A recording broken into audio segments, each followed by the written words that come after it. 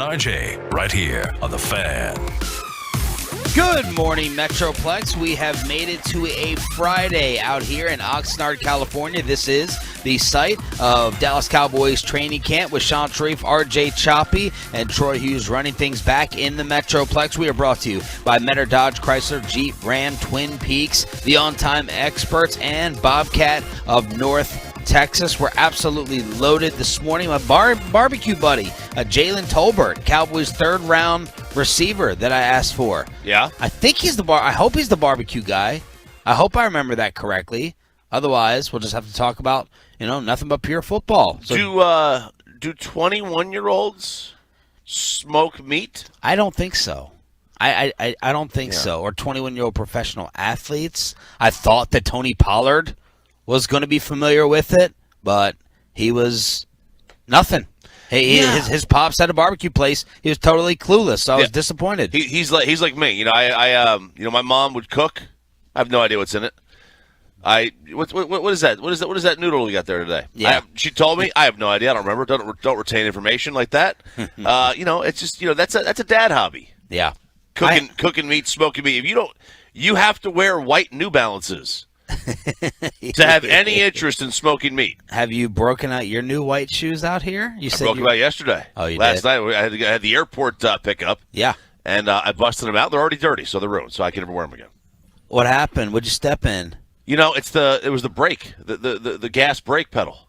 Oh, On the inside where where some people would have a bunion on that side of your foot, the inside of your foot. Yeah. So they're a little dirty. So I had to Dawn them last night. I had to get some Dawn out there and scrub them down, but they're ruined. I'll never wear them again. I can take them back. Throw them away. Take us through the girlfriend pickup experience. How was night number one? It was fantastic. Well, we went to the sushi spot in Simi Valley, and I had found it because I was just Googling it. I was going to go to the place we went to last year, you and I. Well, the place with the shattered door?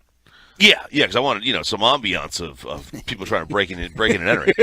And, y'all, this place is, there are gangs galore around here. Sean and I get up in the morning. We're trying to. We skip coffee this morning, Troy. Usually we stop. First off, I have never seen a convenience store with floating hours. It's fluid. Yeah. One morning they're open. The next morning there's a what's it called? Like those cardboard figures that they it's like a stand-up? Yeah, there's a stand-up cardboard figure like in the middle of the door. So RJ's like, are you in or are you out? Are you open or are you closed? They're like, yeah, come on in. And then this morning we go by and they're closed. I've never seen rotating fluid hours. No. And then RJ's like, well, let's try another place. We go by. No, thank you. No, there's 5 people in front. It looked like they were just smoking meth. Doesn't matter what the hell they're doing. I really thought I would die. I stay in the car. Choppy goes in, and I was like, if we stop out here, I'm dead. Yeah, it's over. All right. I wouldn't say you're dead because according to the fan cam, only half those people would kill you because you're representing the blue today. Oh yeah. There's some Crip signs. Yeah. Can you Crip walk for us? I would love to see. That is the tiniest gang sign ever. Is this what the sign is? I don't know.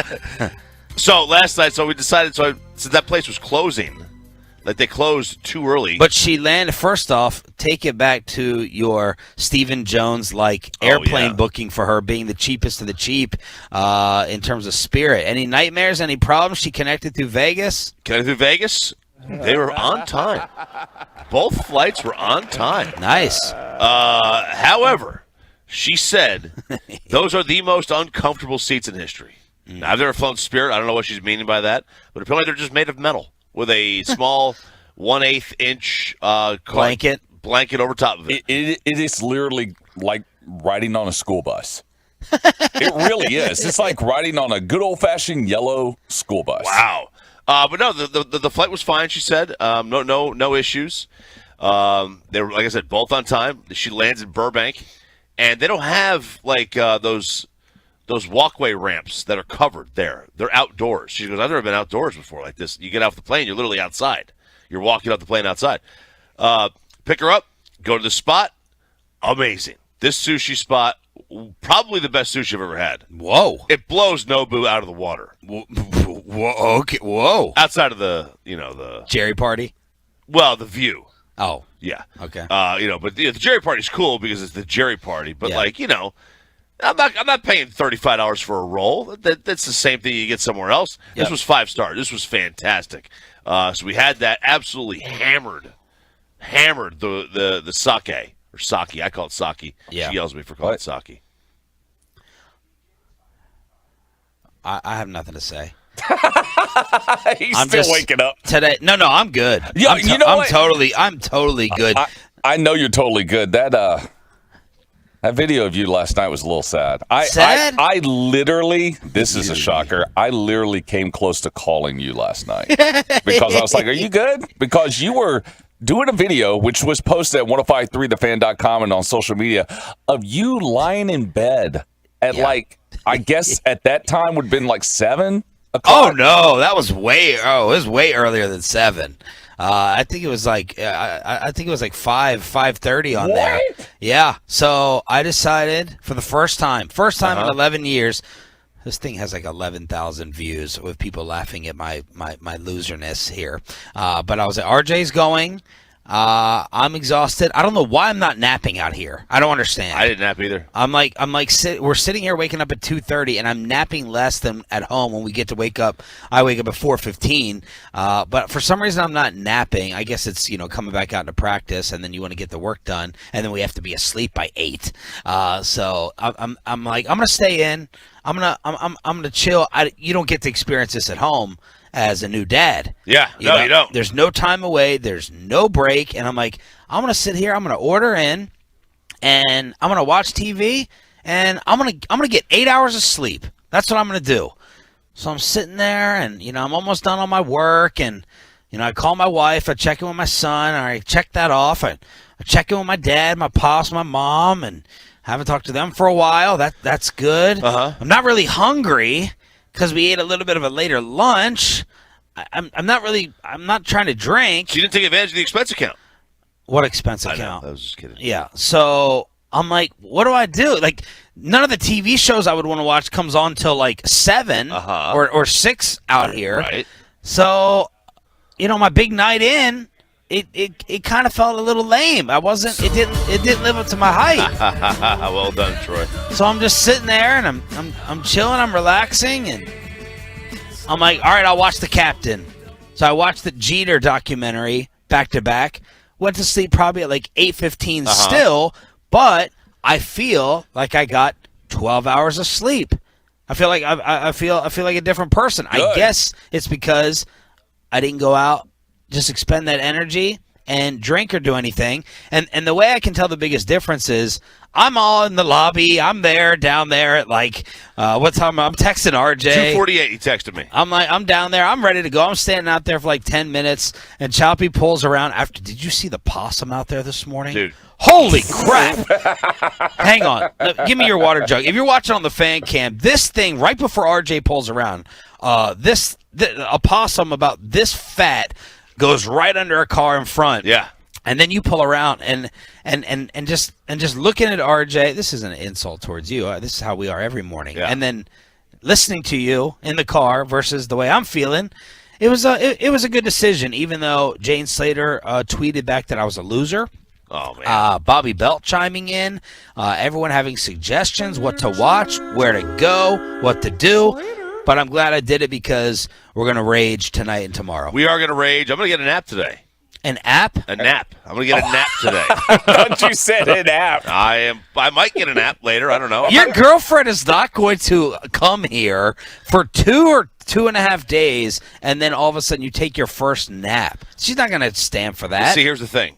Okay, but we get home at 8:15, 8:30. I'll just do it then. After the show. After the show. Okay. I'll do it then. She'll probably still be sleeping. Or not going to do legs with Chiafalo today. No, I did all the legs yesterday. Did chest and back the day before, shoulders the day before that. So I'm good to go. I've got my days in. I did 2 a day one day, so I had to get that in. So today's a nap. Okay. And then we can rage tonight because, we're gonna get litty. We're gonna get Liddy tonight. Yeah, I'm not going to respond to any of your abbreviations throughout the show. That's a pledge and a promise I made to myself. Yesterday we stopped at the liquor store, Troy. Yeah. And I was like, yeah, I'm going to get a 12-pack, and I'm going to this and that. And RJ's like, yeah, I'm going to make a Ranchie. And I was like, what is that? And he's like, it's ranch water. That's what we call it. It's a Ranchie. And we go in, and I said, I'm gonna walk. I'll walk across the street home. Drop me off. Get me the hell out of here. And we get in the parking lot. I'm like, have fun. Bye. See you later. I can't take the abbreviations. So wait. So what did you pick up? Some like Topo and some tequila?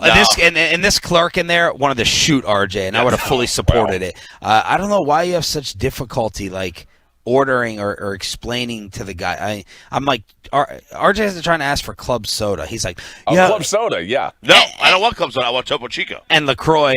LaCroix. And look, these are common things. Yes. I give that to you. In a normal state like Texas. But the guy had no freaking clue what you were talking about. And I finally, it's like my wife gets on me. She gets on me for sitting down and asking the waiter, what do you suggest? What's good here? What's your favorite thing? Yeah. And she's like, they don't know. And I'm like, oh, forgive me for thinking, the server here would know what the most popular item is or what's good. And that's how you were asking for LaCroix or club soda. The guy had no clue. And I just said out loud in front of the guy, RJ, just find it yourself. Just find it. It yourself in there. Listen, it's not my fault that this dude, first of all, take your AirPods out. You look like one of these techno 12-year-old kids who walks around with just their AirPods in working. You're working. Take your damn AirPods out. Second of all, how do you work at a liquor store and not know what Topo Chico is when somebody comes in to ask for it? He knew the Topo seltzers. Yeah, he knew the seltzers. Nobody buys the seltzers. I got the seltzers last night. The Topo ones? The Topo ones. There was one left. They didn't have the other ones that we wanted. You're right. Yeah. They didn't. But, he knows what the seltzers are. I'm like, no. I don't want the hard seltzer Topo. I want the OG Topo in the glass bottle. Forget all that. God, you almost sound like a Ken right now. I know. Oh, where's my proper seltzer? Where is it? And where's the Bublé? He ended up buying the Bublé, the lemon-lime Bublé. That was awful. Was it? Awful. Oh. Tastes like artificial lime. I want the real lime. Oh, Jesus. You don't. All right, and then the other thing is that I'm gonna restrain. It's a Friday, and then the lottery tickets. I haven't said anything about California. Like RJ's attacking them. I'm like, we have to get lottery tickets because the Mega Millions is $1 billion tomorrow, and I don't know. Is it like a ticket? Like, do we have to fly back to California if we win this? No, we stay right here. We go to that same liquor store, turn it in. And say, hey, let's do this right now, brother. Do we have to pay the California taxes on it if we win? That's a good question. How does all that stuff work? Not sure about that. And by the way, Mega Millions is tonight. Oh yeah, I'm sorry. Tonight is Mega Millions. So then, and this, I don't know why this threw me off so much. I get 5 Mega Millions. I think I got 2 of the other one. We're walking to the store. I said, "What's the other number say?" And RJ's like, "Don't even bother." And I'm like, "No, what's it say?" And he's like, it's like 117 million. Yeah. He's like, not even worth our time. Not even worth our time. So I got 2 of those. And then, when you get the lottery ticket, doesn't it make you just feel good? Does everyone in life do this? You get the lottery ticket, you look at it at the bottom of what you would get after the taxes. Yep. That number, right? That's how I used the check that they gave me the right ticket. I'm like, is the bigger number on here? Yeah. Did I get the right one? Right. And they don't have the number. No. They don't have what you would win after the earnings. There's no way I can plan. There's no way I can go to Trades and Wealth and say take half of this and invest it. It's not on there. No, it's not. It's that not. California, you suck for. Yeah, it's not on there. It just says Lotto. There's no number on it. It's orange. It's a weird orange ticket. Don't like Very it. weird. Threw me off. Very weird. I almost don't even want to win because I don't want to give that ticket any gratification. All right, we're way late to start. It's the Friday edition. Things get crazier around here. Bobby Belt, Nick Eatman, Jalen Tolbert, Dana White. Troy's one-on-one interview for UFC 277 tomorrow night at the AAC. But the Rangers continue to own Shohei Ohtani, and the Angels are finally starting to listen. We're just getting started. We'll take you inside Cowboys practice as well. Don't miss the Friday edition of Sean and RJ. Just getting started on the Fan.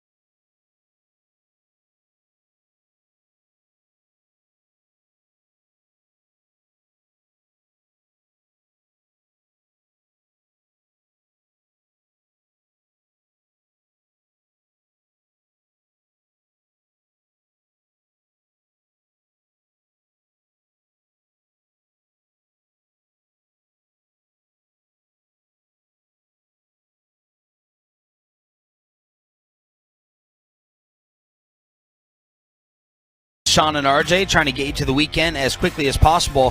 While I was sending out my video of staying in last night, a lot of Tolos came back and said, drive to L.A. and watch Shohei versus the Rangers, or just watch it on TV. And the Texas Rangers continue to dominate. Babe Ruth winning 2-0 as Shohei produced his 6th consecutive start with double-digit strikeouts. But he also gave up 8 hits and 2 runs over 6 innings. The big highlight, this started SportsCenter, by the way. Yeah. Shohei got in a bases-loaded jam, and then, bam, just disappears right out of it. 3 straight strikeouts after the Rangers loaded the bases in the first inning, but they were able to squeeze out a home run. Corey Seager came up with a big hit, and Shohei drops to 9-6 on the season. After the game, Woody's like, I wouldn't want to face him.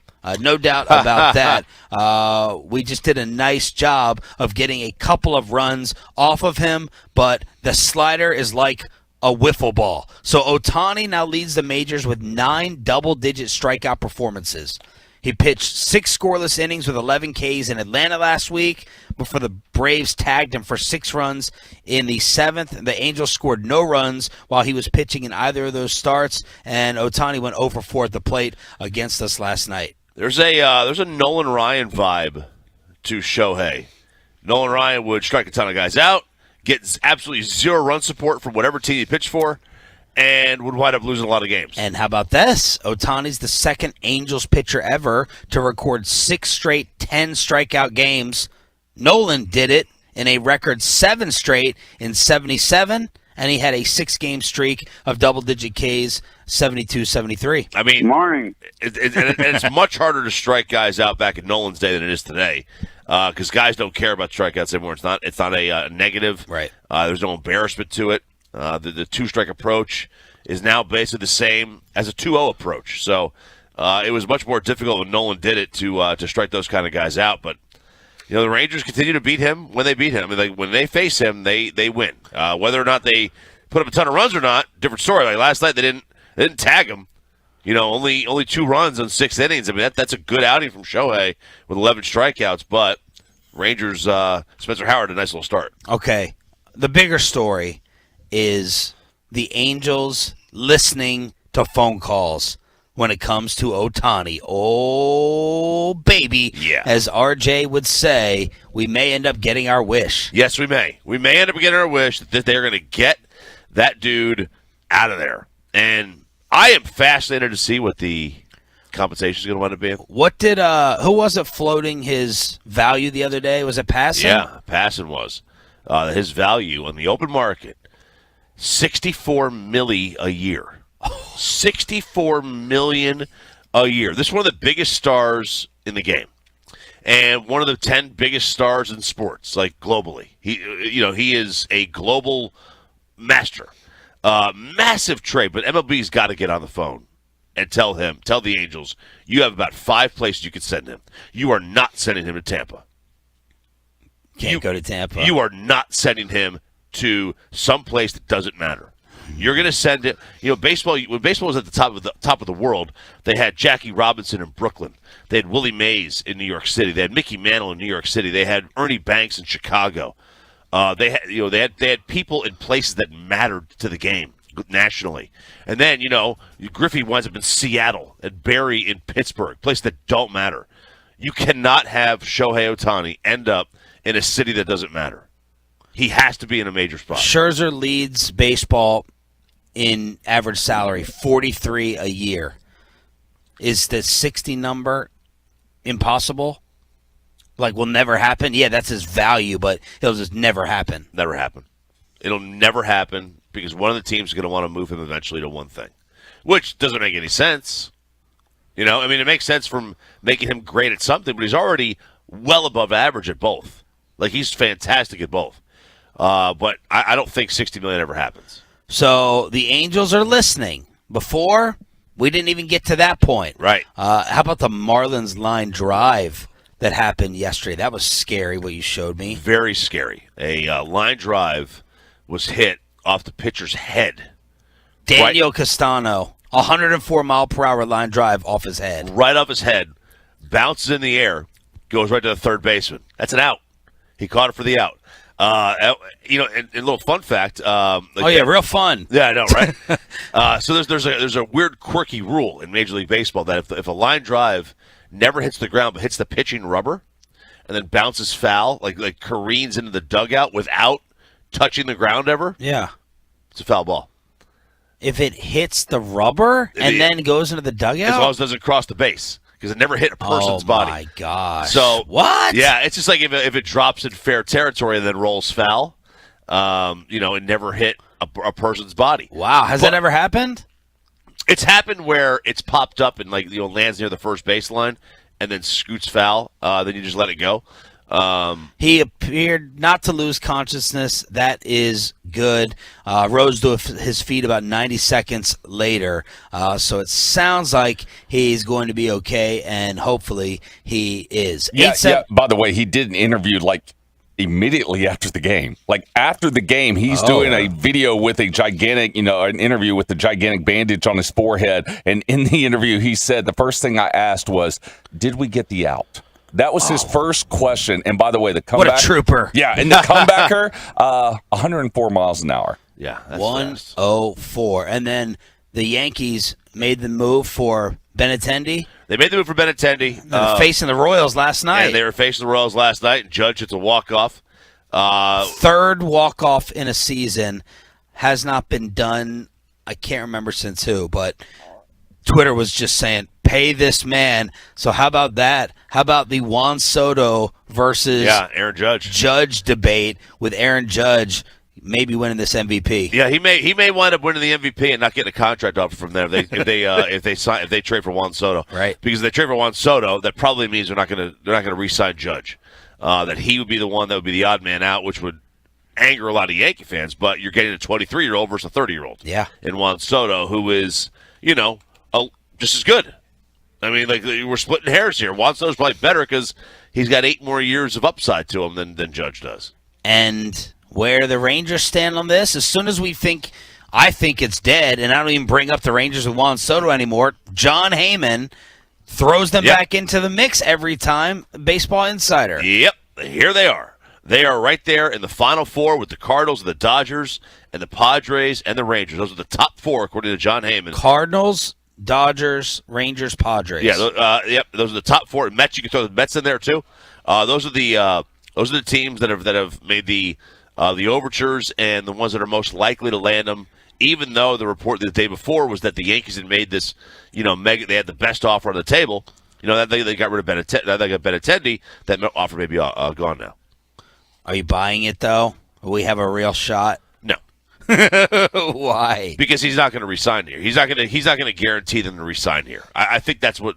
If I'm the Rangers, I would want that. I want the guarantee that he's going to resign. I don't know if he does that here. 877-881-1053 is the truckwreck.com text line. We're live on the fan cam, live on YouTube, and live on Twitch. Thanks for being a Tolo. That stands for turn it on, leave it on. Let's take you inside Cowboys practice. DeMarcus Lawrence looking unrecognizable. The defense shining against Dak Prescott, and the offense, how ticked off is Dalton Schultz. We'll take you inside Cowboys practice. Day 2, next on Sean and RJ. Tennis courts.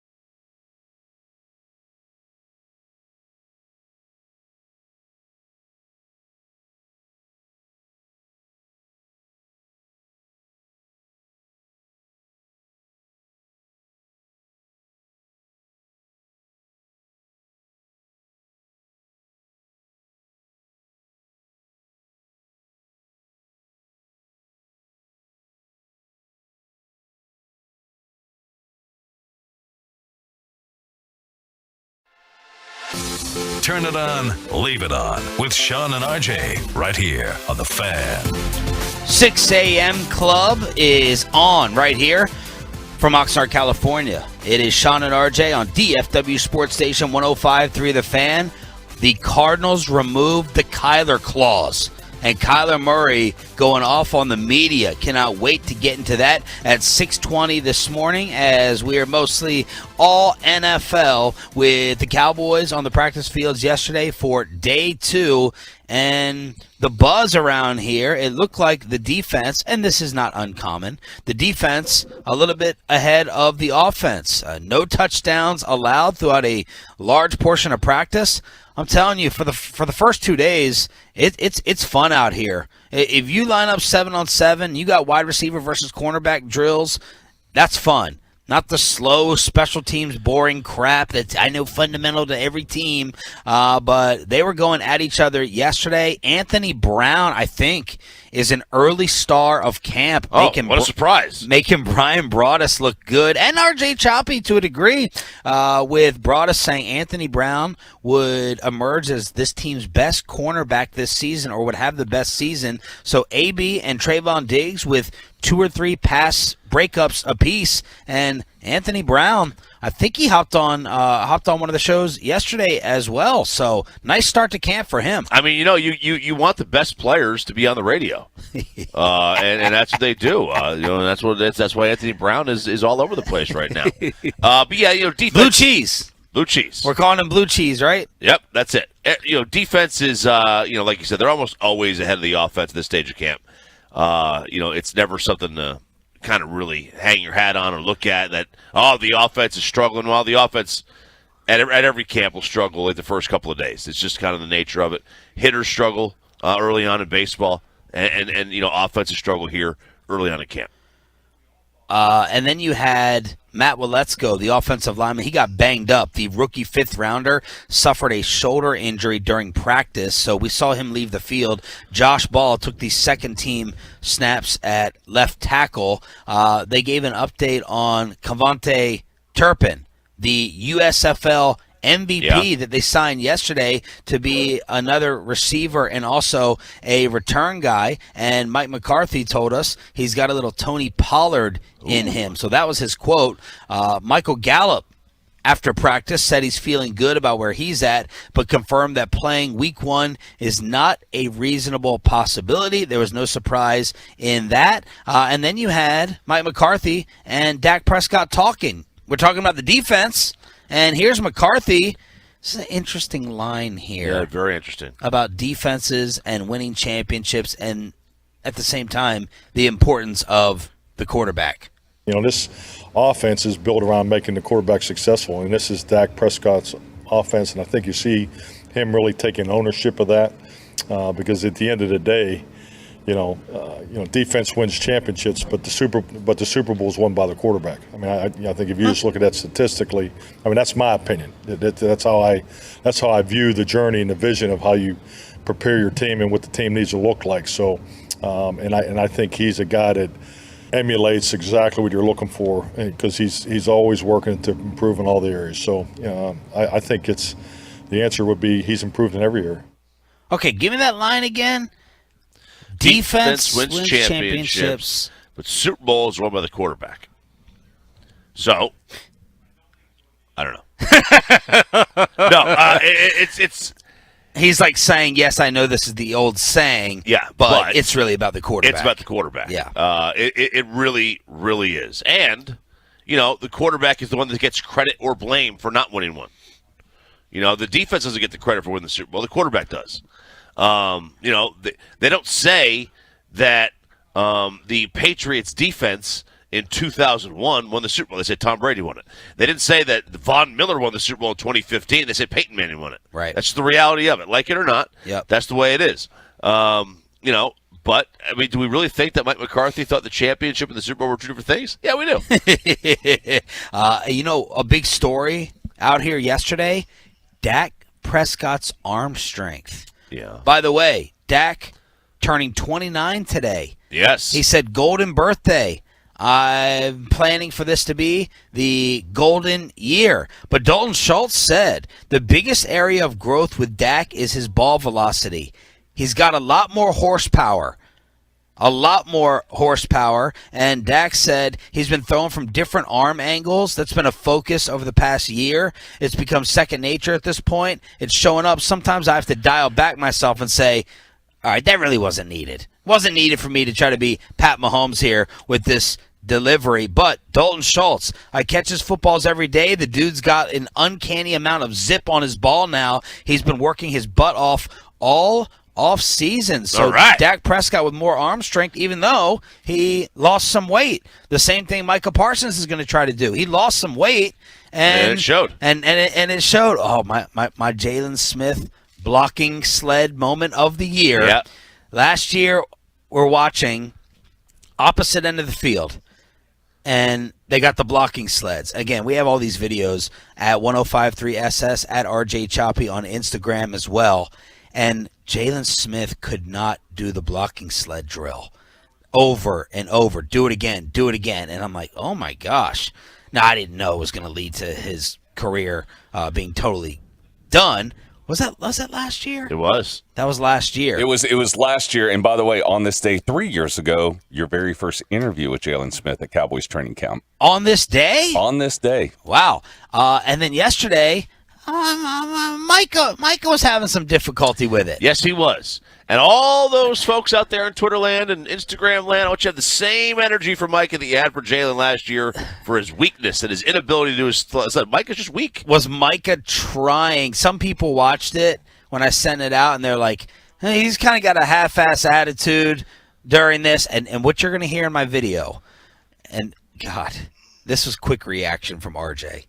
Micah, doesn't do the drill correctly, and RJ goes, yes, instantly. And I was like, what are you rooting for? He messed up. He's like, get him out of there, and get him to the drills that matter. Yeah. Get him out of this linebacking group. Add that linebacking group, get him to the defensive ends where he belongs, where he can be a Canton-bound football player. Where his power will be much less important. You just run around the guy. Playing D-end instead of linebacker. You just run around the guy instead of running through guys. Does he look different to you? No. Me neither. No, not at all. Not really. Tank looks different, not Micah. My Lord. Yeah, very much different. But listen, the blocking sled drill, it's a technique thing, and did it look like Micah was going through the motions? Yeah, a little bit. You know who looks like a monster out there just looking at players in that drill? It was Van Der Esch. Van Der Esch. Yeah, he's a monster. He's a monster. Yeah, too bad he can't stay on the field, but he's a monster. Now, that's probably the case. God, no wonder he hunts all them elk. How did I miss this video yesterday? I'm watching the video right now of RJ in front of the sleds. Oh, my God. Get him out of the linebacker. He's an end. Dude, they're like, how far away would you say that video is, Troy? I mean, they're right next to us. You guys are no more than 10 yards away. Yeah, and he's like, get him out. Yes, he failed. He screwed up. He's like rooting for Micah to throw the drill. Yes. To bail on the drill. Yes, I'm rooting for him to Jason Garrett sabotage his own linebacking career just so they move him to end. Oh, my God. I'm going to sit here all morning watching these videos. Y'all were this close to the quarterbacking drill? And RJ was this douchey with Cooper Rush? Hold on. Oh, yeah. Choppy, shut the hell up. Cooper.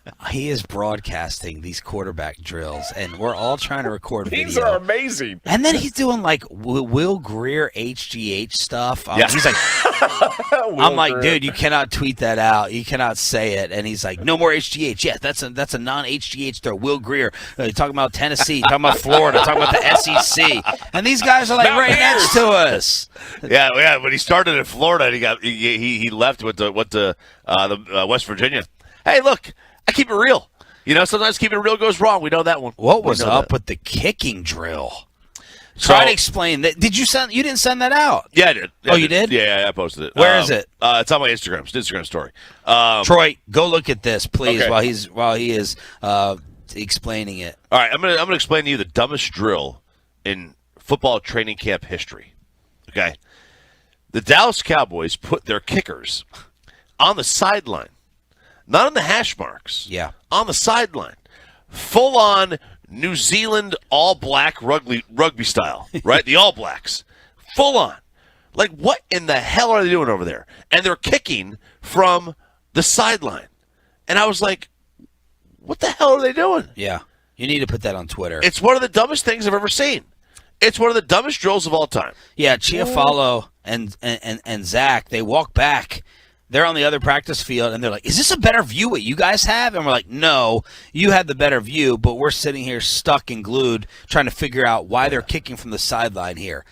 Like, I don't get it. I don't get it either. This is like a rugby drill. That's a classic rugby drill when you're playing rugby and you can kick from that sort of angle. But that's dumb. Isn't that dumb. the dumbest Thank you. waste of practice It's time dumb. you've ever seen? It's dumb. I didn't understand it. No, I don't understand it either. No sense whatsoever. All right, so McCarthy saying defense wins championships, but quarterbacks win Super Bowls. Dak was asked to react to his head coach, giving him props for that. When he says quarterbacks win the Super Bowl, it means they got to make big plays and big moments in games like that. And just the way that this game has evolved to such a spread game now in the NFL that you've got to make big-time throws, whether it be third down, fourth down, to win games. And that's the biggest game, and the biggest moments they happen in that game. So 100% understand what he's saying, and just trying to do whatever I can to get to that moment, really. Did Dak hear all the chatter that clearly irritated and got under the skin of Mike McCarthy about the job status of the head coach? Dak being asked about all the noise about McCarthy being on the hot seat. Clarence, you know I don't listen to what you have to say outside of this thing. I'm not even really on Twitter like that. So Mike's my guy, and that's the only thing that matters is this season. So thank you. That was right to Clarence. Yes. Is this Clarence's new thing now? Because during the opening presser, he asked Jerry, you talk about outweighing the successes to failures, yet you guys haven't succeeded in anything in 20 years. Yeah. And then he asked this question. Is this like Chill's new thing? I don't know if it's new. No, Chill's okay. He loves being an irritant. Oh, Okay. Yeah. Chill's been an irritant since 1996. That's when he took over the Cowboys beat. And nothing phases him. Like, I don't think he may be more stubborn than you and me. I mean, I'm stubborn. I can at least say I was wrong. You rarely say you're wrong, but I don't think really wrong. I don't think Clarence Hill has ever said it Well, no, I mean, because look, or believed it. Well, Ever. you have to have that kind of thick skin. He is the main reason the Cowboys haven't won a Super Bowl since '95. Clarence Hill. Yeah, he took over the beat in '96. Oh, They've done nothing. They've done nothing Sing it, since. Clarence. yes, sir. They've done nothing since. And the Longhorns. And the Longhorns is his fault. By the way, I'm looking at this Arch Manning footwork video. They're going to win 3 titles with him. That's by Bino Cook, Rick Meyer. What are you talking about? Arch Manning's got this footwork video they posted. That we have nothing. Well, you said Texas. We're you not said talking Texas. about that whatsoever. But you said Texas. At all. Whatsoever. That is that. Anyway, good Lord. By the way, I'm looking at this. And like we all know what the Arch Manning footwork video is. I mean, like it's something viral that happened. It is viral. You wouldn't know what viral is. You got to be on Twitter for that. Dak explaining the pick 6 the other day, kind of everything that you talked about yesterday with trying things. He gave a great detailed explanation. Anthony Brown had the pick 6 on day 1 on Dak's second throw, and he said, look, you're not going to force the ball to a guy because he's a younger player. You want to try to win a matchup. It was a great learning moment. We want to try some different things. You're testing it out right now at camp, and we communicate to try to make sure it's not going to happen again. He was talking about him and Jalen Tolbert, and he was talking about trying things out. Man, I loved it. I loved the bus that he just drove right over Jalen Tolbert there. That is fantastic. How did he drive over? What are you talking? I wasn't trying to call out Jalen Tolbert. Where are you getting the negativity from? The point was for you to be like, you were right about Dak just trying things out, and let's not overreact to Dak throwing a pick 6. I agree.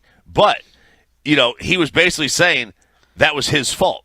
Oh, Jalen's fault. That's what he said in the entire quote. Like, that was his fault. And that's, I'm glad finally. I do like this because, I want to know whose fault it is on the interception. We always give the interception fault to the quarterback when it's not always his. But he's basically saying that was Jalen's fault. I love that he's going to back that bus right over him and roll it over top subtly. Subtly, very subtle. But I enjoyed that. But also, he's absolutely right. this is the time of year to try things and to screw up. This is the time of year to make sure those plays work. And when they don't work, and what to fix on those plays. All right. There it is. You can tell it's a Friday edition already. Here we go. Live on the Fan Cam, live on Twitch, and live on YouTube. It's Sean and RJ on DFW Sports Station, brought to you by Metter Dodge, Chrysler, Jeep, Ram, Twin Peaks, the on-time experts, and Bobcat of North Texas. Thanks for joining us for our coverage to start off training camp. We're here all next week as well. Kyler Murray calls an unscheduled press conference to talk about the homework clause, and the Arizona Cardinals react to it last night. The late-breaking news, in case you missed it, about Kyler and his homework around the rest of the NFL with Sean and RJ next. Coming up at 10.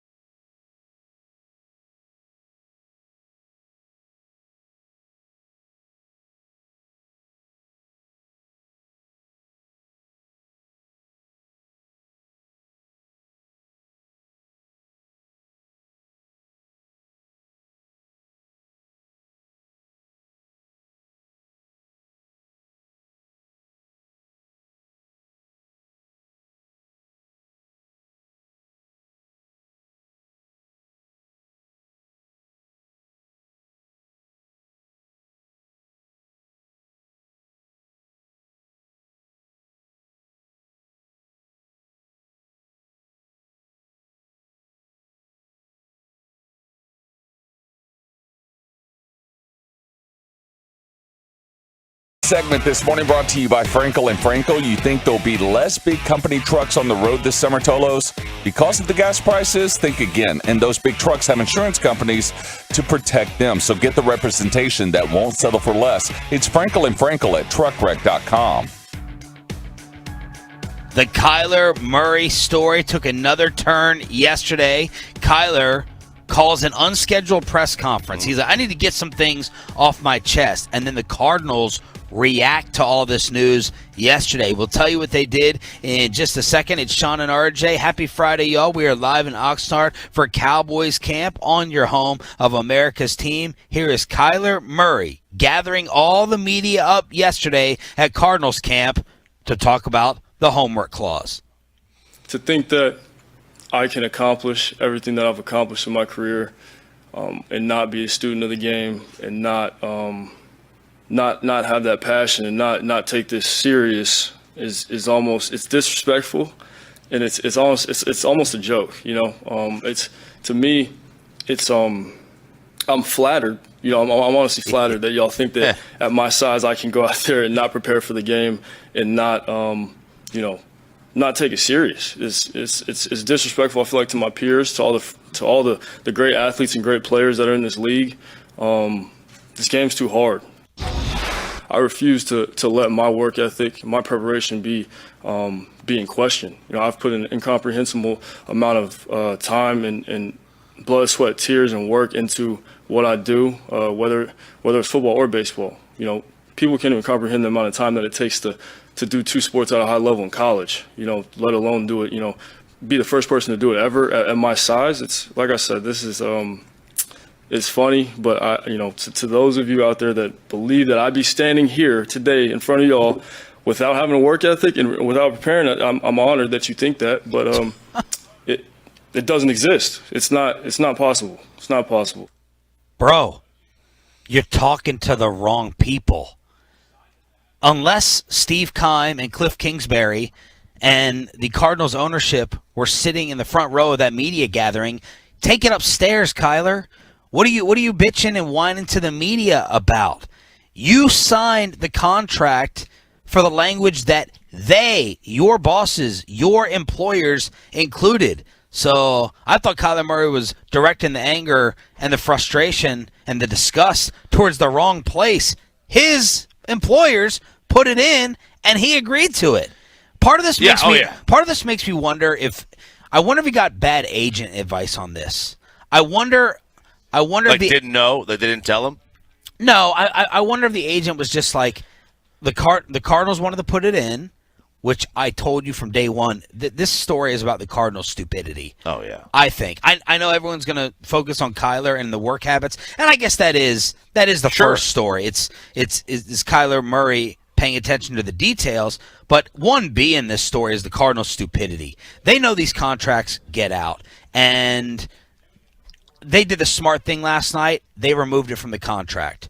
That was the smartest thing. I feel I'm ticked off I didn't suggest it in these past 48 hours when we were talking about this, because this thing was going to get bigger and bigger every time Kyler Murray struggled. But all his disgust and all his frustration, the media didn't create this. No, the media didn't. We blew it up. I guess Kyler could say, well, they went looking for it. Why don't you just mind your own business? Yeah. My contract's not your business. Ian Rappaport. Although it is. In sports, unfortunately. I know. It is in sports. But I guess the question would be, could the Cardinals have just agreed to not enforce it? Like, doesn't taking it out continue to add to the story instead of just making it go away? I think taking it out silences it. But now it's in our minds. There's no doubt about it. Oh yeah. The seed has been planted. But let's remove it. Why haven't the Cardinals addressed this? Why haven't the Cardinals sat down and explained why they think their franchise quarterback, who's making $46 a year, needs a homework clause? Why haven't they talked about it? So Kyler clearly was not happy, but it makes me wonder, like, did he to your point, did he fully know and understand it? And was the agent like, it's a small little stupid thing, Kyler. They're giving you $46 a year. Just go ahead and sign it. We know that you're doing the film study anyway. I wonder if the agent messed up in terms of not realizing how big of a deal this would be. But what do you think about his initial comment of there's no way I could have gotten here? Do you think that's accurate from an athlete perspective? It's insulting to think he could do everything he has athletically without studying. I mean, I still think he could have done it basically on talent alone. Mike Vick did early on. Yeah, look, and Kyler, by the way, has been quoted. All his aggressiveness yesterday. Bro, you have the quote from the New York Times years ago saying, I don't believe anything the New York Times says. I was blessed with easy Trump. I would think I was blessed with the cognitive skills to just go out there and just see it before it happens. I'm not one of those guys that's going to sit there and kill myself watching film. I don't sit there for 24 hours and break down this team and that team and watch every game because in my head I see so much. You were quoted as saying that. Yeah, now, I guess I could say I could defend Kyler and say that doesn't mean that he doesn't watch film. It doesn't mean that it doesn't mean that he has to break his back. Not everybody works at the same pace. You could go to your job and one person does the same task in a quarter of the time. Right. Some people are just wired differently. Things click for them at a faster rate. I don't believe that you could reach the level that he did, which is Heisman Trophy, #1 overall draft pick, without being a hard worker at some point. Now, you could be a hard worker physically versus a hard worker mentally. Sure. You're getting by on something Jeff George got by on just pure arm strength. Or Cam Newton got by because he was a freak athlete, Mike Vick. But that also doesn't mean that Cam Newton didn't work his butt off to get to physically and then you still have to throw the ball. He's still got to be accurate. So, yeah, does that mean he's not a hard worker? Maybe he's not a film junkie. So the Cardinals released this statement after removing the homework clause. After seeing the distraction it created, we removed the addendum from the contract. It was clearly perceived in ways we never intended. Our confidence in Kyler is as high as it's ever been, and nothing demonstrates our belief in his ability to lead the team more than the commitment in his contract. So I think it was absolutely necessary for Arizona to adjust and take this out. Good for them, but they caused this in the first place. Yeah, they did. I mean, I think they could have, if they had left it in there and agreed not to, did another agreement not to do anything, that maybe that makes the story go away. Maybe this keeps one going. It doesn't matter. Either way, at the end of the day, it was wrong of them to put it in to begin with. And it was definitely because they knew it was going to get out. They knew this was going to get out. But it's clear that Kyler Murray, they think he has a homework issue. They think he has an issue studying off the field. Yeah, they do. They don't think he's lazy from a getting ready for the game standpoint physically. They think that he is just not this film junkie. Makes me feel a little bit better about the when other coaches screw up game management, it makes me feel better about McCarthy. And when another organization does this, I feel a little bit better about this one. Same thing with Aaron Rodgers and what he said yesterday. Yes. Yeah, talk about they were going to cut one of the first-round draft picks. Here's Aaron Rodgers talking about how the Packers organization has gotten better and improved with player relations, with a little story about a player named Kenny Clark. Kenny Clark coming in on cut day, and somebody thinking he was a different guy who was going to get cut, and they told him, grab your playbook and head upstairs. And Kenny's like, what? I was a first-round pick. I'm getting cut? It's my third year, Stuff like that just can't happen in an organization that's run well. Because the relationships are the most important thing in this game, because that's what fuels the chemistry, and the chemistry fuels the cohesion of a team, and that makes a difference in those crunch time moments when the game is on the line. And it starts at the top. Now, look, I don't know the full context of this conversation and the question. I'm admitting that, but just judging off of this Q&A, this guy also doesn't shut the hell up.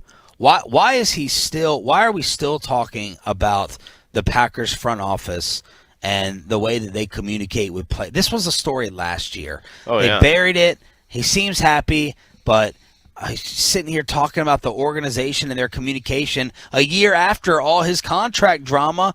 He also doesn't shut up ever. No, he doesn't. He never shuts up. But I thought this illustrated that a lot of these organizations, no matter how good we think they are, they're all run poorly, man. Well, they have mistakes. They have mistakes. Run They do. poorly might be a little strong. They're run by billionaires who, don't put the same kind of perhaps attention to detail into the front office because they look at the product on the field. That's their product. Do they care about the HR perspective of some of these front offices? I don't know. Obviously, the Cowboys. There's been times where they thought the Cowboys don't. It's an oddly run organization. But for the Packers ought to be model. They're a model organization. Yeah. Yet things like this happen. He did have a great quote when asked about going from Davante Adams to Alan Lazard, receiver to receiver. Quote, "It's always tough going from Hall of Famer to Hall of Famer." Yeah. That was good. Yeah.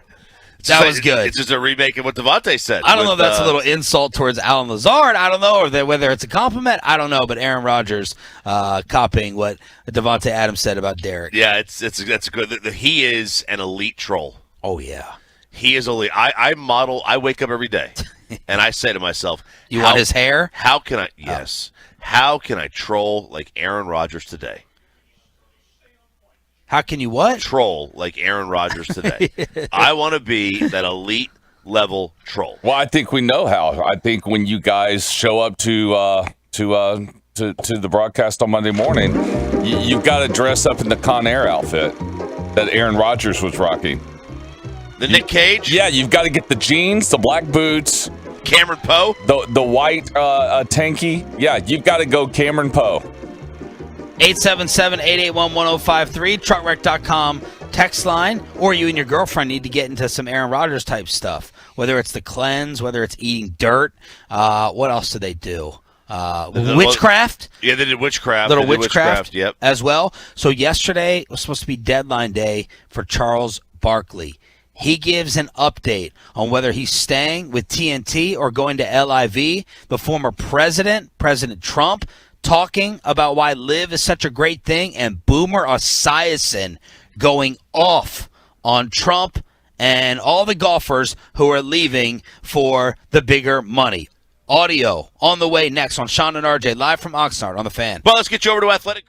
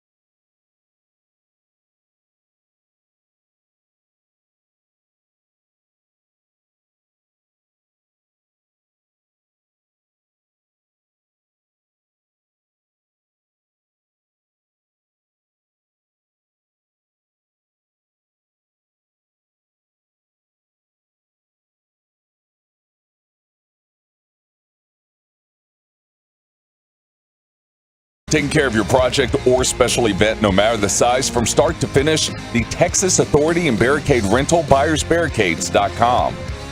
Sean and RJ live from Oxnard, California. What'd your girlfriend think of the weather when she landed last night here in Cali from Texas? She's amazed that just an hour away, it's 25 degrees hotter. Because in Burbank, it's 85 degrees when I picked her up. We get here, it's 60. She could not believe how the drop in temperature is simply by just going over a small little foothill of a mountain. But she loved it. And she had the connecting flight in Vegas. I see on Twitter there's like a Vegas storm warning of 60-mile-per-hour winds that were moving through the valley. Yeah. So they had 60-mile-per-hour winds where she connected. Did she gamble at all in the Vegas airport? Did she pull the slot machine? She didn't. I know her frugal ass didn't touch a slot machine. Man, that's one of the things I love about her. She is frugal, man. She did not, they were a little bit late, and all the restaurants that were in her gate area were closed. So she had no way to eat. So she had to get some hot Cheetos and Takis. Oh, my God. That's my wife's. I can't get enough of these hot Cheetos and Takis. Is that a song? Yeah. It's a kid's song. Did she actually get hot Cheetos and Takis? Yeah, she did. Got my figure stained red. Hot Cheetos and Takis. I'll have the interview with RJ. I love it. You're not going to be there either. You're not going to be present for the interview. I can't be the Joe Trahan and say, cut it. No. Come on, we gotta wrap. I have prepared more for this interview with your girlfriend than Jerry Jones on Tuesday morning. I've phrased the questions. I've written them out. I mean, I got my resets in there. It's so good. Speaking of not eating, Tank Lawrence is not eating. No. I mean, I always talk about drink face. All right, you can tell if someone's drinking if the face is blowing up a little bit or gaining weight or losing weight. Tank Lawrence looks like a different person. Now, a lot of people are telling me it's the haircut. He's going with the closer cut versus what he was sporting over the past few years. But look at Tank's face on social media if you can. I retweeted it yesterday at 1053 SS. Follow me, and I'll follow you back. He said he's definitely leaner, though, having been able to focus on training this offseason and not rehab. Still weighs about the same, he said, at 245 or 250. But, man, Tank Lawrence looks like a different person. It's noticeable. Yeah, he does. He looks very, very different. Which, look, I am all for. If you want to drop some LBs, that's great. We got some lighter defensive ends between Tank and Micah. Maybe they're faster. Maybe their new plan is to go around guys. If Tank's been great, Newey, at rushing, at beating his man one-on-one. Every day, Troy, it's Newey, Scruggs, and RJ. And you all want to know why Skip Bayless does what he does? Newey thinks that RJ is like trying to be a Skip Bayless contrarian by talking about Trayvon Diggs and DeMarcus Lawrence. So they're arguing every day. Every day Newey comes up to us, NBC5. Well, you know what happened? Newey goes, I got to put RJ on TV. I got to put him on TV as my guest out here. And I'm like, see, it worked. The Bayless approach, or what Newey thinks, it worked on him because Choppy's going to be on NBC5 from out here at camp. Yeah, I'm gonna show. I told Newey. He goes, Newey's like, are you nervous? I'm like, no. I mean, we talk to more people now than I'm on this TV hit. Oh, I know. Every morning. I know. I said he's not going to say it on TV. He's not going to go this strong. And RJ goes, why? Say it to a bigger audience now. And I was like, oh, burn. That was good. Thank you. I'll get down with him on the Trayvon Diggs stuff. Okay. And Tank. I'll bring the noise. All right, because Newey wants the sack numbers higher. Newey thinks that the interception numbers are good enough for Diggs, so look out for Choppy. NBC. Charles Barkley yesterday said this was the deadline. Yeah. If Liv doesn't give him an offer to leave TNT, then it's over. Charles doing an interview with ESPN, playing at the Live Pro-Am at Trump's course in Jersey. Bedminster. Okay. Bedminster. No one knows what that is here. That's what it's called. That's what the course is called. Here's Barkley with an update on where things stand. They have not offered me anything, and that's fine. Like I say, I'm going to support the Live Tour and the PGA Tour. Like I said, I got friends on both tours. If they offer me a job, I told them I would listen. They haven't offered me anything. But like I say, I'm in a win-win situation. If they offer me something good, it's great. If they don't, I got a great job at TNT. Is the deadline still in effect, or Charles willing to maybe extend it, maybe today, maybe the weekend? Here's Charles on the deadline. Yeah, I can't keep TNT in limbo. That's not fair. You know, they hear, first of all, this thing is like a wildfire that's burning out of control. And everybody's saying something. I said, guys, I don't know anything. They haven't offered me a contract. They asked me, was I interested? I said yes. I met with Greg and told him yes. And I have not heard him. He asked me to play in the Pro-Am, and I'm playing the Pro-Am. But I'm not going to keep TNT in limbo. That's not fair to them. I mean, they're concerned. Not only they're concerned, my sponsors are concerned. I heard from Subway, Capital One, Dick's Sporting Goods. So at some point, I'm going to have to make a decision, plain and simple. So this morning, I'm looking, I'm refreshing, I'm searching, and I have not seen an official headline that ends this. I haven't either. So I don't know. I'm guessing, based upon Charles, unless Greg Norman hit him up last night, that he's returning to TNT if Charles holds true to what he said. Yeah, I mean, if he now look, if Liv gives him a $60 million a year offer today, he goes, well, deadlines are fluid. Right. But in reality, Capital One, Subway, they're going to probably jump ship if he leaves. Capital One, they don't want any hassle, Sean. They don't want any hassle. Well done. And then Turner obviously would probably, I assume, tell him to go away if he were to take this money. So President Trump was asked to comment on this tournament taking place because the families of some 9/11 victims are not happy about this. And they're right on over there in New York and Jersey kind of holding a press conference to protest this tournament. And the former president said, no one's gotten to the bottom of 9/11, unfortunately, and they should have. I've known these people for a long time. He's talking about these Saudi Arabian financial backers. Quote, you know what? You should read it. All right, let me read this. Our engineer, Tim, I think was very excited to hear about I'm out of practice here, but I got this. Your impression. This is the exact quote from President Trump talking about the Saudis. Yeah, they've been friends of mine for a long time. They've invested in many companies, some of my own. They had a big percentage of many American companies, and quite frankly, what they're doing for golf is so great. Frankly. What they're doing for the players is so great. The salaries are going to go way up. Phil told me this is the best course he ever played. Some of the best. People say it's better than any course in China. Anyone there? Bryson, he's a big hitter, long hitter, very far. Some of the biggest balls I've ever seen. They come up to me, they say, President Trump. I don't see him. I don't remember. You can't hit the ball that far. I don't remember him saying that about Bryson and his big balls. Well done. I think that's my favorite thing.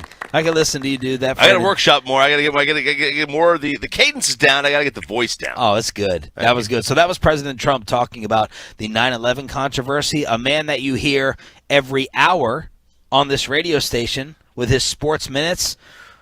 Boomer Esiason on our sister station, WFAN in New York, is not happy. I love golf. I do. I play it. I love the PGA Tour. I love the Masters, love the Opens, love all of that stuff. I don't have to love this crap. I really don't. And I can say it like it is. The former president's hosting this garbage over there, and these guys are accepting this money. It's just it's an insult to all the people that died on 9/11 and how their families were affected. But it's also an insult to all the people that have died since 9/11 because of all the toxic carcinogens that they basically ingested while they were trying to clean this place up to make it look like what it looks like now. And we live right in the shadow of it. And when you go down there, you're affected by it, especially if you were personally affected by it. And that's why there's so much outrage around this. And these guys are over there, playing music, making hundreds of millions of dollars from the Saudi Arabian government. That's what we're doing? That's what we're doing. And that's what they're going to continue to do. Oh, they can kiss my ass. I'm not watching it. I don't care. Woo! Hey, Boomer. Boomer.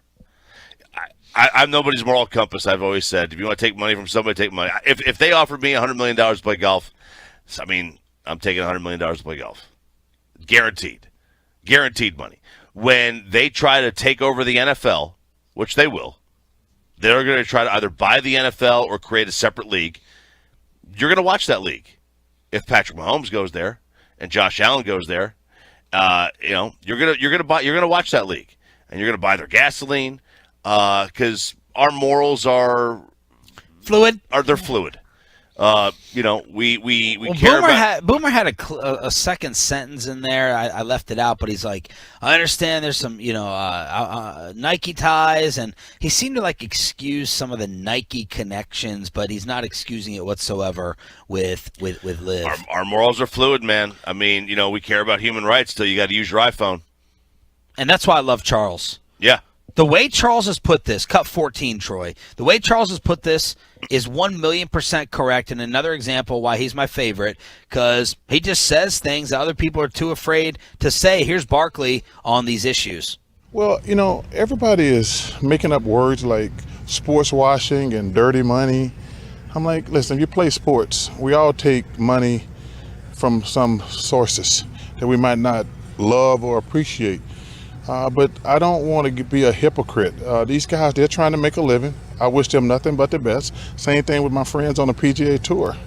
But everybody is just kind of like trying to play the moral card. I said, hey, as much as I love the United States, and I love the United States, it hasn't had the greatest reputation, socially in their history, but I still love being here. But for some reason, everybody wants to play selective outrage, and I'm never going to let that happen on my watch. Woo! I mean, I agree. I agree. I mean, if it's I gotta admit it, I am selfish. I'm interested in my own entertainment. If this is more entertaining than the PGA Tour, and around the same time, then I'll watch this over the PGA Tour. I don't care who's running it. I don't care where the money comes from. I care selfishly about my own entertainment. Does that make me a bad person? Maybe. But if you do things for money, that's not wrong or right. If you do things for morals, that's not wrong or right. It's your however you are able to sleep at night. 877-881-1053, truckwreck.com text line to hit us up here on the show. We're live on the fan cam. Thanks for listening. However you're doing it, you are appreciated. Appreciated. It's Sean and RJ out here, Cowboys training camp. We'll recap day 2 of practice. Jalen Tolbert is going to join us in the 8 o'clock hour, the 3rd round pick at wide receiver. The Bobby Belt is very high on. Troy's one-on-one with Dana White to get you ready for UFC 277 tomorrow night at the AAC. So it'll be all localized with Troy and Dana White at 7:40. We'll hear from Micah Parsons at 7:20. And has Dak Prescott, in addition to getting his arm stronger, is he been following the Kyler Murray drama? And the Rangers own Babe Ruth. Headlines to get you ready for the Friday and your weekend next on Sean and RJ. But I always get this special weekend.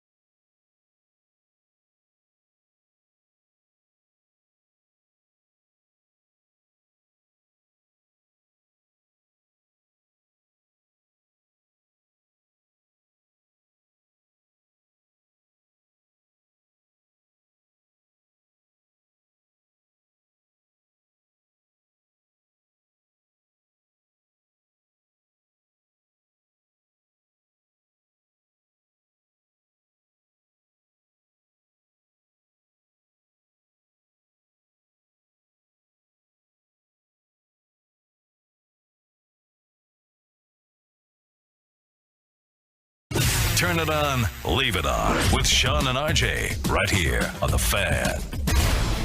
Defense seemed to have a very good day yesterday defending the pass. I think Anthony Brown has been an early star out here at training camp. This is Headlines, our highest rated segment of the show. It's our version of a radio sports page here on Sean and RJ live from Oxnard, California. This is the site of Cowboys training camp.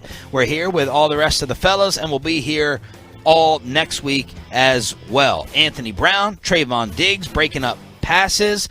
Dak Prescott showing off a stronger arm, according to Dalton Schultz. Matt Waletzko, the Cowboys' fifth-round pick tackle, suffered a shoulder injury during practice, according to Michael Gelkin, so he had to leave the field. Mike McCarthy said their new pickup from the USFL receiver Kavontae Turpin has some Tony Pollard-type traits, and that's a lot of what happened yesterday. DeMarcus Lawrence talking about being leaner, and Michael Gallup says, yep, things are on track, but yeah, he's definitely not starting the regular season. No, and we knew this, that he wasn't going to start the regular season, and that's okay. I'd rather have him ready for wild card weekend than opening weekend. No, I'd rather have him ready for opening weekend. Than wild card? Yeah. I'd rather have him at the start of the year. Oh, no, okay. Because I just think they're going to make the playoffs regardless of whether or not he's there or not, because their quarterback is the best in the division by a wide margin.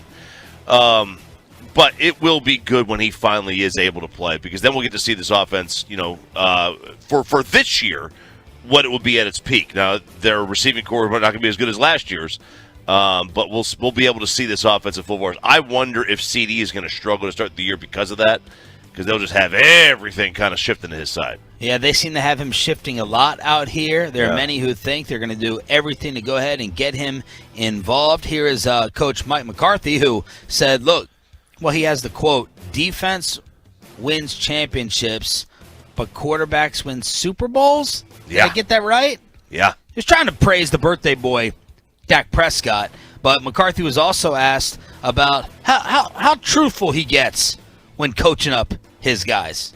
I mean, I like to think I tell those guys the truth all the time. I mean, I don't going to blow smoke up his ass. I mean, he gets enough of that from you guys. I mean, you guys love him to death, and rightfully so. So, no, I think that's part of your relationship. It's part of the communication dynamic. And like I said, he's a joy to coach. His personality, and his emotional maturity and things. He's off the charts. So, but he is extremely, extremely coachable. Is it last year that Dak got the cake to the face when you were giving Zeke gummies? They were gummies. What? No, they're gummy bears, not gummies. The hair bow. Yeah, the hair bow. Hair bow gummy bears. Yeah, not that kind. Not that kind. Yeah, that was last year. I have never heard the term golden birthday. Have you heard that before? No. I had to look it up. Apparently, it's when you turn the age on the day. So it's like he's turning 29 on the 29th. Oh. I had never heard that before. Me neither. Then again, I don't know. I don't pay attention to a lot of things like that. No, that's what you specialize in, unnecessary crap.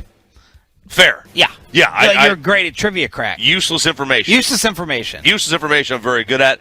I did not hear that one, though. It must be new. Must be invented by a millennial or something like that. I don't know. But, no, it's, Dak is... It's golden birthday. Happy birthday. Dalton Schultz was out here. It seemed like Dak was going to him a decent amount. I think Dalton Schultz had a very nice day yesterday. Here he is on not getting his long-term contract done. I'd be lying to you if I said I wasn't disappointed. Obviously I think we all came into it thinking that, we'd be able to get a long-term deal done. And, that's something that, we pushed for. They were trying to push for as well. And, this will be the only time I speak on it. But, just as I kind of, move past that, I think, I'm at peace with knowing that I put my absolute best foot forward. So that's Dalton Schultz out here at Cowboys camp talking about the offseason negotiating. Well, look, he's still a little bit perturbed that he hasn't gotten a new contract, and I still haven't forgotten his awful Tex-Mex take. Tex-Mex? Yeah. What did he say? He said, still looking for good Mexican food in Texas. Miss me with that Tex-Mex trash. Ooh. Yeah. You could, I kind of like it. I like the take. He's looking for real Mexican food like we got in Arizona and that you can get at some other, you can get at some places in Texas. And, anyone can serve rice and beans and queso. But rice and beans and queso, nobody even touches that on the dish. They hardly touch it. Your first line to your girlfriend was about queso. That was your opening line. The other day we're walking up here. His girlfriend flew in last night, and he goes, "This is the anniversary." Troy does on this day. Troy said, "This is the anniversary of my sliding into her DMs." Stop it. And I said, "That's what you told me. There's nothing weird about that." And I said, "What did you say? What was it? Tell them." I said, "Tell the peeps." I said, you got to eliminate one: queso, salsa, guacamole. And slathered with habanero queso cheese sauce. and she made the wrong answer. She said queso. I'm sorry, she said salsa. She's getting rid of salsa. You love salsa. I love salsa. Salsa. Love salsa. Which one would you get rid of? If I had to get rid of one of the three, I'm probably getting rid of queso. I don't want to get rid of any of them. Right. I thought I would have sworn you would have get rid of guacamole. You didn't like guacamole. Now I'm a fiend. Like over the last 3 years, 4 years. Shocking. Another change. Change. I had never had it before. You never had avocado or guacamole before? No, I had avocado, but I never had guacamole. I've always liked avocado, but I never liked guacamole. It was mushy and green. Yeah. Looks like something that comes out of my kid. Yeah, that's right. So I don't know how we got here. It's probably my fault. Talking about Dalton Schultz and his bad take on Tex-Mex. Dalton Schultz was talking about his contract. Thank you, Troy Hughes. Okay, let's move on. The Rangers getting the win over Shohei Ohtani last night, right down the road. The fellas, I think, are planning a baseball trip on Sunday to go to L.A. Well, last night the Angels... Anaheim. Last night the Angels lost to the Rangers 2-0. Here are the Ohtani stats courtesy of Jared Sandler. Versus Ohtani, 303 batting average. Ooh. The rest of Major League Baseball versus the rest, 189. That's Ohtani versus everyone else. 189 and 14 starts. Shohei against the Rangers, giving up a 303 average in 3 starts. And he's now 0-2 with a 5.74 against us, and the Rangers are 3-0 overall against L.A. in games started by Babe Ruth. Look, sometimes some teams have certain guys' numbers that make no sense. Some pitchers have hitters' numbers, and it makes no sense because that pitcher is not even in the same league as that hitter. Shohei Ohtani not being able to beat the Rangers is, it doesn't make a whole lot of sense because Shohei beats everybody. He dominates. And to be fair, he pretty much dominated last night. You go 6 innings, you allow 2 runs, you strike out 11. That is a dominating performance. The Nate Lowe triple is the first Ohtani has allowed in his career. First triple? Yeah. Man, triples have died. This is all from Sandler, by the way. Yeah, there's just not the same. The triples used to be huge in baseball when the fences and the power rallies in center field were 500 feet like they were at the Polo Grounds. Or old Tiger Stadium, and that's just not the case anymore. They moved the fences in. And there are reports that the Angels are finally listening to phone calls from teams interested in trading for Shohei. And how about a Juan Soto update, apparently with the Rangers involved? Well, John Heyman says that the Rangers are one of the 4 or 5 remaining teams that are, I shouldn't say remaining, but the most likely to land him, along with the Padres and the Dodgers and the Mets and the Cardinals. And the Yankees were thought to be one of those teams, but they appear to have kind of bowed out a little bit after the Benintendi trade. But the Angels do appear that they are listening. Now they're not actively shopping Shohei, but they're listening to Shohei and listening to offers for him. I can only imagine what the offers are. Like if the offers for Juan Soto are going to be 4 or 5 of your top 10 prospects in your organization, what are you going to give up for Shohei? Your top pitching and your top hitting prospect? You're going to have to give up multiple prospects as well, maybe more than you do for Soto, even though the age is different. And the update on Soto for the teams in the running? Well, it's going to be the Rangers, Padres, Dodgers, and then you look at the Mets and the Cardinals are also in that. But the Rangers were named as one of the teams that is of the 4 or 5 favorites to land him now. 877-881-1053, truckwreck.com text line here on your home of the Rangers and Cowboys. Kyler Murray got the media together and basically scolded them yesterday. I'll just recap it, paraphrasing. Basically, for you guys to think that I don't study and that I've done everything athletically that I have without putting in work off the field is insulting, and it's a compliment at the same time. And the Arizona Cardinals saw this storm. How big it got? They removed the homework clause from Kyler's contract, saying they didn't realize what a distraction it would be. So Kyler calling his own presser and the Cardinals removing it yesterday. Yep, they removed it. And look, whether they should have removed it or not, you can argue with that. The real thing is they never should have put it in there, and because they knew it would get out. They knew that somebody would leak this to the media. Okay, but how do you enforce this without including it? Like, it's clearly an issue. They're clearly worried about it. Yeah. Well, that's a good question. I don't know the answer to that. I mean, now how are they going to enforce it now? I also think that this was less of a deal than people made it to. I mean, they put workout clauses in contracts. What's the difference?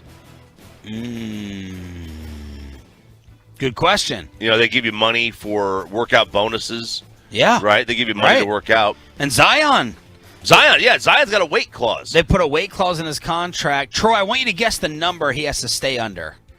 Otherwise, he's at risk of losing some guaranteed money. Please tell me it doesn't start with a 3. It does not. Okay, 275. Higher.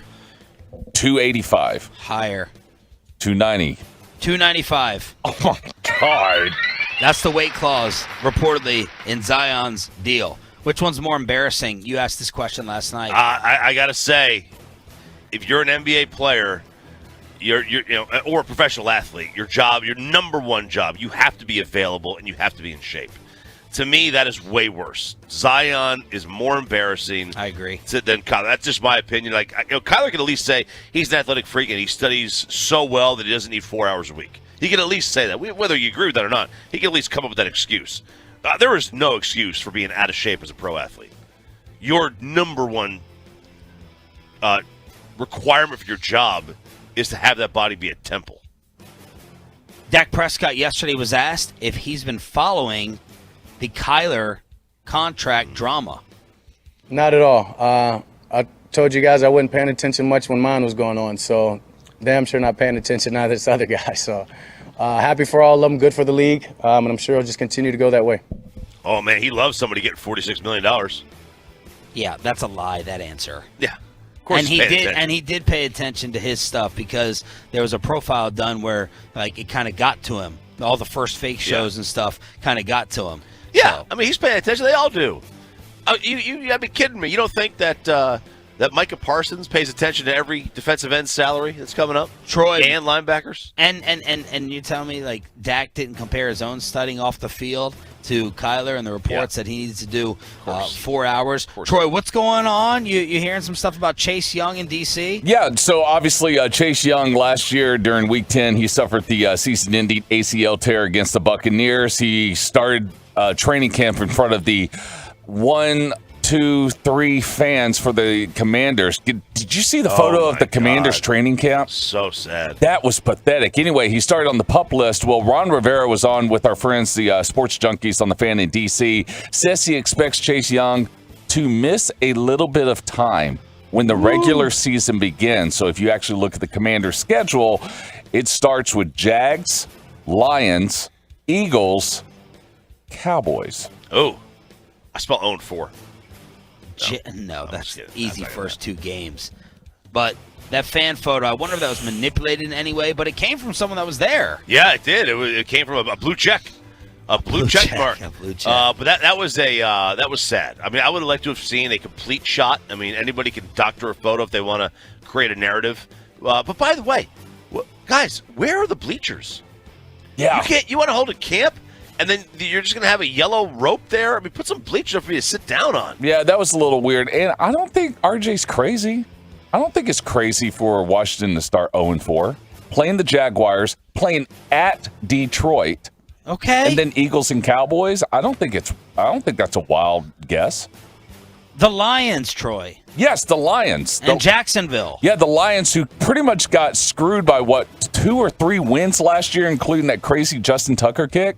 I mean, I think they can pull that off. In June, the most bets placed on the Lions of any team to hit the over. And then Ryan Jensen, the starting center for the Buccaneers, went down.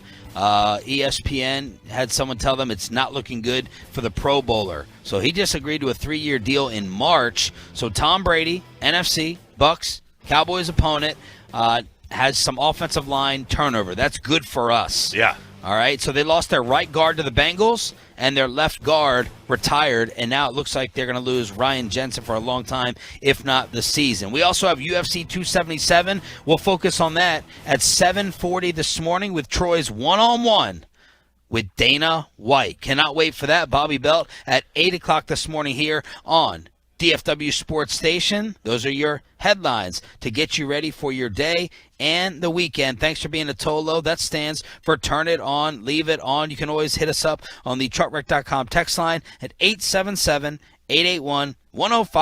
877-881-1053. Let's hear from Micah Parsons. He sat down with the G-Bag Nation. He gave a scouting report on some other teammates. How is he trying to step his game up? And they asked about R.J. Choppy's dream of just playing defensive end. The must-hear from Micah Parsons next on The Fan. But this is a must-have.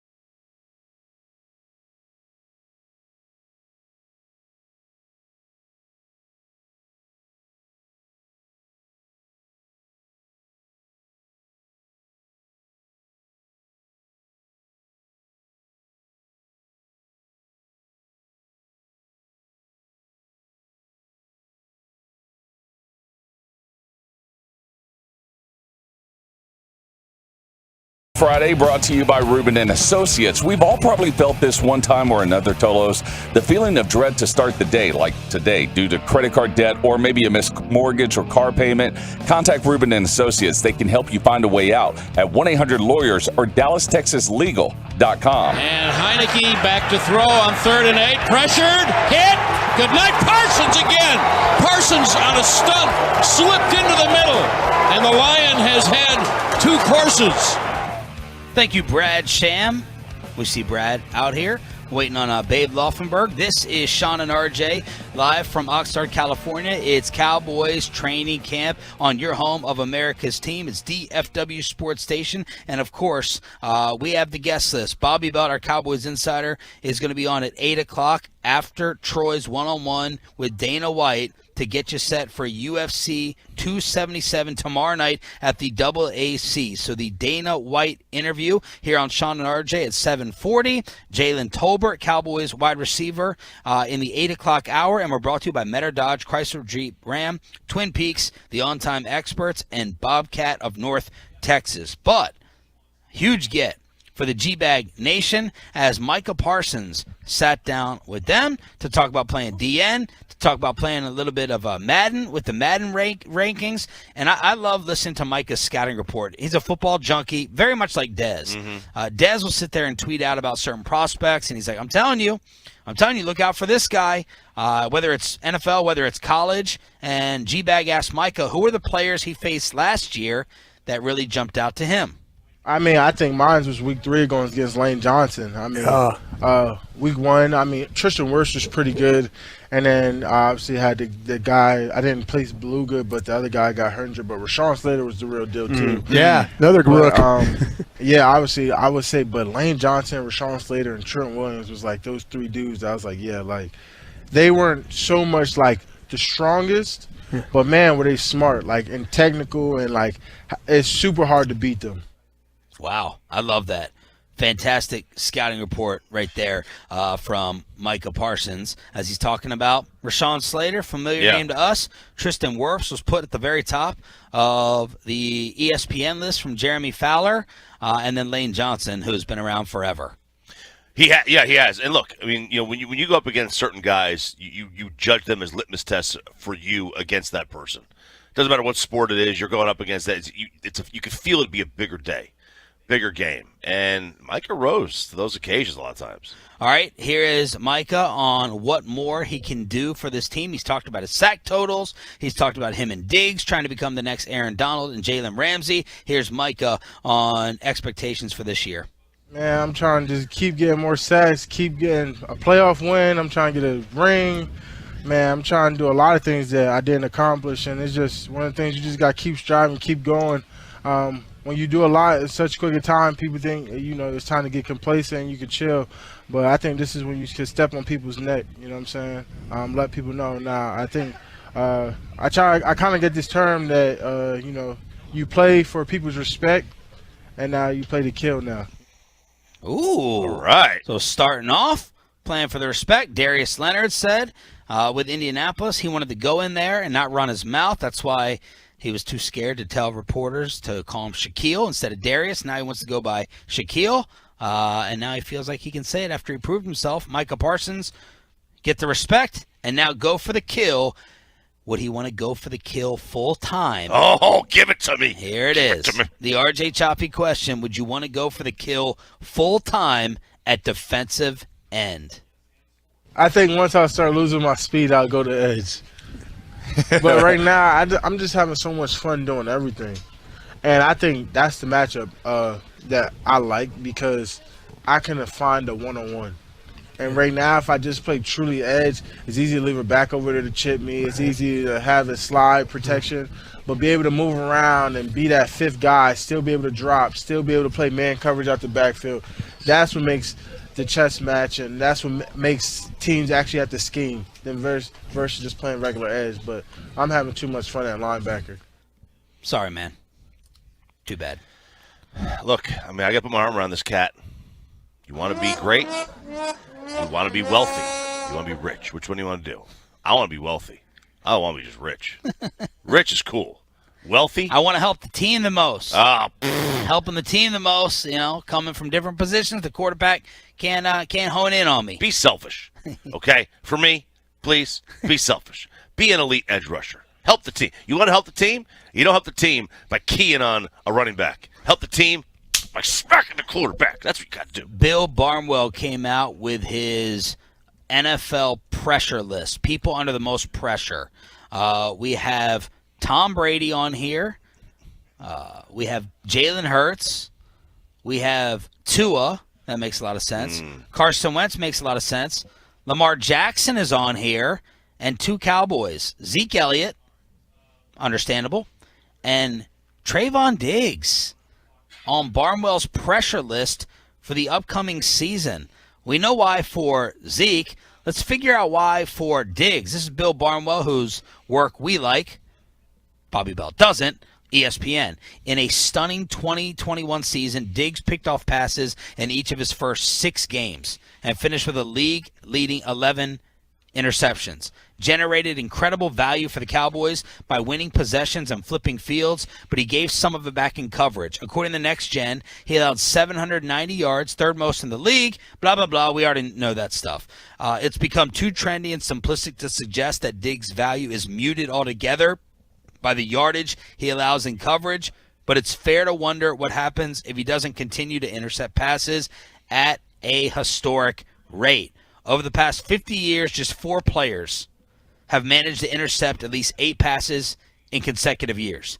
Champ, Richard Sherman, J.C. Jackson, and Keith Lyle. If Diggs can't pick off as many passes this year, he'll need to be better in coverage to compensate. If he manages to repeat his double-digit totals from 21, he could be looking at a record cornerback contract next March. Trayvon Diggs on the Bill Barnwell pressure list. Oh, man. I like hearing this because the one thing I want to see him get better in coverage. Allowing the third most yards in the league is not good, especially when considering you've intercepted so many passes. The thought process is they would start going away from you. Yeah. But they didn't. They went to him more. Now, some cornerbacks on TV have said, hey, this is part of the system, right? They can't preach go for the football, get the ball. We want turnovers, and this isn't the Cowboys preaching. It's more media. And then get mad when some of that risk results in yards given up. Little bit of the system in this, I'm sure. Oh, listen. The defensive coaches are the ones to blame here for a lot of this because they preach that. And, it's just a shame that, we've got so much information and studies and data done that, we don't need to have this being preached to these players anymore. Just cover the guy. Just cover the guy, man. Don't let him get nothing deep. Don't let him get anything downfield. Keep everything in front of you. What a great coaching speech from R.J. Choppy. Stand up in the DB room. Guys, just cover him. Just cover him. Guys, if it's deep, cover him. Slant, get in front. Out, anticipate sideline. Go out there and get them. Look, just shut it down. Quarterbacks need to be aggressive. Cornerbacks do not. Cornerbacks do not need to be aggressive. No. Aggressive is what leads to touchdowns being allowed. Zeke on the pressure list from Bill Barnwell. Once the engine of the offense, Elliott now feels like an expensive, outdated spare part.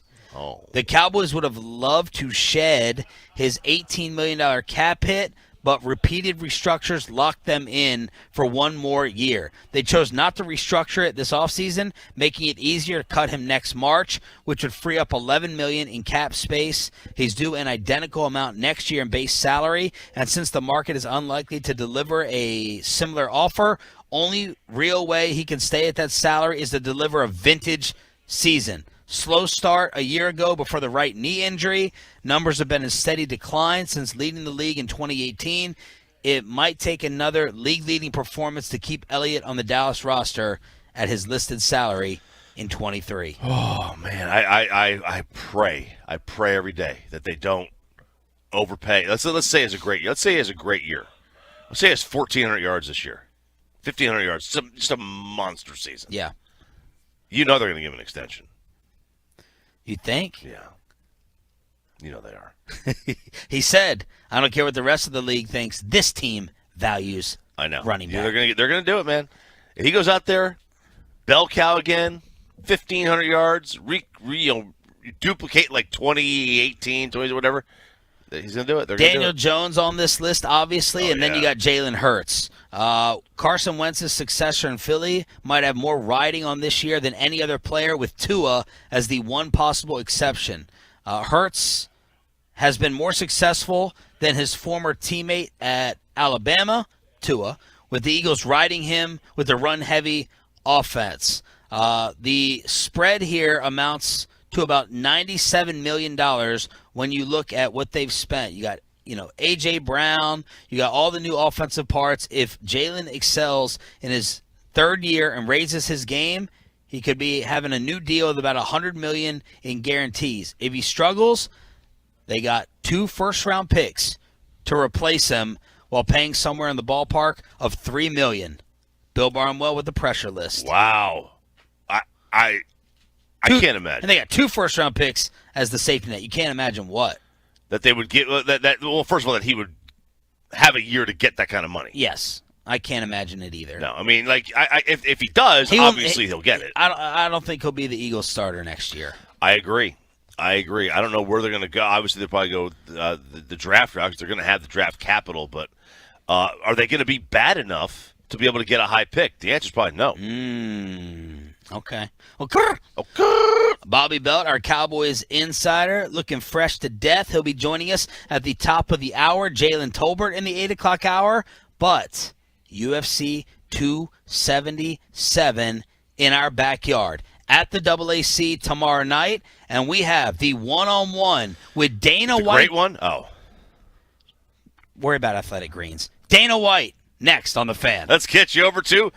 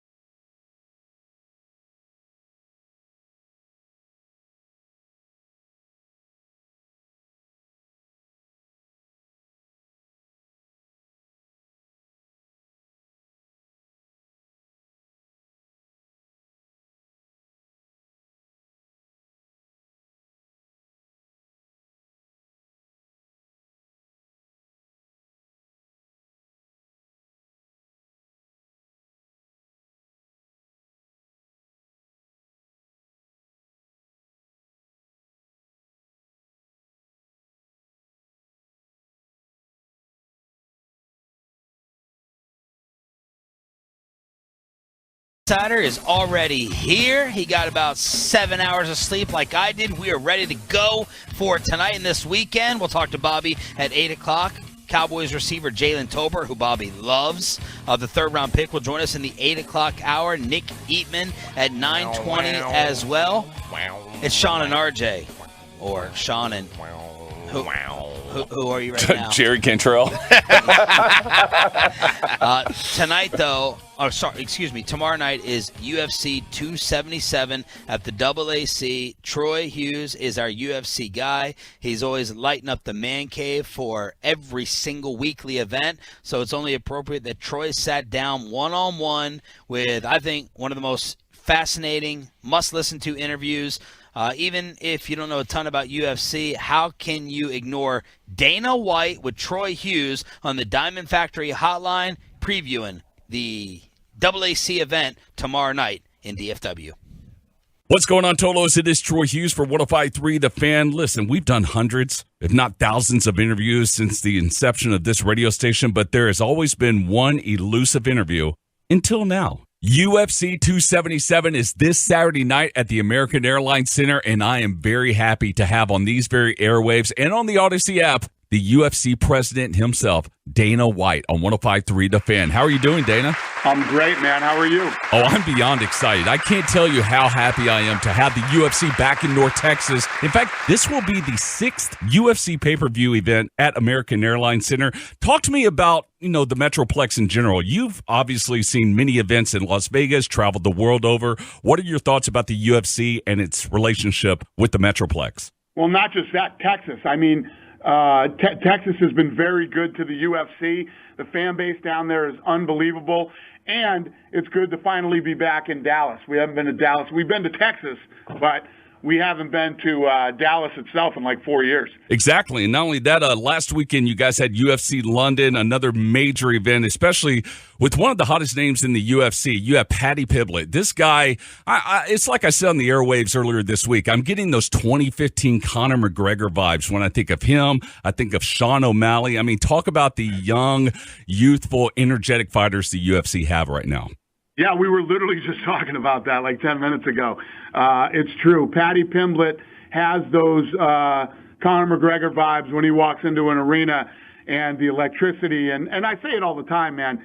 For people in America that are big fans, if there's ever a destination or a place that you want to go on vacation and see a UFC event, it is UFC President Dana White on 105.3 The Fan for UFC 277 this Saturday at the American Airlines Center. Let me talk about another venue in the Metroplex, and that is Att Stadium. I know you've said in previous interviews you don't want to play at a half-empty arena. Well, considering that Att Stadium holds over 100,000+, it's going to be difficult to have a UFC event have 100,000+, or at least I believe so at this time. Would you ever change your mind? Would you ever change your mind into one day possibly holding a major UFC event at Jerry World? Well, obviously, I have a great relationship with those guys, and I would love to. You got to have the right fight in the right place at the right time. Right. Totally understand. And by the way, speaking of guys you've dealt with, obviously you're talking about Jerry Jones, Mark Cuban with the American Airlines Center, but there is another guy that you've had multiple business dealings with because of your relationship with your organization and his as well. I'm talking about Vince McMahon. Last Friday, he announced his retirement from the WWE. What are your thoughts about Vince McMahon, not only as a person, but what he was able to do for sports and sports entertainment? Yeah, no, what Vince has built, how he built that business and sustained it for so long, how many stars he's built, all the big television deals that he's done, all the big pay-per-view events that he's had. He's had an incredible career, and, I wish him nothing but the best. That's awesome. 277 this Saturday at the American Airlines Center. Dana White here on 105.3 The Fan. Here we go. I just talked to Juliana Pena. She was an incredible champion. I mean, just first of all, talk about Juliana Pena being a bantamweight champion. So Juliana Pena, years ago, my kids were little, walked into a gym. My kids were doing a jiu-jitsu tournament here in Vegas. Walked right up to me, put her hand out and said, "Hi, I'm Juliana Pena. I'm going to be your next women's world champion." I said, "Oh, okay. Well, nice to meet you." Yeah, sure. And from there, she got onto The Ultimate Fighter. She won The Ultimate Fighter. And then she ended up beating the greatest female fighter of all time, Amanda Nunes. And, nobody believes in Juliana Pena like Juliana Pena does. I love the way that she's, achieved all these things, manifested the stuff that she said she was going to do. And this Saturday night is massive for her because I'm assuming the same Amanda Nunes is not going to show up on Saturday that did the last time. So Juliana beats her again. She's on her way to creating her own legacy. Wow, and you know what? That's a perfect segue when you talk about legacies, because Amanda Nunes, her legacy is probably as the greatest female fighter in UFC history. But if she loses on Saturday night at UFC 277 at the AAC, that's 2 losses in a row. That's 2 losses to Juliana Pena. Will that tarnish her legacy in the UFC? Well, you know what? Everybody comes to that point in their career when you go, well, maybe it's time for, listen, she's made a lot of money. Her life is very different than it was when she won that title. You know what I mean? You know how that goes. Right. But the thing about when you look at these 2 women, Amanda Nunes has knocked out 13 women in her career. You don't see women knocking out other women. And Amanda Nunes has submitted as many women as Juliana Pena has knocked out. It's a massive, massive win for Juliana Pena. But for Amanda, should she lose the fight, no, her legacy is solidified. Awesome. UFC president here, Dana White on 105.3 The Fan. Of course, UFC 277 down the street, American Airlines Center on ESPN Plus pay-per-view. Before I let you go, I know you're always staying in shape. You're a big keto guy now. My question is, should the UFC have that massive event at AT&T Stadium, and standing right there in the octagon is you, Dana White? Who are you fighting? And you know what? I'll give you your 2 opponents to choose from.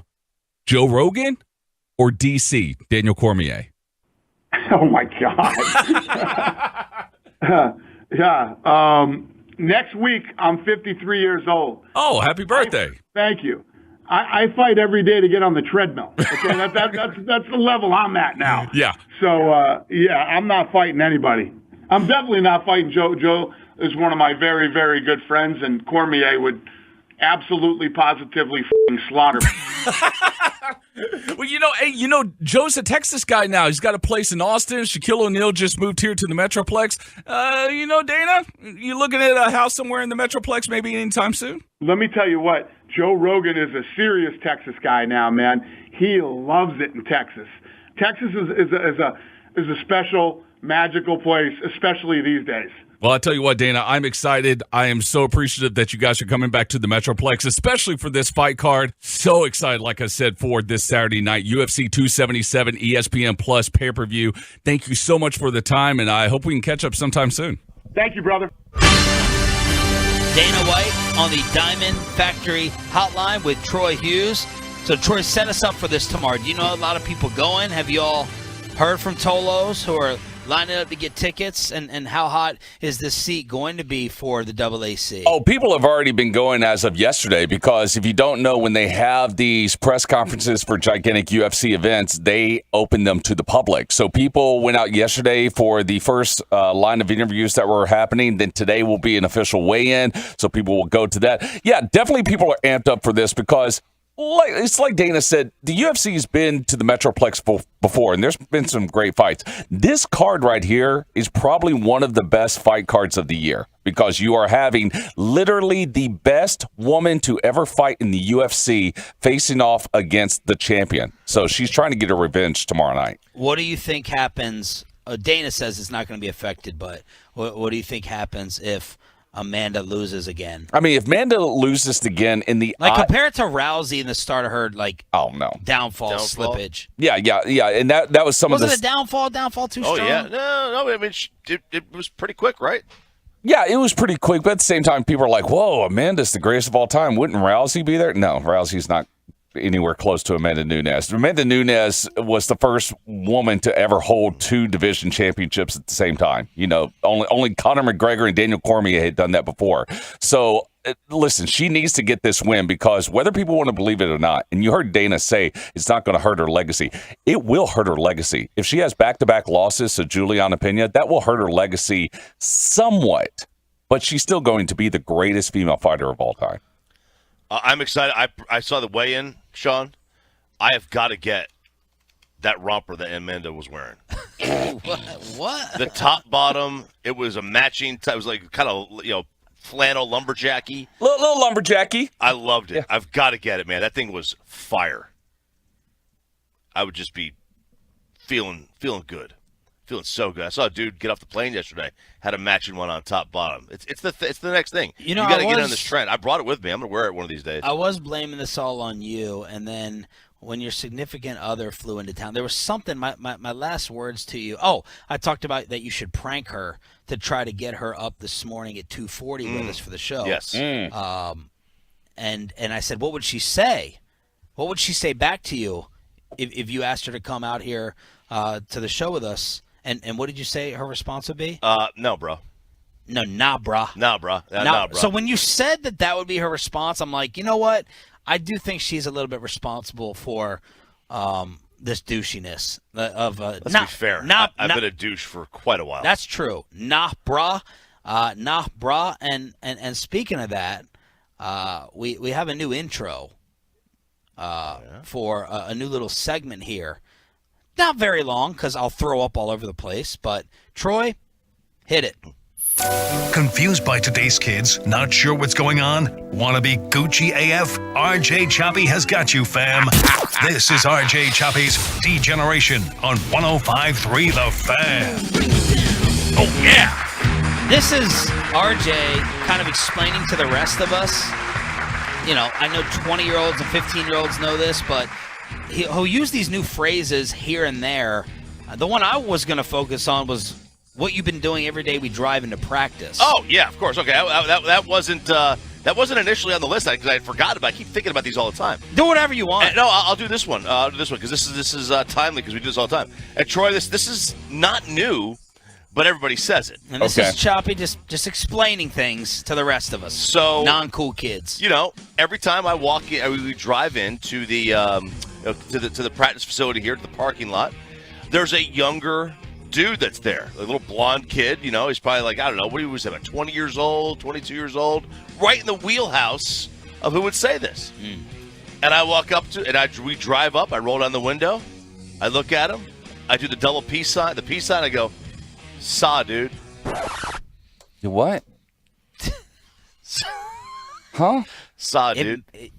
So Chiafalo is in the car with Zach the first time he does it, and I'm just like disgusted, and Eric is just dying. I think Eric knew what it was. Zach knew what it was. Yeah, of course, because you're on the internet, but you're not on the internet. Okay, you're on the Twitters. Saw S-U-H or S-H-S-A-H. However you want to pronounce it. Oh, Sue, as in the great defensive player. No, it's Saw. Saw, dude. And what does that mean? Where did that come from? It's an old Vine. Remember Vine? Vine's so old. This thing's got to be a decade old. Yeah. But it kind of re-energized lately, and the guy was just this total hippie stoner. He's like, "Saw, dude." So it's just, it's like sup, what's up? It's like, what's up? Yeah, what's up? Because like the kids say sus. They're abbreviating everything now. Yeah. So my kids will walk around and all their friends are all going, "Saw, dude. Saw, dude." So it's kind of re-energized itself. There you go. That's one of them. I got a million of these things. We are out of time. Sean and RJ here from Oxnard on. Look how excited and giddy he is on the fan cam. He thought he was going to be able to run down his whole D-bag list. Look at all these. Look at all these. Look at all these I got here. Oh, my Lord. Good Lord. That's like 11 of them on that list. Yeah. But we're not going to do it today. Okay, when Jalen Tolbert sits down, I want you to say that to him to start off. Oh, yes! Saw, dude. All right? Saw, dude. Saw, dude. But you got to do it. Yeah, do that. Saw, dude. What stood out from Cowboys practice? Is Anthony Brown the day 2 MVP, the early camp MVP? Cowboys insider Bobby Belt, next.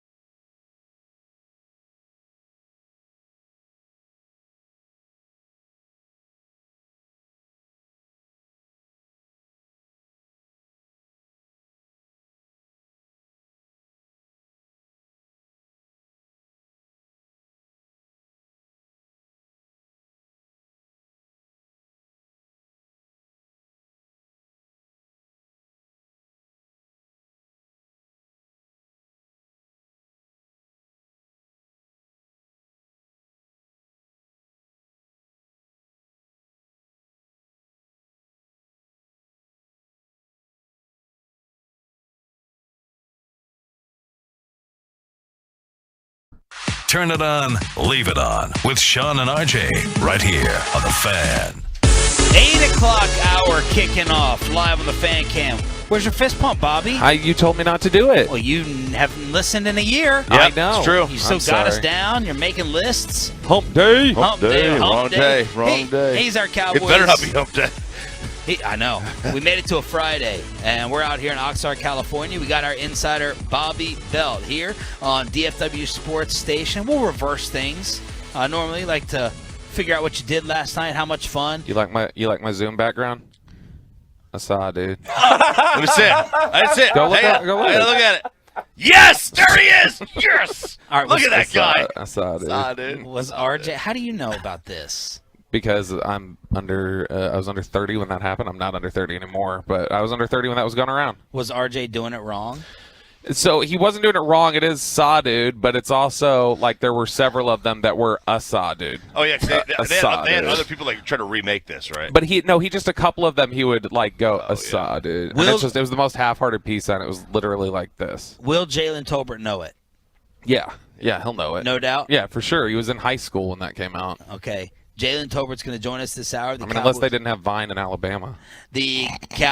Which possibility. Possibility, man. Cowboys third-round wide receiver. Just reset us in the Tolos on why you like Jalen Tolbert and that draft pick so much. I was really upset. I don't want to say upset. I was kind of irritated that when they were there in the second round, I was like, here he is, Jalen Tolbert.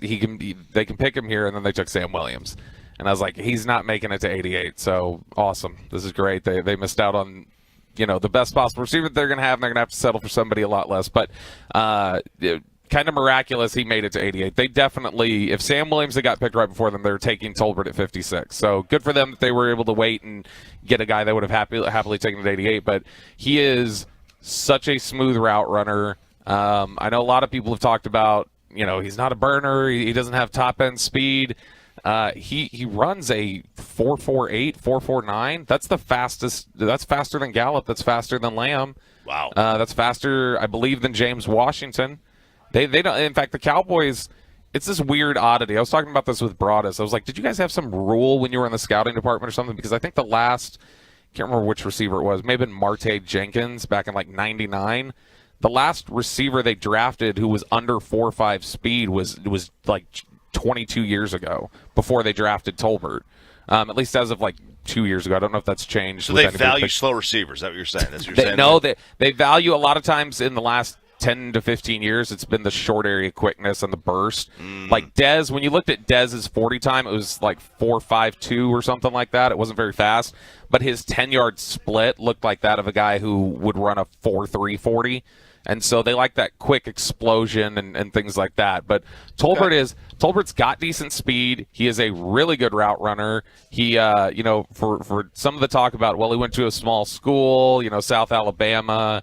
What does that matter? He was able to hang like 150 yards and 2 touchdowns on Rocky Top, Alontae Taylor at Tennessee, and his jalapeno. That's a guy who went top. Sad dude. That's a guy who went top 50. He always showed out. I think we won the game still. Oh. It doesn't matter. He still crushed Alontae Taylor like most everybody else in the SEC did last year, though. I've never heard of that guy. Wow. Yeah. He's. I forgot. He doesn't deal with defenders. He only watches quarterbacks. That's right. Even on his own team. But Tolbert, really great hands, really great route runner, and you've already seen it out here at practice a couple times, how good he is at, selling the vertical routes, putting on the brakes, getting that separation on those comeback routes. So in those, deep ball routes, he's a really subtle route runner, uses his shoulders really well to be deceptive and create separation downfield. And then he's also able to create separation on those shorter and intermediate routes because he's so good at selling the vertical and being able to kind of put the brakes on. So he's a really intriguing player, and I think he's absolutely going to have a better year than like Gallup did as a rookie. You were a little bit disappointed with practice yesterday?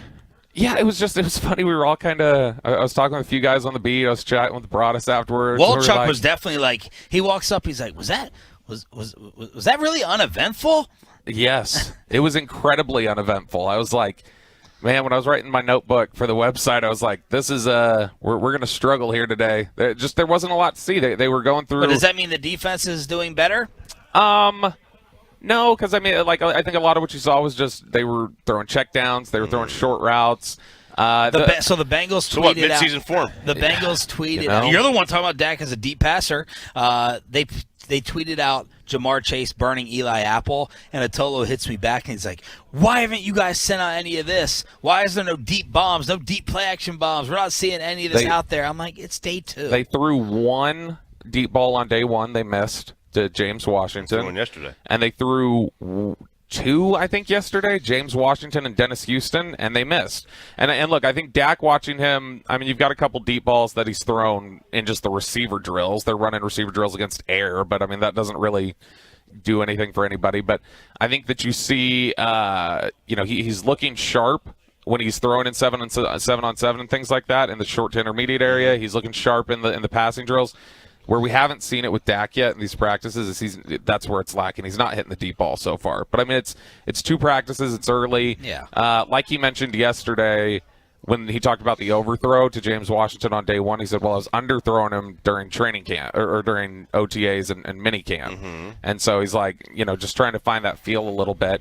And I think that's the biggest thing.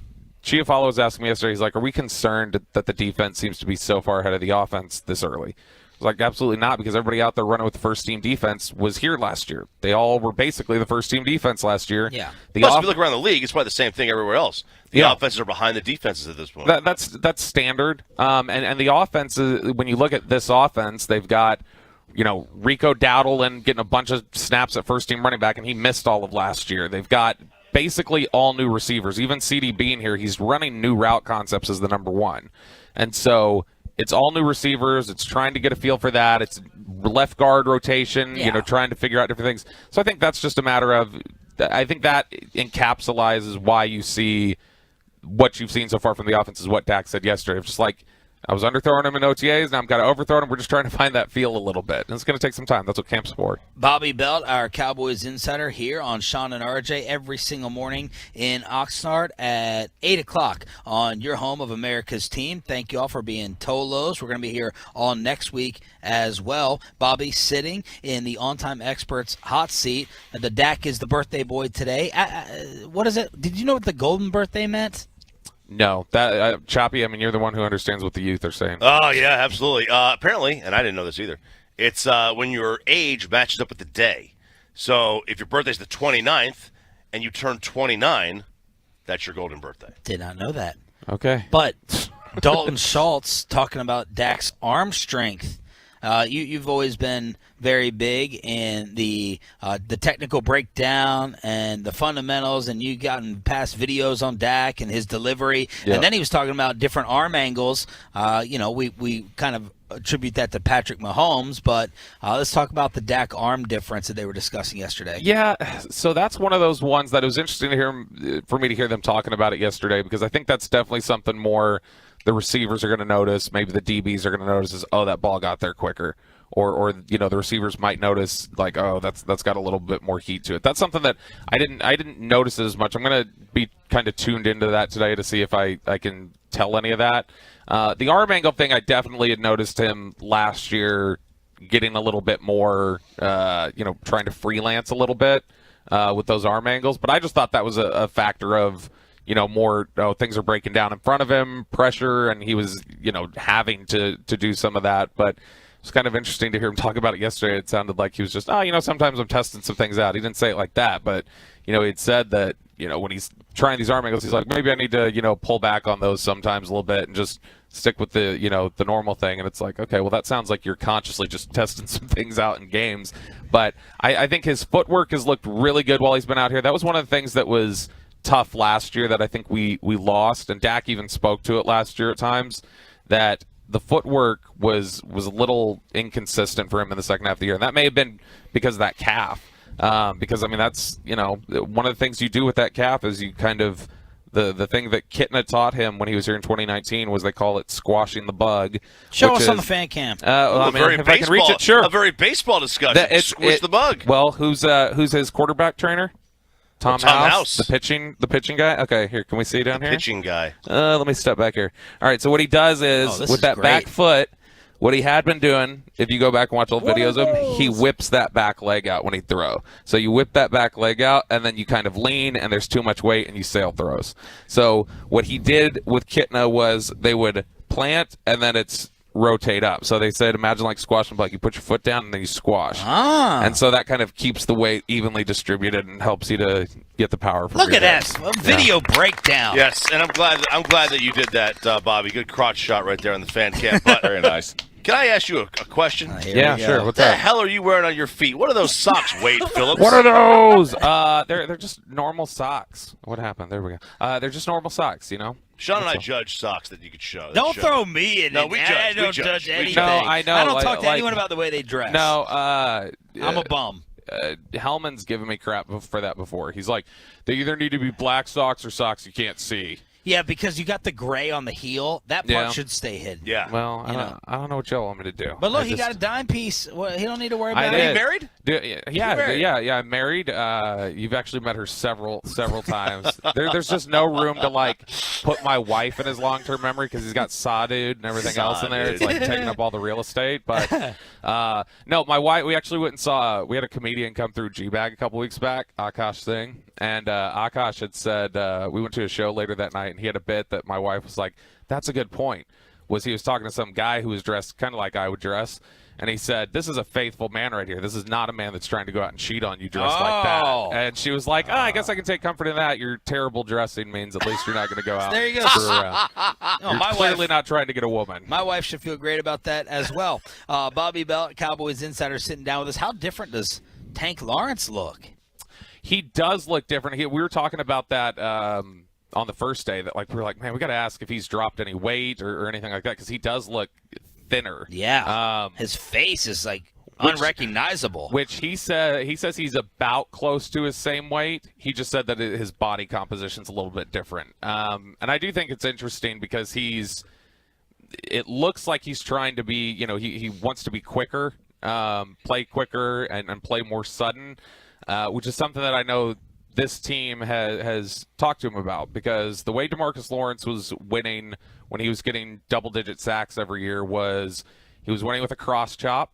And fan cam, let me see. The cross chop is more like I don't have somebody like blocking that I can show it to. Because that's right now you're doing a lot of like. No. Yeah, he was winning with a cross chop, which is it's basically just a pass rush move where you're basically it sounds exactly what it's like. You're trying to chop it down. Yeah, and so he won with that pretty frequently early on, and just. Now offensive tackles are sitting on that a little bit. It's like, okay, we know this is the Tank Lawrence move. He would win with power. He was never really a speed guy, and power was okay. But like just in the last few years, this rapid evolution to get the ball out in 2 seconds for quarterbacks and how long you're supposed to hold on to the ball. Yeah. That quick release doesn't add up to like a power player getting as many sacks anymore. So I know the Cowboys, one of the things that they were really kind of talking about with him last year was, hey, we'd like to see you develop an inside move. And, similar to the way Micah or Randy Gregory would use them, those Euro steps inside or set something out here and then hit an inside swim. And so I think they want him to do those. And so I saw him working on some of that while we've been out here at camp a little bit. And so I do wonder if that's what the body composition's about. I heard him say sacks are overrated right there. That's what I heard. With your Newey Scruggs daily argument on the Hey, sideline. you know who else says that? Michael Lombardi. Oh, how do you feel about Dang it. You just hurt I Choppy. got to rethink my entire platform and thought processes The now. technical breakdown from the Cowboys insider Bobby Belt. Jalen Tolbert is going to stop by this hour. Cowboys rookie receiver out of the third round. But Bobby thinks that there is a serial killer on this staff. That someone is doing something so unacceptable that we all need to be watching our backs out here in Oxnard. Let's get into that and see whose side you're on and if this guy is a serial killer amongst us. That's next with Sean and RJ continuing right here on The Fan. But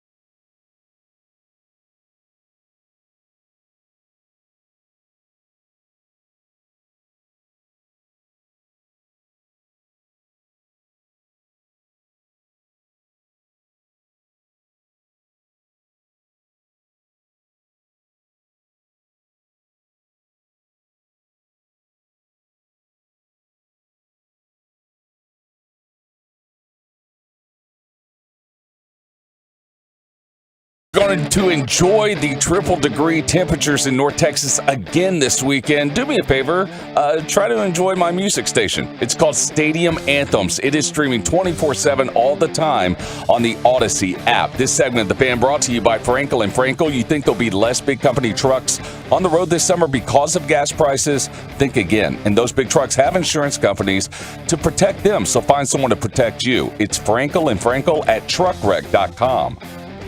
All right, Cowboys third round receiver Jalen Tolbert is going to be stopping by this hour. We got Nick Eatman at 9:20. Cowboys insider Bobby Bell sitting down with us in the on-time experts hot seat. It's Sean and RJ from Oxnard, California. I'm excited. Bobby's got me really hyped. You and I got some rest last night. Yes. You stayed in like I did? I did, because it was Did Jane Slater call you a loser like she called me for staying in? She did. In fact, she texted me and Broadus last night, was like, hey, I'm going to the rudder room. Are y'all coming out? And Broadus said, Bobby's taking the night off. And she goes, lame. And I said, not lame. I'm recharging the batteries to stay out till 6 a.m. Friday into Saturday. Whoa. Wow. 6 a.m. And then she said, lame AF. And I said, I'll be using your very words against you when you're turning in at 9 p.m. tomorrow night, Jane. Yeah. She was just telling us the other day how she just sat in her Ventura hotel room, and now every year she's that's Miss what she Rager. did. Yeah. With her 2 Coronas. Meanwhile, I'm buying 17 shots for everyone. Choppy's drinking Wild Turkey. We're drinking tequila, and she's sitting there sipping on her 2 Coronas. She apparently had quite a few last night, according to Broadus. He bought her a bunch of Coronas. 3? So. No. I mean, she had already had some, and I guess he bought her 4 or 5 more after that. Oh, nice! I'm glad he's buying me drinks. Yeah. I just gave him a whole grill. By the way, you mentioned last segment Dak Prescott's birthday. It's also my son's birthday today. So happy birthday to Jacob. He's turning 17. Is that the vapor? That is the vapor. Really? How are we doing with that? Hey, he's every nicotine test I've given him this summer, he's passed. They have nicotine tests. Yep, they got little pee tests that tell you if you're taking the nicotine. What kind of cartridges are you going to bring him home from California? Oh yeah, some of the flavored ones with the THC in them. Yeah, sure. Yeah, I'm gonna bring home lots of those and be like, hey, you did good this summer. The amount of here's the vape pen drug usage I've discovered from my colleagues out here is quite disturbing and incredible. Okay, but when Bobby Bell says he's ready to go, ready to rage, what does that mean in terms of your drink choices for the night? So typically it's gonna be if I can. It depends on what bar has what, but typically my go-to is I'm just going to ask for a shot of Knob Creek. So I'll get a shot of Knob Creek, and then I ask for a Dos Equis.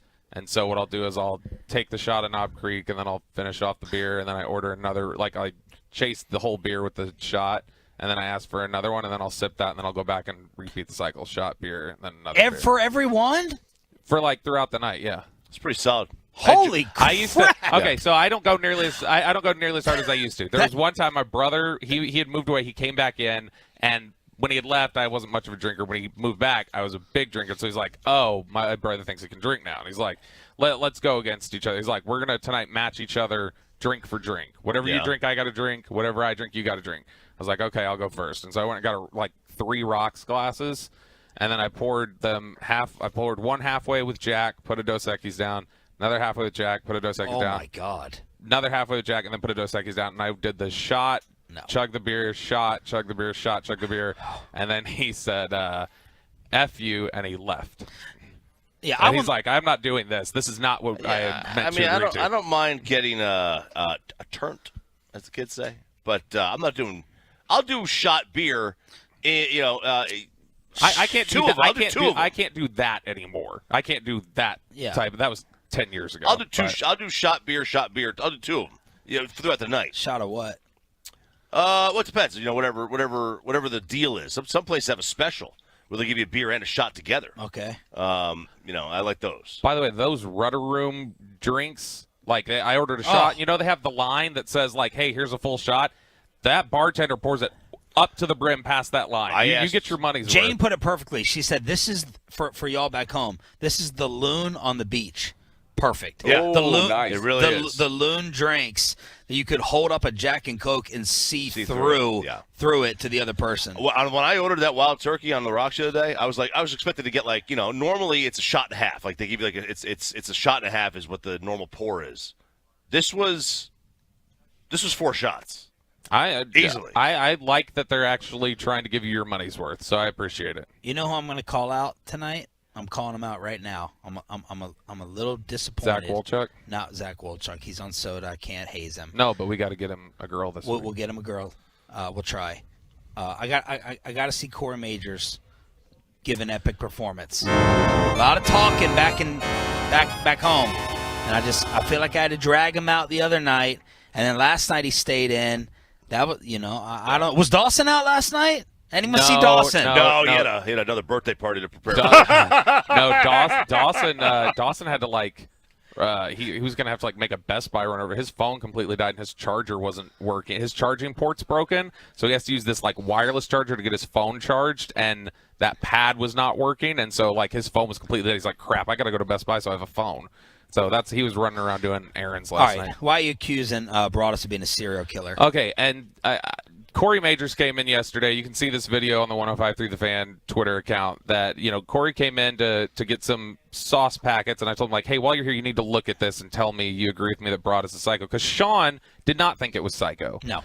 And I wouldn't do it, but I have my reason for not thinking it's psycho. I like my bed to mirror my look, disheveled, unkempt, Is your car a mess. Disgusting? Yeah, not disgusting, but there's always receipts and things like that right in the side door right there. No, but I brought him in and I said, look, mine is blankets everywhere, pillows everywhere, suitcase is open. There's nothing more enticing to me when I come home at the end of the day than oh, the bed is unmade. I can just collapse down into the bed and do that. Okay. Brian, I literally thought housekeeping had come by. And I was like, why didn't they make my bed? Yeah. Because the towels are folded and put up that I used earlier. I thought they were new towels. I agree. They're not. They haven't made my bed. And so I came in and I was like, why is Brian? And I realized oh, Brian did this. But it's not just he made the bed oh, my blanket's over it. Brian is taking that little undersheet and he's tucking it in and doing the fold back on it. And then he's putting his blanket down and tucking that in.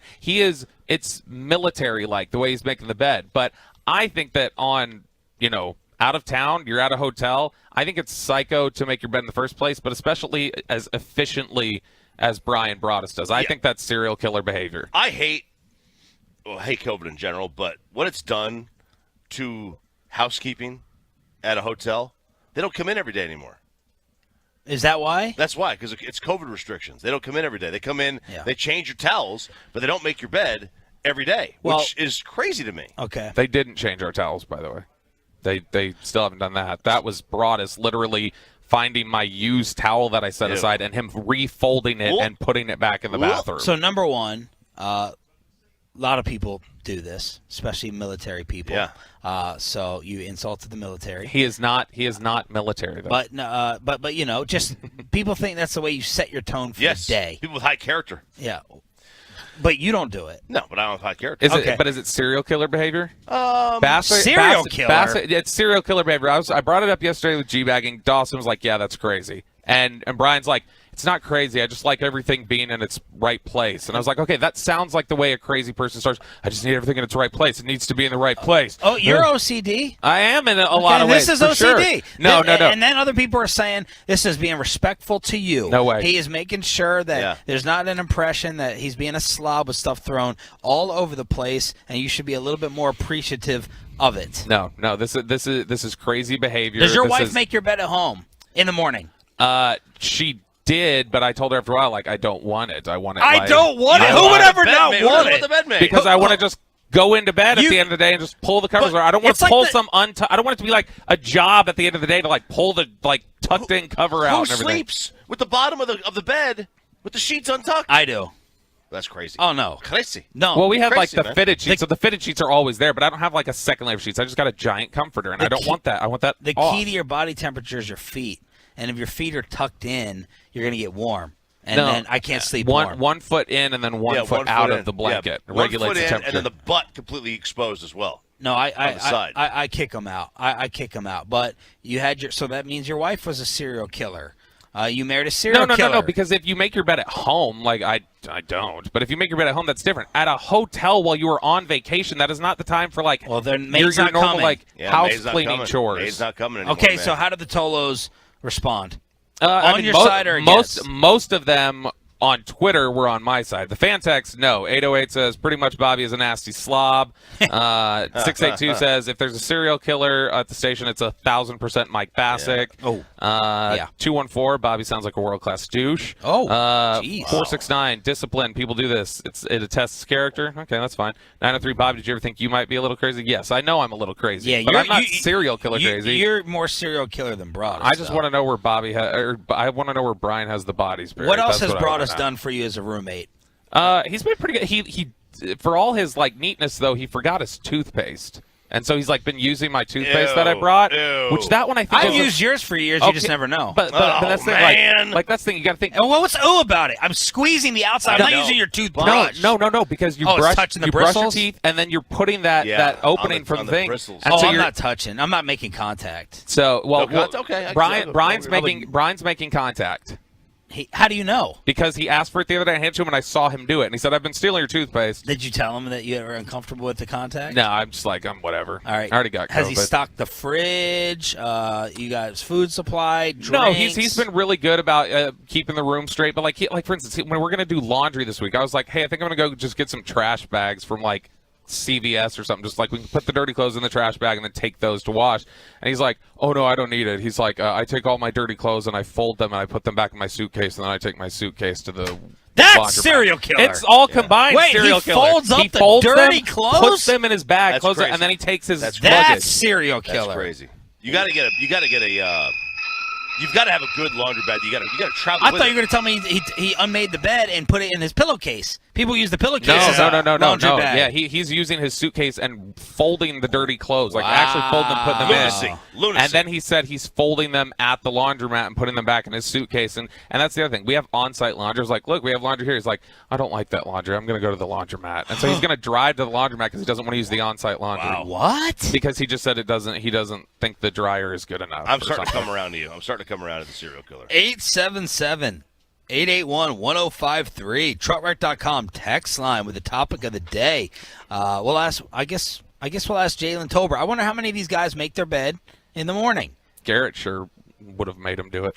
Oh, yeah. That seems like a Garrett thing. You have to make your bed every morning. Yes, exactly. All right, Bobby Bell, our Cowboys insider, Jalen Tolbert is going to be stopping by. The Kyler Murray impromptu press conference, the Cardinals removing the homework clause, Nick Eatman, DallasCowboys.com, the Rangers finalists for Soto, all of that on the way. Don't go anywhere. The craziness from training camp continues with Sean and RJ right here on The Fan. But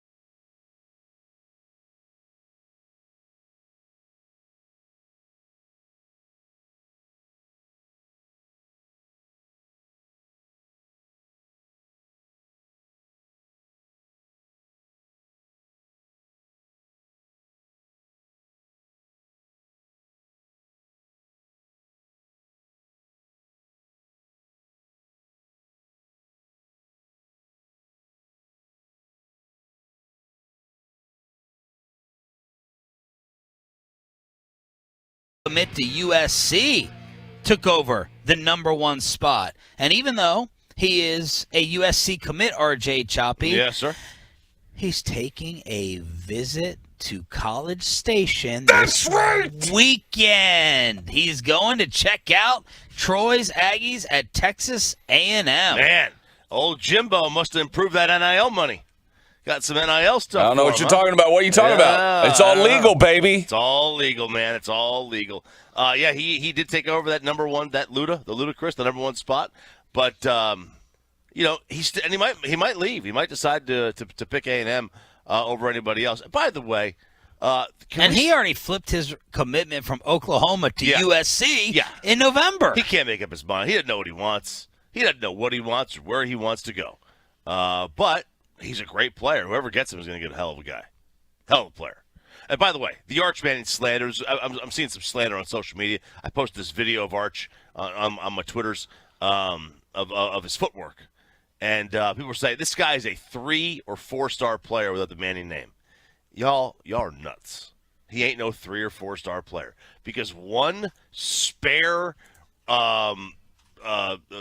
recruiting service guy who they say is the godfather of this, said that he's a 3 or 4-star guy if he didn't have the Manning name. Because that dude that nobody's ever heard of said that, doesn't make it gospel. Everyone else said this is a 5-star cat.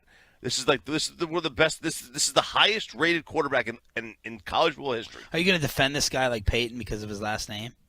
And No, he's not like Eli.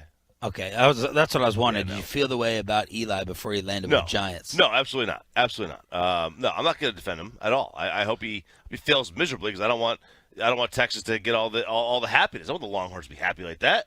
I don't want that to happen. They're about to be an SEC rival, man. I can't have that. Jalen Tolbert is walking over, so Troy, get the intro music ready, and RJ, get your sayings ready, and I'm firing up the grill. Oh, man. Because I saw him on a Traeger. I saw him working the pellet grill. So Jalen Tolbert is going to be joining us momentarily on the home of the Cowboys with Sean Sharif and RJ Choppy in the on-time experts hot seat. We'll get to the huge news from the Kyler Murray contract with the update that came out yesterday at 9 a.m. Nick Eatman, DallasCowboys.com, will join us at 9:20.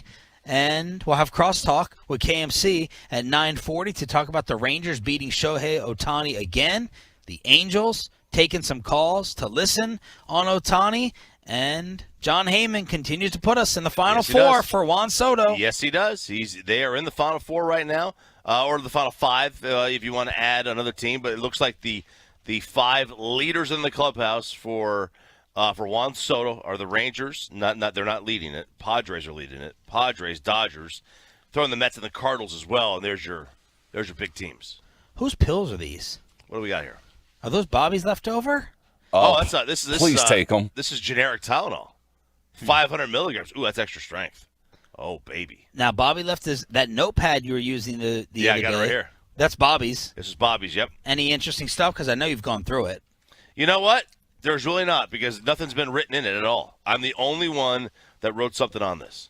Just me. Some questions that I had for Jalen. I'm the only one that's written in it. Only one. I'm the only one. There's nothing else in this. Okay. Blank. As Taylor Swift would say, blank space. So are these Tylenols?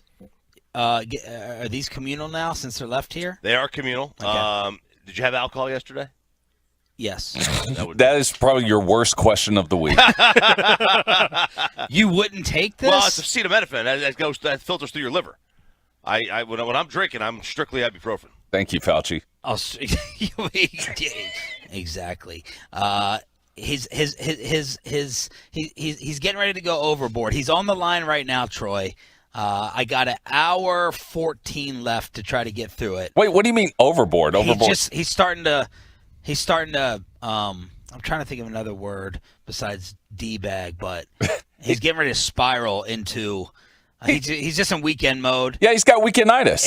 Every other sentence is a phrase and a saying, and It's just getting to be a little bit too much. So by the way, trying to hold on. Really quick, talking about weekend-itis, in case Tolos were wondering, we're still doing Oxnard coverage tomorrow here on the Fan. KG Kevin Gray will be here in studio, but he'll be doing interviews out there. Are you guys popping on tomorrow at some point? Yes, sir. Oh, that's Mike gonna be McCarthy's great. on tomorrow. No way! Yes, he is. Am I breaking this? Is this for public knowledge? Seriously? That's awesome. Well, it's out there now. Yeah, Mike McCarthy's stopping by. I'm like, when should the morning show sit down? when should we be interviewing Coach? And Tim Collins is like, KG is. Yeah, that's his interview. I was like, because as it would be, that is during the time I was supposed to be on with KG. Oh, yeah. So perfect. If anyone's supposed to be talking to Mike, it's going to be Sean. I'm going full slurp with Mike McCarthy this year. You're full slurp. Yeah, you're on one knee. But he likes RJ a little bit better. I can tell. You think so? Yeah. Yeah. You're the humor guy. He gets mad at me when I'm like, "Who's replacing Terrence Steele this week? Tell us." And then you crack the joke, and then he lightens it up a little bit. Yeah, I can see that. I think he likes you though. I've never seen him. Nah. I've never gotten the vibe that he. Have you been listening to that? He doesn't dislike me, but I think you should be here for it. I will. I think you should be here. Get the green light, make sure it's okay with KG, and that way we can replay it because you're part of the interview. Oh, I like that idea. You want to kill 2 segments Monday? Yes, but let's do it. Well, or let's just cut it up and cut you out. That'd be great, too. That's right. So Mike McCarthy is going to be stopping by tomorrow. Cowboys will be practicing again today, of course, and we got the full coverage. They're going strong. They're going 6 days in. 6 days in, and they have practice today, like you said, today and one tomorrow. Their only off day is Sunday until they break basically for Denver, essentially. Like they're going hard this week. I do not remember them practicing this many days in a row or what they will do next week without stopping. Like the league rules were like, a couple of days and you got to have a break, but the way they're doing it, they're ramping up so slowly that they're able to have more practice days in a row. I think it's kind of it's a good thing for McCarthy to do this. Plus, they get a lot of work done out here. They love the weather. They love the grass. It's easy. Spittle said, I may have to stop by for the McCarthy interview. He just texted. Do it. Be great. Be great. How can we charm him? What can we do? What, Spittle? No. Oh. All we got to do is get Gavin. I'm not going to make it. Panda Express. All we got to do is get Stop it. LPGA DVD. Yes, there you go. There you go. Yeah. We talk about how good he looks, Mike. Go Coach McCarthy. Yeah. It was fantastic. Find out his technique. Is he fighting southpaw when he's boxing in these group workouts, or how does he box right now? And you and I can do like a shadow box type, maybe. Yeah. Oh, that'd be great. All right, look, I'm pushing Jalen Tolbert back. I don't care if he comes here right now. We're not doing a 3-minute interview, so he can be at 9. 9 o'clock. We'll do Jalen Tolbert. Right. I got to get in one training camp fight out here every year with Joe Trahan. One PR fight. I love it. I love it. I got to get into one battle, one fight. I almost did it yesterday, and he ghosted me. He blew him off. He blew me off. He knew something was coming, and I gotta. 1 year we fought over Dez, and so I gotta crack down. We're the flagship. Yeah, baby. We're the ship. We're the ship. I got to pull a Kyler Murray. I got to remind everyone. What, not watch film? As Kyler Murray brought the media together. This was unscheduled yesterday, and he wanted to address the controversy over the homework clause in his Cardinals contract. To think that I can accomplish everything that I've accomplished in my career and not be a student of the game and not have that passion and not take this serious is almost, it's disrespectful, and it's almost a joke. It's, to me, it's I'm flattered. I'm honestly flattered that y'all think that at my size I can go out there and not prepare for the game and not not take it serious. It's disrespectful. I feel like to my peers, to all the great athletes and great players that are in this league. This game's too hard. I refuse to let my work ethic, my preparation be in question. I've put an incomprehensible amount of time and blood, sweat, tears, and work into what I do, whether it's football or baseball. People can't even comprehend the amount of time that it takes to do 2 sports at a high level in college. Let alone do it, be the first person to do it ever at my size. It's like I said, this is it's funny, but to those of you out there that believe that I'd be standing here today in front of y'all without having a work ethic and without preparing, I'm honored that you think that, but it doesn't exist. It's not possible. It's not possible. I mean, Kyler, a little bit perturbed. A little perturbed, and there's a level of accuracy to what he's saying. Like, you can't make it to the level that he did in two sports without working. Well, there's two types of working for an athlete. Yeah, there's working physically, and then there's working mentally. Especially the quarterback position. Yeah, for sure. Yeah. I don't, compared to baseball, I would think there's more football study required. But Kyler's you're talking to the wrong people. You go talk to your front office. Why was it included in the contract? Why did you sign it? Why did you agree to it? It's unprecedented. It's never been put into an NFL contract according to all the insiders. But Kyler clearly frustrated. I blame the Cardinals for putting this in there. Even if they're concerned about it, which they have a right to be concerned about it, but this was going to be made stupid oversight. Yes, a really stupid oversight by the Cardinals, and they removed it. They're like, after all this controversy and after all this storm and fire, they removed it, which is the smart thing to do. Let's sit down with our brand new receiver, Jalen Tolbert, joins us on Sean and RJ next. Let's get you over to A number one here if you need that new AC.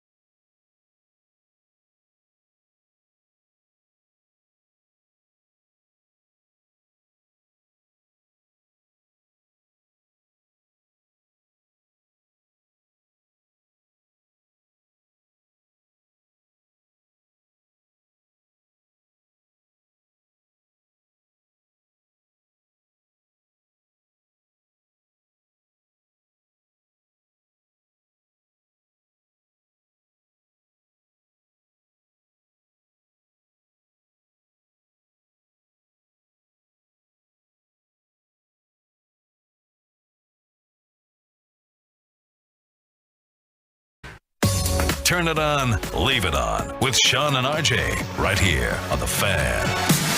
Final hour. It's the Friday edition here on your home of the Cowboys, 105.3 The Fan. He's not even phased, Choppy. No, can't phase him. Can't phase him. Do you know what he's doing, Jalen? Is that like a pump up? The fist pump. Can you give us one fist pump? Like there we go. There we go. We're live on the Fan Cam. This is your new Cowboys receiver, Jalen Tolbert, here on Sean and RJ and the On-Time Experts hot seat. And I specifically asked for Jalen. First off, Bobby Belt got me hype on your college tape, but then I saw you cooking on a grill, and I said, Joe Trahan, please hook us up, and he did it. So this is a Traeger grill, and I was asking you about your grilling experience. Now, is this set up at your house in the Metroplex, or this is with your dad? This at my house with my dad and mom in Mobile. Oh, okay, in Bama? Yep. So what are you cooking on there? Are you a grilling veteran, or are you a rookie? Definitely a rookie, just trying to toy around with my dad, teach me some things. We put some steak on there, grilled asparagus. Okay. Put some onions on there and grilled them a little bit, put some seasoning with the steak. And, okay. Just pork chops, just natural. All right, so you're not cooking stuff. like briskets and 10, 12, 14-hour things. I don't think I could wait that long for the food. Oh, okay. Well, you got to plan ahead. Have you sampled a lot of the barbecue in DFW yet? Are you a big barbecue guy? I am. I like barbecue a pretty good amount, so I definitely got to test it out. But I haven't went really to Dallas yet. But you prefer crawfish. Yes, I love seafood. Love crawfish. It's my favorite food. Yeah, I don't suggest a ton of seafood. I'm from Maryland, and when I ordered a crab cake here, I said, "What are these green things in this? What are these chives in there?" No, it was chopped green pepper, chopped carrots. I said, "There's not all this crap. Get this out of here." So have you found good crawfish? You like spice? Yeah, for sure. Oh, all right, I got you. Brian brought us. And Dak Prescott is who you should speak with. During our crawfish boil, Dak had this whole table filled with crawfish. He had the whole thing for himself. For him, had a couple buddies, but Brian brought us DallasCowboys.com on G-Bag. He's the man with that. So I need to get with him then. Oh, you know what? I forgot your intro song. Sorry, Troy. Hit it. She banking on me on the bank. She love to get spanked. I tackle her, love to wrestle. Yeah. This is a top song. I went and did that homework, and then I forgot RJ's intro for you when you sat down with us. Solid, dude. Nah, this is all good. Hey, you don't even know. Totally phased. Do you know what he just said? What did he say?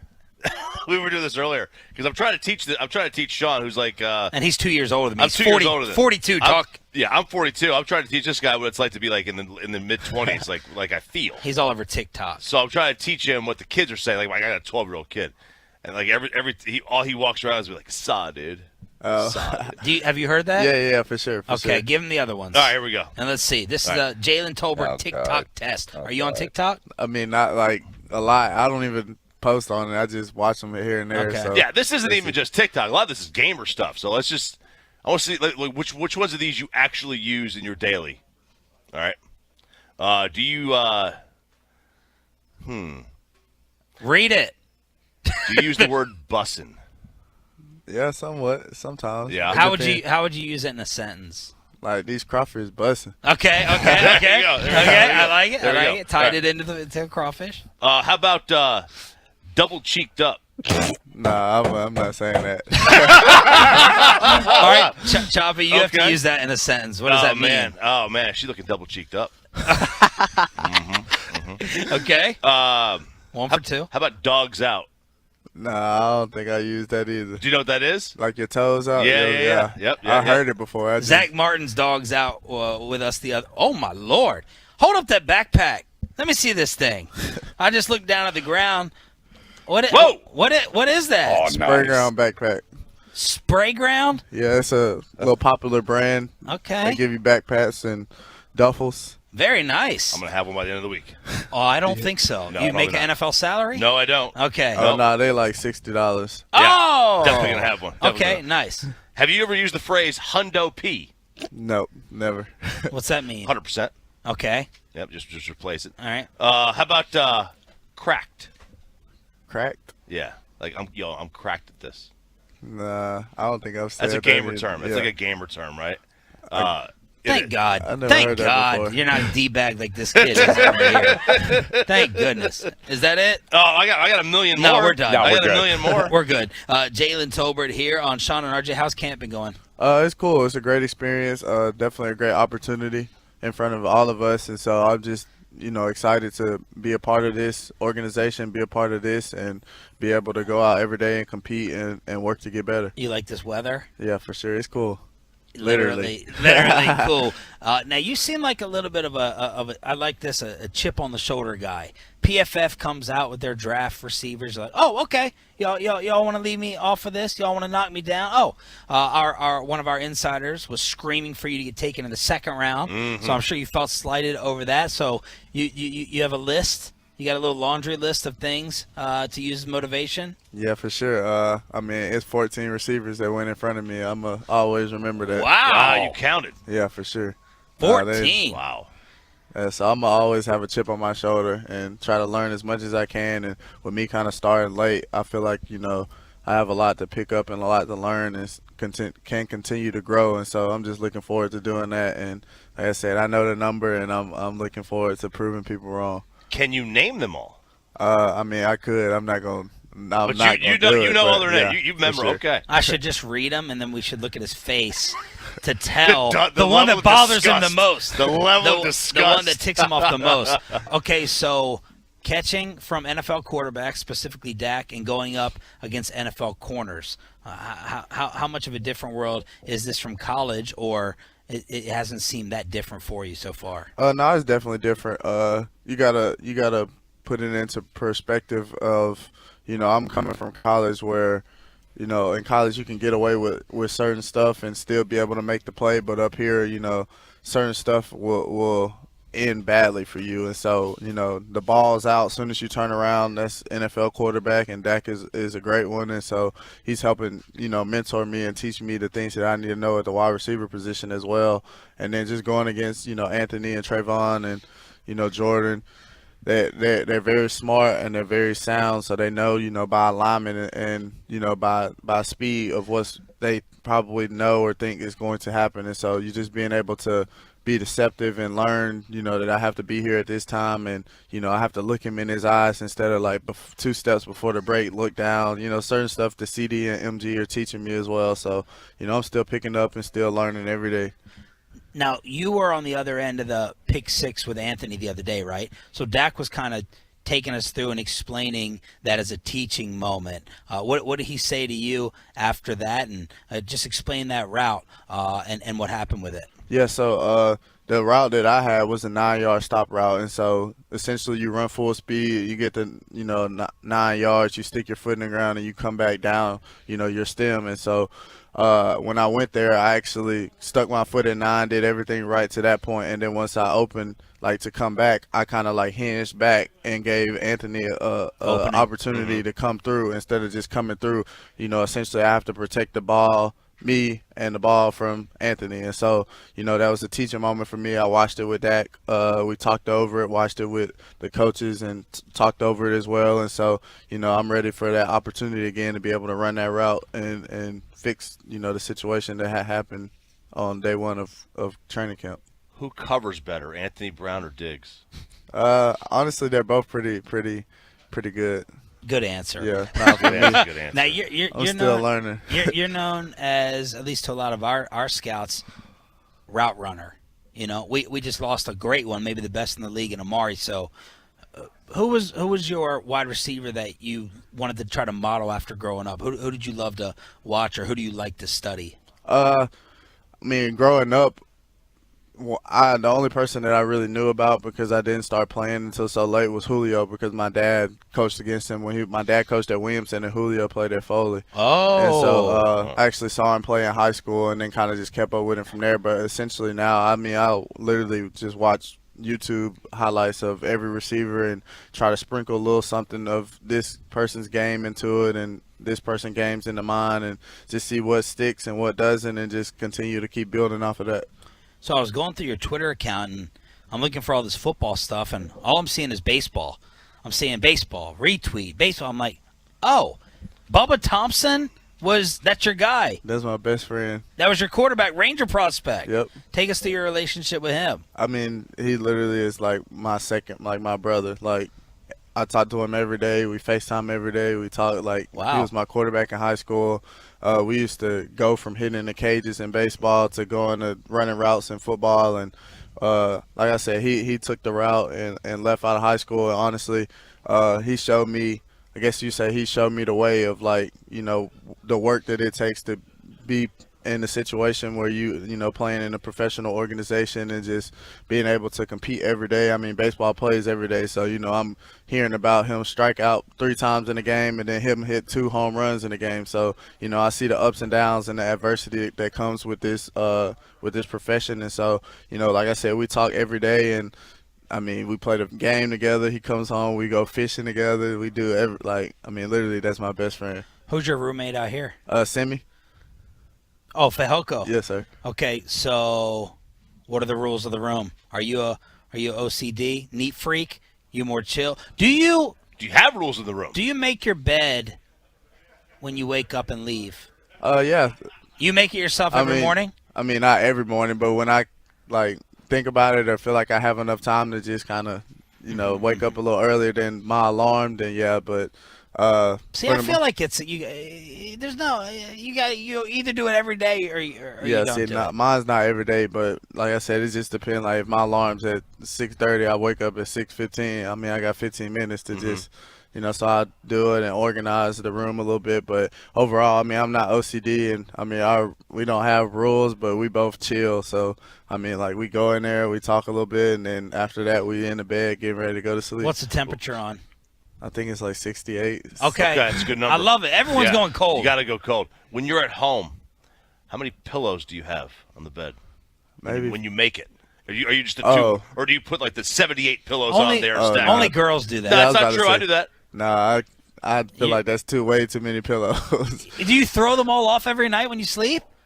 Oh no, I usually just leave them on the floor and never make the bed.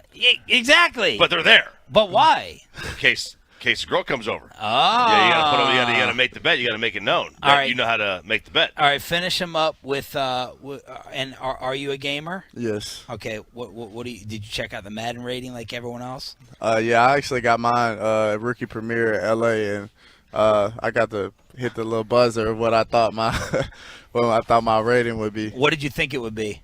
Honestly, I'm content with mine right now, and I can make it go up. What is it? 71. 71. Overall, yeah. Okay, so our question was from the Tolos.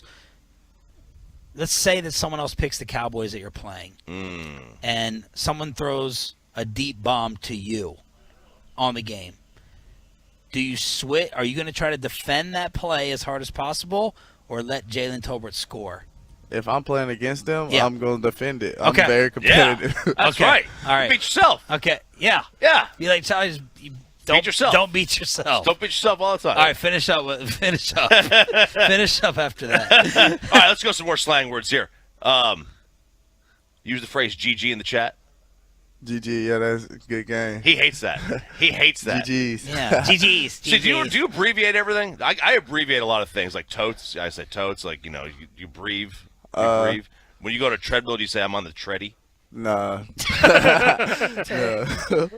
You don't say GG. You got to say GG. I don't say it. Okay, so this is one, Sean, that when we were kids, it had a different meaning. And now, totally different now. Popped off. What does popped off mean? I mean, he popped off. Yeah, I mean, he looks good. I guess. Yeah, I mean, I don't say it, but I hear it. Yeah, but when you popped off, you got pissed at somebody. Yeah. Totally talking different smack. Now. Talking smack. Now, popped off is a good thing. So there you go. I'd like to thank you for not playing along with this. You're not as douchey as I was hoping you were going to be. I want you to be like my spirit animal here. Keep working on the grill. And good luck out here. Appreciate it. Jalen Tolbert, third round wide receiver, got the chip on the shoulder on your home of the Cowboys. Brought to you by On Time Experts with the hot seat here on Sean and RJ. Thank you, man. All right, Choppy, you can go ahead and see where you can get that bag. $60. I'm gonna see what I can. What's it called again? $60 bag. You can go ahead and look at it. Nick Eatman is going to sit down with us at 9:20 this morning. Charles Barkley news is in. Is he staying? Or is he leaving. Yesterday he said that if Liv didn't make him the offer, he was playing at Trump's course for the Pro-Am, and he said if the offer was not made, it's over. He's staying at TNT. Troy, have you seen the news? Do you know what was decided? Yes, I did see the news. Charles Barkley tells the New York Post he's ended discussions with Liv, and he will stay at TNT. Play my TNT music, please. Thank you, sports god, so much. This would have ruined the entire sport for me. I predicted he would not leave, and thank goodness, I'm so happy and thankful. My favorite sports television show can continue. I'm so disappointed. I was hoping that he would go. To crush me? No, not to crush you. Just to end that stupid show. What? What do you mean? What don't you like about it? I don't know. It's You're just, being a contrarian. You don't even watch it. Well, I used to enjoy it, but now it's just like they just, I'll tell you what. The Last Dance really turned me off the '90s people in basketball. Oh God. Like, they just don't stop talking about their own era. It's just like, shut up, man. Like, nobody wants to hear about 90s basketball anymore. And that's all Inside the NBA is. Inside the NBA is watched only by people whose shorts go past their knees. Oh, my God. That's it. Hate you so. Get Nick Eatman in here. Nick Eatman, DallasCowboys.com on day 2 of Cowboys practice. Then we'll crosstalk with KMC. Hallelujah. Charles Barkley is staying at TNT. Sean and RJ continuing right here on The Fan. But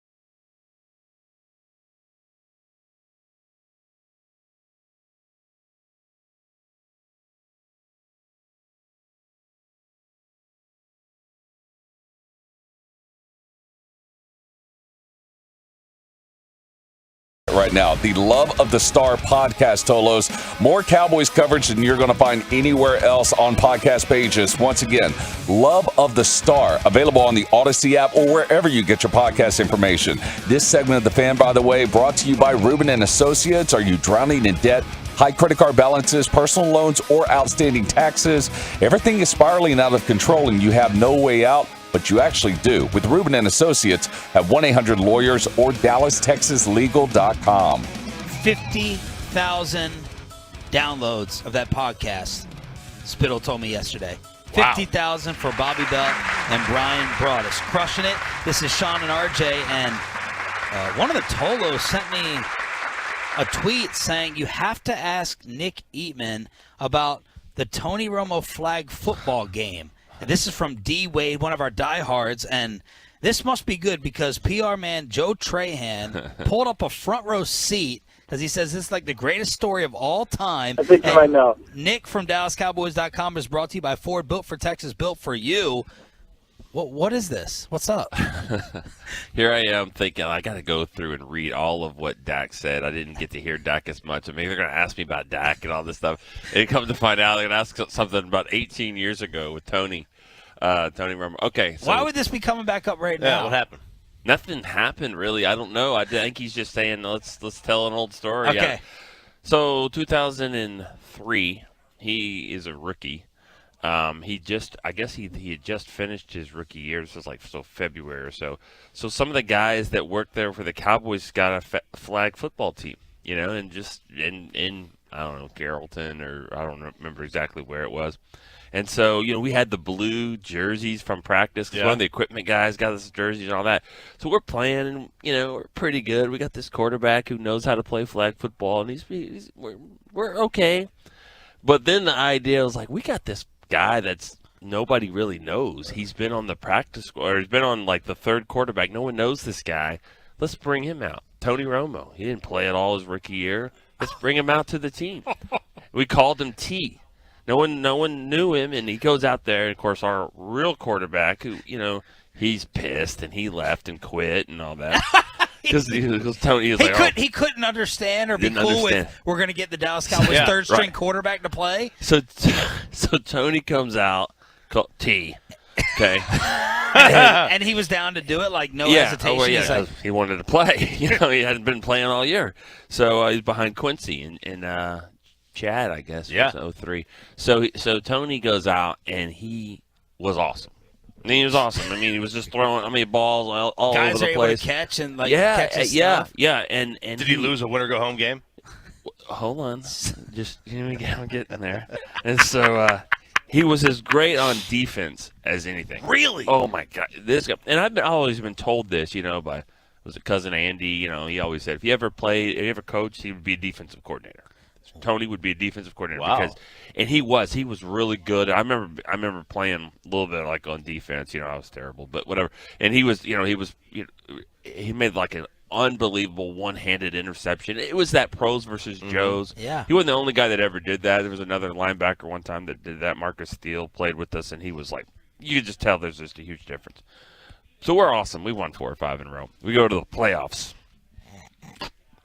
Get to the playoffs. Oh, God. Uh-huh. Oh, no. We play this team, and I don't know if they speak English or not, but they definitely spoke Spanish to each other. And they were a team. They were a team with a website and the uniforms and all this stuff. They worked us, Tony, through 5 interceptions in the playoff game, and we lost. No. And it got beat pretty bad. Oh, yeah. No. And so I was just well, this guy's never going to play for the Cowboys. Oh, no. And then it just kind of, and then he. Is there any video of this? No, thankfully. Thank God. God. We don't have it, but I mean that team probably. I don't know if they ever knew, but it's just one of those games where he kept trying to make a play. Like the Buffalo game. Yeah, 5 interceptions. Yeah. Now that right there is probably my favorite game. The Buffalo game. When you hear about you're talking about the 07 game. 07.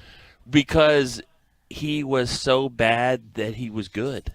He just kept going. But the funny part about that was I've talked to the equipment manager Bucky Buchanan about that game, and he was so tired of losing footballs when they went to places that he never they'd never been to. I mean, like you go to Buffalo, you go to those places, and so he was like, I'm not bringing 24 footballs with our logo on it because all these people steal it and swipe it. I'm just taking 12 and I'm calling it a day.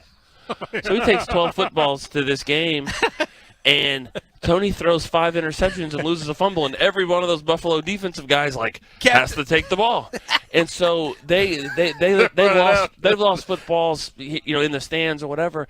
They are on that final drive of the game, and they only have one football. And you said if you go back and look, even on some incomplete passes, like usually it comes from the sideline, they had to go get that football and bring it back. They only have one ball, so he's like, if he throws another interception, we're going to get a penalty. Like, we do not have another football on this final drive. So you can't use that's crazy. You can't use the other team's football. It's a penalty. I mean, I'm sure you can, but it's you find out PSI that way. Unfortunately. There you go. So, how anyways, often did you bring this up to Romo? This flag football story. Not the end part. Just like remember when we played and all that stuff. So you couldn't bust his balls to that degree. Not really. I mean, I love Tony, by the way. I caddied for him one time. Tell us about that, man. How long ago? What were you? And how did that get set up? Yeah. Okay. So Nick Eatman, DallasCowboys.com here on the Fan. What happened? I'm trying to think the year. Todd Archer would definitely know this. It was like 07, 08. He's the guy enough to where he's the guy that we would go out when he was trying to compete. I mean, for those U.S. Open tournaments and qualifiers, we'd go out there and walk with them and all that because he's obviously the quarterback of the team. And so he was out there, and he knew he needed to get some certain score to try to get in the top 10 or whatever. And so he had to come back later to see how it all unfolded. And when it came back, he was in like a 5-way tie for the final 2 spots. And so his caddy did not come back with him. So he needed someone to just hold the bag with him. So and it's getting dark and all that, and so it's like, okay, he's got to go in this hole. So I'm like, I don't know what I'm doing. I'm like, got this bag, I feel like that. But he goes, Nick, I need you. Yeah, you read the punt for him. Yeah. No. Well, what happened was he hits this ball completely to the right into a driving range, and so it's dark, and everyone is trying to fight. Shireen Williams out there, Todd Archer, looking at the ball, and they find the ball, number 9 Titleist. They find the ball in the middle of the driving range. And I'm like, and I said to him, I remember thinking, okay, here's my moment. I'm like, I said, are you, I was like, 8 or 9, 8 or 9. Got both of them, 8 or 9. He goes, yeah. I'm thinking 7 and spin it back. I'm like, oh, great. I'm like, I thought for sure I had this. Goes out there. I think they don't, nobody goes through that hole. I think they're all the same. Nobody, still still tied. Goes back to the next one.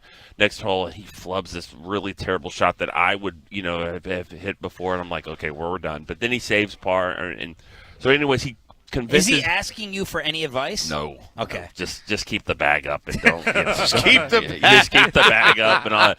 Watch the ball every now and then. Right. Just hold the bag. And he convinces these 2 kids, like one of them's like going to OU on a scholarship and all that, and they like, it's too dark, I can't play. And Tony's like, not coming back in the morning. Like, come on, you can see, you can play.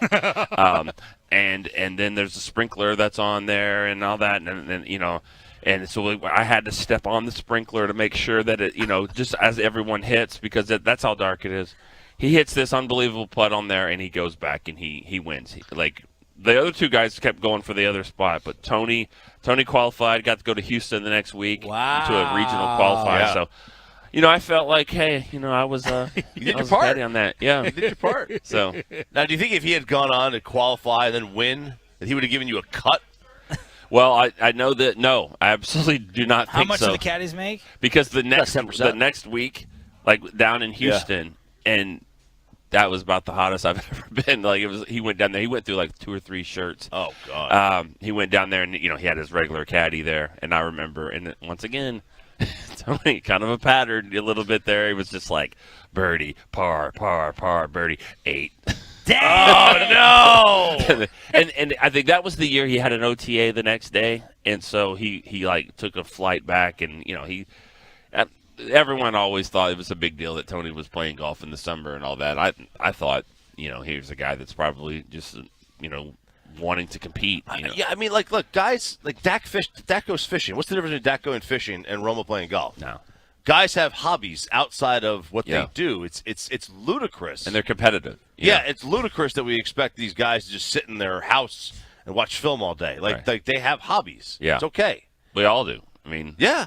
You go hunt, you go fish, play golf. What's the difference? What's your top hobby, Eatman? I was thinking, like, what if he asked me that, like, what is, man, what is, I don't know. Like, we all have hobbies. I don't have anything. You don't have a hobby? I mean, what do I do? What would your wife say? By the way, Chris Beam, there he is walking. He was on our team. He was on the flag football team. Yeah. Who? Now, how many touchdowns did you catch from him? I didn't catch. But was it insane? Like you were worried about breaking a finger when he was throwing? I played the offensive line in flag football, which those guys catch a lot of the passes. Usually because like dump offs, and all that. Unless you have NFL arm, and then you're like, we're going to the house all the time. Yeah. I don't remember. I think I might have caught a pass or two from him, but something short. But I played defense on the defensive side, and Tony. So he was playing smart. DB. He played middle linebacker. Middle linebacker. Wow. Yeah. He. This is 03 Tony too, where he's pretty young and great athlete. You've heard the stories about basketball player for him. He was a great basketball player and all that.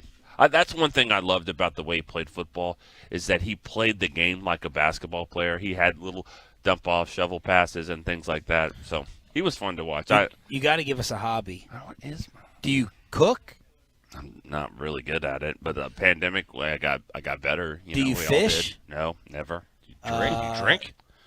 Yeah, that could be a hobby. That's not a hobby. That's not a hobby. Hiking? No. Outdoors? No. History buff? Lawn mowing? No. Grilling? Nothing? I'm getting in there on the grill. There's got to be something else though, that you have a passion for. If you weren't working in sports, what would you do? I would be. I mean, that was an 8-year-old me. I mean, I'm going to work in sports. There's no doubt about it. I don't even entertain that question. I would be doing that, and I love that, and I think you guys probably can relate to that. Like, you know how many people in life like cram this stuff into their life, like I'm doing this, whatever. I come home, I got to watch SportsCenter. I got to do this, like. You guys have to do that to keep up, you know? Yeah. And that's fun. What stood out from practice yesterday? I'll just say this. This isn't like the big deal, but like number 3, not Anthony Brown, but the other number 3, is it Dennis Houston?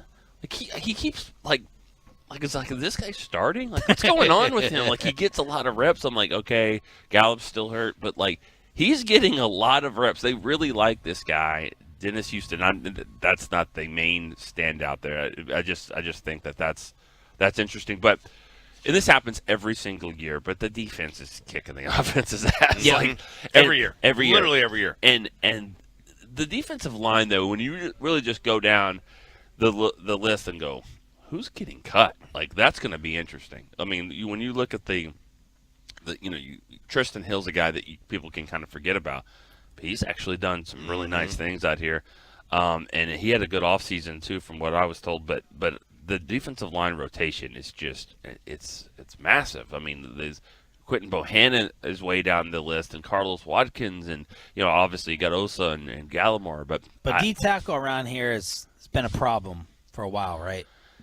It's been a problem since Jay Ratliff. Yeah, it's been a problem to find like star players. They've had okay players. They've had some good players. But, I don't know. I mean, Rod Marinelli, he wanted those kind of guys that would get up the field and, rush, but undersized, but rush, which is fine until you get in those games where, like Cleveland a few years ago, where they just want to run it down your throat, and then you're screwed. San Fran. Right. San Fran. Dalvin Cook. Yep. So you're kind of helpless, it feels like. Right. So, I think Dan Quinn has come in and kind of wanted a different type of guy. He still wants the athletic defensive tackle, but a guy that, can hold their own a little bit more. All right, that was good. All right. Story time with Uncle Nick right here, brought to you by Ford, DallasCowboys.com. Built for Texas, built for you. We'll see you at practice. All right, see you guys. Nick Eatman here on Sean and RJ. Let's see if he can lead Crosstalk on the road, if he's prepared for it. Oh. Crosstalk with Mikey Bassick to close out the morning show for the week. That's next on The Fan.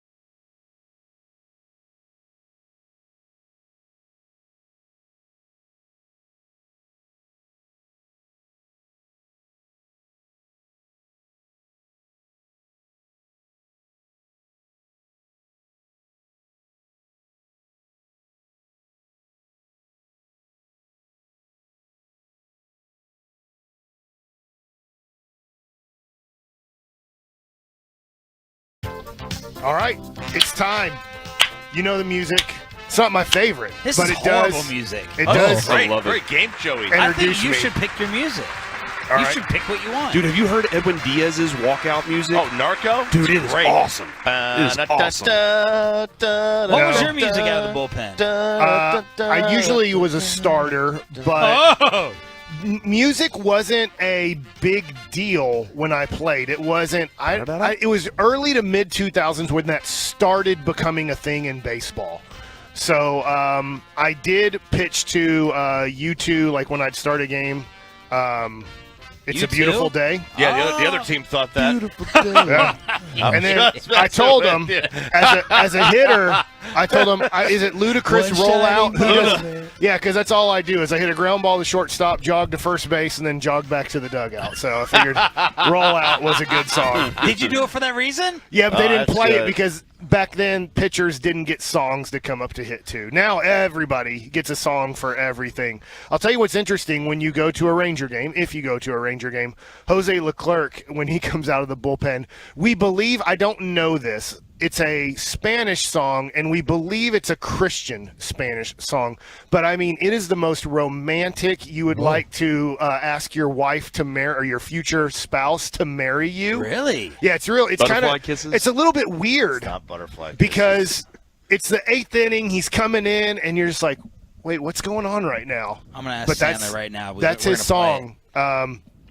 So, all right. I remember back in the day, Elvis's song was odd.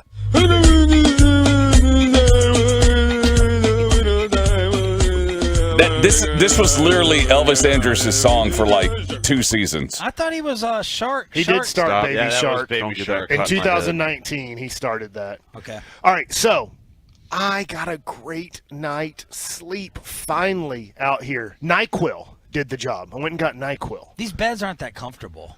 Well, it's different because it's not our bed, right?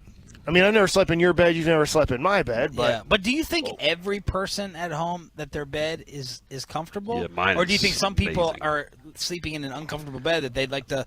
I think there's plenty of people sleeping on uncomfortable beds. Right? You'd think everyone's is perfect. You would think so. You would so think what? so. What is your bed at home? I don't know. Your wife got it? No. I It's had just it. from some random store, and you're just like, oh, it feels good. Yeah, did you go test out mattresses? Like, I'm a No, I Temper- think I got a deal on it. I'm a Tempur-Pedic guy. Yeah, that's what I like. Yeah, I would like to upgrade. I think I need to upgrade, but I don't know with the temperature controlling and the Dak's sleep number. I heard the sleep numbers are fantastic. Yeah, I've heard that too. I don't know what. But I always do you sleep have in a special bed shop, like a company or whatever. Yeah, a brand? my buddy Scooter at the Bed Farm. The Bed Farm. Yeah, I went to see him. He's Tolo. But no, I don't think it's anything special. Oh wait, of course I do. It's the Tennessee Dreamer. It's the RJ Choppy bed. That's what I got. So what I'm time? an idiot. Look at you. What time did you go to bed at last night? Because this morning I saw your video on you didn't go out last night. Right. Slater called you a loser. Yes. I didn't see all the replies. I Oh, just dang. saw hers. So. Yeah, a lot of people gave me some support. First time in 11 years, I stayed in. Yeah. I probably went to sleep. I couldn't bring myself to go to sleep at 6:30 because my mom was like, "Get a full night, get 8 hours," and I'm like, You were in bed at 4:30. To get 8 hours, I have to go to sleep at 6:30. But I couldn't do it mentally, so I watched the back-to-back Jeter documentaries and went to sleep at like 8:15. Man, it was it good? The Jeter. The one last night was good. It's the A-Rod stuff. I thought you watched it. I've watched the first 2 episodes. Oh, yeah. Last night was Thursday night. They released 3 and 4, correct? Yes, 3 and so 4. I didn't get to see 3 and 4. I thought it was really good last night. It's been great. It really makes me romanticize about I was in love with the rivalry. I was in love and with Red Sox Yankees. Yeah, and every daggone game seemed to go to extra innings, and the moments the legendary moments that I even forgot about. Yeah, Boone's home run and Jeter, but it's awesome to relive it. When that's when I loved baseball. Probably, I love the Orioles in the 90s growing up around them, but Red Sox Yankees, it'll never be the same or duplicated for me. Yeah. It was so good. Choppy, I know you grew up a Yankees fan, and this was interesting. I was looking at a list of the greatest shortstops of all time, which you'd think that list would be loaded, right? I mean, it's the kind of the premium position when you're a kid, when you're in high school. It's the position, right? And now there's a lot of really good shortstops that are complete players. I was surprised, to me, how weak the list was of greatest shortstops of all time. Choppy, who do you believe is the greatest shortstop of all time? The list, you're right, the list is not very good. You know the other, while RJ's thinking, the other all-time list that's pretty weak is wide receivers. Yeah. Like, give me your top 5 best receivers ever. Mine in 1, 2, 3 would be Rice, Fitzgerald, Moss. Are my top 3 of all time. But I think Rice is so far beyond everybody. Fitzgerald's your 2? I think just the completeness of his game. I get he wasn't the greatest deep threat, right? But he could. Randy Moss was kind of a specialty type of wide receiver. Like, he wasn't going over the middle. He wasn't making tough catches. But what he did, even Jerry Rice, who's the greatest of all time by far, couldn't take the top off the defense like Randy Moss could. Nobody's ever been close to Randy Moss's skill level of that. But overall, I think the completeness of a wide receiver, Rice, Fitzgerald, and then Moss, because so special in what he could do. But to if your you point, made like a top 10, do it one day and see what you come up with. Yeah. What's your shortstop? I mean, honestly, no, I don't even think it's close. And I know he didn't play there very long. It's A-Rod. It's not even close. It's tough because of in 04 he switched. Yeah, and right? he only got 7 years out of it. Yeah, so 96 to 03 was pretty much when he played shortstop. What was interesting last night with Jeter is, I don't care, win, team, I can get over it. But he never one time talked about being willing to switch with Alex. Yeah. He never one time was talking about, I'll go play another position. He was very protective of it, even though he was, hey, all I wanted to do was win. Can A-Rod help us? And A-Rod, did he talk about that? Yes. Last night? What was his answer? No, he didn't talk about switching. Okay. He talked about being paranoid about it. And that A-Rod said, really, for the good of the sport, the way things would have worked out the best is if, the deal was done with Boston. We forget that. The Red Sox deal was done for Alex. That falls apart. Because the union said no because they wanted him to take a pay cut. Yes. He was willing to sacrifice the money. And then Jeter and him were not cool. He signs with the Yankees, and things are awkward. Jeter's off to like an over 30 start or slump. Yeah. And it's a rainy day in Chicago. The team goes to the back. It's just Jeter and A-Rod in the dugout. And A-Rod's like, are we cool? Like, what's up? And Derek's like, why are you here? He's like, why would you give up money? You had your own spot. Why are you here? Derek's paranoid. He's coming to take his spot, take a shortstop. And Alex like, I'm giving you my word. I'm not here to take your position. I'm not here to take your spot. And then they kind of got through it. Okay. He wanted to win a championship, and he thought that's my route. Right. So watching the Jeter thing, I know we're getting close to out of time, but watching the Jeter thing the first 2 episodes, which was interesting to me, is he talked about playing in the big moments and how good he was in the big moments, in the playoffs.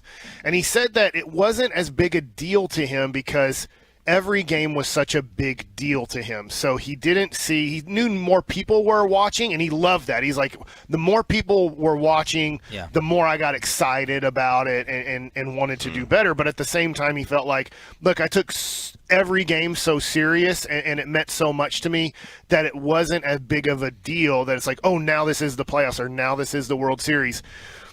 And I know that there's guys, Alex Rodriguez, who really struggled in the big moments for a lot of his career. And I know, Choppy, you have a little bit of a different feeling on this. His is actually a really interesting theory. I think that... Is Hagee here, by the way? Oh, yeah. Oh, I'm sorry. Hi, Kevin. Hey, Kev. Thanks, guys. Hey. So I think the reason that guys that A-Rod struggled, Bond struggled for a while, too, in the postseason. And guys Nick Eatman just told us Romo threw 5 picks in a flag football championship. And Jeter didn't, is because A-Rod and Bonds were, their game... So the pitchers got better in the playoffs. They were higher strikeout guys. They were higher swing and miss guys. Yeah. Where Jeter was just a contact hitter. And contact hitters when you face the better pitcher, you're still making contact. Yeah. And whereas a power hitter or a guy like A-Rod, you would struggle because the style of play doesn't match up to your game in the postseason. So Romo being such a risk taker probably hurt him come playoff time. Yeah, but your other theory is guys aren't elevating their games. His theory is they're just playing normal. and other guys drop off. Okay. It's not an elevation. Because Jeter's numbers in the playoffs were almost identical to his regular season numbers. So he was able to maintain his regular season. Everybody else dropped off, and the thought was that he is clutch. Well, is he?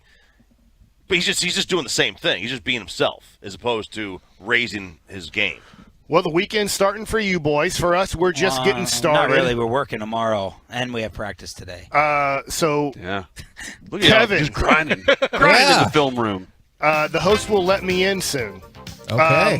What? That's a video Zoom reference. What's coming up on the show to get us started? We're going to be doing shout-outs all day long. Still got a giveaway. Tony Gwynn Jr. coming up at 11:20. Jabril Cox at noon. Plus, we kick off the show. Why does Corey and maybe LSU more champ people Jabril Cox think Hey! that Brian brought us as a I have psycho? that one up really good, guys. Sorry, Kevin. Edit it out. It's pre-recorded. Yeah, take it out so I don't get in trouble. Edit it. I thought he was on the championship team. Oh, yeah. Oops. Hey, can we get new music, please, That for was next good. Friday? I love this song. This is It's game my- show All music. right. We'll see you guys This back isn't a at game show. practice. I know. Great. Noon this time, 2 o'clock at home. Have a great weekend, and we'll just start the show Love in ya. 5 minutes. Listen to the commercials. Tolo.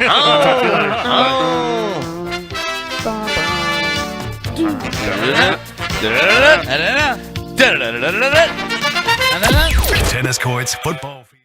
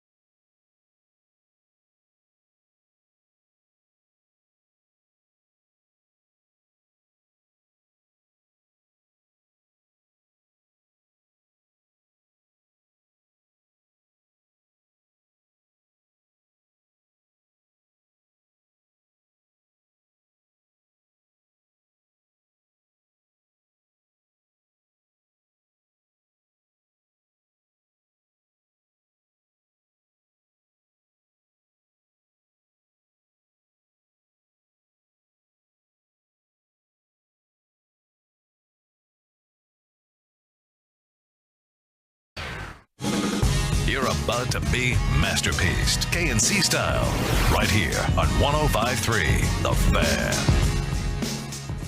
Back here on the KNC Masterpiece on 105.3 The Fan. Corey Majors, Mike Bassick out here live in Oxnard for Dallas Cowboys training camp. Kevin and Reggie back in the studio. Reggie is there because he's got to push the buttons for us. Kevin is there because allegedly he's having a baby. We'll see if that's a true story or not. We went a full week and no baby was delivered, Mike. Can you believe that? Well, that's good. Okay. Doesn't the baby still need to bake a little bit longer? A little bit. Once we get to Monday, we'll technically be considered in the full term range. Babies can't use ovens. That is a good point. Man, if you walked in the house one day and a baby was sitting there like turning the oven on and putting a cake in, would you freak out? Would you be like, what is happening? I would, and I might quit my job and everything else because I'm going to be rich as hell because I'm going to take that baby on the road and we're going to do a traveling cooking show. It's going to be amazing. How crazy and fascinating is the human body? Oh, man, it's wild. I mean, your wife has a human body inside of her, and that human body is just in liquid right now. And then it pops out, and then it has to be able to breathe, and if you give liquid to it, like if you put it in liquid, it would immediately not live. It's super weird when it still like kicks. Even to this day, I'm like, oh my God, it just kicks you. And but you're doesn't kick that hard whenever it's out, which is weird. And no, it doesn't have gills right now. Yeah. But you would think it would. Right. Yeah. There was a time when his eyeballs were on the side of his head. We're watching this thing where like gives you weekly updates about what your baby does, and like its ears were on top of its head and its eyes were to the side. I was like, man, I'm glad. What, like Arthur? Yeah, kind of. and like I learned on TikTok the other day, the first thing to develop is the bottom hole. Like that's the first thing to develop on a human body in the womb is the bottom hole. Oh, we played corn butt. Yeah, we're putting out a video on that. It's called. Can you not say cornhole? It's called cornhole. He you know how Mike With is. the He calls game. things different words. All right, so 877-881-1053. What do you care about today? I always love this segment. This is a great idea from Kevin. I've always loved it. And also it is Shout Out Friday, so hit us. Kevin, do you want to start? I need to know. I specifically did not watch the video or look at the comments so I wouldn't have it spoiled before y'all told me on air. Why are some people rumbling that Broadus is crazy? Okay, this is interesting to me. Yesterday I was taking they stopped at Wendy's. I have some eggs in the fridge, so I went to go get some hot sauce from Bobby. It was in his Wendy's bag. And he says, "Hey, look at this, by the way." I walk into his bedroom, Bobby's bed, unmade. All right, every pillow's kind of everywhere. The comforter is flapped over like he just got out of bed and left. All right, that's how my bed looks right now. The bed next to him is Broadus's. Broadus is not in that bed. It is made. And the maid service had not shown up to make the bed. Broadus made his bed that morning in a hotel room, got up, made his bed, and left for the day. What do they say? Like a made bed is a productive person or something like that? Go read the book, Make Your Bed. It's fantastic. It's more than just the little story about why you should make your bed every day. There's a lot of details into what his career was like and all these other steps and everything. But the book Make Your Bed is a great idea. The concept is you make it in the morning, even if your day was trash. By the time you get home and you accomplish nothing, at least you had one task that you accomplished that day, and you get to crawl into a made bed. Do you think maids get paid the same as they did before coronavirus? Because after coronavirus, every hotel I've been to, they only service your room every third, fourth, or fifth day. It just matters maybe what hotel you're at. Where it used to be, they would knock on your door every morning around 10 a.m. to noon, somewhere in there, to make your room. Well, now they only have to make a room when somebody's checking out, or if you're there over a week, maybe if you call the front desk and say, hey, is there a chance the maid can come in and just vacuum and make the beds or change the sheets? They'll do it one time while you're kind of staying at that hotel. I'm just wondering, that seems like you're giving them a lot less work, but I'm assuming you're paying them the same? I bet they do other stuff around the hotel. I'm not entirely sure, like, if they also will start running the continental breakfast or what the deal is, but I feel like they probably just make them do other stuff. Tim, our engineer, said they probably have fewer maids now. Okay, yeah, that's probably a possibility too. All right, my question then is, Mike, is your bed made right now? No. Okay, Kevin, I roomed with you. You never made your bed. No. And Reggie, whenever you're in a hotel, are you making the bed? No, but I mean, it's tidy. It's not unruly. I think that's what I do. I'll like toss all the stuff back on the bed if anything fell off, and I'm like, good enough. See, I never would. The world was in your bed. Like if the everything pillow, fell off. like the pillow. Hey, that feels like an off-air conversation. No, I never I'm just would make kidding. my bed whenever I was single at the apartment. I wouldn't make my bed because I always wanted it to look inviting. Like, come in, don't worry about sitting on it and messing it up. It's already messed up. Let's mess it up together. Some more. So I would never make it, but now I make it every single day. But not in the hotel. I'm living solo right now. I do have 2 beds in the bedroom, which is kind of awesome. I'm going to push them together and do flips and stuff on them. It's going to be awesome. Oh, but build a fort? Yeah, I'm going to build a fort. It's going to be fantastic. So, but I do have 2 beds in there, and I took all the pillows. I have, I guess, 8 pillows in my bed right now. 8 different pillows that I'm laying there and using every single one of them. But with Broadus, that I don't know. 877-881-1053 is he a psychopath for this? Could you guys make a video where y'all all come out and hang out inside of Corey's bed fort? I don't know. Maybe so, Mike. Do you want to come hang out in my bed fort?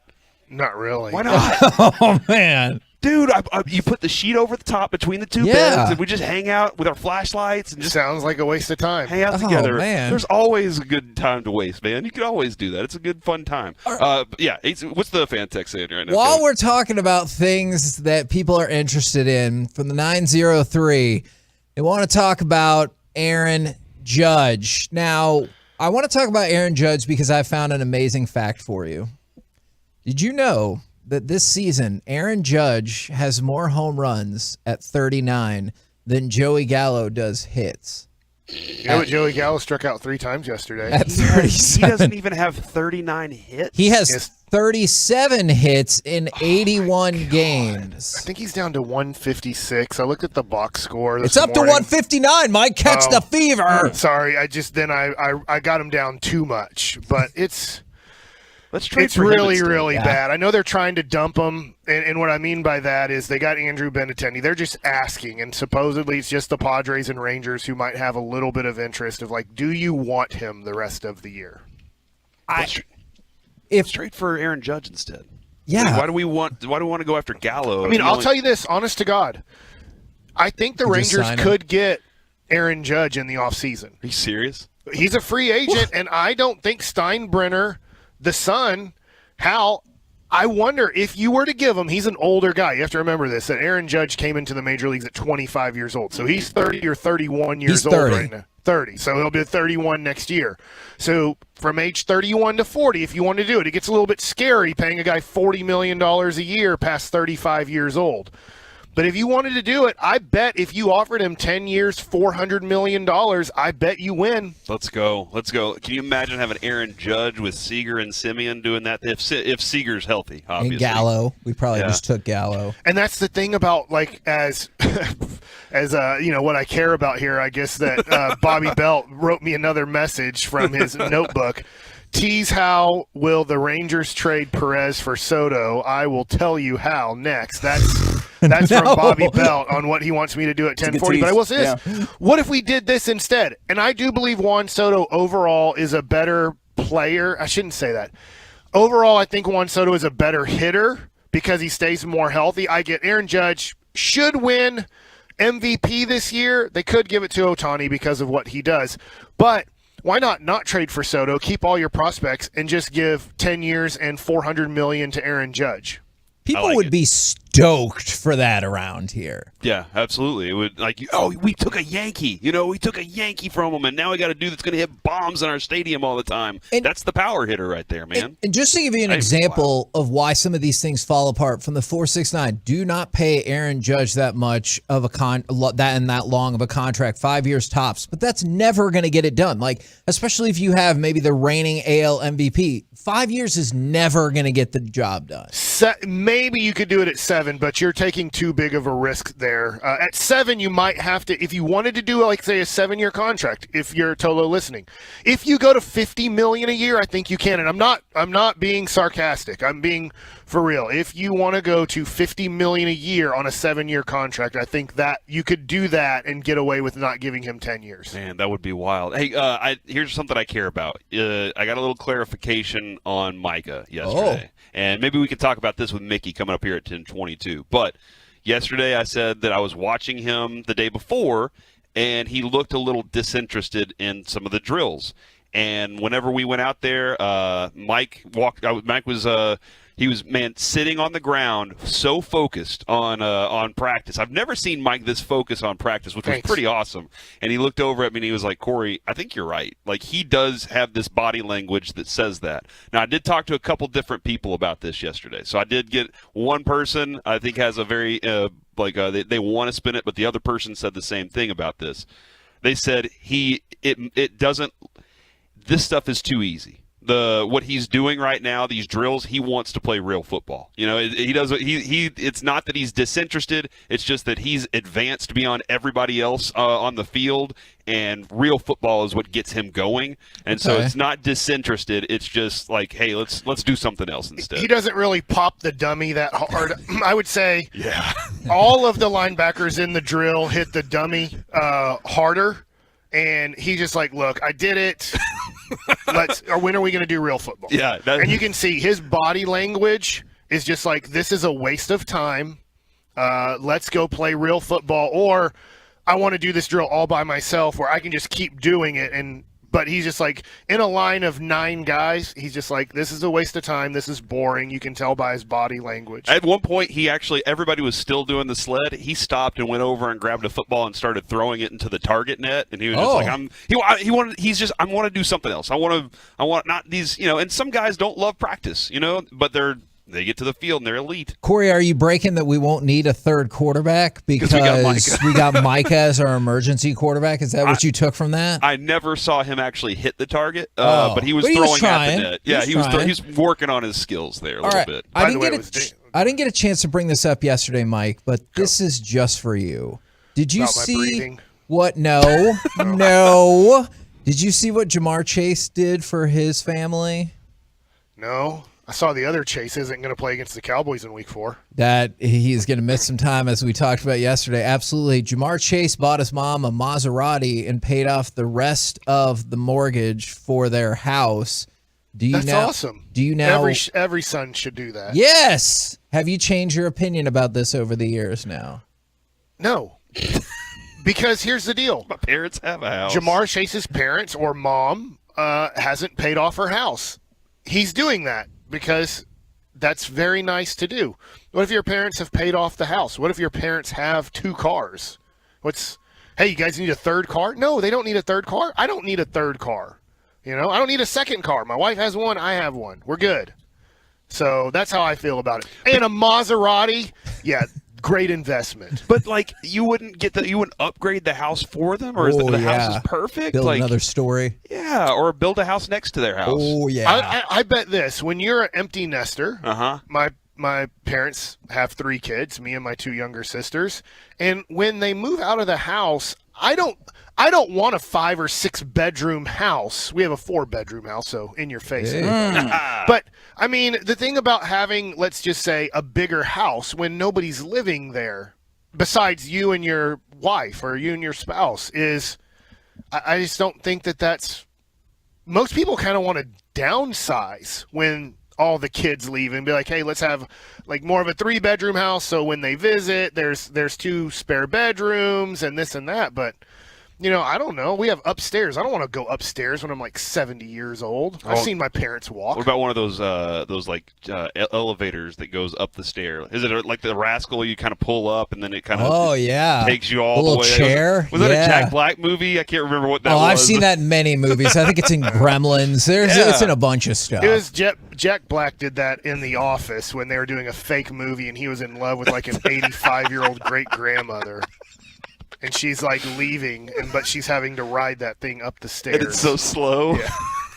She's all mad and everything. It's great. We promised some Friday shout-outs. Shout out to my niece who gave birth to a healthy baby boy last night. First boy for her and her husband after 2 girls. Hopefully all of them are Tolos. With a KNC masterpiece right here on 105.3 The Fan. Coming up next, we will talk with our Cowboys insider Mickey Spagnola live from Oxnard on 105.3 The Fan. Tennis courts, football fields, 3 a.m. wake up.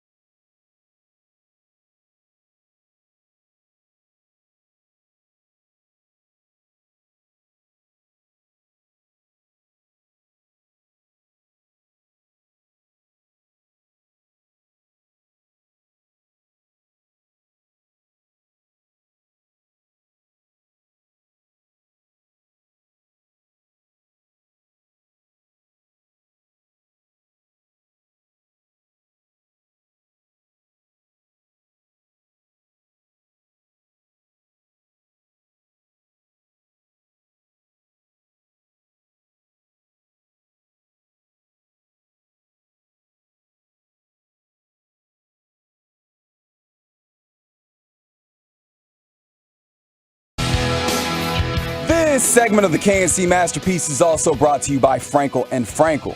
You think there will be less big company trucks on the road this summer because of gas prices?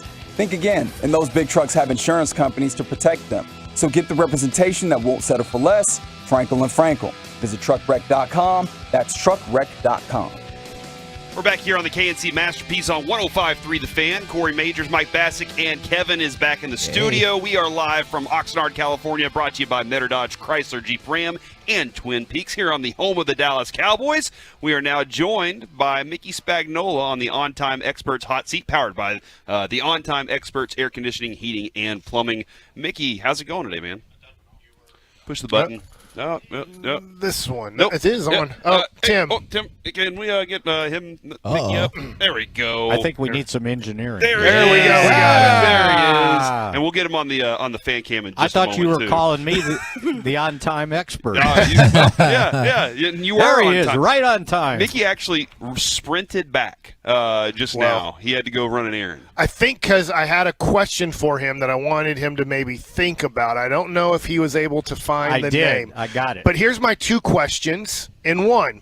Is we're watching training camp right now here in Oxnard, and I was wondering from Mickey, who's seen thousands of training camps from the Dallas Cowboys, who's the guy when you watched in training camp that you're like, man, this guy's just unbelievable. He's going to be great, and it just didn't ever correlate to Sundays in the NFL. And then the opposite, who would you watch and you'd be concerned about going, he's just not very good in practice. He gets blocked or he can't do anything, and then you get to the games like, wow, he's just I can't believe after watching him practice in training camp that he's that good in regular season games. So the answer to the first question, and it sort of, when you asked it, I said, I remember this in the mid to late 80s. Okay. And I couldn't remember his name, but I said, if I look it up at the stats, I'll see it, right? So it was a running back, Robert Levette. Okay, I don't remember him. Yeah. And this would have been 84, 85, 86. Some of you weren't born yet. Right? No, 81. I was born 81, but I was still learning. And we'd get to Thousand Oaks, and this guy would be spectacular. And then they'd get to the season, and where's that guy? Mm-hmm. So after a couple of years of that, we named him all Thousand Oaks, right? And then and that was it. Dang. And he had so much talent, it seemed. There was another guy kind of in that late era, Clack.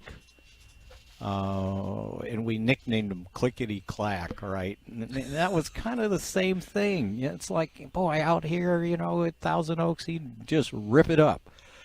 But the season started, and he was just kind of a guy. So, yeah, there's guys like that. Now, I had to go way back. It's like, me, right? I could remember that, but 10 years ago, it's like, well, I don't know. I can't remember anything. Okay, so the opposite. His first 2 or 3 training camps, Tony Romo. I wouldn't have given you a wooden nickel for him. And I've told him this, right? Matter of fact, me and his dad had this conversation. That first training camp, he couldn't hit the broadside of a barn. I swear to God, he was just all over the place, and I'm going, this guy's got no chance. Eastern Illinois, he's throwing the ball 10 yards over a guy's head, and it was like, And then he finally got into a preseason game, and I don't remember if it was the first year or the second year, and it was against the Raiders, and he just leads them right down the field. They score the touchdown, and then Parcells is yelling to down the ball. Right, we're going to down the ball at the 1 yard line. Stop it. And Romo just takes him to the line of scrimmage and calls a quarterback sneak, goes in for a touchdown. Now he's the hero, and Parcells is marching on. I remember that very clearly. And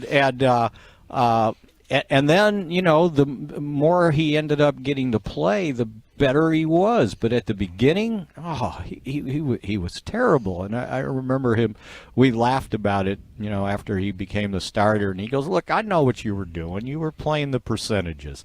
He goes, I'm Eastern Illinois, undrafted, small school, and then I come out and play like that. And he goes, I can't argue with you. And his dad told me the same thing. He goes, oh, you were right. He was just bad. And then all of a sudden he got accurate, but he worked at it. It didn't just happen overnight. And people don't understand how hard he worked to become Tony Romo, the quarterback. And in a little bit, I'm sure that, maybe he doesn't have as much time, but, his golf game, if you can go to Lake Tahoe and win that tournament. Yeah. So, yeah, he paid his dues. He worked hard. Yeah, and we were just talking about this a minute ago, and Mickey, I'm watching Micah, and he looks like it's too easy for him. And I was saying disinterested yesterday. Like, he looks like, I don't want to run these drills. I'd rather do something else. And I don't know if that's changed because I don't remember that being his body language last year. But I was talking to a couple different people, and they were like, no, it's so easy. He's nonchalant. Okay, yeah, all right. That's the word. Yeah. And he is. And you're right. It just comes easy to him, all those drills. And I'm sure sometimes in the back of his mind, and I'm sure, Mike, you've seen this with guys in practice. It's like they're so good. It's like, okay, I got to go through this, but I really don't need it. and then they go out and they're spectacular. So, he. And I'm really interested in seeing some of the packages they're starting him off in, because he's with the linebackers doing the drills that he probably feels like, okay, this is a waste of time. and then when they're in standard defense, he's playing linebacker. And then when they go to the nickel, it looks like they've come up with this alignment where they're playing one linebacker, one true linebacker, Van Der Esch in the middle.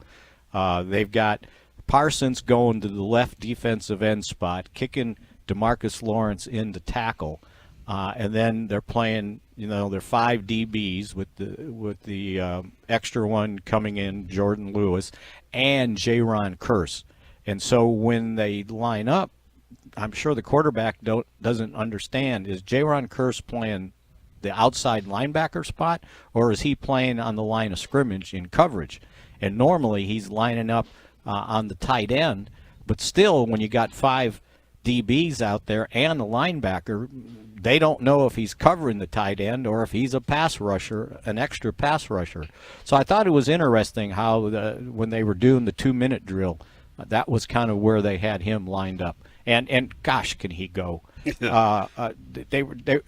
were talking to Sam Williams 2 days ago, and he was talking about watching Micah and how he rushes the quarterback. He goes, he does some weird things. He goes, so he's lined up on the left side against somebody, and he goes, he's rushing to the outside, and then he stops. And the tackle goes by him, and he goes inside and goes right to the quarterback. Like a point guard going to the basket and letting it happen. It's like, okay, I'll just let the DB or the offensive tackle run past me, and then I'm going to go. And he said he stopped. He goes, who stops? And it was pretty funny. It's a setup. I mean, it is a setup. Does DeMarcus Lawrence look different to you this year? He's leaner. He cut his hair. He doesn't have the dreads in this time. He doesn't look like Samson, Yeah, hopefully. But no, he said that he's 245, 250, and somebody said, well, what did you usually play at? And he goes 245 or 250. I think he was probably a little heavier than that. And sometimes what guys do when you work out a lot, you don't lose weight, you kind of reposition it, right? Because his face, and it may be because of the hair, looks thinner. Yeah, it does. But you're accurate on that, and he looks faster, and see, he's one of the guys I think people forget about when they talk about, well, how are they going to replace Randy Gregory? Well, they're going to replace him with a guy that only played 7 games last year, DeMarcus Lawrence, and I think everybody forgets. Everybody's like, well, he's going downhill. He only had 3 sacks. Well, he played 7 games, and probably when you play 7 games, when you first get back, those first 2 or 3, whatever, you played the opener, and then you missed all those games with the fractured 5th metatarsal, and it takes a while to get back in the swing of things, and then they're not giving you as many snaps.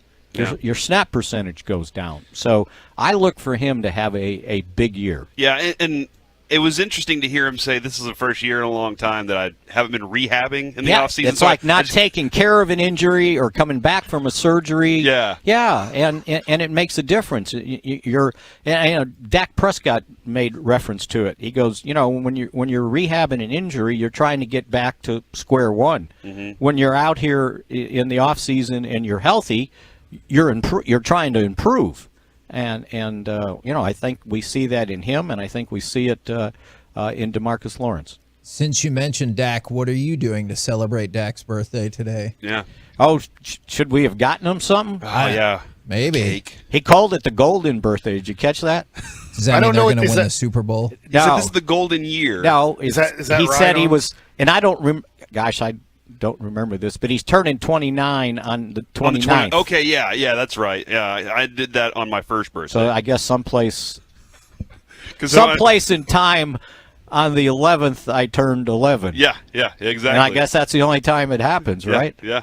I think. July 1st on my first birthday was my golden. So that was it. That was the only time. My kids had that recently. I learned that too. I forgot all about that. Yeah. Is life supposed to go better that year, or you're just like numbers are neat? I have no idea. I guess it's just it happens once. I was one, Kevin. It was a great yeah. year. That's fair. 1982. A lot of things happened that year. If you're born on the 29th, you only turn 29 one time on your birthday, right? Kevin, what should we get him? Like, what do you think we should? A football? I mean, I heard the velocity's already up on some of his throws, so I feel Okay. like we're already ahead of the game. Dalton Schultz mentioned that. Okay. They still looked sloppy. And everybody's like, but the defense is ahead of them. And so, when you watched yesterday, did you feel like it was the defense is just that good, or they're still trying to find their rhythm offensively? I don't put any knowledge into these practices. Okay. Put the pads on and let's play football. Okay. And that's Monday. You just mean Monday. Okay. For padded practice. Yeah, I mean, the offensive linemen can only do so much with no pads on, and they're at a disadvantage, right? Plus, you're not running the ball, right? It's all passing game, right? So they know what you're doing. Everything's scripted. It's not like they're saying, okay, we're going to the line of scrimmage and I'm going to call a play. It's all scripted, so the defense has got the advantage. These mini camp practices, I just don't put any value into judging what exactly is going on. The defense should be better in this stuff because they know you're not running the football. I've been waiting to see a receiver pop, and I haven't yet. Well, I think I've been so far impressed with Jalen Tolbert. Yes. He's made some really nice catches. I've been impressed with James Washington. He gets open, that's for sure. He does get open, and it's like he ran that 9 route the first day, and he smoked Nashawn Wright, right? The ball was just a little bit past him, but he was open. Yep. So that shows you he's got the speed to – and he didn't put a move on the guy. He just ran a straight 9 route and outran him. Yeah. And he's big. I didn't realize he was that big. I was thinking he was Stout one of upper those body, yeah. kind of little guys in the slot at Oklahoma State, but he's not. He's got shoulders, or I thought he had his pads on. Well, he's built like when people wanted to compare him to Dez because of the way he looked, but I was like, he's not the same receiver as Dez. No, but he's built kind of physically like him. But he's even got bigger shoulders than Dez had. He's just big. He must do a lot of baling hay on his ranch, right? Yeah. Mickey, Go ahead, Kevin. thank you very much, good sir, for jumping on with us. We will catch up with you every weekday at this time during training camp. See you on Monday. There you go. Mickey Spagnola, by the way, Monday, first day of padded practices, in case you missed that. Couple of shout-outs for you. Shout-out with somebody that I've been talking with about mental health. They passed their polygraph and their physical, and they're going to get into law enforcement with 2 years of being a detention officer before going to the academy. Congratulations to you. And from the 214, I just closed on my house. I'm a home owner at the age of 33. Now I got somewhere to hang those G-Bag and Tolo flags. So love to hear that as well. Coming up next, Baseball Nuggets with Mike Bassett. 12 players that could be traded, including Shohei Ohtani loses to the Rangers, but could be a Ranger. What? Next. Coming up in the next G-Bag Nation. We'll take you live.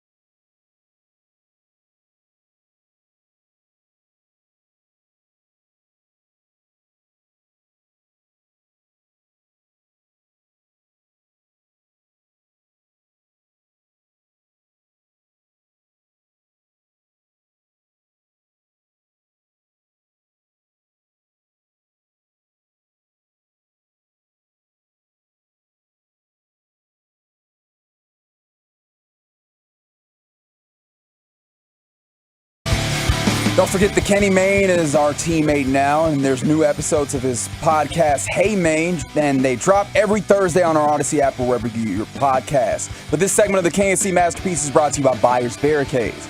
If you're in need of traffic control or barricade rentals, Buyers Barricades is a full-service provider taking care of your project or special event, no matter the size, from start to finish. The Texas Authority in Barricade Rental, buyersbarricades.com. Back here on the KNC Masterpiece on 105.3 The Fan, home of the Dallas Cowboys. We are live from Oxnard, California, where the Cowboys have camp going underway around 1:30 today. I think they're going to be getting their practice on. And coming up here at noon, we will have Jabril Cox joining us, the linebacker, who I think everybody's really excited and hope he has a fantastic season this year. We all are also the home of the Rangers, and a bunch of the guys, thanks to the Rangers, they're out here, Kevin. The Angels are playing the Rangers on Sunday, and a bunch of the guys are going to head out to the game together. A little fan family action out at the ballpark, man.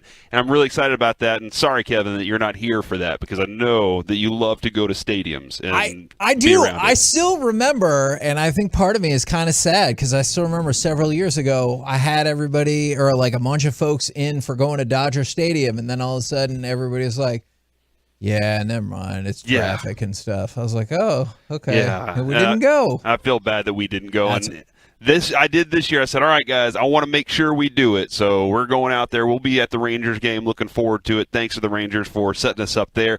Now, Mike, it is time for Baseball Nuggets with you, Mike Bassick. So would you even want Shohei Ohtani as a Ranger? Because he's horrible. No, he's horrible against us. Oh. We're 3-0 against him. Yeah. This is great. Nathaniel Lowe with that triple. Yeah. So he's also giving up a 303 batting average against the Rangers, and the rest of the major league's 189. That's amazing to me. That's from Jared Sandler's Twitter. How? And it's funny because I remember talking to Murphy this year, David Murphy, and we were working together, and we were talking about Shohei Ohtani. He's like, it's weird because I'm so excited to see Shohei Ohtani, but he's always bad against the Rangers, so you never really get to see good Shohei Ohtani against the Rangers. And once again last night, he wasn't bad, by the way. Just the Angels didn't score. Great job by Spencer Howard. I did not get to watch, so I don't know the sequences of pitches, where he was working, and what I mean by that. Up, down, in, out. So I can't really say, oh, I like this. He was successful because of this, or wasn't successful because of that. It's just, a box score that I saw, and great for Spencer Howard. That's hopefully a step in the right direction to show that he belongs in the major leagues in 2023. Now, I give you this quote from Shohei Ohtani last night after the game. You tell me if this is a guy that's going to be an Angel when he becomes a free agent after next season. Shohei Ohtani was asked if he wants to be an Angel in the short and long term. Shohei Ohtani's quote, "I'm with the Angels right now. I'm very thankful for what they've done.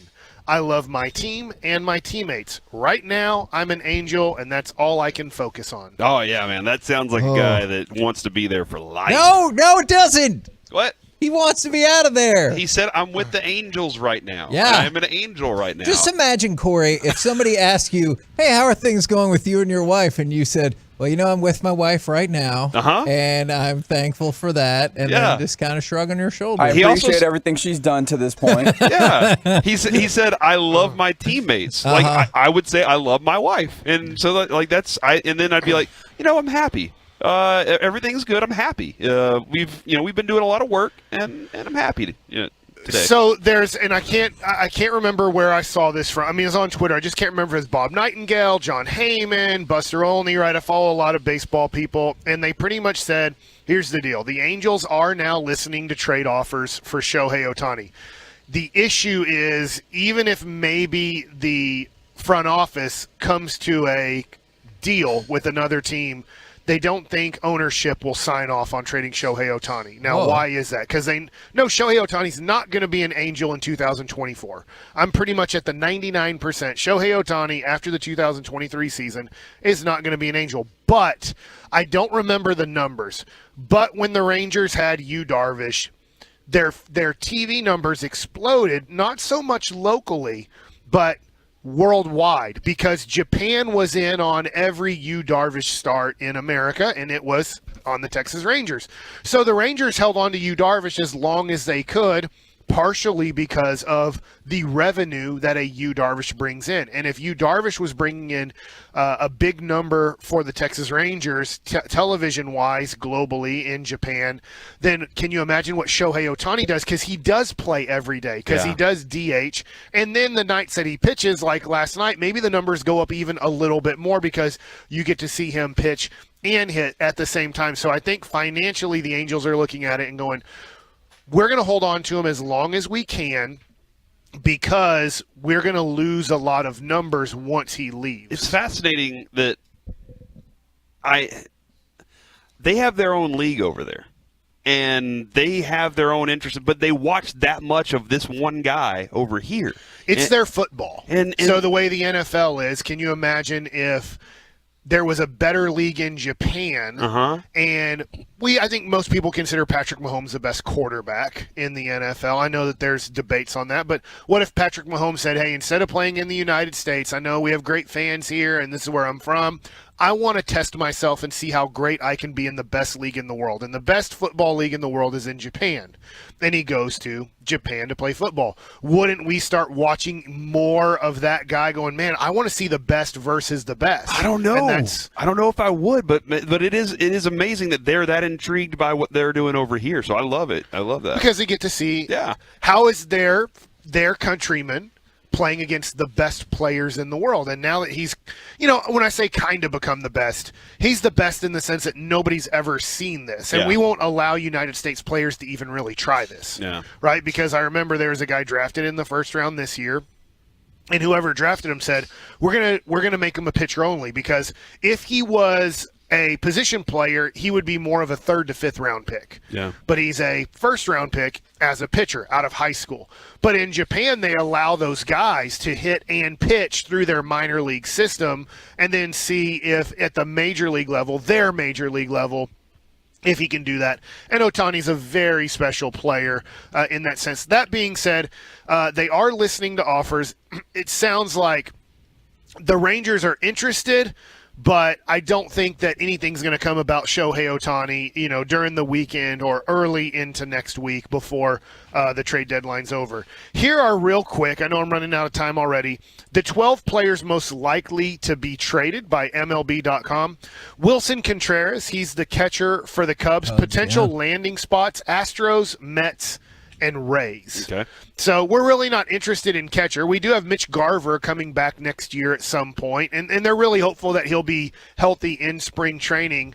It'll be interesting to see what Mitch Garver does next year on the Texas Rangers, because Jonah Heim is doing a good job. An all-star. And then Nathaniel Lowe is doing a very good job at first base, and then you have the DH spot. So it'll be interesting where Mitch Garver sits. Could Lowe get you anything in a trade? Like, could he be added in to something? Or do you want to keep him? Let me ask you this. What team looks at Nathaniel Lowe more than a 6, 7, 8 hole hitter on their team? Okay. All right. Yeah, maybe not. Isn't that what he is? Yeah. I mean, he's just hitting well this year. And I know defensively he has a liability. He's just hitting well, and I'm wondering if that's something of value to anybody. And I don't think if you're a contender, you're not putting Nathaniel Lowe on the field.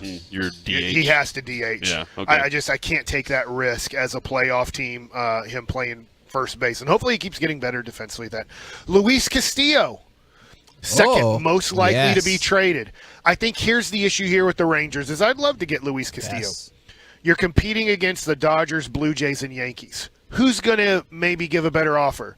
Dodgers and Yankees are in the win now, especially Yankees are like, we haven't won for the Yankees in a long time. Their farm systems are deep. Since 2009 was the last time they've won a World Series, so I think that they're going to be more desperate to give more right now than possibly the Rangers could. Let's give them Nathaniel Lowe. No, we just set up that's not going to work. Oh, okay. All right. Well, do you really think the Reds want Nathaniel Lowe? I don't know. I'll try. I appreciate the enthusiasm. This will be interesting for the Rangers. I know they're not trading for relief pitchers, but in the offseason, and I know John Daniels doesn't believe in this, but if they're going to be a 500 or above 500 team next year, they got to fix the bullpen. They got to figure out to get better bullpen pieces. And number 3 is David Robertson, who's been a good relief pitcher for a long time. He's with the Cubs. Admiral. So, Cubs and Reds, 2 teams out of it. Mets, Rays, and Yankees. You will find a lot of Mets and Yankees on this list, by the way. Number 4, Jesuits' own Josh Bell. Okay. With the Nationals. Astros, Brewers, Mets are his potential landing spots. I will be surprised if he's a National at the end of this. And by the way, when you talk about Nathaniel Lowe, if you're the Astros, the Brewers, or the Mets, he's a first baseman. Who do you want, Nathaniel Lowe or Josh Bell? I want Josh Bell. Let's trade him to Nathaniel And by the Lowe. way, Josh Bell was a center fielder in high school and then got moved to a corner outfield with the Pirates, then eventually got moved to first base. So just to show his athleticism that he has I like the compared power. to Nate I like Lowe. that power he can hit with, though. That's something I like about him. And he is a free agent at the end of the year. So if you really like Josh Bell, you could add him to the Texas Rangers as a free agent at the end of the year. Number 5, I'd love for him to be a Ranger. Frankie Montas of the Athletics. And I'll stop the list at the top 5 right there because I'm running out of time. But it's Cardinals, White Sox, and Yankees. And on this list of 12 potential landing spots, none of them are the Rangers. And it's just tough to put a potential landing spot. The Rangers are going to have to outbid these teams that feel like they're a pitcher away, a relief pitcher away, a hitter away from winning it all, where the Rangers would be trading for a guy that they believe in 2023 or 24 or even maybe 25 that person could be part of a winning team. So maybe they still need to be patient just another year before they say we're that close to it. So. Yeah. KNC Masterpiece back here on 105 through the Fan. Bunch more shout outs. I want to give a shout out to my girlfriend Yadira. She just got her wisdom teeth pulled yesterday and is hanging in there since we were talking about that. From the 254, shout out to me for getting accepted to my second degree program. And this one's more serious, and I looked this up. And Kevin's going to give you the third degree. From the 717, if y'all could give a shout out today, is 10 years that my sister has been missing. Her name is Courtney Stouffer. I looked it up. There's like stories and everything out about this. And she disappeared. If somehow, some way she was listening, let her know we're always going to look out for her and keep fighting for her no matter what happens. So that is a lovely, though obviously sad shout out right there. Coming up next, Max Scherzer, Jimmy Butler haters, and Tyler Sagan. Do any of these folks deserve Forgiveness Friday? Do you? 877-881-1053. We'll do it next right here on The Fan. All right, Tolos. Hopefully you got vacation time left. The kids are still out of school, and you want to do a road trip. But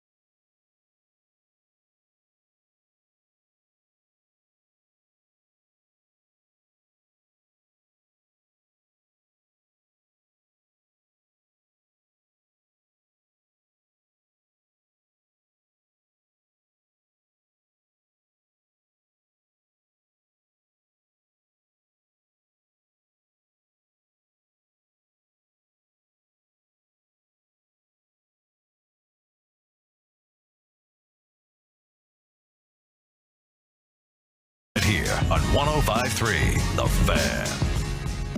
We are back here on the KNC Masterpiece on 105.3 The Fan. Corey Majors, Mike Bassick, live in Oxnard, having a good time. Kevin is back at the studio, awaiting a baby, allegedly. We will see if I win the pool on that one or not. Is really the pool when the baby will be here, or does it exist at all? Yeah, well, it is whether or not it actually exists. I feel pretty confident in that bet. We got Bobby Belt hanging out behind us today. He's doing a lot of work. He's a beast out here, man. It's a lot of fun tonight, Mike. It sounds like we're going to Ventura, going to eat some seafood in Ventura.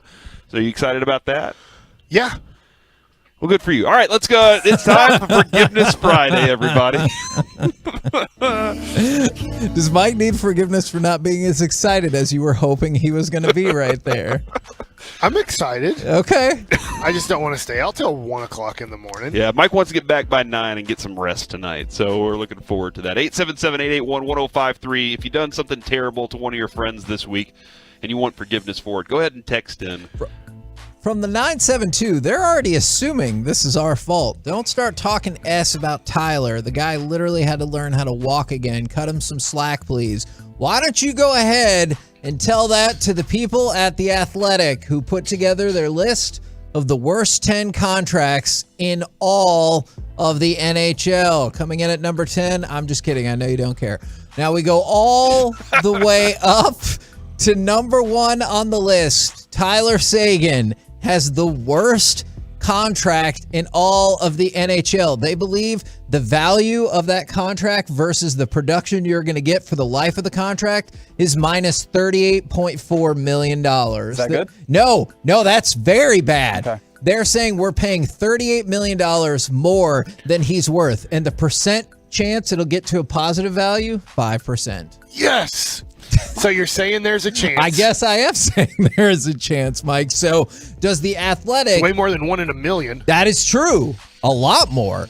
Does The Athletic need forgiveness, or are you like, no, yeah, I saw how much money he makes. That's about right. I want to believe that there was a time that we were like, man, to have that guy for that long. You know, like it was a really exciting thing because he was young. He'd already had a championship. He has this skill set that's pretty amazing.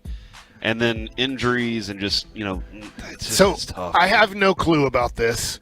In baseball, $35+ million is a premium player. Like when you pay that much. Obviously, if you're paying 25 or more, you're paying for somewhat an all-star player. Football, I obviously know, $40 million or more, you're paying a premium quarterback. What do the best players in hockey make? If you make $10 million, you're like raking it in the NHL. And Tyler was a premium. Right. He was supposed to be a premium player. He's still only 27, I think, but wild.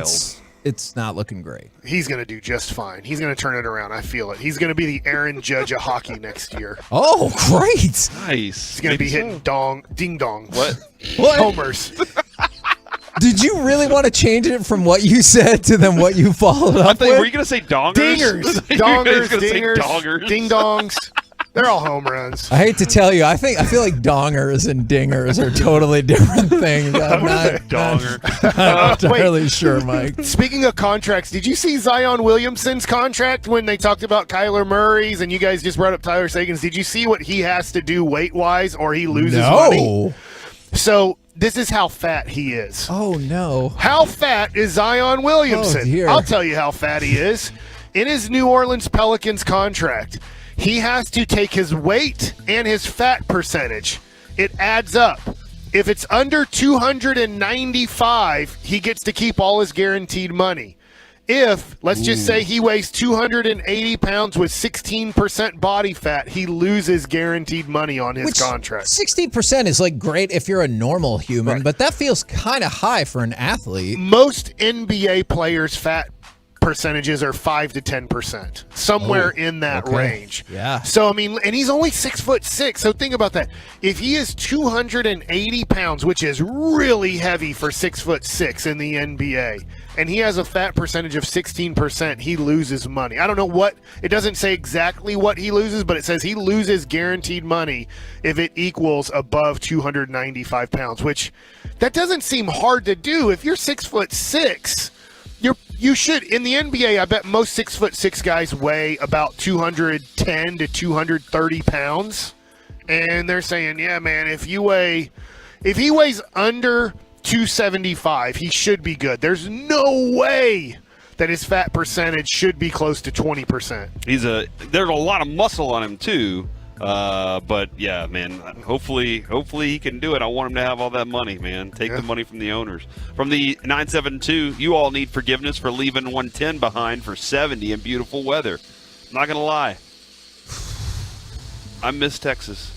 Oh, I do not. Great. I miss Texas when I'm at home with the family, loving Texas. I do not miss the 110, though. I will say that. It is gorgeous. It is beautiful out here.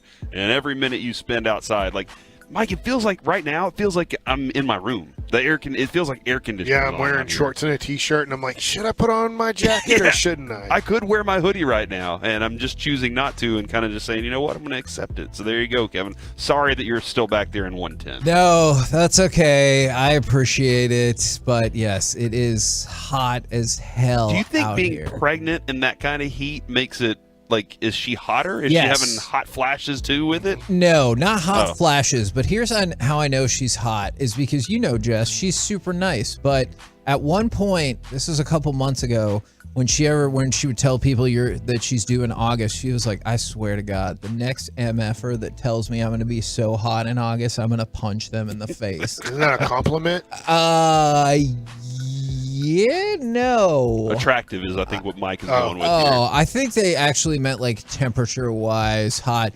Do we need to grant forgiveness to Coach K's grandson, who did in fact plead guilty to his DWI? Oh, wow. I didn't know that I don't remember that story. Yes, I'm sorry. because remember back in November, he was in the car with Paolo, and I was like, don't be dragging down the good players with your buffoonery. Yeah. So, but you love Coach K. I do love Coach K. Are you going to forgive his son then? you know what? I feel like I have to, because remember when we had Eric on from Beckett last week, the Signatures for Soldiers event, go to signaturesforsoldiers.com.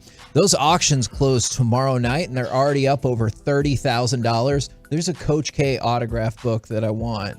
So I don't feel like I can buy that book and also not support him and his family. So by the way, shout out to Emily Robbins and the Dallas Cowboys. Yeah. Kevin, I got a message from our friend over at My Possibilities the other day.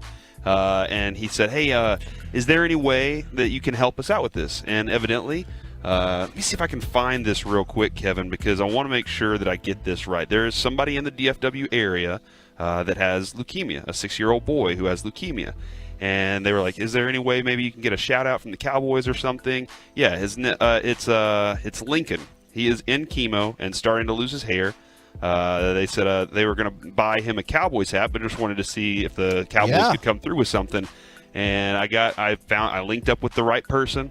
And it sounds like they're going to send them a care package, man. So I'm really, thank you so much to the Cowboys for that. And I said, hey, man, I'm smiling huge right now. And she said, well, we love smiles around here. So that's awesome. And the Cowboys are always super helpful with Peace-a-thon and everything. So as much as they frustrate on the field, they have done some really cool stuff for us off the field. So absolutely shout out to Emily, shout out to Whitney for always helping us with all those things. My question was, do people who are hating on Jimmy Butler need forgiveness? Just go to your internets and type in Jimmy Butler extension, and I have a feeling that you'll probably come up with a plethora of pictures, because he has very, very, very much longer hair than when we last saw him. Okay. And some people are making fun of him pretty hard about this across the internet. They're like, some people are like, ooh, he went with the premium bundles. Oh, what happened to his hair? And so people are being harsh on Jimmy Butler. And then I did see one that actually made me laugh out loud. It was a picture of the guys from 8 Mile, and they said, this is Jimmy Butler and Tyler Hero when they show up on the court next year. And that one, I have to admit, was kind of funny, but people are being harsh on Jimmy Butler. So you're saying that is his hair or isn't his hair, where he's tying his shoe and it's really long? I do not believe he grew out all of that hair in such a short period of time, but it appears as though maybe the rest of the internet does not believe Those are extensions. They have got to be extensions, or else he has the fastest growing hair in the world. Which I'm the wrong person to ask about that. I can't grow any hair.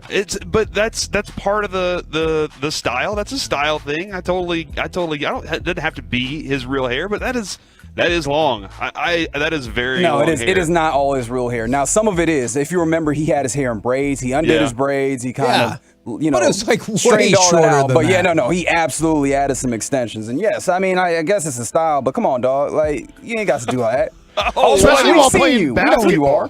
Why would you want extensions in playing basketball?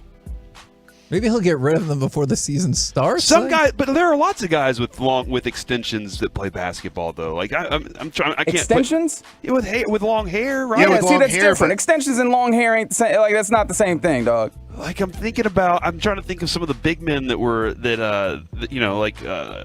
Montrezl Harrell. He has long extensions. Okay, I think you're using the word extensions. What do you think extensions? Does he just have braids? Extensions is fake hair. Okay, so hold on. You're saying that Montrezl Harrell's hair was just braids? Okay, I thought he had extensions too. No. I thought that was part of the culture there too. So my bad for being wrong on that one. And I'm trying to think of. Bullock's is his hair too, right? That's not in it.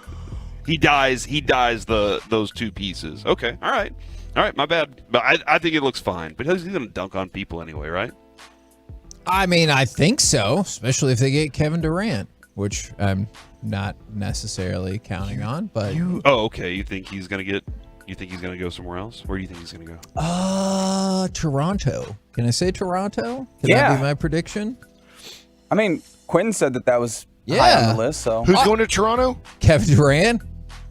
That's not official news. That was just my prediction. I don't know. I heard Kevin report. No, I'm not reporting that Kevin Durant is going to Toronto. Yeah, he said that he had his Kevin sources. Since they're both Kevins. I do not know that whatsoever. Dude, that is kind of crazy. Do more people that have the same name, do they have sources, or do y'all have a group, a Kevin group, Man, or a Mike you know group? what? That's a great question. When Mike was talking about how there can only be one Mike, is in high school, I had two other friends named Kevin that we would hang out together, and people were like, "Do you really have no friends?" And like, you're just saying that, and I felt really sad, and I always wondered that on TV shows when they were like, "Hey, Tony Danza is playing a character named Tony," and I was like, "Is that because he could not comprehend like calling somebody different?" I've always wondered that. Well, it's like by accident. Didn't Trey Young, when he gave the ball to Bo Diaz, accidentally call him by his real name? I think he said like, "Take him one." Yeah. And it's like, well, I mean, they're just recording them actually playing pickup basketball, and Trey forgot his name was Bo. Cruz. Yeah. Kevin, I do. If Durant did come to Dallas, would you demand, like Mike has demanded, that you have tenure and that he can't be called Kevin? No, I would cede that control in half a second if it made Kevin Durant somehow came to the Mavericks with us without us dealing off We just Luka. call him KD. Yeah. And he's fine. He has a nickname. That's true. Well, you know what? If he said, "I'll come to Dallas, you don't have to trade Luka, but you have to start being called KH and not Kevin anymore," I'd be like, "Deal. I accept." What about Kevy? Ooh, God, no. Come on. Or Kev. I can't do it. What? Look, I can't. Kevin doesn't really love the Mavericks. I mean, you are so selfish. You might be right, Mike. As long as I'll do whatever. Okay, Kev or Kevy. Nope, out. Can I change it back after he leaves? Yeah, because that's fine. But like for you know the what? 2.5 years until That's he a good gets point. upset with everything going on in Dallas. Hey, I do have a question. I accept. Kevin. I accept. I have a question, KH. Do a lot of people still call you Hagee? Yes. Are you okay with that? Like, or is it just kind of now you're like, okay, whatever? I'm fine with that. What really still kind of stings a little bit, and I know this is only going to make it worse, is when people send really nice messages and stuff, and they're like, "Hey, thanks for chatting with me, Kev." And I'm like, God. no, it was going so well. Why would you do that? Yeah. We're the KNC Masterpiece right here on 105.3 The Fan. Coming up next, let's talk with our baseball insider, brought to you by Odyssey. It's Tony Gwynn Jr. next right here on The Fan. Grinding away in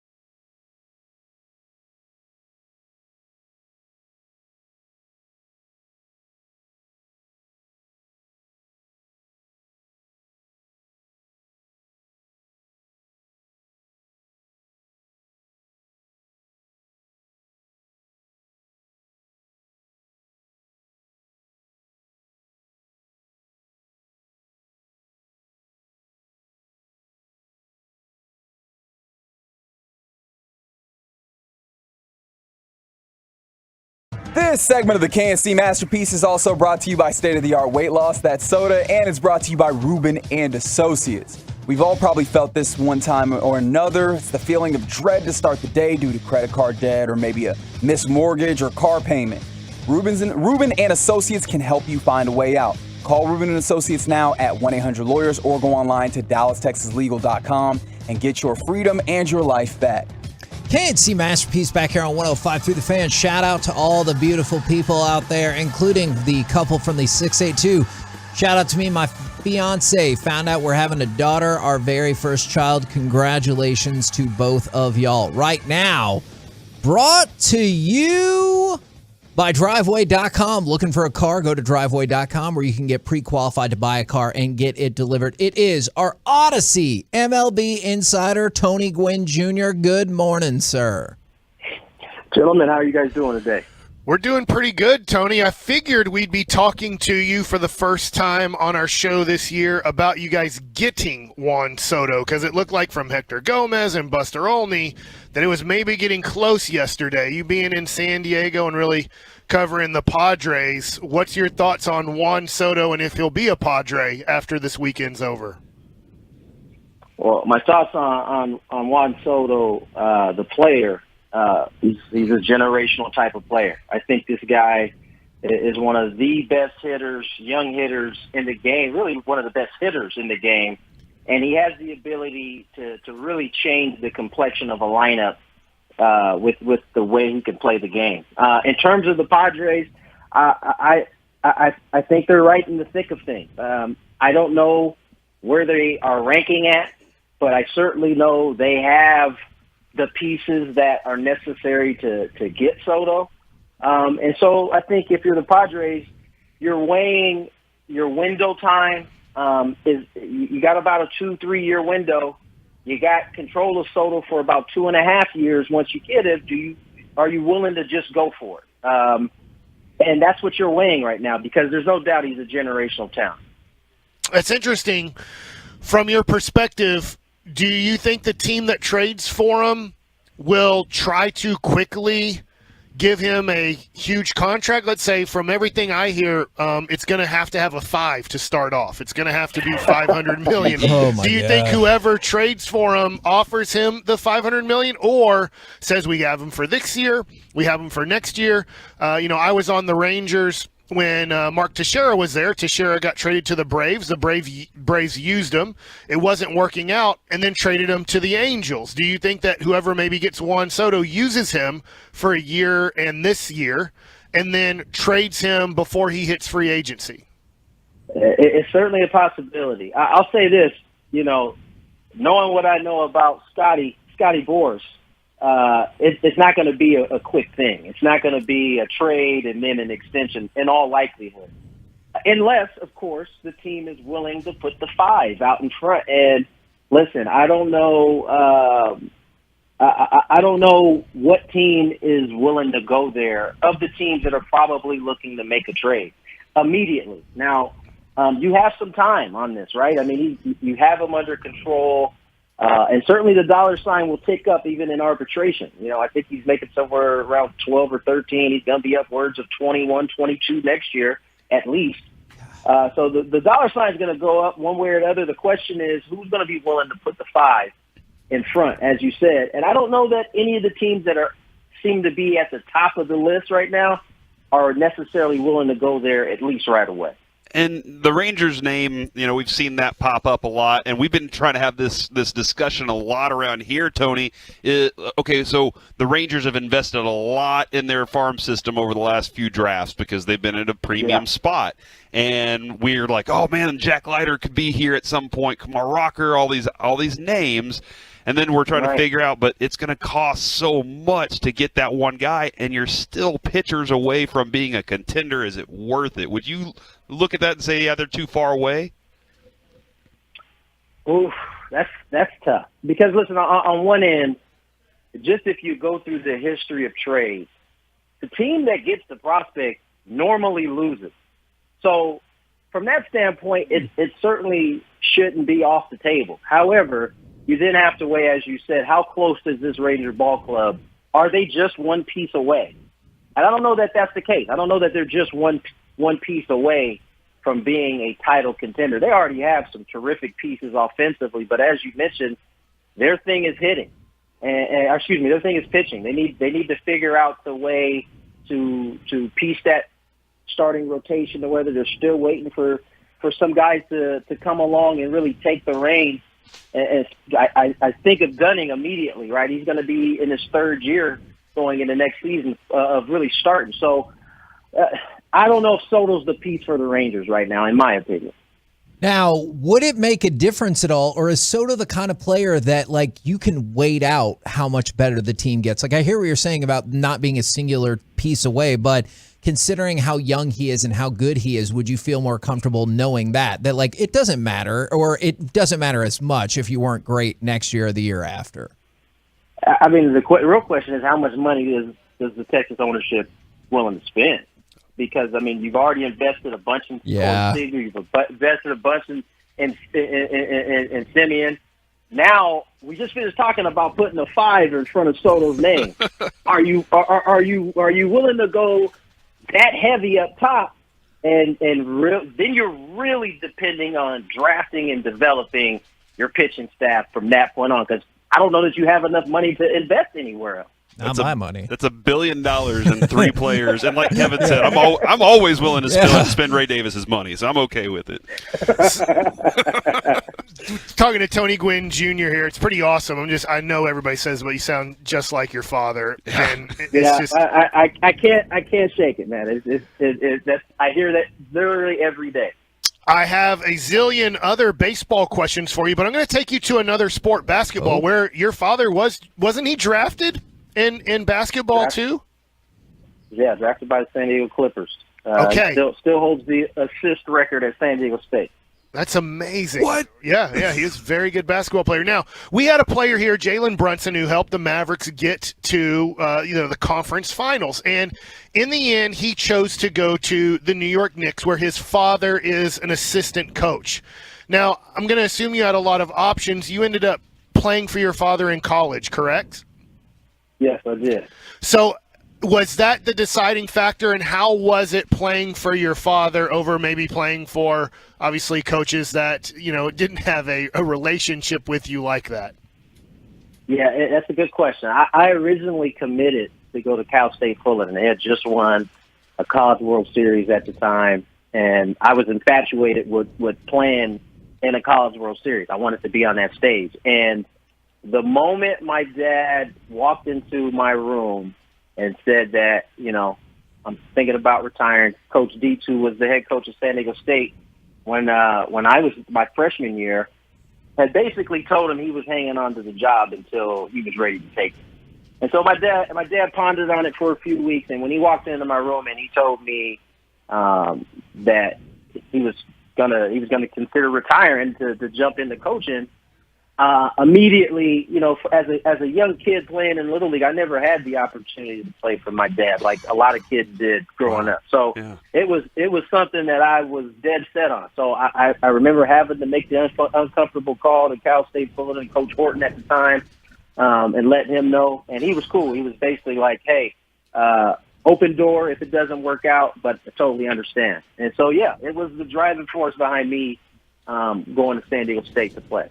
Now, we have kind of talked about your dad in terms of what a great player he was, but also we don't get this opportunity that much. Would love to get your thoughts about how you think he would be accepted in today's baseball world.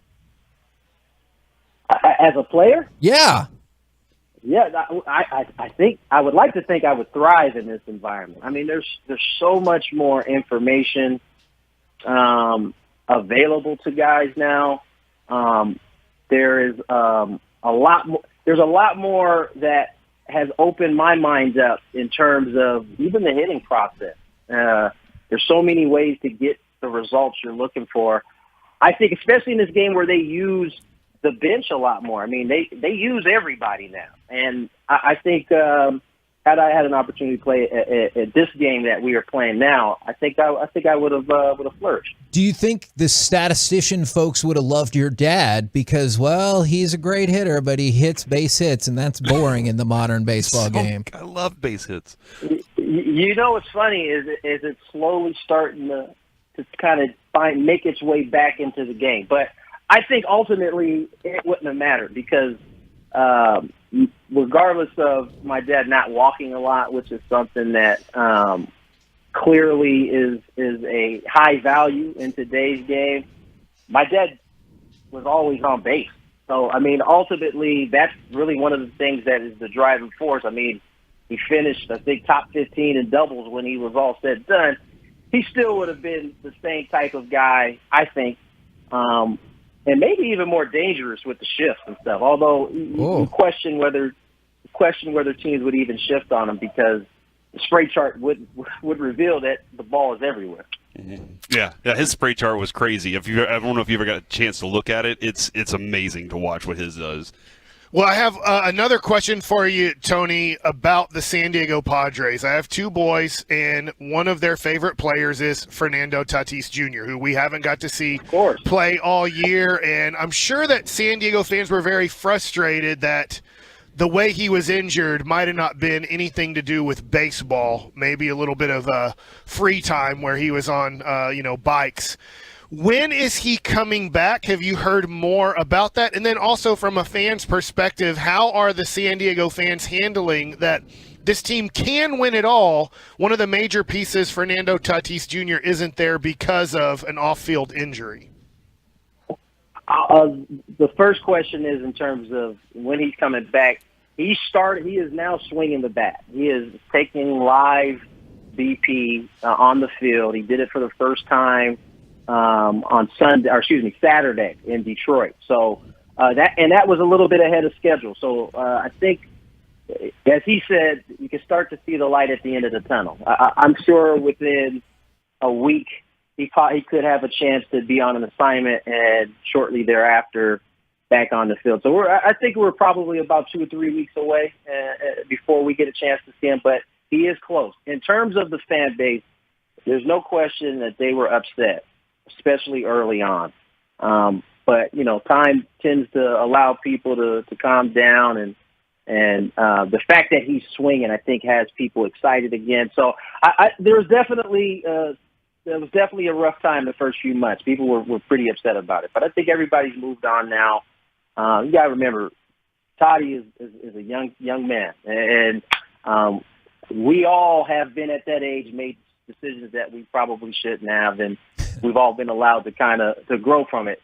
I think the hope is that he grows from it, they move forward, and he's just a better decision maker moving forward. I definitely think that last part will resonate with a lot of people in our audience. We appreciate it, the time today, and looking forward to talking with you every week from here on out. I'm looking forward to it, fellas. Thanks for having me. Absolutely. There you go. That was Odyssey MLB insider Tony Gwynn Jr. Insider calls are brought to you by Driveway.com. Go to Driveway.com today to shop more than 25,000 new and used cars in Driveway's nationwide inventory. See, I make mistakes too. Coming up next, it's time for Gridiron Gravy, the undercovered and underrated stories across NFL training camps. We'll do it next right here on The Fan.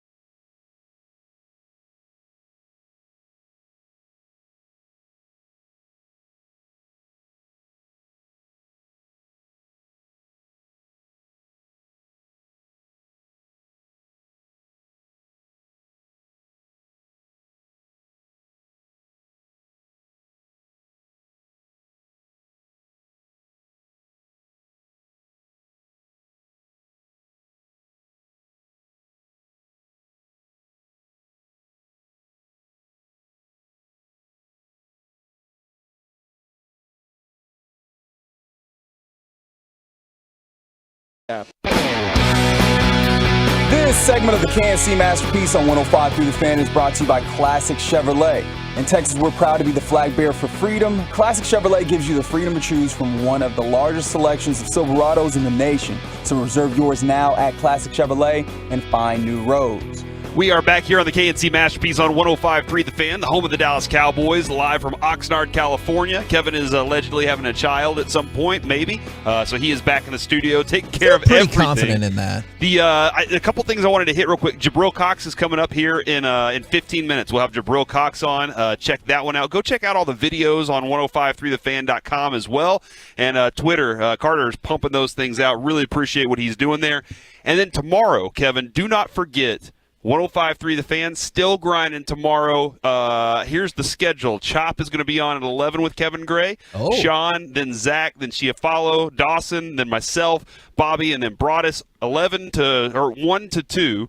I'm sorry, 1 to 5. It's different with all these hours out here. 1 to 5, all out here, and I'm told that Mike McCarthy is going to be sitting down right here at this table and having a conversation on a Saturday. So, yeah, we Tolo all weekend long. Looking forward to it, guys. You know what? That actually feeds perfectly into my shout-out, double shout-out from the 254 to my boy Jared. He's been a ticket bum for years, but he told us now he's officially a Tolo. Probably because of stuff like that. We're not taking the weekend off. Yeah, man. Try to make sure that you're entertained at all times. All right, let's go around the entire NFL and dip into some gridiron gravy. Deal. What? Mike, you got to say buttermilk biscuits. Mike. Buttermilk biscuits. There it is. Dang it. Do we need to give him another chance? I can tell he's sad. Okay. Don't do it. All right. Don't worry. The next segment, I'm going to F up really good. Okay. National championship or bust. Yeah. No, I got you. All right. So let's start with this. I was reading an interesting article, and do you think these are underrated or undercovered aspects of training camp thus far? The fact that the Buccaneers are still freaking loaded. I know so much got, focus on Tom Brady is back, but they still have an amazing arsenal of pass catchers, and Leonard Fournette said he's going to be in good shape and it's going to be fine. Mm-hmm. Are we forgetting that Tampa Bay is a quality team outside of just Tom Brady? Yeah, they draft well, too. I mean, they got Winfield and they got Vita. Like, their defense is built on their draft, too, in addition to that. So they're more loaded than Sean and RJ tonight are going to be. Wow! So. I am They're already talking about super it. excited for the Tampa Bay Bucks. I would love, and I know I might be the only person at our whole station. I mean, I don't think anybody wants this except for me. I want Tom Brady to win it all this year and go out on top. But I do want him to, in a weird way, then I do want him to retire. Okay. So I know that he probably still has what he showed last year. He still is good, really good. I would like for him to win it all and then say, I am the greatest of all time and by far the greatest because I've just won my 8th championship. 8th? Yeah. Wouldn't that be his 8th? But that's the thing. Oh, my God. He wouldn't do that. He would go, it's still so easy for me. I might as well keep playing. See, here's the problem with Tom Brady. If he wins, he'll say it's still too easy. I might as well just keep winning them all. And then if he loses, he's like, oh, man, there's still some unfinished business. So either way, that dude might never retire. He might just die on the football field. Oh, That's the way my he's gonna do it. gosh. Not like as in he's old and takes his time. Not a boxer. Are you surprised, and I know you brought this name up yesterday, Corey, are you surprised that Odell Beckham Jr. still hasn't been signed? I'm not, because of the injury. It was he so couldn't even practice. Yeah, right? it's so late in the season on the injury in the Super Bowl. I mean, so and I don't think a team is they want to see him go through it. They don't want to rehab him. And at this point, Kevin, they want bodies that can run around. Like right now in camps, they just need legs that are fresh and able to go out there and do their job. They don't want some guy sitting there rehabbing through the entire thing, and the questions are coming that way. But I would presume that when he's healthy and ready to go, there will be 10 teams lined up to try and get him on their squad. Should we be one of them? I think so. Okay. I think the Cowboys should be, unless the James Washington and Jalen Tolbert really get rolling, because it's going to take time for Gallup to get going. Won't Gallup and Odell Beckham Jr. be available at about the same time? Probably so. I So could would that see be that. tough to bring back 2 wide receivers? You probably if Beckham's coming back, the Cowboys. I think they should, but I think the Cowboys would probably be sitting there going, I mean, we're getting Michael back, so why would we? So, and that would be their approach. By the way, in that same realm, did it make you nervous at all that Michael Gallup said yesterday on playing in Week 1, it is not a reasonable possibility? It's not even. He said it's not even reasonable that he could play in Week 1. I mean, well, he's got to finish his rehab first, right? So that makes sense. And I don't know with the program that he's built on, if they're looking at it going, you won't finish it until the end of camp, man, like that. And then you got to get in shape for it. Like that is going to take a lot of time. So I can see it. No, it doesn't concern me that much. And then the last thing I was curious about, is it undercovered, or are you surprised that Mitchell Trubisky is just like, he's the guy? There's not even a real competition. Everyone's like, he's the guy. We'll figure out Kenny Pickett later. I did hear That's just, what if it works out? I know it seems impossible. Yeah. But what if that were to work out? What if Mitch Trubisky this year goes 10-7? I won't put more on him, but because of what he learned with Dabes last year I in don't Buffalo. know. Yeah. Stop it. Why do you guys not like Dabes? I just think it's dumbs. That was just for you, Corey. I will say, I did hear, I appreciate that. I did hear that on Mitchell Trubisky's first throw in Pittsburgh. It's perfect. He missed it. His first throw, and somebody was like, get Pickett in there. I hope. I don't know. It would be. It's just right. We've given up on Sam Darnold. We've given up on Baker Mayfield. We've given up on Mitch Trubisky, and probably rightfully so. But it's just going to be.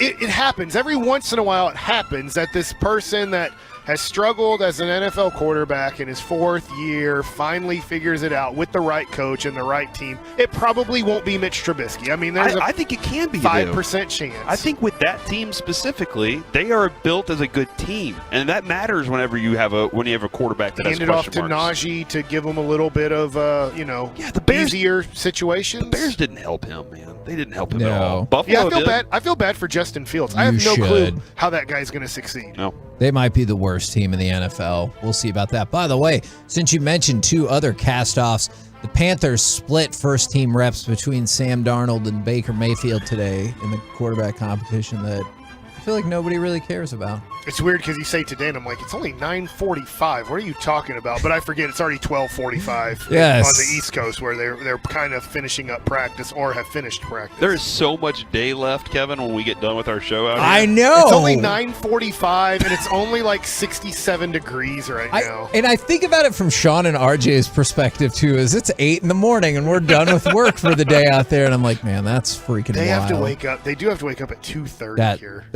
That does sound tough. DK Metcalf signed the 3-year, $72 million extension. He got a $30 million signing bonus, which was the most ever for a wide receiver. Now, potentially the genius part of this is I think DK Metcalf is going to be a free agent again now when he's 27 or 28. So he has the chance to cash in again after this. He's the face of Under Armour. I went to the Under Armour store yesterday in California here, and I didn't know that, when they're showing Jordan Spieth, obviously the face of their golf stuff, Steph Curry is the face of their, obviously, basketball product, and there's DK Metcalf as the face of their football stuff. Man, it's smart of him to go ahead and get that extension done now, Kevin. Not for the purpose of he gets another contract later, but his numbers are going to dip with Drew Lock as his quarterback this year. Yeah. Whatever. You don't. What? You think Drew Lock's going to go out there and light it up in Seattle? What if he does?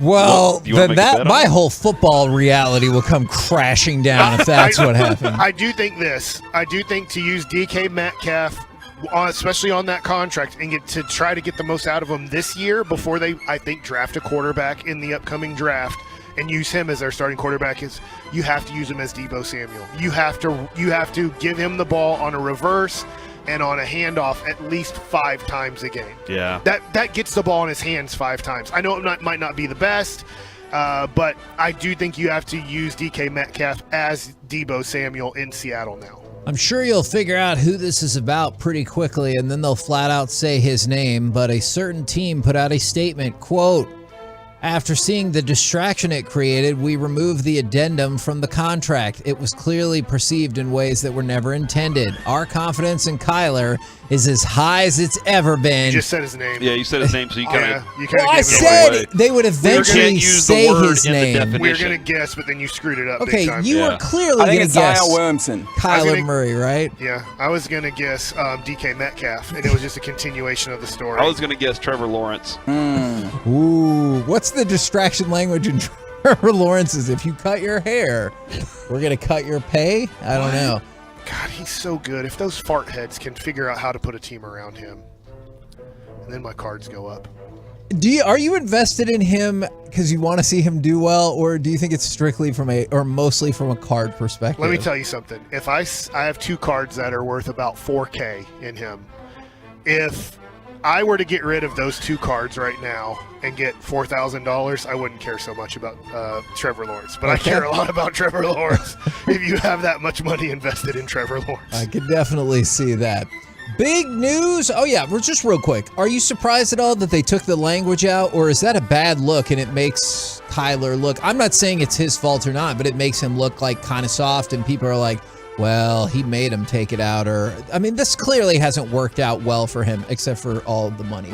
I still think it's weird that, like Mike said yesterday, they leaked it. They're the ones that put it out. Wait, who leaked it? The Cardinals. team. They're the ones that put that out. Are you sure? Because this, I mean, I heard a theory that it could be like the NFLPA that leaks this in trying to make sure that they're, obviously their union does not get subjected to like kind of ridiculous clauses in contracts. Well, if that's the case, wouldn't the NFLPA look over that contract before he signed it? I don't know, maybe so. But if take it out before he signs it. If that's the theory, then I like that they did that and backed him up, and then he went aggressively to them and was like, "Hey, man, I'm taking questions for a stupid reason." Yeah. I still like his approach though. On y'all think I'm this good? Like y'all think I got here and I don't study? Y'all think it's just natural ability? Nah, I like that.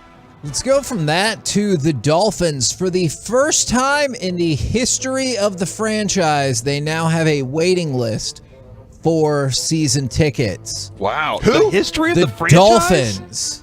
Which is to a T, baby. Crazy. Excited to see Connor Williams play, man. I don't Facts. feel like not facts. I don't He feel said like it. Connor Williams is high on the list of why people want season tickets to see the Dolphins. Why? If I had to throw this out real quick, to a T, quarterback of the Miami Dolphins in 2023. I'd say no. I'm gonna say yes. Push. What? 50-50. Cool. I hear you. Does that mean Mike is the deciding vote then? We have I like one Reggie's and answer. one. He can't be wrong. We'll find out. That is That's a my good approach. answer. In your face. You two with these crazy opinions. Yes See, and no. I would actually argue the opposite. I think no matter what, Reggie will be wrong because one way or another we'll get an outcome and he's like, push. Hold on, so it is 1-1 to push. Yeah. Mike, you're the decider. He says also push. He's a jerk. I'm gonna lean to no. Okay. For some reason, I'll push. I love what they've done. They've given Tua T the weapons to be successful. I just don't know if he can make that successful. Yeah. I could be so wrong, and it's going to be it this year. He is a very accurate quarterback. I don't know if he did a Joe Burrow and he worked on his mechanics and being able to throw deeper. Like if he's getting so much hate about it that he's like, I'm going to fix this. The only thing that I argue there is going to that A&M game. I just remember going, yeah, he did everything right, and they won by 20 points. But guys were open by 5 to 10 yards. Yeah. Whoever A&M it was so bad, whether it's yeah. Henry Ruggs, Jerry So we had to Jeudy, fix it. all their running backs. This is like he's making all the throws, but they're not tough throws. I don't know how many tough throws you have to make at Alabama. And then just real quick, Daniel Snyder met with the congressional officials for almost 11 hours. So I would love to see. I don't know if we'll get to see any How many of of that. those hours was waiting on catering to arrive? Ooh, at least one. Yeah. I'm not at least one right there. Yeah. We're the KNC Masterpiece right here on 105.3 The Fan. Coming up next, we will talk with Dallas Cowboys linebacker Jabril Cox from training camp right here on 105.3 The Fan. All right.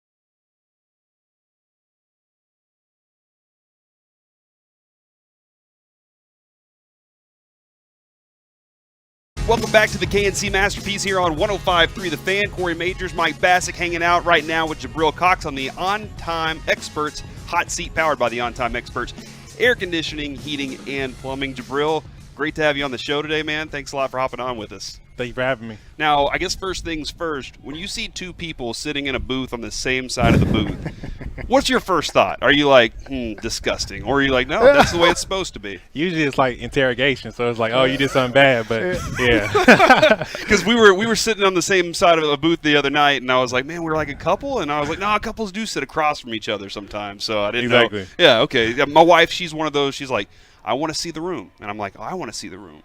So I'm like, we're sitting next to each other. She's like, I don't want to. And I was like, well, we're going to have to deal with it. So okay. That's my approach on that, Mike. So, man, last year, Jabril, you're about ready to break out. You're getting some playing time, and then the injury happens. How tough was it the rest of the season to kind of watch your Dallas Cowboys play, be successful, play in the playoffs, and because of injury, you couldn't get on the field? Yeah, it was very frustrating, but I know that God has a plan. Everything happens for a reason, and then I just wanted to take this whole off season and just use it to better myself as a player all around. But sitting back and watching it, I think it really helped me out, just understand the game from a different perspective. So now that I'm back, it's good to be back. I'm kind of curious about this part because Mike wasn't with us, myself and my other co-host Kevin, whenever we started, but we were always like a night show, and we were always waiting to kind of get that big moment to be in the big stage, you know. And you went from one college to LSU, and then you get to here, and that happens, and it looks like the Cowboys have kind of cleared a way for you to become that guy. Are you like, I got to hurry up and get there, or are you kind of taking it through the process and really enjoying that? Yeah, I'm just enjoying the process right now. I can't really get caught up in everything that's going around me, but if I just continue to work hard, pray, and continue to do what I've always done ever since I was young, I think the cards will unfold for me how I want them to. You know, Coach McCarthy talked about in the offseason before coming to training camp that the young guys are going to determine our success on this team, the guys that were probably drafted a year ago and the guys that were just recently drafted. I don't know if you heard that quote or not, but what's the expectations of kind of the young guys and the possibility of affecting the win-loss column? Yeah, definitely. Depth is important. I think as young guys, we can add to that, especially we have a lot of great vets in front of us to learn from and just take things from them. And we're all athletes, and we've all came from college, and now we're in the pros. So the athletic ability is nothing to it. We just have to – it's the mental part that we really have to focus on and stay true to. Now, you're a national champion, come to the NFL. Two of your teammates go to the same team, the Cincinnati Bengals. So last year, Joe Burrow, Jamar Chase make it all the way to the Super Bowl in their first and second year in the NFL. I'm sure you're rooting for your friends and your teammates there, and you have to play them in week 2. How excited are you for them, the success they've had in the NFL, and then getting to play them in week 2? Yeah, I was very excited for them, especially what they did at LSU and then now doing it in the pros. That's something that not many people get to do, but just seeing their success, it just makes me hungrier and just want the best for the Cowboys and doing everything that I can possible to get to the Super Bowl and win it. How do you stop Jamar Chase?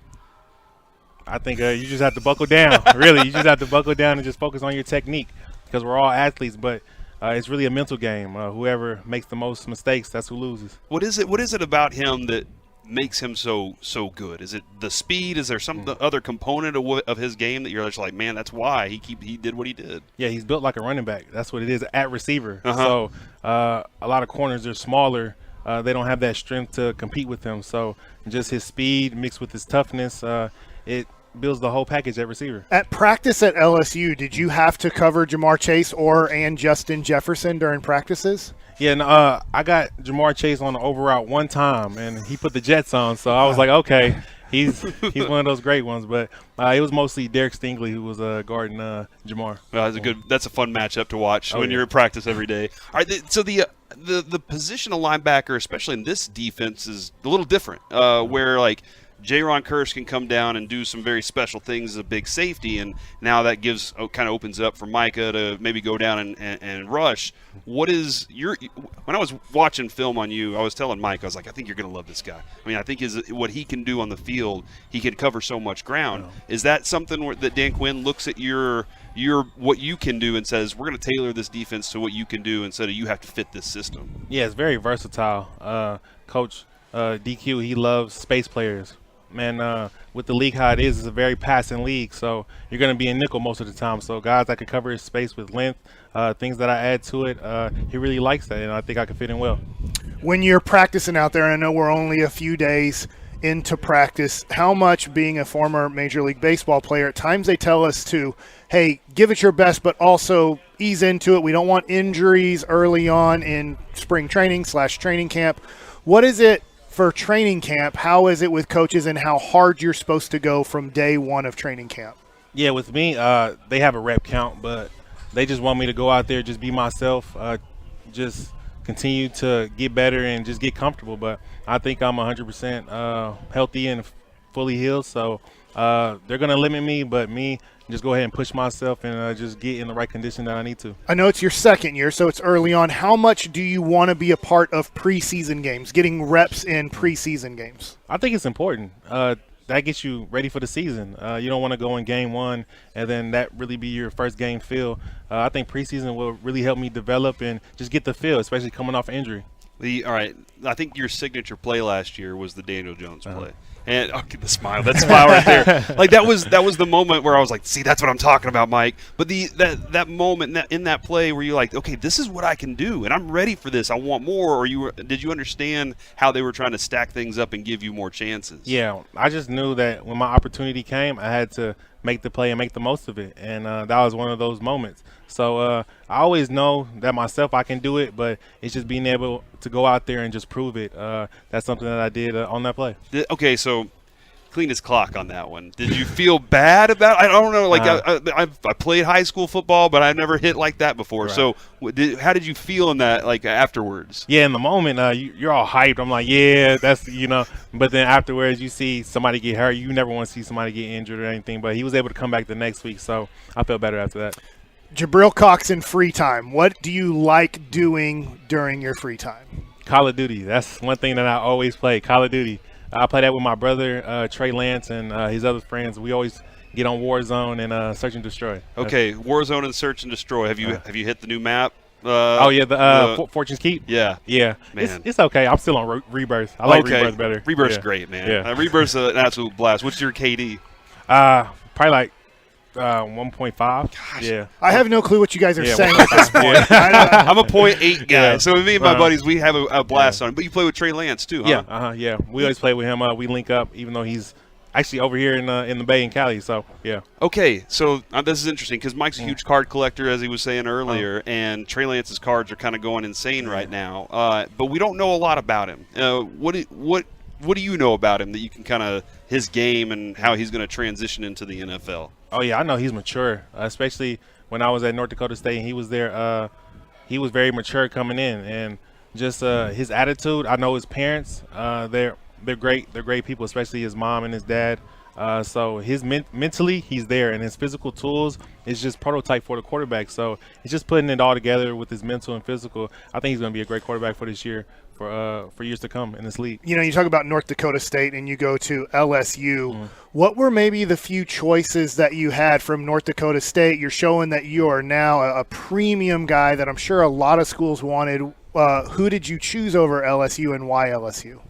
Yeah, I really had every FBS team there was, but I just wanted the best place for me to compete. And I knew the SEC. I wanted to go someplace in the SEC because that's where the most competition is for me.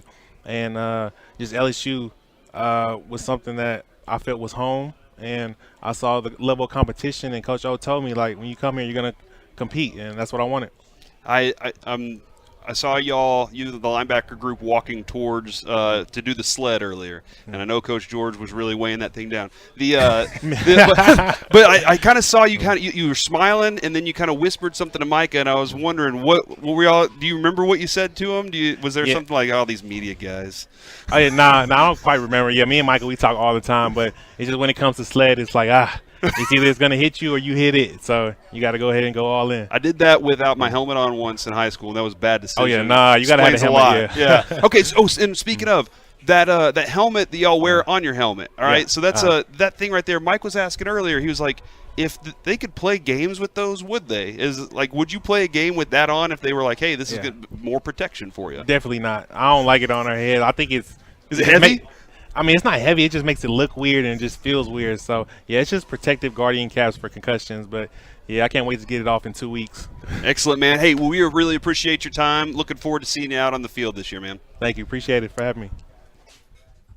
There you go, Jabril Cox right here on 105.3 The Fan. I like that guy. Mike, did that make you want to jump into a Call of Duty league with other players from the Cowboys? I pretty much hate video games. They're too complicated for me now. There's too many buttons on the controller. I'm used to Nintendo, and it's not like Nintendo anymore. I still have a Nintendo at home. It's just not plugged in or anything with games. But I'll tell you what, didn't he explain that they should play with those things on their helmet? Yeah. It's for concussions. It makes it better, but it does look stupid. But I mean, if you had some that are, I guess you'd have, some that are white, some that are black. I guess you could have them different colors because the colors probably on the helmet help out the quarterback when he's trying to find somebody. So we have the great Hall of Famer Charles Haley walking by with should-be Hall of Famer Nate Newton. I mean, the guy's part of the greatest. Nate said they'll put anybody in the Hall of Fame. He doesn't even want to go in. Okay. Oh, wow. I mean, it's part of one of the greatest offensive lines we've ever seen, and they're like, meh, it wasn't that great. Can they just all go in together? Like, that would be that should be a thing. It is amazing that, hey, this is the greatest offensive line of all time, and who's in? Well, Larry Allen, but he wasn't even on the 92 or 93 team, so. I got something that'll cheer you up, Mike. All right, Don't tell worry. me about it. I was prepared for this. Did you see that DeSoto football is going to open up their season on national television playing at Nike World in Oregon? I did not see that. That's very cool. Awesome. They should have picked Duncanville, but that's okay. I mean, I'm sure Patrick Creighton's okay with that. Okay, you're saying they should have picked Duncanville's school, not the Duncanville Stadium to go play at. Yeah. Okay. Yeah, Duncanville has a nice stadium, but not that. I mean, not as good as Nike World? I bet Nike World is better. It's just a guess, but. So, yeah, August 26th, it'll be on the NFL Network. So, local team DeSoto will play St. Augustine from New Orleans. So, Corey, there's your appeal right there in the Nike Kickoff Classic. Man, that sounds like a lot of fun. If you go play a game like that, Kevin. Yes.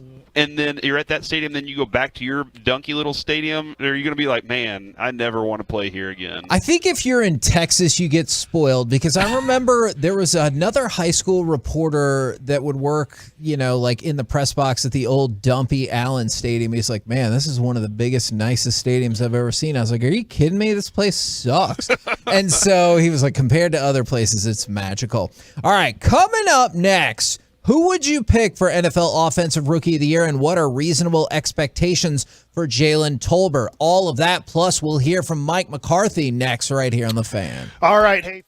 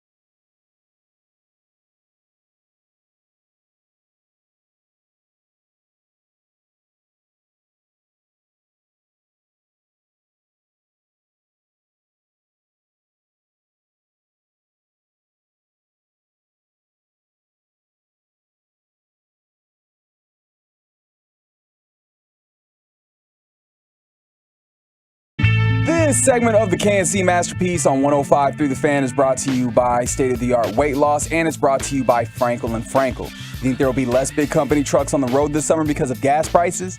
Think again, and those big trucks have insurance companies to protect them, so get the representation that won't settle for less.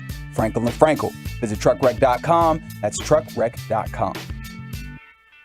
Back here on the KNC Masterpiece on 105.3 The Fan, we are live from Oxnard, California, where the Dallas Cowboys are hosting their training camp this season. And Kevin, I don't know if you've noticed this behind us, but this is why this station is what it is. All right, we're here first all day. We're here, and then we're here all day with every one of the shows. And then look behind us. Media's just now showing up. Whoa. Just now starting to, the writers and everything just now starting to show up because Mike McCarthy's about to talk.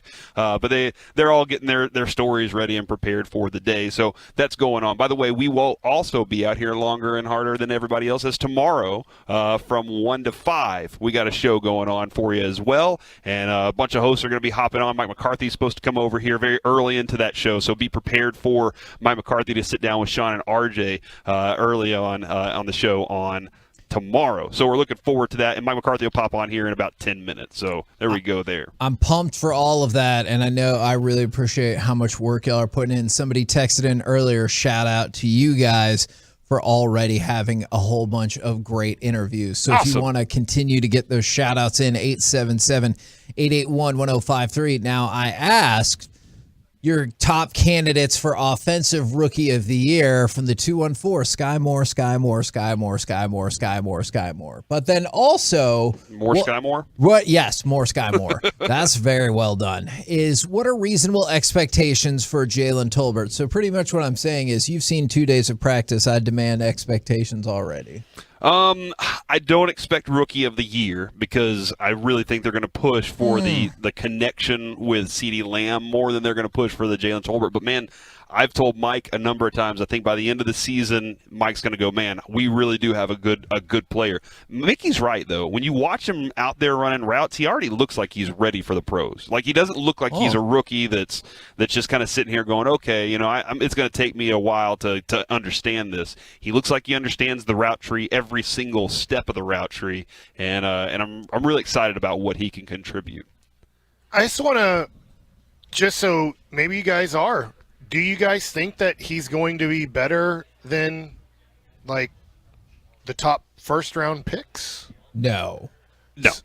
But I'm looking Drake London, Traylon Garrett Burks. Wilson, Chris Olave, Jamison Williams. Those were the first 4 wide receivers taken in the top 12 picks. Well, let's look at this. I know Jahan Dotson, like our buddy Quentin Mayo's super stoked about him. He is. Who's his quarterback, though? Carson Wentz. Chris Olave, who's his quarterback? Jameis Winston. That's good. Yeah, they got to figure out that connection pretty quickly. Now, Christian Watson, his quarterback is Aaron Rodgers. But the other thing about him, though, is like they got Alan Lazard. And what did Aaron Rodgers say about Lazard yesterday? It's like, the difference between Devontae Adams and Alan Lazard, one Hall of Famer to another Hall of Famer. Everything's going to be fine with him, so don't worry about it. So you mentioned somebody like with Olave. I think Olave's got the opportunity to really put together something because I know that they're willing to chunk the ball down the field, or Winston is willing to chunk the ball down the field. And then I'm interested in Garrett Wilson, not because I'm a big fan of Zach Wilson, but I also think that's a team that's made a lot of upgrades, and I think they might be willing to throw the ball around a little bit more, especially with Breece Hall, the new running back, providing them some breathing room there. Yeah, I think this, when you look at Jalen Tolbert, and no matter what he does or doesn't do at training camp, what option is he going to be for you, let's just say, after the first 6 weeks? Because we expect Michael Gallup to be back after, let's say, 6 games. It could be 4 games. It could be 10 games. I don't know. But it's going to be CeeDee Lamb, and then it's going to be your tight end. Then it's going to be, I don't know, Zeke or Pollard, and then it's going to be Zeke or Pollard, and then it's going to be Michael Gallup. Like, how many opportunities when you look at Garrett Wilson with the Jets, or you look at Chris Olave with the Saints, or you look at Jamison Williams with Detroit, aren't they going to be considered like they have to be one of our major weapons where Tolbert just has to fit in where you get in? I think, but early on, I think Tolbert's going to be like, that's where you get to establish, hey, I deserve the reps. You know, I know Michael's coming back and everything, but I need to be on the field for this team. It could fail. He could go out there early and it's like, oh man, he looks more like a rookie than we thought. But I think because he's going to be a plug and play for him right then, he's going to get those opportunities to week 6 to when he comes back. Do you think 4 years from now Jalen Tolbert's better than Michael Gallup was his first 4 years? I do not. I do. Oh.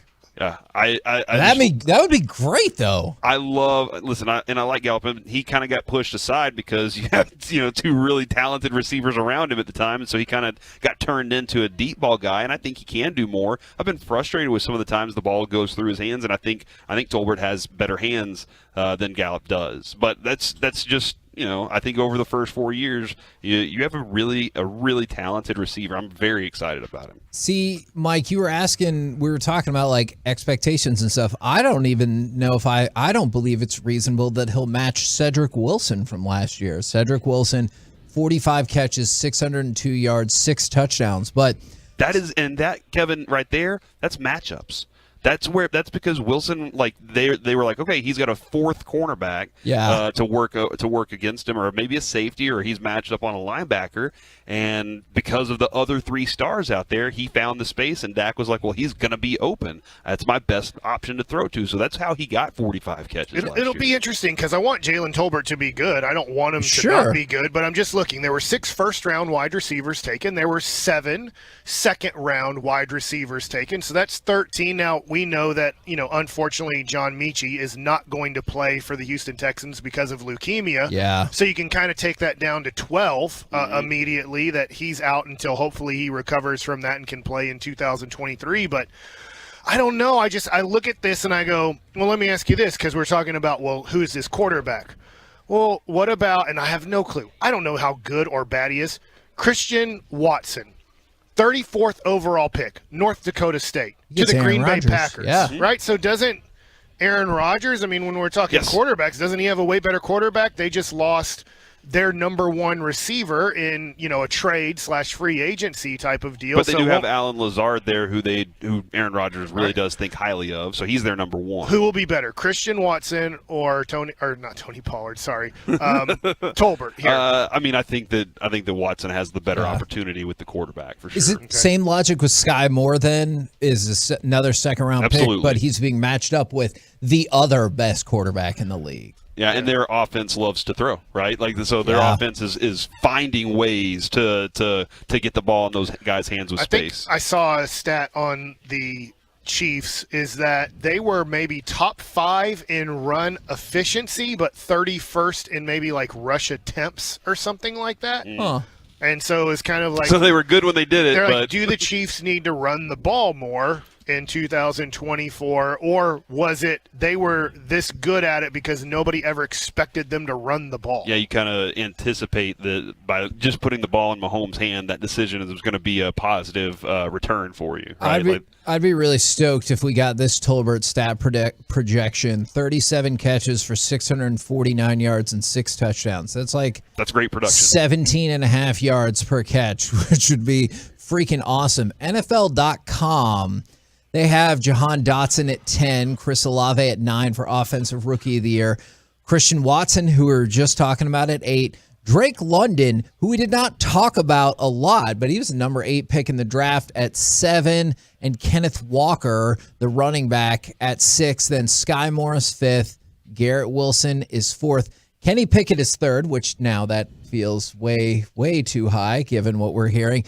Treylon Burks, the Titans wide receiver, at 2, and Breece Hall, the running back with the Jets, at number 1. I'm interested in Breece Hall because Michael Carter was good when they gave him opportunity to run last year. I picked him up on my fantasy league, and actually he contributed for me and actually helped me get a good trade.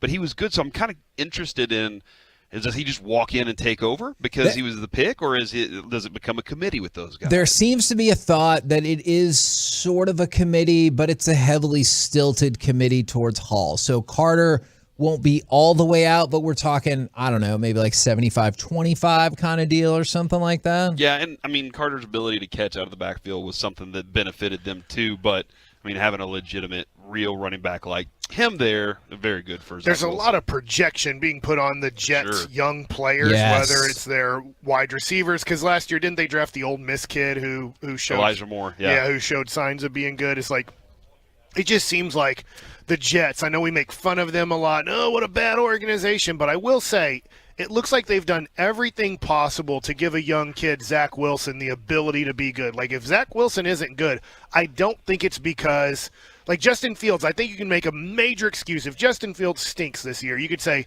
the Bears gave him no chance to be good. Yeah. And maybe he isn't good. Maybe he is. We don't know because of the Bears. But I would say with the Jets, if Zach Wilson isn't good this year, it's because Zach Wilson isn't good. Yeah, Now, I can see that. When we talk about Jalen Tolbert, I was just curious, through a couple of days, have y'all seen anything good or bad with James Washington? I've seen a guy get open a lot, but not close his hands around the ball, and that's the thing. Like, he gets open, man. He definitely does that, but he just hasn't been able to maximize that by catching it. So once he and Dak get on the same page, I think it'll be a very good thing. We got Mike McCarthy stepping to the podium right now, Kevin. So Let's Mike do McCarthy it. doing his press conference. Here in the Fan. Good energy today, huh? Well, then Clarence walks in. All right, what do you guys got today? Are we working today, or are you just going to do the medical around the medical tree drill here? Well, apparently there's a drill to go to. What you got? I don't have anything for you. Well, let's go. Anything updates on him? On who? Well, let's go. Yeah, he's died. We're still looking at his shoulder. His shoulder injury. He will not practice today. Yeah. Is that something that would linger for a few days? I mean, you don't want to push him too much now, and just what sort of time frame do you feel the need to look out to bring anyone else in, or do you think it'll be shorter than that? I don't think we're there. Right now, I mean, I don't see him practicing today or tomorrow. So I think once we get to next week, we'll have a better handle on it. Mike, what most impresses you about Dan Quinn as a defensive coordinator and the impact he's created last year? I think the first thing I would start with Dan is his consistency. I think it's so important in roles of leadership to be consistent in everything you do. His approach, his energy level. He does a great job in the area of relationship building. So I mean, his consistency is outstanding. So many other good attributes, but that to me, I would say that's probably top of the list. Mike, you've talked about how if quarterbacks stop throwing at a cornerback, it's the ultimate compliment.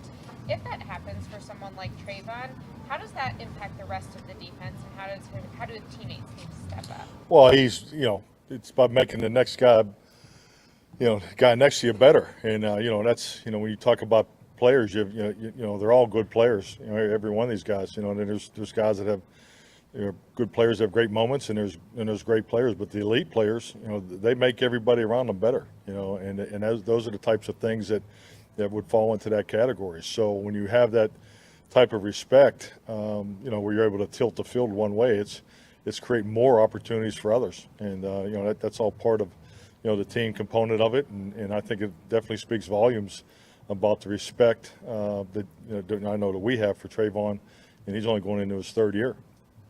What's determined Tyler Smith's focus so far at left guard, and does the Westwood injury at all accelerate him seeing more reps at tackle? I'm sorry, Mike, would you say Tyler Smith, his focus? He's been mostly concentrated at left guard. Oh, reps? Yes, sir. Yeah, he's we're trying to just, I think, like most of the young guys, we're trying to give him something that he can get really comfortable with. We started in the spring where he was probably 60-40, guard and tackle. But we want to give him more pure guard reps, just to get him comfortable. I think that's important. Let him build a good foundation in there. Have you seen him progress? Oh, yeah. It looks like his eyes are more disciplined. Can you maybe just detail his involvement, his evolution since you first got him? I'm very pleased not only with Tyler, but really the whole offensive line. Let's be honest, off-season program and ramp up it's not the preferred training environment for linemen. So, and they probably clearly, in my opinion, have the smallest window to get ready, as far as the padded work and the things you need to get done. So, but I really give Joe and Jeff a lot of credit, just in the area of fundamentals, and I think you're really seeing our young guys as a group. I think they're really off to a good start, and the fact that you're practicing in helmets, they obviously don't get the padded work until next week. What did you see in Jabril Cox last year before the injury, and can you talk about where he is now coming back and what your expectations are? Jabril's very bright, very instinctive, but I tell you, he's so smooth. Just the way his reaction and instincts. Game comes natural to him. I think he's quicker and faster than you may think. But I thought he reached that level of confidence and comfort pretty quickly for a young guy. So, he didn't have a lot of opportunities, but when he did, he made plays. You guys about to maybe give him more snaps last year before he got hurt? Because I think you had at least Jalen at that time. Mm-hmm. So was that more about? No, definitely. That was part of the plan there. He was definitely lining up to get more opportunities. I mean, obviously he had the injury that on the special teams, but on special teams he was actually playing extremely well and had more opportunities there first. But defensively his role was getting ready to expand. Mike, when you're in Green Bay, you had receivers move up a peg like Jennings and Jordy, and maybe even Devontae Adams for a little bit too. What's the challenge that those guys have, like for CD, when he goes from being the quote 2 to a quote 1? Well, I think it's like anything. The light's brighter. Both as far as internally, as far as the responsibility, opportunities that he's given, but also the way defenses will react to him. And I think really when you look at CD and that group of receivers in Green Bay, and it's very similar to how we do it in here in Dallas. The ability for receivers to play inside and outside to me is at a premium, because it's when you only play one or the other, it's a lot easier for the defense to take it away. So, and I think really CD's experience of playing so much in the slot last year is only going to help him now that he's at the flanker. So I mean, the ability for him to be in the 1 spot, the 2 spot in the slot, and also the 3 spot. So. We got to move him around, so with that we should be able to create more opportunities for him. Mike, you talked about Micah Parsons taking that second-year jump. When a guy has as good a rookie year as he did, is that maybe a more compelling challenge for you and the other coaches to try and find ways to tweak a player like Micah to make him that much better, to help him find that second-year jump? I think clearly when we talk about the second-year jump, the way we view it, and then maybe the way it's viewed externally or from others, there's more depth to that. And what I'm talking about is, it's not just all about his statistics. He's going to make others better around him just because the offense has to treat him differently. I mean, his ability from A, his pure ability, but B, his matchup potential is very high. So I mean, the way that he'll be treated in the defensive front, I think with a much brighter focus will make others better. So that in itself, he's got to get credit as part of his second-year jump. So so it's the stat part of it is not the whole story, but you can see his comfort level. Obviously the instincts and awareness. He's a gifted young man. But I definitely is, clearly where we were this time last year and where he is today, he's at a different level. There you go. Mike McCarthy presser right here on 105.3 The Fan, brought to you by Ford, built for Texas, built for you. Coming up next, we'll do some Mike Likes It live from Oxnard, plus a giveaway. All of it next right here on 105.3 The Fan.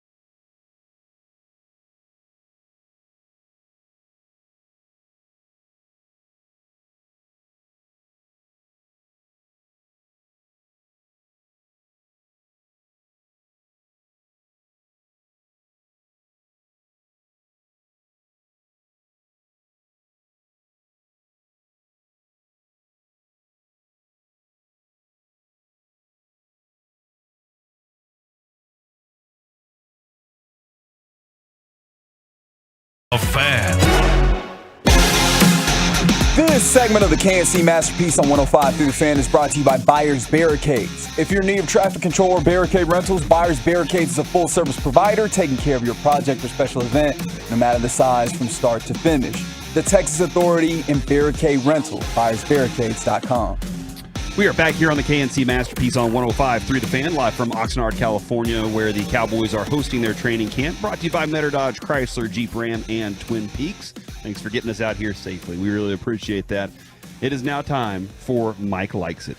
Well, we just got through watching Dak on the practice field. He was working on the bands. He was working on what I would call an opposite crow hop. So in baseball, when you're taking a crow hop, you're going forward to throw the ball. He was taking a backwards crow hop to pretend throw the ball. Is it for his step? I guess so. I mean, I don't know all the drills that he was doing, but he's on the bands doing different things. But it's just interesting to me. I'm like, that's interesting, kind of the backwards crow hop to throw off your back foot. You know, Jeff Fry says that pretty much every drill is dumb. He's like, just hit a baseball. just practice hitting baseballs. You're happy you hit a home run? Get the hell out of here. Yeah, exactly. So I am kind of curious on, like, how many, are there a lot of drills that are useful and a lot of them that just don't matter?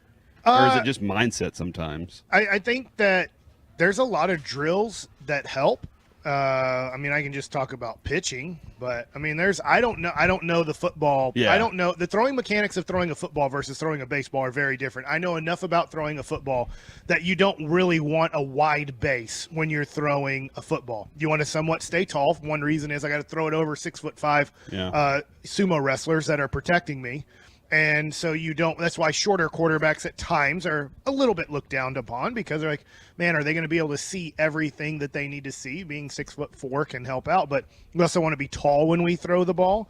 But when you're have feet planted, not on your toes. But when you're pitching, you don't want to lift your leg up and not stride. Yeah. You know, that would not be, you would not be able to throw the ball very hard doing it that way, or not nearly as hard as you'd want to. But I don't know all the drills that Dak's doing. If some quarterback coaches would be like, I don't like this drill, because I don't like, for kids, I don't understand the throwing on a knee type of deal. I know there's a lot of coaches that like doing that, but I don't know, why are we getting on a knee and throwing? To me, I think that's eyewash, which would be, for me, I don't think it helps at all. Yeah, I think that was, always the why of the drill is important. You're trying to tell, otherwise they don't know what they're getting out of it. You know, what like, I'm doing it, but I'm just going through the motion. I don't know, like, am I supposed to feel something here? What am I not supposed to do? So now I want to stick with well, let me do this real quick, because this is what I really liked. I don't know if anybody's been to the Texas Rangers Twitter today, but I retweeted this. Yes. I will probably lose,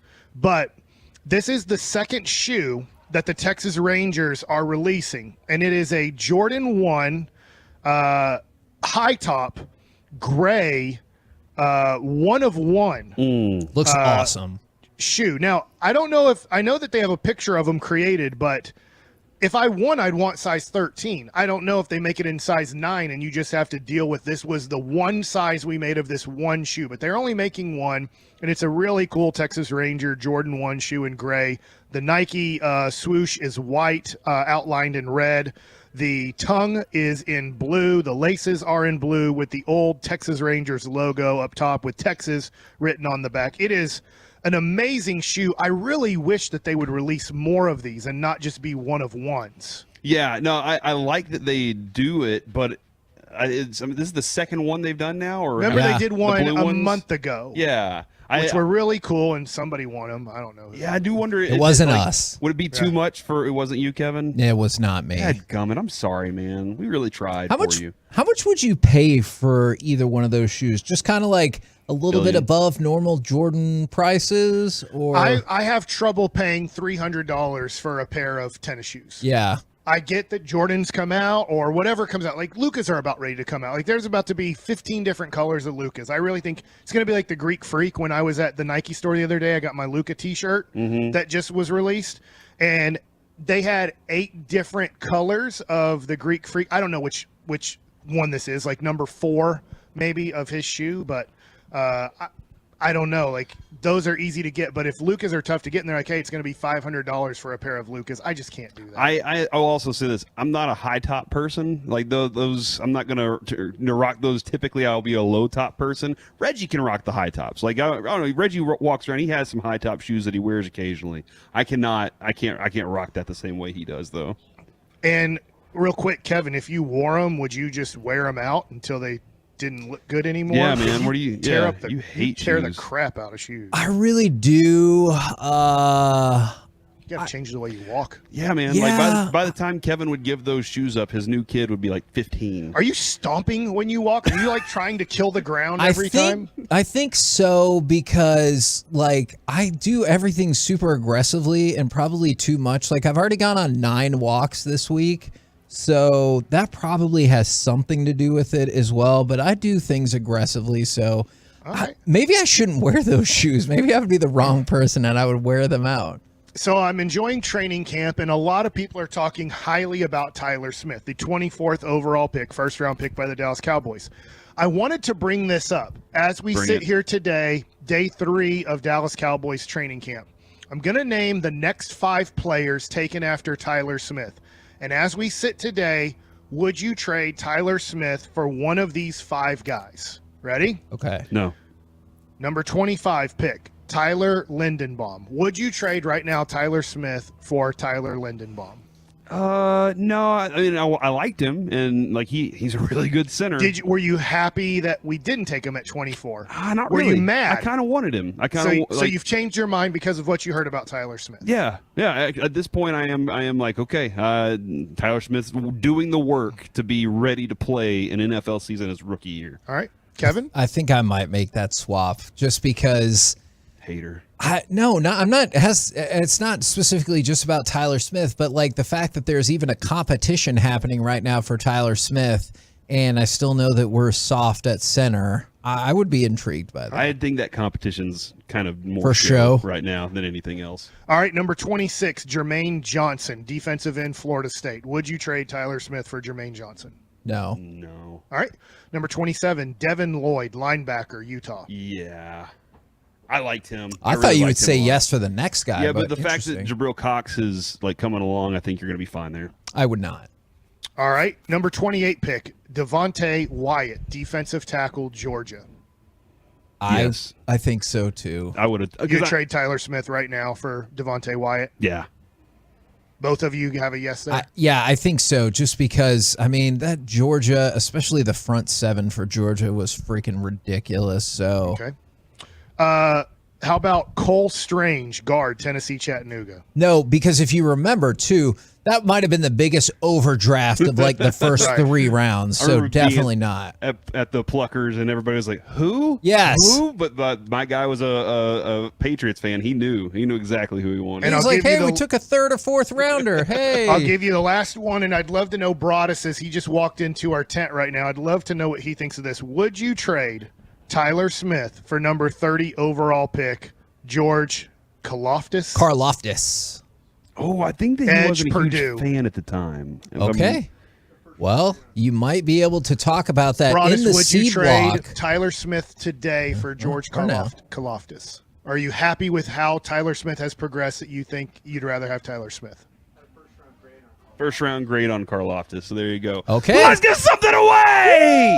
Caller number 10. Now. 877-881-1053 a 4-pack of tickets to go see the Rangers play the White Sox on Sunday, August 7th. Remember, first 15,000 fans there will also get the chance to grab that 50th anniversary Rangers t-shirt. You can buy tickets at Ticketmaster, at TexasRangers.com, or you can win them for free right now. Caller number 10.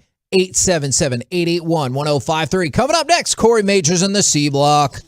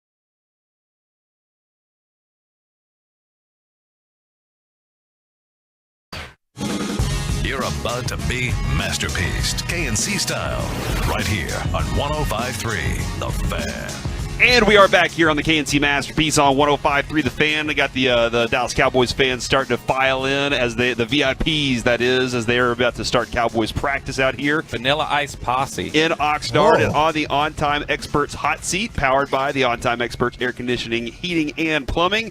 We have Bobby Belt and Kyle Yeomans. Yeomans. I got it right, Kevin. You got it right. In your face. Nice. Are they coming in because they want to talk about John Klingberg signing with the Ducks? 1 year, I'll talk $7 about million? that. Boy, that's a hell of a hockey player, that John Klingberg. Oh, Clingy. We lost him, huh? The way he just uses that hockey stick, man. Number 3. Blows my mind. Good defenseman. Number 1 in my heart. One of those guys that could really put the ball or the puck up the ice really quickly. Yeah, very quickly, actually. All right, so Kevin, no, that's not what we're That's doing not why they're in the here. C block, but I do Okay, appreciate you getting after that really quickly. Now, what we do here on the C block is we have a bunch of Cowboys questions, just have a discussion about our guys. The first question I got here, Jack Leiter, I know that's a Rangers player, has to be, Mike, a 1, an all-star is what you throw out there, or like a 3. He needs to be a 3. If he's a 3 in your rotation, you're feeling like you got 2 pretty good starters at the top. What does Tyler Smith have to be? Your franchise left tackle for the next, 10 years probably. I mean, right away he just needs to plug what you've got going on at guard, but probably next year, at the very latest, 2024, he needs to be the tackle for the next 8 to 10 years, protecting Dak's blind side. Yeah, I think that's fair because you look at the immediate need, it's not necessarily there, but there might be at some point with Tyron Smith. I mean, who knows how long he's going to continue to play at the level that he does play at. And, he's missed 20 games over the last 2 years. So if he's available to swing over to that left tackle spot and fill in behind Tyron Smith, I'm cool with that. But plug the left guard spot, be a starter initially, and then find your way into that rotation whenever Tyron's time is up in the NFL. I think that's what you have to have because, if we're comparing it to the MLB draft, it's much harder to hit on draft prospects in baseball than it is on NFL draft prospects. If you're a first-rounder, especially a young one that has time to develop like Tyler Smith, he's only 21, then I expect you to be a franchise player for sure. I would say that Tyler Smith needs to be a Pro Bowler in one of his first 4 seasons in the NFL. And, not all pro, right? That's a different level. Yeah. That would be unbelievable. Pro Bowl. And I'll just throw this real quick. Jack Leiter has to be a 2-time All-Star in his 6 years with the Texas Rangers before he hits free agency.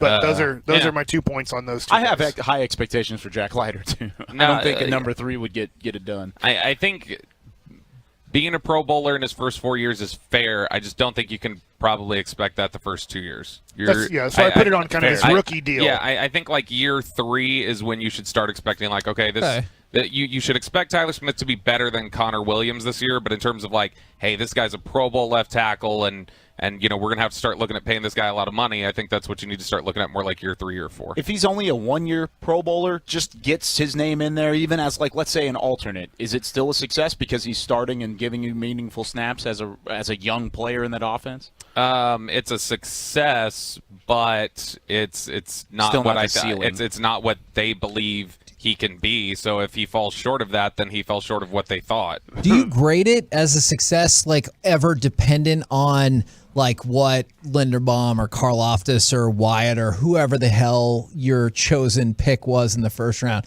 Do you judge success based on the success of other players too? No, because I think the difference between Watt and Taco is you're talking about 2 pass rushers and 2 different styles, and they said we need this guy as opposed to what TJ Watt does. Whereas Linderbaum's a center, Cole Strange, who went a few picks after, that's a guard. They drafted Tyler Smith because they want him to be their future left tackle. Yeah, he's a guard right now, but he's supposed to be their future left tackle. And so I think it's really difficult to stack him up against those other people. If you want to stack him up against others, it might be, okay, why didn't you take somebody else in the first round and get, Bernard Ryman in the second round or whatever? That would be more what I think you'd be looking at. Well, and it's also, it would more add insult to injury than it would be a direct comparison. Because if Tyler Smith doesn't play well, then you can say, oh, maybe we should have gotten a Tyler Linderbaum along the way. But right now, we're talking about Micah Parsons being a franchise player and one of the best defenders in the NFL, whereas we're not talking about how Rashawn Slater was an All-Pro for the Chargers last year, or a Pro Bowler for the Chargers last year. So, I mean, the way that you look at it depends on the success he has here. If he plays the way he should in Dallas, we won't have to even have that conversation moving forward. And two things that are happening here on the twitch.tv/Dallas fan cam. Zach Wolchuk is costing both Bobby Belt and Kyle right now, and I've already texted my statement to Julia Tran. Yeah, I got that. I got attacked yesterday. He accosted me, and then the other thing was when Mike said that Tyler needed to be a 4-time pro or a Pro Bowler within the first 4 years. His rookie contract. Brad Sham was walking by and smirked at Mike. So I think I'm going to try and get Brad on Monday for the C block and see why he was smirking as you said that. So it's very interesting to see what was going on. I mean, there. and if you think about it, I know that we want him to go to tackle, right? I mean, most likely Tyron Smith has 2 years left in the NFL, and I do believe he's going to retire after the 2000. Maybe one. Right, and he might retire after this year. He kind of has one more year of making big money, and then he'll retire, and his career is going to be over. And so you look at him moving over there, and when they take tackles on the Pro Bowl team, 12 make it at the end of the day, or is it 18? I mean, it's somewhere between 12 and 18 at the end of the day. Yeah, because people drop out. People make the Super Bowl. Yeah, so right, the alternates. Right. I mean, you take on each team, you take 4, so there's 8, right? Yep. And then usually pretty much, 1 or 2 from Super Bowl right, teams. and then 1 or 2 is more. like Tyron Smith's never going to play in another Pro Bowl the rest of his life. Even if he makes it, he's not going to play in it. He's like, I'm not playing in that. My body doesn't want to play a month later. Doesn't need to hold up. So on that, I'm just not going to do it. So you usually will add another 4 to 6 guys onto the list. There's a lot less dropout with the offensive linemen, though, as there is with like some of the skill position guys, like the quarterbacks and stuff like that. So I mean, you will see some dropouts, but I don't think it'd be that aggressive. You're probably talking about you pick 4 in the NFC, and then you maybe are. I'd say the lowest you drop is usually down to like tackle 7, but still, that's top half of the conference tackle. Kevin, I want you to answer this one first, and then we'll go around the horn with it too. What if this year we find out Dak has no higher plane? Then I still worry that the Cowboys won't know what to do with the cap, and they'll see the impending numbers for Dak and renegotiate with him anyway by giving him an extension. Because of the way that they run their cap. Because the way I feel like they fundamentally do not understand how to plan for the present and future with their cap. For the fate of this team over the next 4 years, 3 years, what do you guys think? If Dak works very hard to be where he is, we know all the qualities that go along with him. There is also time to become a transcendent player. Yep. What if this is it? Like that's as far as he can get. He turns 29 today. I just put something up at 1053thefan.com about what he had to say yesterday and looking at some of that stuff. But I was also taking a look at quarterback is a different position. A lot of times you get to 29, you're looking at most positions in the NFL, like you're exiting your prime, you're about to go downhill. This isn't, this is the end of your career, the back half of your career. Tackles, running backs, receivers, everybody, you're getting close to 30, that's what it is. Quarterback is wildly different, where quarterback, the biggest asset you have generally is your arm strength or your arm talent. That doesn't slip as fast as like speed and some of this other stuff does for other guys, and yet you're constantly expanding your knowledge base and things like that. And so routinely we see quarterbacks start playing their best football 29, 30, 31, 32. I just looked something up earlier today. Tom Brady from age 29 season on, his passer rating jumped like 13 points from his career leading up through 28. Drew Brees jumped 15 points. Even like guys who are not considered top-of-the-line starters like a Ryan Tannehill. Tannehill's passer rating jumped 12 points from 29 on. Wow. And so generally it's you're seeing the game slower, you're understanding the game better, and your abilities haven't dropped enough for it to be a factor. So I don't think that's a concern with Dak. I think he's going to play better. The thing is, you just need him to stay healthy.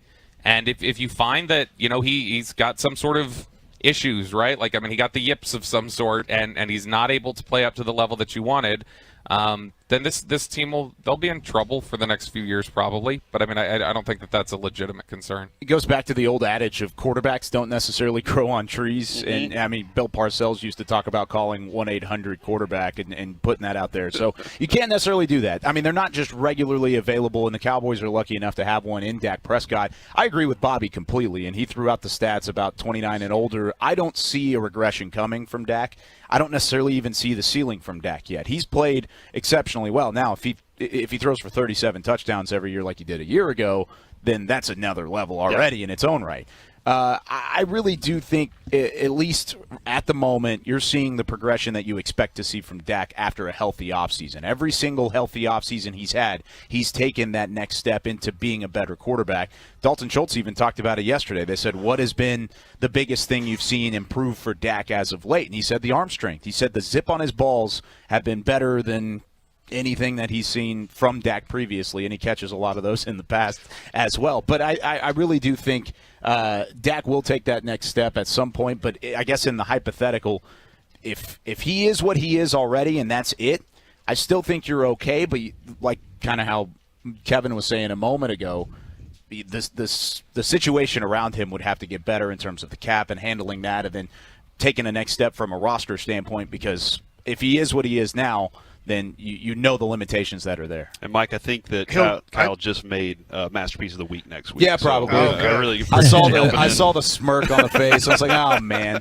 As soon as I said it, I was quoting Dalton Schultz, but I think he'll live somewhere between the 7th and 14th best quarterback in the NFL the rest of his career. I think he's good. I don't think he's talented enough to ever be considered a top 5 quarterback. And is that good enough to win the championship? It is. Teams have won championships with quarterbacks that aren't considered MVP caliber, but you usually have to have a great defense with them. Mm-hmm. Real quick for Mike. Mike, was he not first half of last year? Was he not a top 5 quarterback to you? We were having that conversation. Probably. So if he did it for half a season and then the other things complicate it, why wouldn't he be able to sustain that into the future? Because I think it goes into not this category, but it goes into, you know what? Joey Gallo for 2 weeks out of the year is the best player in all of baseball. Can you do it for 17 weeks? Can you be the best or one of the 3 best quarterbacks in the NFL for 17 weeks? He's never been. Okay. But to your point, yes, for I would say it was prior to or, the calf injury. I mean, the first 7 weeks of the season, but like he was better than for anybody. A full season. If you want to say for a full season, I do think 2019, you could argue he was around a top 5 quarterback in 2019. I just think at the end of the day, Joe Burrow's more talented than him. Justin Herbert's more talented than him. What about Matthew Stafford, who won the championship? Well, I don't want to derail all that conversation. I think they're in the same category. And to my point, Dak can win a championship as long as you have Aaron Donald and that defense and that head coach and that offense. Like, I think if Dak was the Rams quarterback last year, I think they would have a great chance to win the Super Bowl. Mm-hmm. This is for me. To answer this question is Tony Dorsett. But for you guys, he's a running back. No, that's different. He doesn't play here anymore. I should have said the question first. That was like Bobby. 40 years ago. Who, when you talk about the Cowboys, who's the first name that pops up for you? Like the first name that comes to your mind? Yeah, whatever. Yeah, Staubach. Like not necessarily your favorite, but like who's the one that you're like if you go like who like embodies the Dallas Cowboys, think of it, Roger Staubach. Yeah, for me it's Dorsett. Like I was as a kid, it was just he was the running back. I went and sought him out. I had his jersey and everything. Not necessarily my favorite of all time, but he's just the one that I always think of when I talk about the Cowboys. I probably think of Aikman. And Staubach. Yeah, those are probably the 2. I mean, a little bit. But yeah, that's kind of my 2 that come to mind for sure. I think of Emmitt Smith. Interesting. That's a big one too. Yeah, so like when the Cowboys were becoming awesome, he was like leading the way, and that's when I really got into sports. So I think Emmitt Smith, though obviously Staubach and Aikman make a ton of sense too. And you're a front runner by far. Like, if we know anything about Kevin, you. That's why I live in Dallas, don't you know? This is the most front running city there is. So for me, it's Staubach, and then it's J.J. Wilcox. There's no way it's J.J. What Wilcox. about Jeff Heath? There's no way. Should be in this conversation. Yeah. Get you some Bobby Scott Carpenter, Shanley, maybe. Heather. I like it. Probably Staubach. Staubach. That was the one that comes up. All right. This is going to be a tough one. I can't fathom this question. Like the answer to this. What is the sophomore slump, and what if Micah has it?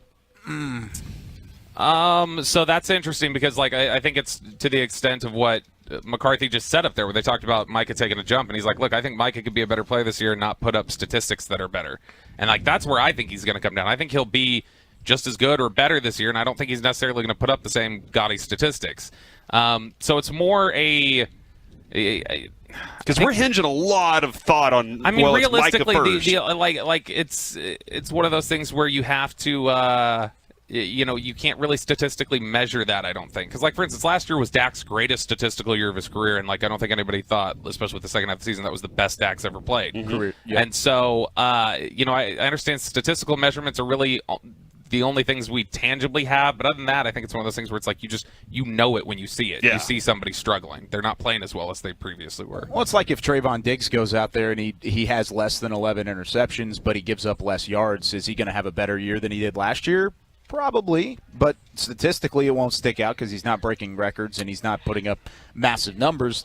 Micah doesn't have to put up 13 sacks to have an all-pro caliber year. He can put up, even if he just barely gets into double digits, let's say he gets to like 10 sacks, that's where I really think he could certainly show out as a player that doesn't have a sophomore slump. I think you asked what the sophomore slump is. I say it's a myth. I really don't believe in it. Diggs didn't have one. Yeah, Chase Young that's did. true. That's a good point. What happened to Chase Young? Dak did have a sophomore slump. Dak did. Like, I think the term is overused, but I think guys absolutely do come in to the league and they get figured out from year 1 to year 2, and they didn't do enough to respond to that. Little Robert humbled. Griffin III had it happen. He was a sophomore slump, and then That's my favorite college it player went of all down time. from there. But I think that absolutely, sophomore slump is usually is the product of teams. The league has reacted to whatever you did or whatever you are, and you didn't do enough to improve to respond to it. Yeah. A lot of the names we mentioned right there, though, it was also due to injuries at the same time, too. I mean, Chase Young was due to injury. Robert Griffin III was due to Robert injury. Griffin III was a pretty bad football player after year 1, though. No, you're right. But it also had to do with injuries at the same time. There you go, Kevin. That was an excellent little round table discussion right there. Thanks, guys. Now, at what point will we get into the discussion about Charles Barkley not going to the Live Golf Tour? After Martin Perez is traded. Oh, hey, somebody just texted in that the Cardinals are making a push. I don't know if they did To that. get Perez? I don't know if they did that take Nolan just Gorman. for you. I'll take Nolan Arenado.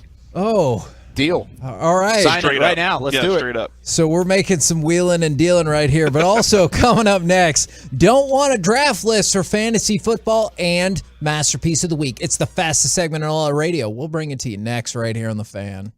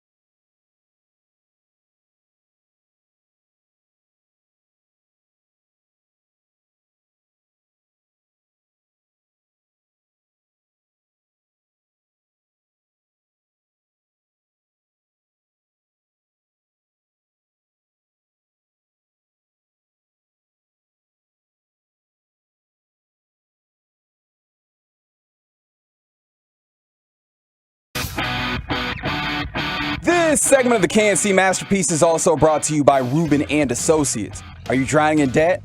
High credit card balances, personal loans, or outstanding taxes? Everything is spiraling out of control and you feel like you have no way out, but you do. Call Rubin and Associates at 1-800-LAWYERS or go online to DallasTexasLegal.com. Again, 1-800-LAWYERS or go online to DallasTexasLegal.com. Back here on the KNC Masterpiece on 105.3 The Fan, about to turn things around so that you can get some Masterpiece of the Week. That'll be coming up in about 6 minutes, all right? So we'll get to that in about 6 minutes. It looks like the G-Bag Nation is going to be doing crosstalk from the field. Oh. And it sounds like they are going to be opening their show today with 3 live mics. So I'm really looking forward to that. That's brought to you by Metter Dodge Chrysler Jeep Ram. And we're also out here thanks to Twin Peaks, ladies and gentlemen. All right, Kevin, I wanted to see this. I know, like, you guys, Mike, you play daily fantasy. Right. And Kevin, you said that you would get too addicted and you wouldn't be Yeah. able to play fantasy football. But I get the idea. This is I think everybody has that moment. Here's the thing for a yearly thing. If a player has done something in the past and not lived up, the next year I'm usually like, I'm one of those guys that will hold it against them. Yeah. And I won't draft them the next year. I'll be like, nope, never again. Sometimes it blows up in my face. I could have drafted that person, but I decided I'm not going to do it. Like I had a chance to get Alvin Kamara last year, and I passed up on him. It worked out for me. Still to this day, and I think this might be for the rest of his career, which is probably not a bad idea, is my son will not draft Christian McCaffrey because he took him number 1 the year. Pretty much everybody was taking Christian McCaffrey number 1 and all kinds of injury problems. So I think it's wise that my son has sworn off Christian McCaffrey drafting at any sort of premium position. My buddy just said I will never draft Jamal Charles again after a year that he got hurt, and I drafted him, and then he turned out to have like a career year again. So I benefited from it, but those things happen all the time. Here, Kevin, is the do not draft list. You don't want to draft these guys because of the risky first-round pick. And Kevin, number 1, Christian McCaffrey. It makes sense because he's still going like 2nd or 3rd in drafts, and I'm like, okay, cool. And this is interesting too because this is from CBS.com. It's Dave Richard put this together. Javonte Williams said, "Do not draft him." They say go ahead and wait for like the 3rd round, but they say because Melvin Gordon is still there, he is still still a factor in that he doesn't trust it. Now, Mike, are you going to be looking at Javonte Williams saying, that guy's going to be a player for me? I mean, in daily fantasy, it matters the price point. Yeah. A lot of times you don't draft Christian McCaffrey because you're committing so much money to that guy that you're going to have to take somebody's 4th wide receiver as one of your 2 or 3 wide receivers. So a lot of times it's about the value that somebody gives you. So if, let's say Javonte Williams is cheap in week 1 and you think, man, he's going to do great for Denver in week 1, you take him knowing that his value is going to rise a lot. Also on this list, this is interesting to me, and a lot of people don't take quarterbacks in the first round anyway, but they say don't take Patrick Mahomes as your QB1. And that sounds insane to me, but Mahomes has finished 4th or worse among quarterbacks in fantasy points per game in 2 of his past 3 seasons. That's interesting to me, is that he's not the best. He's 4th or worst, and that doesn't, like, I wouldn't think that, but I guess there, and also Kevin, like you said, losing Tyreek Hill, he's got to coordinate, with Juju, he's got Sky Moore to work with, he's got Marquez Valdez-Scantling, so they say don't take him as your QB1, take somebody else. They would rather have Josh Allen, Justin Herbert, or Lamar Jackson, maybe Lamar Jackson over Patrick Mahomes in fantasy football. I think everybody, do not get this, all twisted here. This is fantasy football. I think fantasy football has ruined a lot of history for the NFL because a lot of people are like, well, look at his stats. And it's like, well, if you watch the games, Troy Aikman comes to mind. Troy Aikman controlled the tempo and the flow of the game. What did you want Troy Aikman to do up by 10 points with 10 minutes to go? Win football You had games. an offensive line. You had Emmitt Smith. And he would hand the ball off, and they would methodically go down 3rd and 4. He would throw the ball to like a Kelvin Martin or Michael Irvin or Jay Novacek. They'd pick up 6 yards, and the drive would keep going, and then there would be 3 minutes left.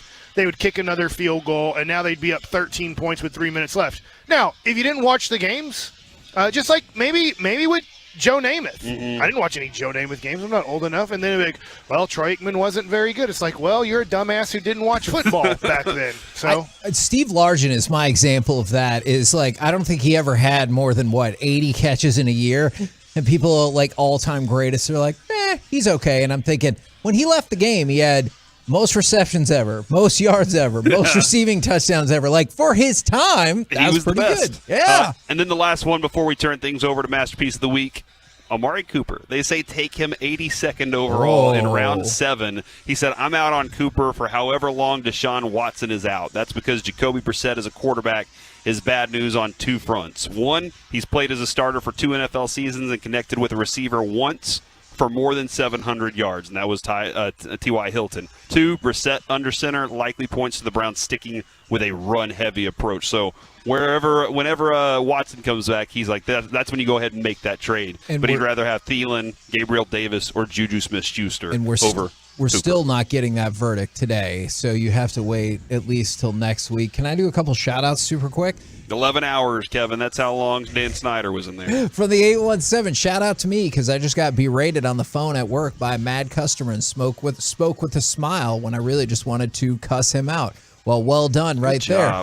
Shout out to me today from the 682. I moved into a new home, adopted 2 cats, and battled through COVID this week, so I feel pretty accomplished. Damn, that is a lot of freaking stuff. And then from the 214, shout out to my dad, Darren. It's his 57th birthday. It is also my 35th birthday, so pretty cool. Congratulations, Kevin. Happy birthday. I thought you were older than that. No, that person texting in. And congrats to your dad, Kevin, for turning 57. My dad is dead, Reggie. But you didn't really have a relationship with him. Yeah, that is very complex. Very awkward. You made it weird, Reggie. Would it look bad if I was 35 and I had a kid that was about to be 18, or would you guys be proud of me? It would be weird if you were 35 and your dad was 18. That would be weird. Oh, that would be super weird. Mm-hmm. Huh. Masterpiece of the week? She said, list this. Hello. Hey, Reggie. Got any more zingers about my dead relatives? I'm just kidding. Reggie, I'm just kidding, man. I swear I'm kidding. Look, I just got to hold that. I don't know what to do, right? Like I messed up. I forgot that very crucial point. I swear I'm kidding. Of your life story. Masterpiece Everybody of the week. dies, Reggie. That does happen. I've been lives. told. Oh, wow. Well, that's like one of those fake deed things that people get written on a placard to hang on the wall. For sure. Are you bringing up abortion right now? What? No. That is not the point I was trying to make. I thought that's what he was trying to say. Oh, my God. I don't even know how you connected that. Well, he said not everybody lives. I meant like to your potential or like fulfilled in life. Oh. Not what you said. That was not my point. I'm sorry, Reggie. I feel like we've done a horrible job setting you up here. It's all good. It's a Friday, and that means we're doing Masterpiece of the Week. It's a segment that we do every week in which we revisit some of the funny, stupid, or odd things that have been said on this very program over the last little bit. So let us begin. I didn't pull a lot of these clips because, as you might know, Peyton's been. So you know what? I'm just gonna immediately deflect a lot of responsibility, but also like in all seriousness, I just don't know what a lot of this stuff is. So I'm playing it at random, and let's start with Mike Bassett. Maybe they have a hole, and then you attack that hole, and they can never make an adjustment to it. What does that mean? Well, I'm talking about baseball and like a Cody Bellinger, and they didn't attack his hole in his swing when he won the MVP or even finished second in MVP voting, and now they attack that hole in his swing. Sure. It's called the Shuto in that movie that I think Burt Reynolds was No, a you mean hitter. prosciutto. Not Burt Reynolds, but Tom Selleck? Tom Selleck, yeah. Mr. 3000. No, it was Mr. Baseball. Mr. Baseball. 3000 is the Bernie Mac one. Yeah, that's right. Yeah, and in Japanese, they call it the Shuto, and that's the pitch you can't hit. That's the hole you have in your swing, and he had to fix his Shuto. Does everybody have a hole in their swing? No, but you can't protect both sides of the plate at the same time. It's very difficult. Man, I thought you were talking about a porpoise in that. Like that one time, one of my catchers told me, well, you missed by a blank hair. And I was like, in the major leagues, if you do that, then you're in trouble. C-block hair. Fine as frog hair. Have you seen any porpoises since you've been out there? I saw a lizard. Same thing, yeah. It's not a porpoise. I But walked out to the beach. I haven't seen any fish. Mike went out there. We should have done a video. We saw 3 kids take off to the water with spears. They were going spear fishing. Yeah, and we should have done a video on that. Mike was like, "I'm going to watch this right now," and he ran off. They weren't battling one another. Oh, did they throw them at each other? No, they were in wetsuits and they were diving, like, going underwater. I can't see what they were doing underwater. Can you imagine being underwater and then all of a sudden your buddy accidentally misfires and hits you in the leg and there's a harpoon through your leg? Now you got to get up and I cannot come for you. Fantastic. All right, let's move it along in Masterpiece in the Week, in which Corey said this. I did Mike recently, and I don't know what channel it's on. What? Why would that Do you be need me to on play TV? it again, or? That was when he's talking about McCarthy. That was Oh. before. That's what it must have been. That was before the rule change. What? What rule? I'm the mic. Oh, okay. That was before the rule change. That wasn't the rule I was thinking of, but that's fair. That's very fair. I like that. That's the way you consider it the rule change. Yeah. We went back to the CBA, had winter meetings about this, and this is the new rule change. Oh my God, we need to play that for McCarthy tomorrow, right? Like if he's going to be on with Kevin Gray. No, because remember that one line where he was like, "He's probably going to be gone next year anyway, and I'm going to be here still." Yeah, let's not do that. I already caused enough issues. Back to you, Reggie. Thanks. And back to Mike Bassett, who I think was talking to Kevin. Run as fast as you can and lay your shoulder right into Bevo's rib cage, and that thing goes and then goes down. Would you be like, I have done it? Yeah. It was the cow noise that really made it, right? It is. Mike has really good noise. And then, I don't think it's going to moo at that point. But you still did it. You were telling the story. Do you think that he could have really hurt Bevo? Like, no. I don't think hurt, yeah. but Get a sound out of him? I don't know. I mean, maybe. Ribs get broken. Yeah? Like, you can break ribs. Can you break a cow's rib? I think you could. Not with your fist, but with your whole body. I don't know, man. I don't think I could. I don't think I could run hard We enough. probably can't. Cars can. Yeah, definitely a car. Yeah, you run it over with a car, thing's exploding. Okay. You're going to also wreck your car. Destroy it. Yeah. What's the difference between wreck and destroy? One you do on purpose. That's just Are you full proud? circle. Are you proud of yourself, He should Kevin? be. That was actually pretty good. A little bit. He changed the word. Stay focused, Reggie. I don't know. I already lost focus about an hour ago. This one happened live from Oxnard. He's not on the show, but he's show adjacent. Zach Wolchuk made an appearance. Maybe if you're good enough, you'll make that Hep B list that I did like months ago. You talking hepatitis? I think we're working on I think he's workshopping like a catchphrase. That needs to be a drop. Old Chuck just swooping in.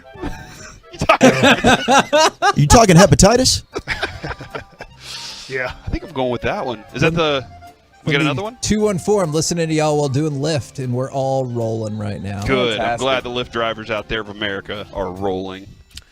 I'm voting for the Bevo joke. Me too. Run as fast as you can and lay your shoulder right into Bevo's rib cage, and that thing goes and then goes down. Would you be like, I have done it? That's my vote as well. See his face right now. Because I think if you're on Twitch, you can. I think Kevin that would be a dream come true for Yeah, Kevin, yeah. that he cow-tipped Bevo. Yeah. I just got to go to Cameron Indoor Stadium, now Cow-Tip Bevo, so we're making progress. From 972, my mom and I were delivering papers one night and ran straight into a cow about 35 miles an hour. That SOB just got right back up and walked off. Shut up! Cows. Wow. Yeah, I'm going to go Hep V. So that was the one that I was voting for. Mm-hmm. Maybe if you're good enough, you'll make that Hep B list that I did like months ago. You talking hepatitis? So amazing. Like he's like, hold on, this is a category I know about. You talking about hepatitis? What you talking about, hepatitis? Right. I'll also vote for Bevo. That's the sound. Oh, all right. So that is your winner, Mike Bassick, once again taking his rightful spot upon the top of Masterpiece of the Week. By the way, a couple more quick shout-outs.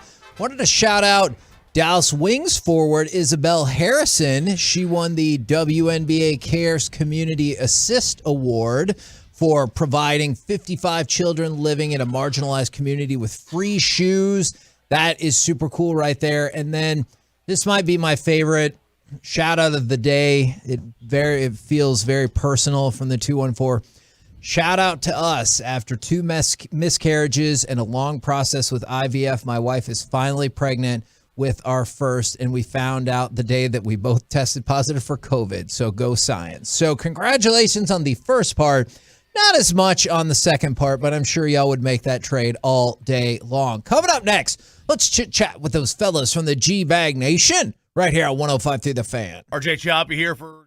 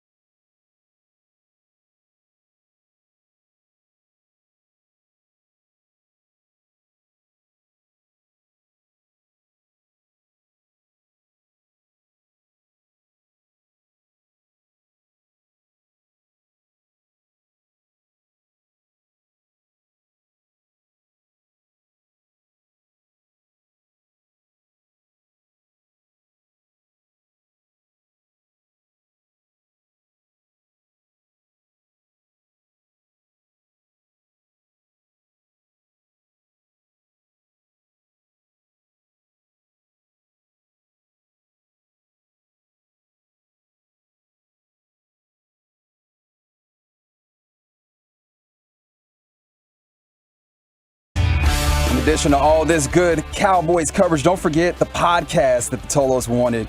Cowboys insiders Brian Broaddus and Bobby Belt talking everything Cowboys on the Love of the Star podcast. You can get it on the Odyssey app or wherever you find your podcast. But this segment of the KNC Masterpiece is brought to you by Classic Chevrolet. In Texas, we're proud to be the flag bearer for freedom, and Classic Chevrolet gives you the freedom to choose from one of the largest selections of Silverados in the nation. Reserve yours now at Classic Chevrolet and find new roads. Back here on the KNC Masterpiece on 105.3 The Fan, Corey Majors, Mike Bassick, and we will have the G-Bag Nation in just a moment. This D&M Leasing Crosstalk brought to you by D&M Leasing. Guys, Kevin, I'm going to do it right now. All right. Gentlemen, how is you? Terrific. Nice. See, I did it, Kevin. You're welcome. You did an excellent job. I actually have an update for everyone if you're interested on the food stealing situation. Okay, Oh. okay. Before we get to that real quick, I just want you to know, out at the field, we got Broaddus and Chiafalo and Wolchuk. They are out at the practice field right now, so that's where they're delivering their audio from. Okay.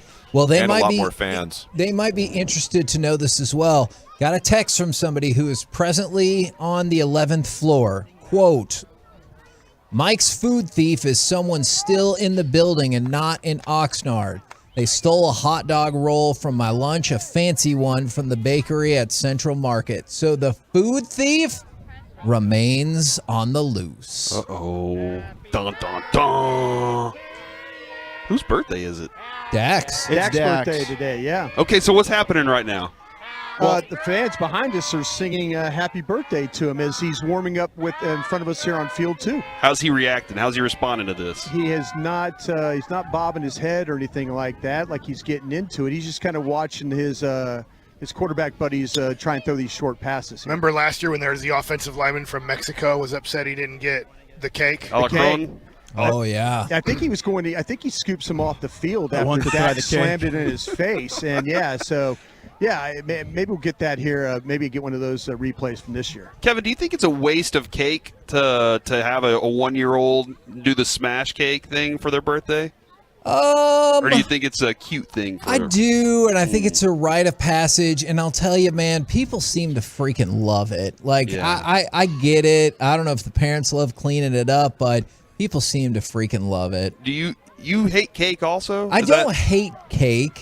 I am, like most things, kind of particular about the specific kinds of cake I like. So Kidding me. What's the best cake? Dawson? yellow cake with chocolate frosting. I'm going to answer. Yellow He with nailed chocolate? it. Man. Yeah. Mike? Unless you count ice cream cakes, but that's kind of cheating.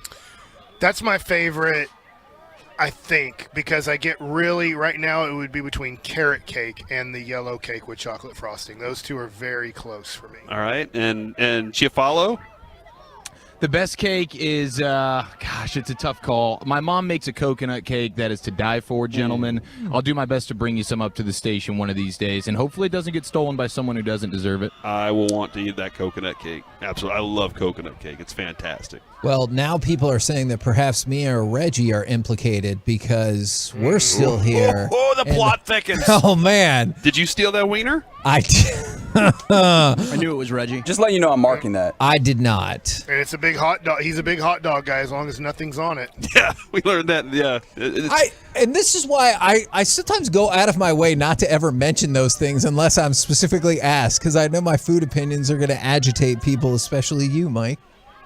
And perhaps be held against you in a court of law. Yeah. Oh, man, if I ever have to go on food trial, I'm going to be screwed. Everybody's going to testify against me. So you did drop the not everybody dies, but not everybody lives. Do you think that somebody's going to look at your food approach and go, you know what, you didn't truly live, Kevin? Yeah. That's true. We need to set up a hidden camera. Let's get to the bottom of this. I'm dead Be serious. real easy. DFW security, bring Yes. one up, put it Yeah. there. We'll just have it running live on twitch.tv/Dallas Fan Cam. Just have it running, and then the Tolos can catch them. The Yeah. Tolos together can say, you know what, we saw it just a few minutes ago. Somebody walked in there and took that bar. So I think we can do this easy, Mike. Now, I'm 100% in on that. Wolchuk, I did want to know. I know you're out in California at training camp. Mhm. Are you interested in UFC 277 since it is emanating from our backyards Yes. tomorrow? I absolutely am. I'm going to be trying to follow it as much as I can tomorrow. Might have to just purchase it on my phone. If we're out and about and we're doing things, I'm not going to join the team and go about this. I'm going to enjoy our time and maximize the opportunity. But I do want to watch the card, so I might just have to splurge, get it on the phone, and watch it that way. You think Pena can do it again, or is it Nunes time once No, more? I think Juliana Pena is her kryptonite. I think she's going to go ahead and do it again. Wow. All right. Now, on the practice front, anything in particular y'all see out there now, or anything in particular that maybe you're looking for out of this practice before we get to the padded practices on Monday? I think that, to me, that it's still the offense the last 2 days, and they've run some 2-minute drills and stuff, and it hasn't been really, really clean. You haven't had the splash plays, and usually you get those, you get the crowd reaction to big plays. Dak has missed on a couple of deep throws that I think he normally hits. So, yeah, I'm kind of today looking to see if they can make some better connections. We're going to get some 2-minute red zone situations and things like that. So right now the quarterbacks are loosening up and throwing fades to the corner. So there might be some of those types of plays where some guys can go up and high point some footballs and kind of get this crowd involved in this practice. Also interested with Matt Waletzko out. Yeah. Well, how's this backup swing tackle position looking? I know people might not be interested. All right, what's up with your backup swing tackle? With this team, it's incredibly important. We don't know what the health of Tyron Smith is going to look like week to week. I don't know that fans are necessarily sold on Terrence Steele. So how does Josh Ball look in these practices? And do the Cowboys need to go out and look for a veteran depending on how severe this Waletzko injury is? Right. Is the Tyler Smith McGovern battle a real one? Right now it's a real battle. Think so? Yeah, right now it is, because what they're doing is they're alternating reps. Now, to Zach's point, though, we might see some more of Tyler Smith playing some left tackle. Mike McCarthy said this morning it was a 60-40 split. I don't think, though. I think it's been really more him playing guard than it has been him playing offensive tackle. So maybe that'll switch today. Gavin, what do you guys got coming up on the showgram today? Pure Gold as always. Thanks for asking. Yes. A lot of great stuff coming up on the show, including the guys going 3 live mics right out of the gates at, I believe, 2:07 Texas time. They're going to be getting into some red zone action. So 3 live mics right on the field to kick off the show, as these boys are going to give you a flavor of camp right there on the practice field. See, Kevin, you don't have to miss anything, man. You can just listen to G-Bag, and you'll get all that you And need. watch. Yeah. I will watch as well. And make sure you don't miss tomorrow. Still be doing all kinds of live broadcast stuff with Kevin Gray and a plethora of extra guests tomorrow right here on The Fan. We will be back on air on Monday, so make sure you tune in as that Oxnard coverage continues 10 a.m. to 2 p.m. right here on 105 through The Fan. Say dinner at Lure, Kevin. Dinner at Lure. Say goodnight, Kevin.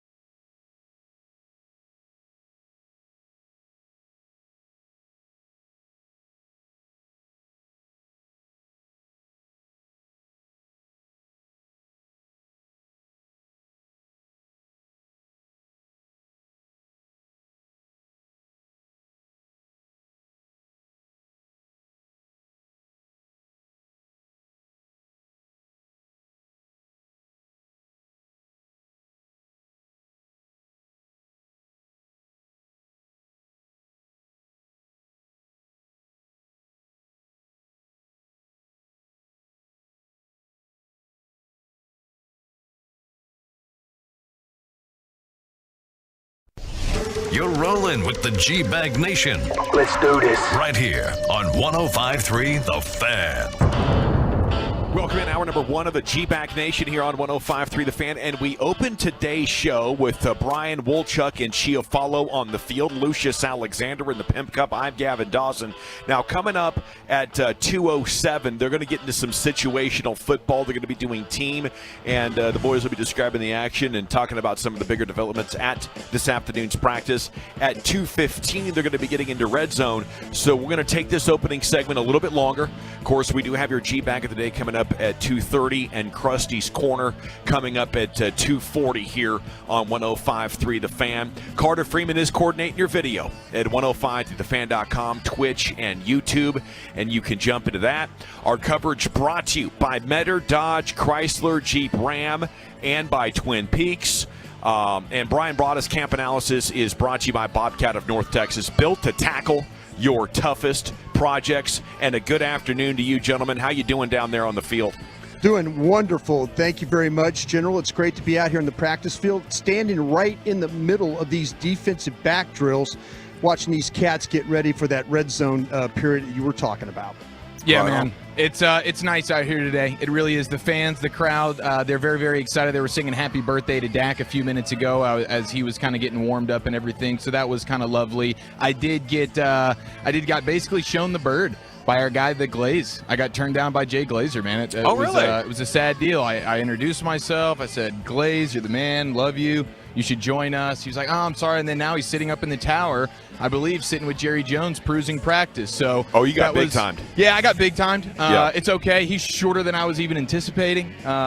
So it was just kind of one of those deals, man. I was looking forward. I shook his hand. He's got a hell of a handshake, that Glazer. I will say that. And then Brad Sham's doing it better than anybody. This dude is posted up lawn chair style. He's got his own spot, and he's just going. He's just veteran moving it, and it is absolutely awesome to just see him chilling out. I'm like, dang it, we should have brought the lawn chairs, man. That's a clutch move there by Brad. Man, I've been wanting to bring a lawn chair or a stool or something just to take a little bit of a load off there. Brad's at that level. He can do that, no questions asked. I've been told by several reporters when this comes up, if you would have tried that during Tom Landry's day, he'd have kicked your ass out of practice and given you a lecture. So I don't know if the rules have slid into that's open for everybody.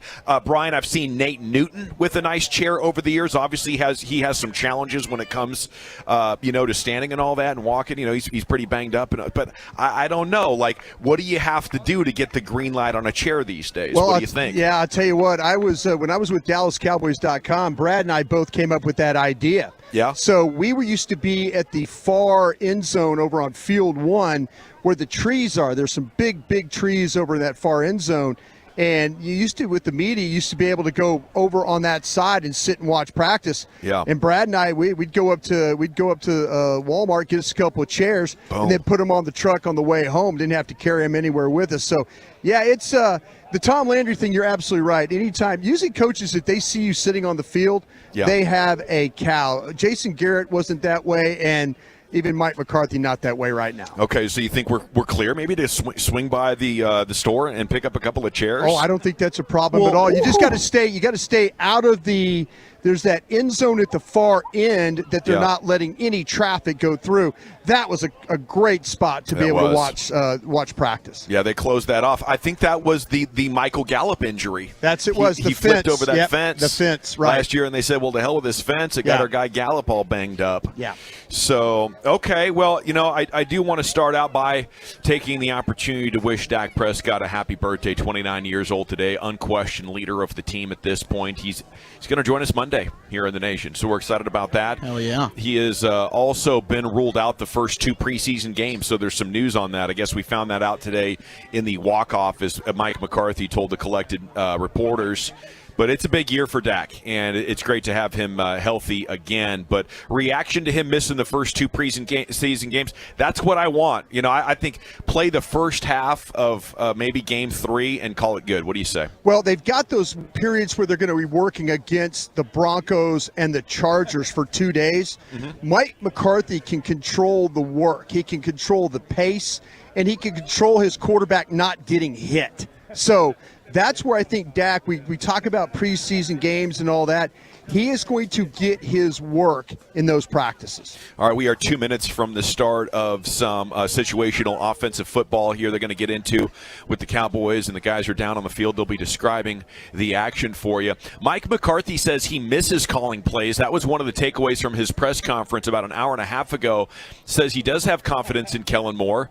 Wolchuk, if things don't start well, do you think we could see a change at play caller at some point during the season? Yeah, he's not saying that without a little foreshadowing, basically hinting, hey, Kellen, if you're not getting this together and it's not looking good, I'm taking those over. Now, I don't know from a Cowboys fan perspective, and Broadus, I know you're plugged in. You got a lot of buddies there in Green Bay. There's a reason Mike McCarthy stopped calling plays. It wasn't going too well over there with the Packers. So I don't know that that's also going to be necessarily something that benefits this football team. But what I do like about it is a guy that's job is on the line. If you're not willing to at least take on that responsibility, how much do you even value and care about saving your damn job? Yeah, I think that's the issue with Mike. I mean, it's like he went from being a primary play caller to like, I don't want to have to install an offense and teach it over again. But if it turns out to be really bad offensively and he has to save his job, he better take that play calling over and figure out a way to make it work. Yeah, I wouldn't want to go down without having a stronger say, no. Especially if it's malfunctioning. But, if he believes Kellen Moore is doing everything right, then maybe he wouldn't change. And if you weren't going to change last year when the team was in crisis and a young OC who needed help, you didn't even step in there and help. I'm hoping that if things don't start well, we do at least get an opportunity. Because we've seen, this team change coaches on the fly, and it have a significant impact. Yeah, no, that's again, if you're in that position to where, you never want the interim thing, but we did see with the situation with Jason Garrett, him being an interim coach, things did turn around. So, yeah, that's if they have to do that, maybe, because Dan Quinn's in a position, if you look at his contract, it's almost like he's your head coach with what the compensation package is. Okay, 3 of the first 5 games, Bucks, Bengals, and Rams. So those are going to be tough. If they start the first 6 3-3, I don't think that would be the end of the world, and the schedule softens up quite a bit. Okay, from my look at the clock, they should be heading to some team situations right now, right, Brian? Yeah, they are. The clock is rolling right now. We're at 20 seconds, and we're making our way over to the red zone area here to see this. Broadus bleeped us. Broadus bleeped us here. He says, hey, guys, we're going to be trying to do the other side of the field. We were perched over there on the far side, and he said, look, they're going to rotate, and we trusted Broadus. So now we got to hustle all the way to the opposite side of the field here. But It's okay. It's all right. We're going to get there. We're getting the soda steps in, boys. I'll tell you what, it's sabotaged. Yeah, that's a Garrett right there. It's funny though. They usually alternate each side of the field here, and we were over in the far field yesterday. So here we are today, having to go back to where we started yesterday.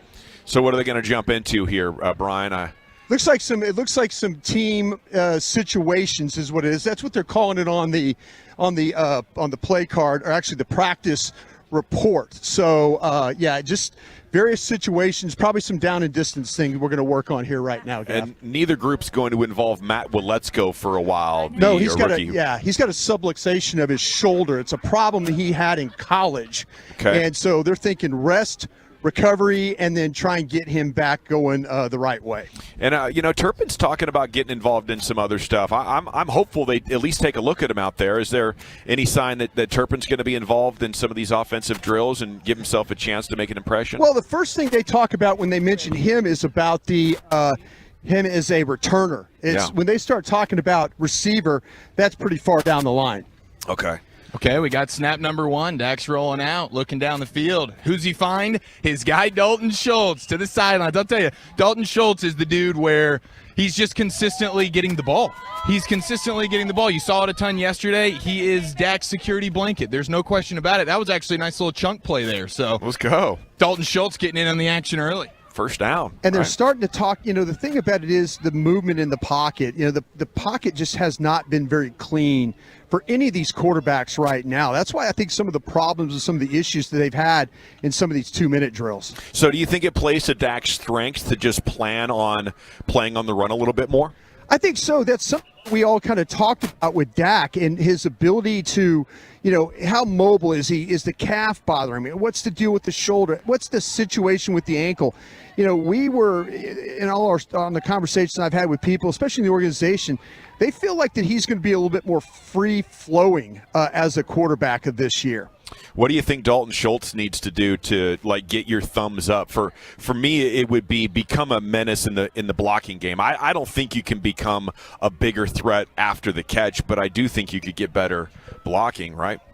Oh, he absolutely can, and that's something that Dak is, Dalton Schultz has really, really struggled with. I mean, they've tried to play him on the front side, and then they put him on the back side, and then still have problems with, him not being able to take care of that linebacker or that defensive end on the inside charge. He's just not strong enough to do it, and it's clear that they try and put him in different spots so he doesn't have to block. What else is going down there, Chiafalo? Well, so we got a couple of chunk plays, which was nice because that's something where the passing game you see a lot of less than 15-yard kind of plays. The first two snaps here, first one to Schultz, second one to Noah Brown. Actually, big chunk plays. Then you had a little Hail Mary try there. It seems like they're trying to push the ball more today, which is great because, gosh, even going back to the San Francisco playoff game, it was they're just taking what the defense gives them, and they're always going to give them the 7-yard the 7-yard reception, and so that's something that we want to see more. We want to see the pushing the ball down the field, and the first couple of plays here in team, that's exactly what they're doing. It's been a welcome thing, Chuck. Yeah, absolutely, and we just saw a nice out to CeeDee Lamb for a nice chunk. So the Cowboys are now set up inside the red zone, and that was a beautiful play. We've talked about anticipatory throws from Dak Prescott. Before CeeDee Lamb's even broken out of the route, that ball is out, so it hit CeeDee actually in stride, allowed him to get up the field and pick up some extra yardage. So first team are they going to keep it inside the red zone, or are they switching every play? Well, they just finished a drive here, and they, I believe, ended up in a touchdown to Noah Brown. So we're going to see if they end up sticking with red zone drills here, Gavin. Yeah. And but the good thing is they're keeping with the first-team offense. Yesterday they were doing a lot of rotating in, but Dak seems like he's getting the full workload here. And another update, McGovern is staying in at left guard. They're not really rotating Tyler Smith in and out here. It's McGovern that's getting all the reps so far. Wow. That's something I want to talk about a little bit later on with you as far as, first impressions of the first-round rookie there in Tyler Smith. And I hope we start to see some significant steps here because, when you talk about taking a guy in the first round, there's the opportunity that he's going to step in and have an impact. And I just don't feel like right now we're there. No, not at all. And, that's the thing is even using Connor McGovern last year and the fact that he made starts and then they pulled him out and went back to Connor Williams, I felt like that was a pretty dead situation for him. Yeah. But he's sure getting a lot of play here at this left guard spot. They tell you not to look at the depth chart through the first few practices. Okay. But if you're looking at the depth chart, Connor McGovern is the guy starting at left guard right now. So what's the scoop? They're staying in red zone? Yeah, they just finished. Looks like they're switching now. The second team's going to come out. It was a nice first drive by the first offense there. They get down into the red zone. It didn't look like they could actually cap it off with a touchdown. But we got the first defense is on the field right now, going up against the twos. So we'll see how this shakes out. But they could not score in the red zone. You did get to see CeeDee Lamb once again. He's playing in the slot. Tolbert's out wide. They're moving these guys around, which is something that we've all been kind of hoping for, and they're doing it. Red zone's such an area of focus, I think. Red zone and third down. Hopefully we keep hearing and seeing CeeDee Lamb or whoever it is, Noah Brown, scoring touchdowns for the rest of this training camp because the ability to get there, I think, has been unquestioned for years. It's how do you execute when that field shortens up, Brian? And that's never more imperative than on third and long and in these red zone situations. You're absolutely right. When that field shrinks, and then all of a sudden space is hard to find. The ones that have that awareness are the ones that are able to make those plays, and that's what this receiving core has to do.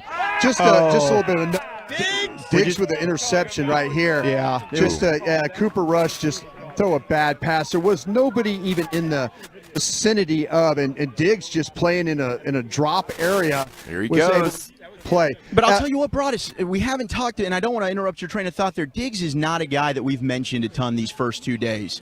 It's really been Anthony Brown who's shined in terms of corners. It's good to see Trayvon Diggs even just make a play there, reminiscent of, say, Neil O'Donnell to Larry Brown in the Super Bowl, if you will. Yeah. It was a gift, but it's just good to see Trayvon Diggs starting to get involved again defensively. And you're absolutely right. And they're playing a Hail Mary situation right now here. Nobody get hurt. And so, yeah, curse with the interception because nobody's going to play the ball in the air like that. But just also let you know, Josh Ball is playing at left tackle now. So that's the move that they've made so far. Ball goes from the right side of number 2s to the left side. So that's the switch they've made right now. How do you guys feel about Cooper Rush as the backup? I know he's gotten a lot of confidence after beating the Vikings. Ever since then, should he have that much confidence? Ever since then, I've been a Cooper Rush guy, man. Yeah. That was Amari's best game of the season. To go into Minnesota on Sunday night and get it done that way. Now, don't get me wrong. The defense kind of did a lot of winning of that football game, but the fact that Cooper Rush did that, I want him to play with mad confidence. And he's definitely the second best quarterback on this team. So are we reloading here at 2:15. There's supposed to be a schedule change. Brian, what do you have? No, they got a minute 4 as the clock's running here, and then they're going to try and finish this with the 2s with this red zone group. And so they've moved the ball inside the 20 here, and we'll see if Cooper Rush can finish this thing off. And but you got your 1 defense versus the 2 offense is how they've got this thing configured right now inside about the 18-yard line. Sounds like a good recipe for another pick. Well, we'll see. Like you said, it looks like they're going to bring some blitz here. Oh, we're losing you a little bit. Yeah, I'm sorry, I'm moving over here a little bit. But, yeah, it was a really Cooper Rush just threw a fade pass right here to the tiny Jake Ferguson, was able to high point the ball, and they were able to get the touchdown out of that. Oh, let's go. Jake Ferguson high pointing the football. There you go. That's some playmaking if you ask me. Yeah. My guy. That's my guy right there. All right, great stuff. Let's stay right there, gentlemen. We're going to take a break. We'll come back. We have the G-Bag of the Day, best audio, coming up at 2:30. But more situations in red zone action from the Cowboys practice field here in Oxnard, California. When we return, it's the G-Bag Nation on 105.3 The Fan. I want to chat about the Frankels.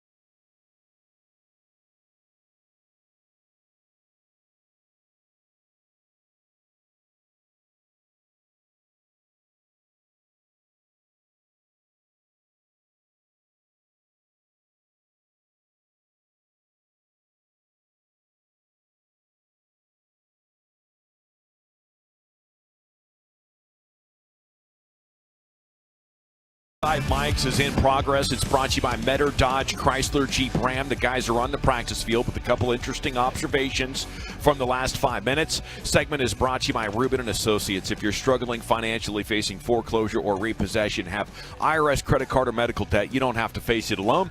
One phone call to Mark Rubin, 1-800-Lawyers can take the weight off your shoulders, get you to living life again.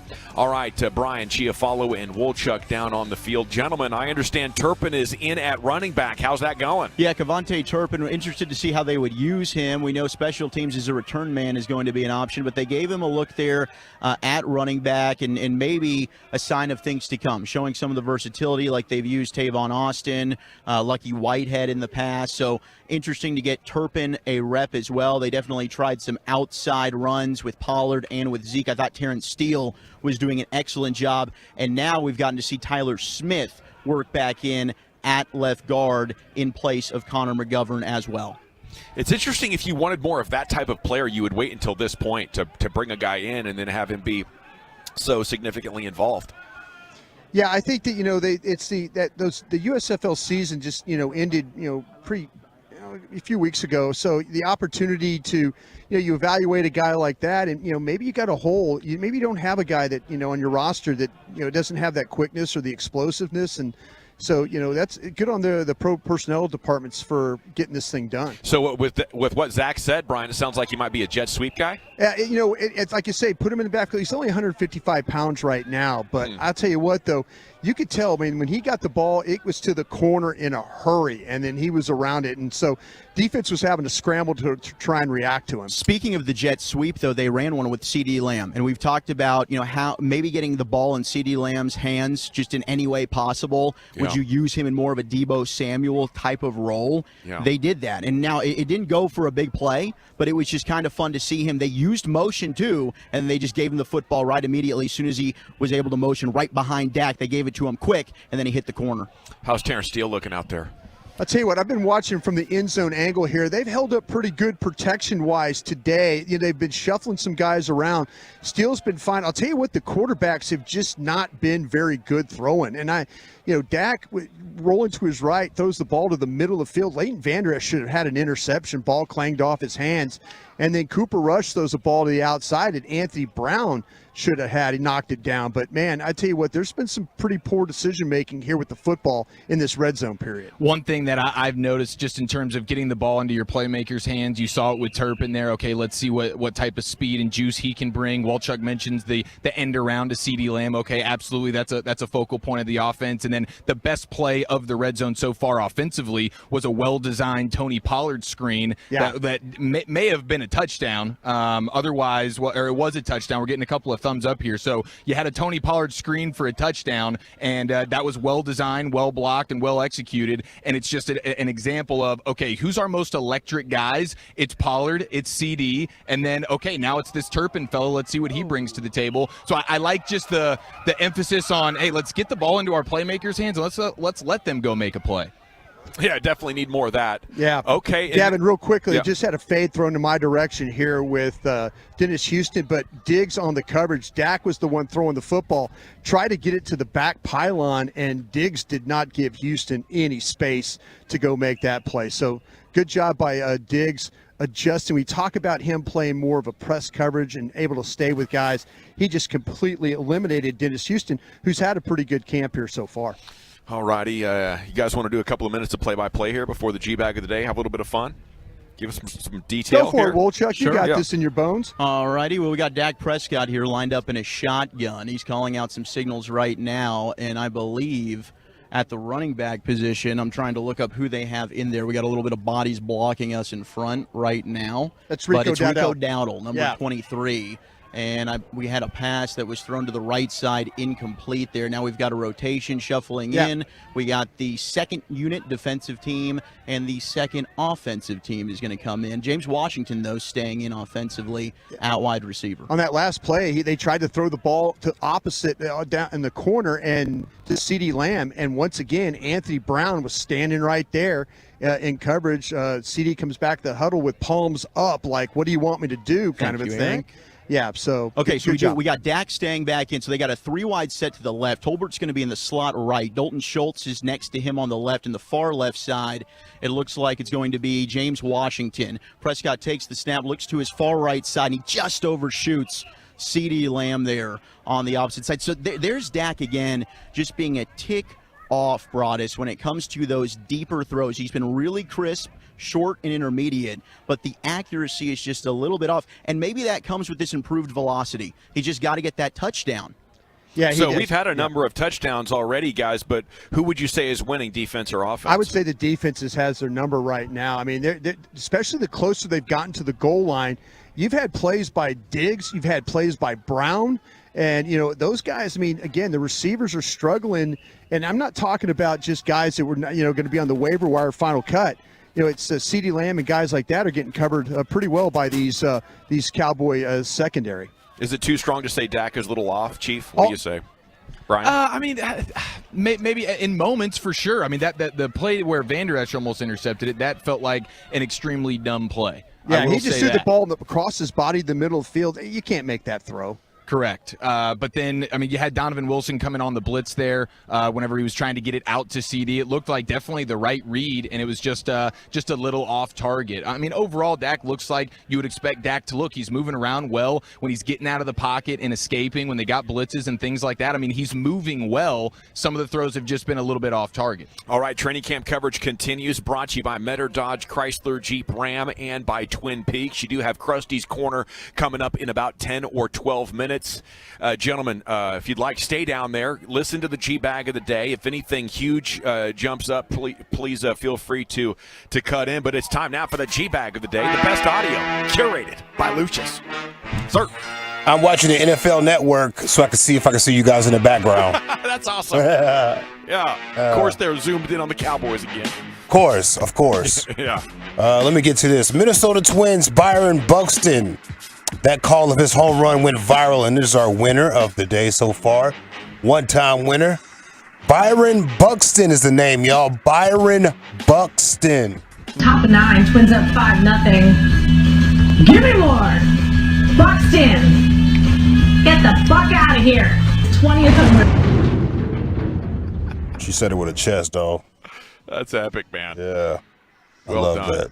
That's like that old that old what was that, a UPS ad? I nearly shipped my pants. Or was Shipped that my JC? pants. Yeah. Yeah, I don't know who that was, but that had me on the edge every time I heard that commercial. Yeah, that's epic, man. I was like, damn, is Mike Bassick in there? Oh, no, okay, that's just a commercial. When you're not actively listening, like I bet a bunch of people thought it was the F word the first time around. I'm pretty sure. Mhm. Just like we got some complaints about that little highlight we played. Yeah. People was like, oh, my God, y'all played it twice. Uh-oh. Oh, what happened? No, we're good. I was just commenting on the situation. Okay, so we have a fight this weekend. Danny Garcia, Jose Benavidez. Nice. Angel Garcia is Danny Garcia's father. They had the press conference, and Angel Garcia went off. Ladies and gentlemen, boys and girls, the Danny Garcia Show. The greatest show on earth. It'll be the end of the Danny Garcia Show. The bird, man, that's right. We here to stay, baby. Listen, we from Philly, baby. Listen, you want to be a champion? And I'm from Phoenix. You And I'm come from to Philly Phoenix. and live in I'm Philly. from You come Phoenix. live in Philly, champion. Got it. Salam alaikum. So we'll finish with this.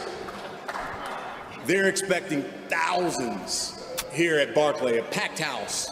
What can you guarantee us that they are going to get when you two step into the ring on Saturday night? It's going to be a good fight. It's going to be fireworks.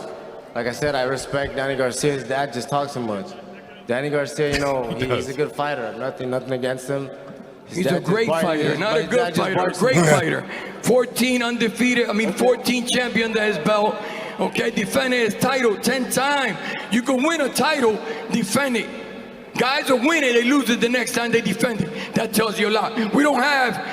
Well, imagine if you were that good of a fighter. Imagine if you fought, you were that good of a fighter, how you run your mouth. Notice I was talking about amateur background with his. You're not the one that's talking gonna about fight. Golden Glove National. Listen, they're ready to take the amateurs away because so much goddamn cheating. I got it. It's not even cheating, it's corruption. I got it. God bless America. I got it. Finish, Jose. God bless America. Finish. Grab the mic from your dad. Grab the mic from your dad, please. Wow, it's brutal, man. Yeah, he could have stopped when he said. And now everything makes sense now that I know the Garcias are from Philly. It puts the picture in the frame much better now. 100%. I like old boy was saying, but I'm from Phoenix. Yeah, but he's from Philly, yo. Nobody said I'm from Phoenix and got scared. It's not going to intimidate anybody. Okay. Good Lord. No. Let's see. Oh, if you're going on a date this weekend, remember there are Ring cameras and everything. You're being watched at all times, right? Yes. We got a fella that went on a date, and the Ring camera of the lady's house that he went caught him outside relieving himself. Yeah. He didn't want to. This one. You seen this? Yeah, he said, I need to go out to my car to grab something. Yeah. Listen.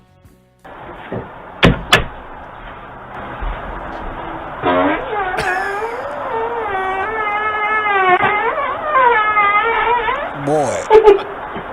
He was holding that one for a minute. Is it done?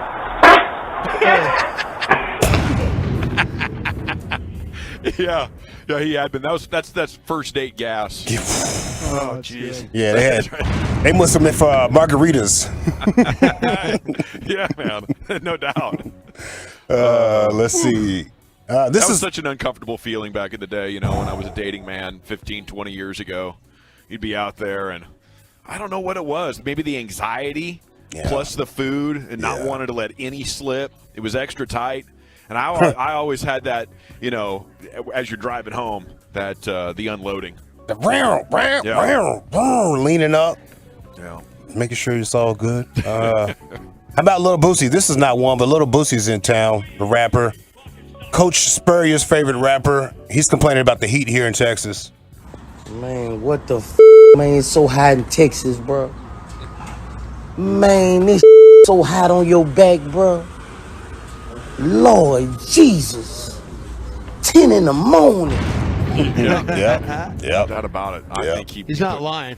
At all. Yeah. It's, anytime Lil Boosie is nominated, I feel like voting for him because just listening to him talk about the most random stuff is still entertaining. Mine. Yeah. He's got such a great tone to him. And last one from yesterday, Dak dunking on Chill.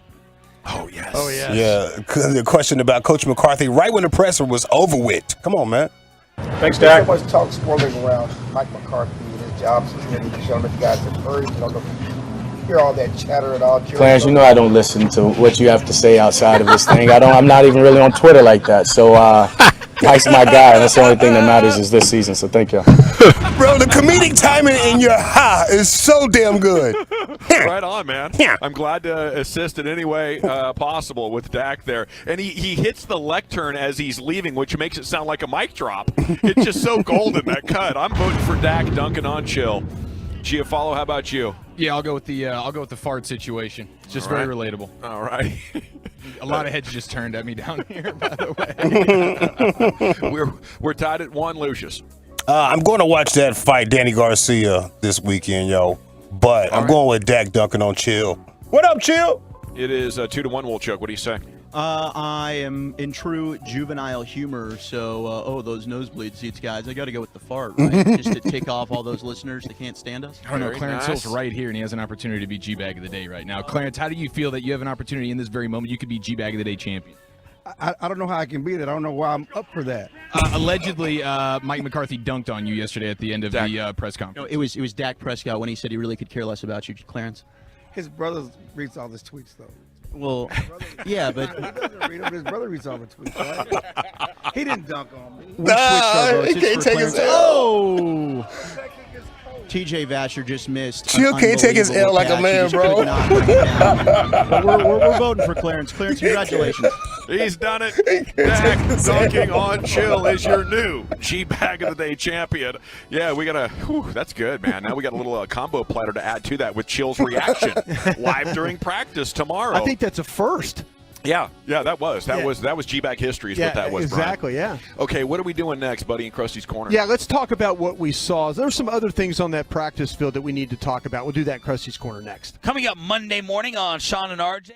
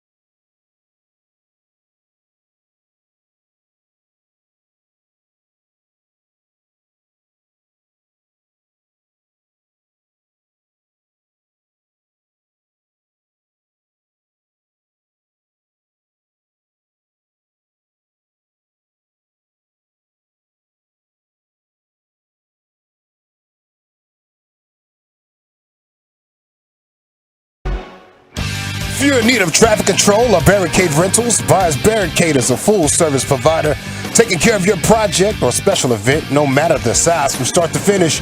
It is the Texas Authority in Barricade Rentals, BuyersBarricades.com. Well, thank you very much, Lucius. It is the G-Bag Nation here on 105 through the Fan, and it is time now for Krusty's Corner. Here he is, Brian Broaddus. Yes, sir. Thank you very much. I got sponsorship for this thing, don't I? Yeah, So you sure do. Who's my It's guy? very popular. Bobcat of North Texas. I appreciate you doing built that. to tackle your toughest projects. Well, thank you, folks at Bobcat. Really do appreciate you riding along with us today. I'll try and do you proud here. Okay, we just came back from the field, and a couple of things that I noticed. And by the way, I mentioned, and if you're just tuning in right now, I mentioned about Matt Waletzko, the offensive tackle who was running with the twos. Go.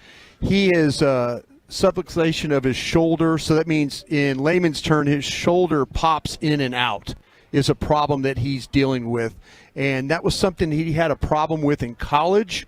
And so their recommendation is going to be to try and rest him as much as they can and then rehab it and then see if they can get it back right. But they feel like that they can kind of control it. But this is, to me, this is a little bit of a setback because you're looking for that swing tackle. I don't think they want to go out and get a veteran guy to be the swing tackle here. So they were looking for young guys, whether it's him, whether it's Ball, somebody like that to be able to be that tackle there. So right now, not the end of the world, but not cool. No, it's just not cool. And it's funny, they've had a couple of shoulder issues, even though that James Washington dinged his shoulder up, but he practiced yesterday. But this is something with Waletzko that, again, he's a rookie, and they need him out there practicing. I mean, everybody needs to practice, but especially these guys that they're relying on to maybe play in key roles in different ways. So hopefully he'll be back out on the practice field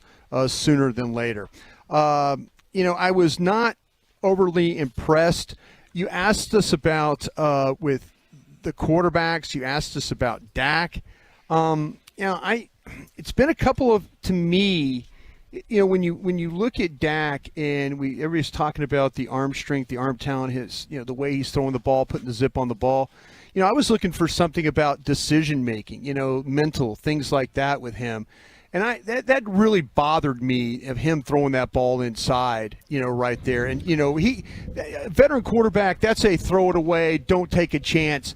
He's rolling all the way to the right, and he throws that ball back into the middle of the field. I'm like, man, it just very much reminded me of the things that we've talked about on the show before with, in the Commanders game last year with Holcomb, the linebacker, coming underneath, seeing the field and stuff like that. You just can't make throws. I don't care if it's practice or not.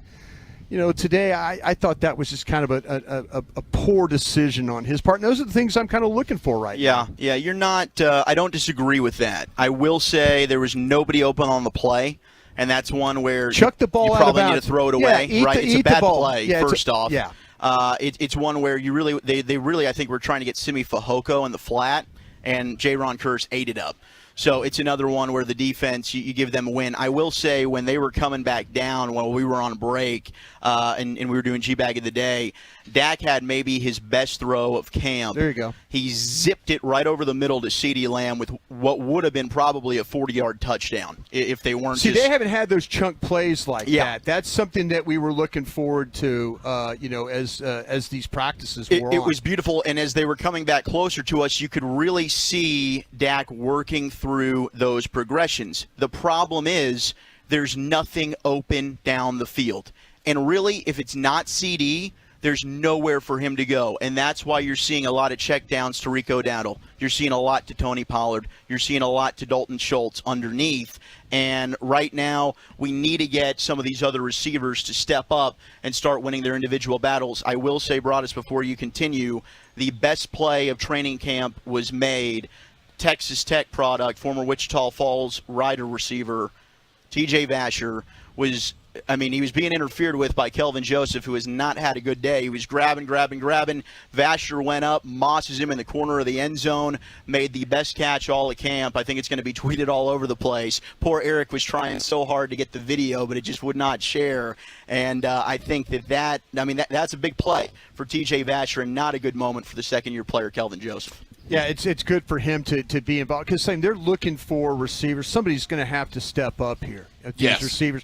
Let me ask you this though: you guys, when you watch these practices stuff, do you feel like we're being too critical of the quarterbacks, or is it the wide receivers? Is it the line? It just doesn't look very clean right now, and that's what I was expecting with all the OTA practices, all the minicamp practices, that it would be a little bit cleaner with some of the stuff that they're doing right now. Yeah, I think overall it's a little bit it's a little bit sloppy offensively, and so I don't want to put it all on any one position and say, it's all on the quarterback or this or that. But I do think it was a huge positive to see like the brain fart play there. That's a red zone turnover almost to Leighton Vander Esch. Very well should have been. Yeah. And that's one of those plays where Dak's rolling out of the pocket. You're cutting the field in half. It's the kind of thing you do with a rookie quarterback to make things easier. You don't have to read as much, and you still do the brain fart there. That's disappointing. But then you follow it up with the offense mowing down the field in the 2-minute drill, and it's CeeDee Lamb here, CeeDee Lamb there, CeeDee Lamb touchdown. And it's like, okay, this is what I like to see. So it was nice. At least they closed down where the offense felt like it was starting to gain some momentum there, and then it was capped off by the Vasher play, which was outstanding. But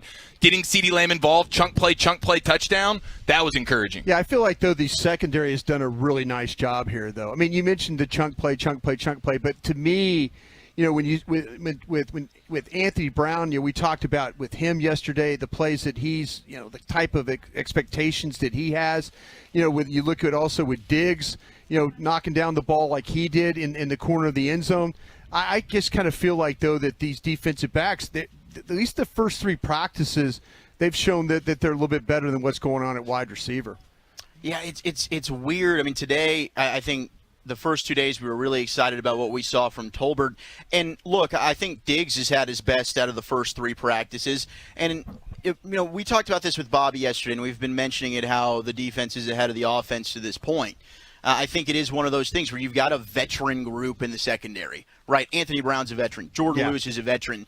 And you've got a lot of youth at that receiving core. TJ Vasher hasn't played a lot. They're using number 3 Dennis Houston quite a bit. So, Simi Fehoko is a guy. Is that a problem, though? Yeah, if you're getting ready for the season? It's absolutely a problem. Yeah. So, I mean, that's why we're trying to hope as these practices evolve, somebody steps up. Today it was a TJ Vasher. Vasher making a play, yeah. I was hoping to just see consistency in and out from a guy like Jalen Tolbert. Might not have been on him today. I didn't think that he was necessarily bad by any means, but we didn't really see any wow moments from anybody. But today we finally saw a wow day from CeeDee Lamb, and we've been waiting for that. Yeah, and I will say, if you're looking for just one of these guys to step up at wide receiver, it's a name we've heard for years. We've kind of lamented it, but Noah Brown had a hell of a day today. Every time you turned around, that dude from start to finish was making plays, whether it was Dak throwing the ball or Cooper Rush. So definitely a nice day for Noah Brown, but it was the Vasher play that I still can't get out of my brain right now. That was a monster one, and that's a guy that with a unique skill set from a physical standpoint that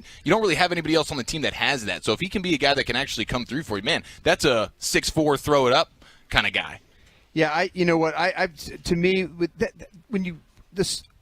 what my hope is that reps aren't wasted for Dak with these receivers not making plays for him. I don't want it to be him having to prep and get ready for games, and then all of a sudden he continues to have to throw the ball to guys that aren't going to be with the team. I just don't know that. I'm just worried about him. I see what you're saying. Right. I know the way the situation is right now that with you don't have your top receivers and there's nothing you could do about it right now. But it just bothers me is Dak trying to get ready for the season, and you're throwing to guys that just aren't good enough to make plays. But it's good to see that Vasher did make the play, though. Yeah, I mean, that's a guy that the fans are, big pulling for him. I've been a little bit skeptical. I do think there's something that happens out here where really non-stars can shine in practice and training camp, Brian. It's fascinating. It's one of the psychological Noah Brown, we parts. talk about Noah Brown, and Noah Brown, and you even made the comment, or we were talking about, like, he's a practice player. I mean, he's a guy that's going to be good in training camp, and then you get things going on. Lights coming on is a real thing, isn't it? Yeah, it is. And I just offensively, you saw some flashes today, but that really bothered me coming back here for Krusty's Corner and Dak and the decision making, because that's something I've really wanted to see. Is he seeing the field, decisions, things like that. That was a play that he probably shouldn't have made, and that bothers me a little bit. So we're coming up here in, 5-10 minutes, maybe as many as 15. Dante Fowler's going to swing by, the 3rd overall pick in the 2015 draft. What are you guys seeing from him so far? Have you had a moment to evaluate him at all? Is he sticking out in any good or bad I haven't way? seen anything that led me to believe. I mean, he's out there in the field. I haven't seen him rush. I've seen others get close to the quarterback and near the quarterback, but Fowler's been a guy that, he's getting some work. I just haven't seen it as any finishing that I've noticed. Yeah, even watching, I was excited to see Josh Ball work against DeMarcus Lawrence. And, Tank didn't even really Tank got some work much on the right side, too. Yeah, right it's side like, rush. Without pads on, it's almost as if they're holding back a little bit because they don't want to risk injury. Tank definitely was not going full speed. It was almost a walk-through type tempo. You can see a difference between some of the younger guys that are going for it, right? Even Dorrance Armstrong and Tyron Smith, though, like Tyron mauled Dorrance Armstrong on a Zeke run. Yeah. That Terrence Steele came back over, walled the backside, created a beautiful alley for him to work with. But it's interesting. Some of these veterans are just saying, hey, I've been here, I've done this. I'm taking this one easy, and certainly we're not able to see some one-on-one battles right now, and I'm sure that'll change once the pads come on. All righty, it is the G-Bag Nation here on 105.3 The Fan. We are standing by for word on exactly when Dante Fowler is going to join us. 1 hour down, 4 to go when we return right here. It's the G-Bag Nation. Our coverage brought to you by Metter Dodge, Chrysler, Jeep, Ram, and Twin Peaks here on The Fan. Blasting out.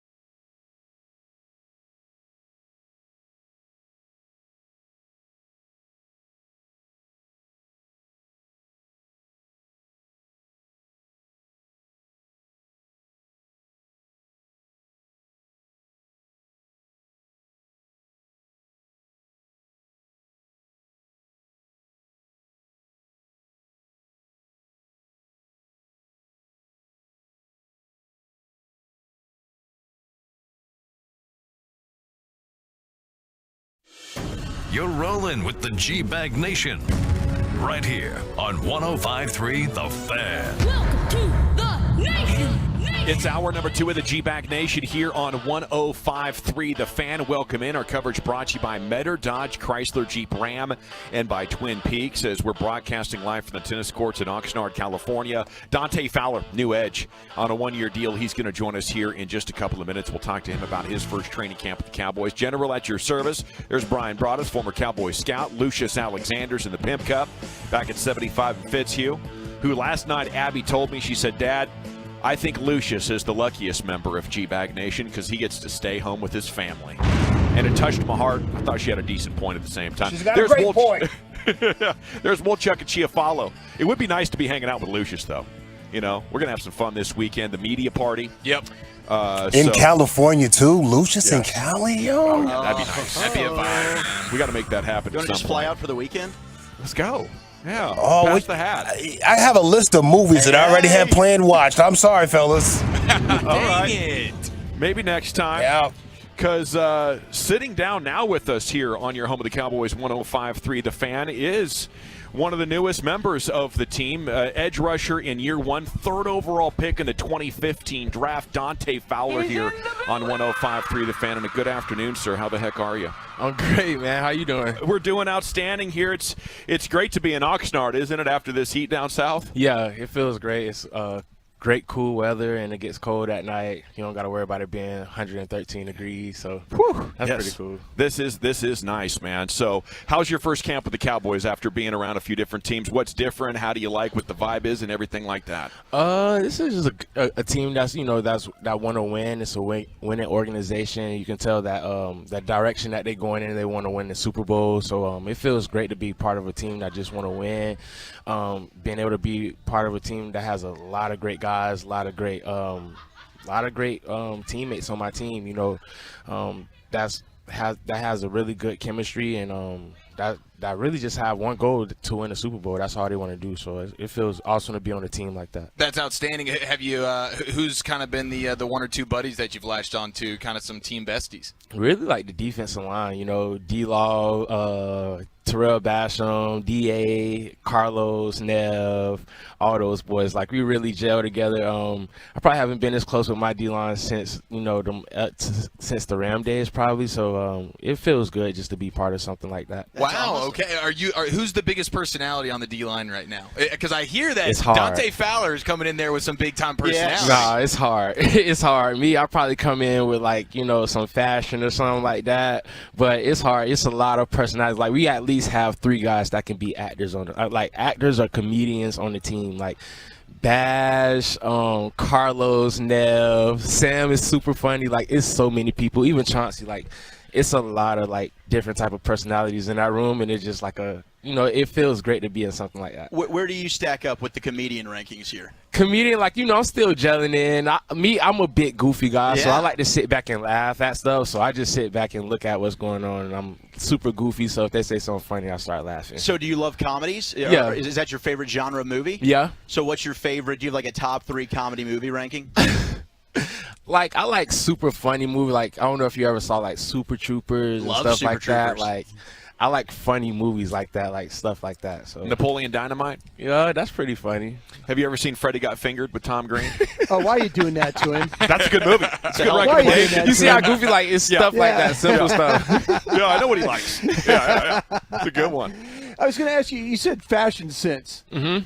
Defensive ends, fashion sense. What are we throwing down in the fashion sense? You'll be surprised, man. We know how to dress really good. We probably up there with the skilled players. If not, we got some taste, we got some style. We can fit in some nice clothes. Is it the shoes? Is it the accessories? Is it the shoes, or is it the suit? How does it work? I think it starts with the shoes first, then accessories, and then all that other stuff. I'm not a really big suit guy, but I was going to try to get into it this year. Because I'm getting older, so I feel like I should be wearing suits now. So we'll see. Grow up, right? Yeah, I got you. I've tried that twice, and I took them to the dry cleaners once, and they're all sitting in my closet ever since. So good luck on that. Yeah. What is important for 2022? What's your favorite trend happening right now in clothes or whatever? Right now in clothes, I like the summer clothes that's been going on, like the hoochie daddy shorts and stuff like that. I've been liking that. Okay, what do you think about Hendershot? Because Hendershot is rocking the Hoochie Daddy shorts, man. Yeah, big time. So is McQuamu. Yeah, McQuamu, yeah. A lot of thigh. I don't want to call you out here, but I can see it in your face. Do you know who Hendershot is? No, I was trying to figure it out. I was trying to figure it out. Y'all, when you say McQuamu, you really threw me off. No, You threw me off right there. Well, he is a defensive player, okay? He's wearing one of the blue jerseys out there, and you're going to see a lot of groin when you see him on the field tomorrow. Speaking of the Hoochie Daddy shorts, you know Dan Quinn probably better than anybody on the team, right? You've been with him for a long time. I know that was a reason why you wanted to come here and reunite with him as a Cowboy. Mm-hmm. You think Dan could rock the Hoochie Daddy shorts? Dan, I think he's too much of an OG. You'll probably have to see him in Hawaii to do something like that in his vacation spot. So I don't know, but he's too much of a G to do that right there. He's kind of old school. He'll have the long basketball shorts below the knee. Yeah, that's what Dan Quinn will do. stuff. Dante, are these going to pass as Hoochie Daddies? Those pass. Okay, so I'm Hoochie Daddy approved. Look at this. This is very exciting. Who's the worst dressed on the team, Dante? I couldn't even tell you that because I just don't know yet. It's everybody, whoever, the other guy. Other guy. I want to know how many teammates Dante Fowler can name right now. Is it over under 10? Oh, over 10 for sure. Over under 20? Yeah.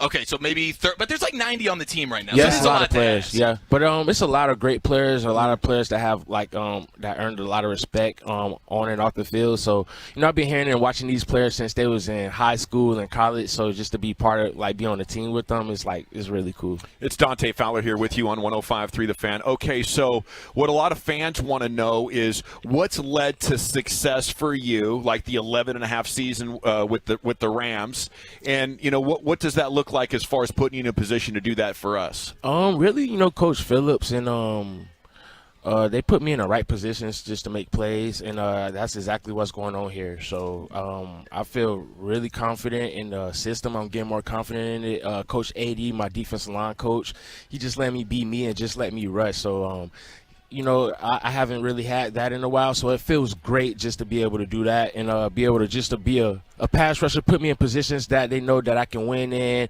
and just being around guys that can put me in positions. When I was in LA, I had Aaron Donald, Ndamukong Suh, Michael Brockers, Samson Ebukam, guys that was really just getting to the quarterback. And here we have D-Law, DA, Sam, you got in the inside, you got Osa, you got Nev, you got Carlos, and those are some real guys. So we work together and we really just strive off of each other. So their player just going to up me, and whatever they do, I can make a play off of them, or they can make a play off of me. So I just love that, and we feed off each other and we compete against each other. When you practice, you talked about you're getting older, being an older player now. Mm-hmm. Is there things that younger Dante Fowler didn't do that he wished you knew back? There were things you came after it, but as you get older, do you have to change the way you rush? Is it more thinking, or is it technique with you? How do you – because you've always been an explosive player, mm-hmm. but how is it now as an older rusher? Just being more technique sound and things like that,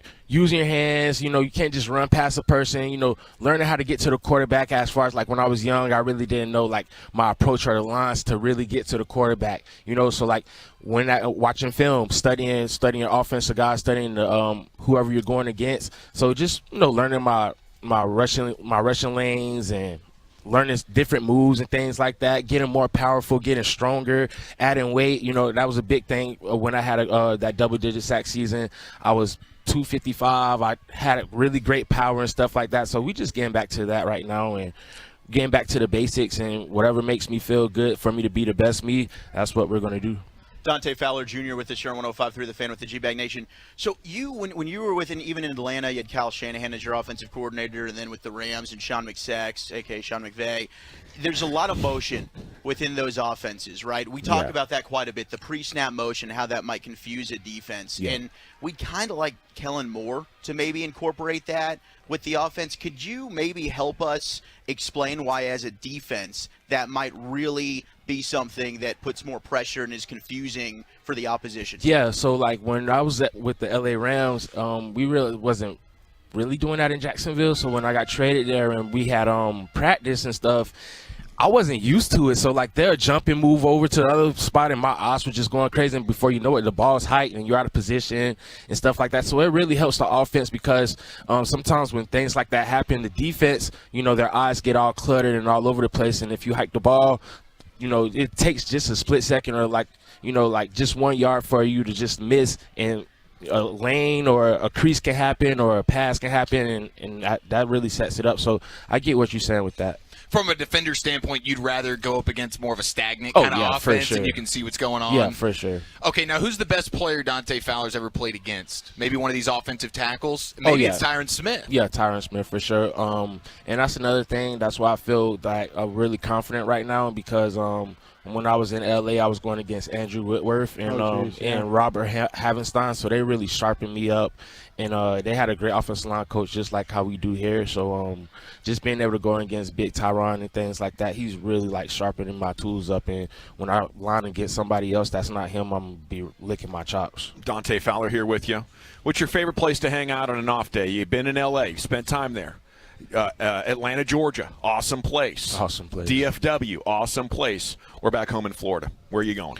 I'm a Florida boy, so I love to be at the beach with a Miami Vice or a nice little pina colada or something like that. Yeah. Have the sun, have the sand right there, listening to the waves. So I'm all about the beach. I've only been there for 1 day. It was a couple of years ago, and I was like, I can't believe I've gone my whole life without understanding what this Miami Beach scene is all about. Yeah. What's your favorite part?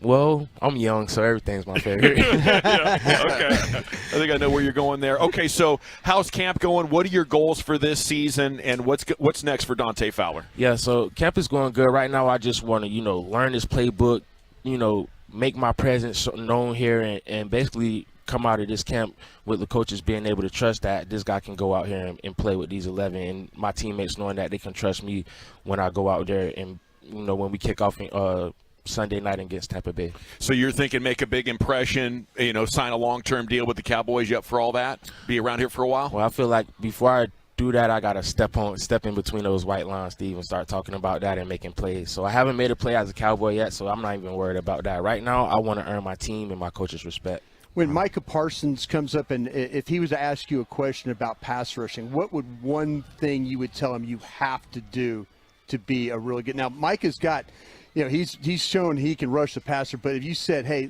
you always remember this one thing about being a pass rusher, what would you tell him?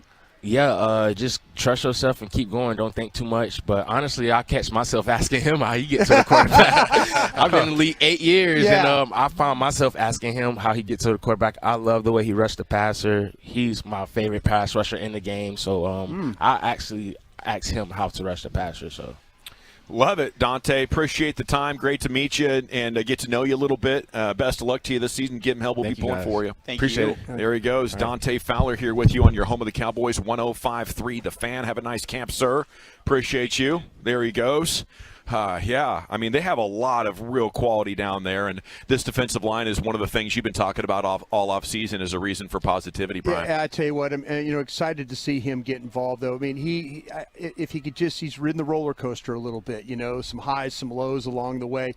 He's got a great personality, as we got to see right there, but when he's on, he could be a nightmare for offensive tackles to have to deal with, and hopefully AD, Dan Quinn, and those guys can bring it back out of him.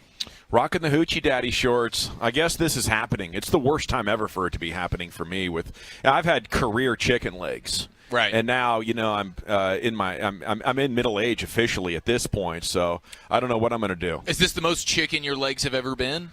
No, not as bad as they've ever been. Okay. I had some pretty bad atrophy action going on about 7-8 years ago after a surgery on my left ankle. There you go. It's a big word. I don't know what it means. But I'm probably a couple of cycles away from being respectable in a pair of Hoochie Daddies. Yeah, that's all you need. I violated when the cargo short got banned. A couple years ago, they decided to cancel that and go on a war against cargo shorts. I threw double middle fingers at that, so maybe I'll just have to do the same here. Speaking of that war on cargo shorts, where I shop, which is not high-end stores, it's like the Kohl's, maybe a Target. Used to be Walmart quite a bit. I go in there, I'm trying to get shorts. Really, only cargo is the option. So I don't know what to do. Wow. Yeah. Dude, my wife, I'll point you in the direction wherever she goes because she bought Mike, me a bunch of shorts, dude. Finders, so. keepers, losers suck. That's my jacket now, baby. All righty, it is the G-Bag Nation here on 105 through the Fan. We are streaming on 105throughthefan.com, Twitch, and YouTube. When we come back, we're going to get you first impressions of the first-round rookie here on 105.3 The Fan. Let's chat about Twin Peaks, though. Each drinks and scenic views, you know you love them for it, and they're always there for you. But it's a special day today because it's National Chicken Wing Day. Get to Twin Peaks and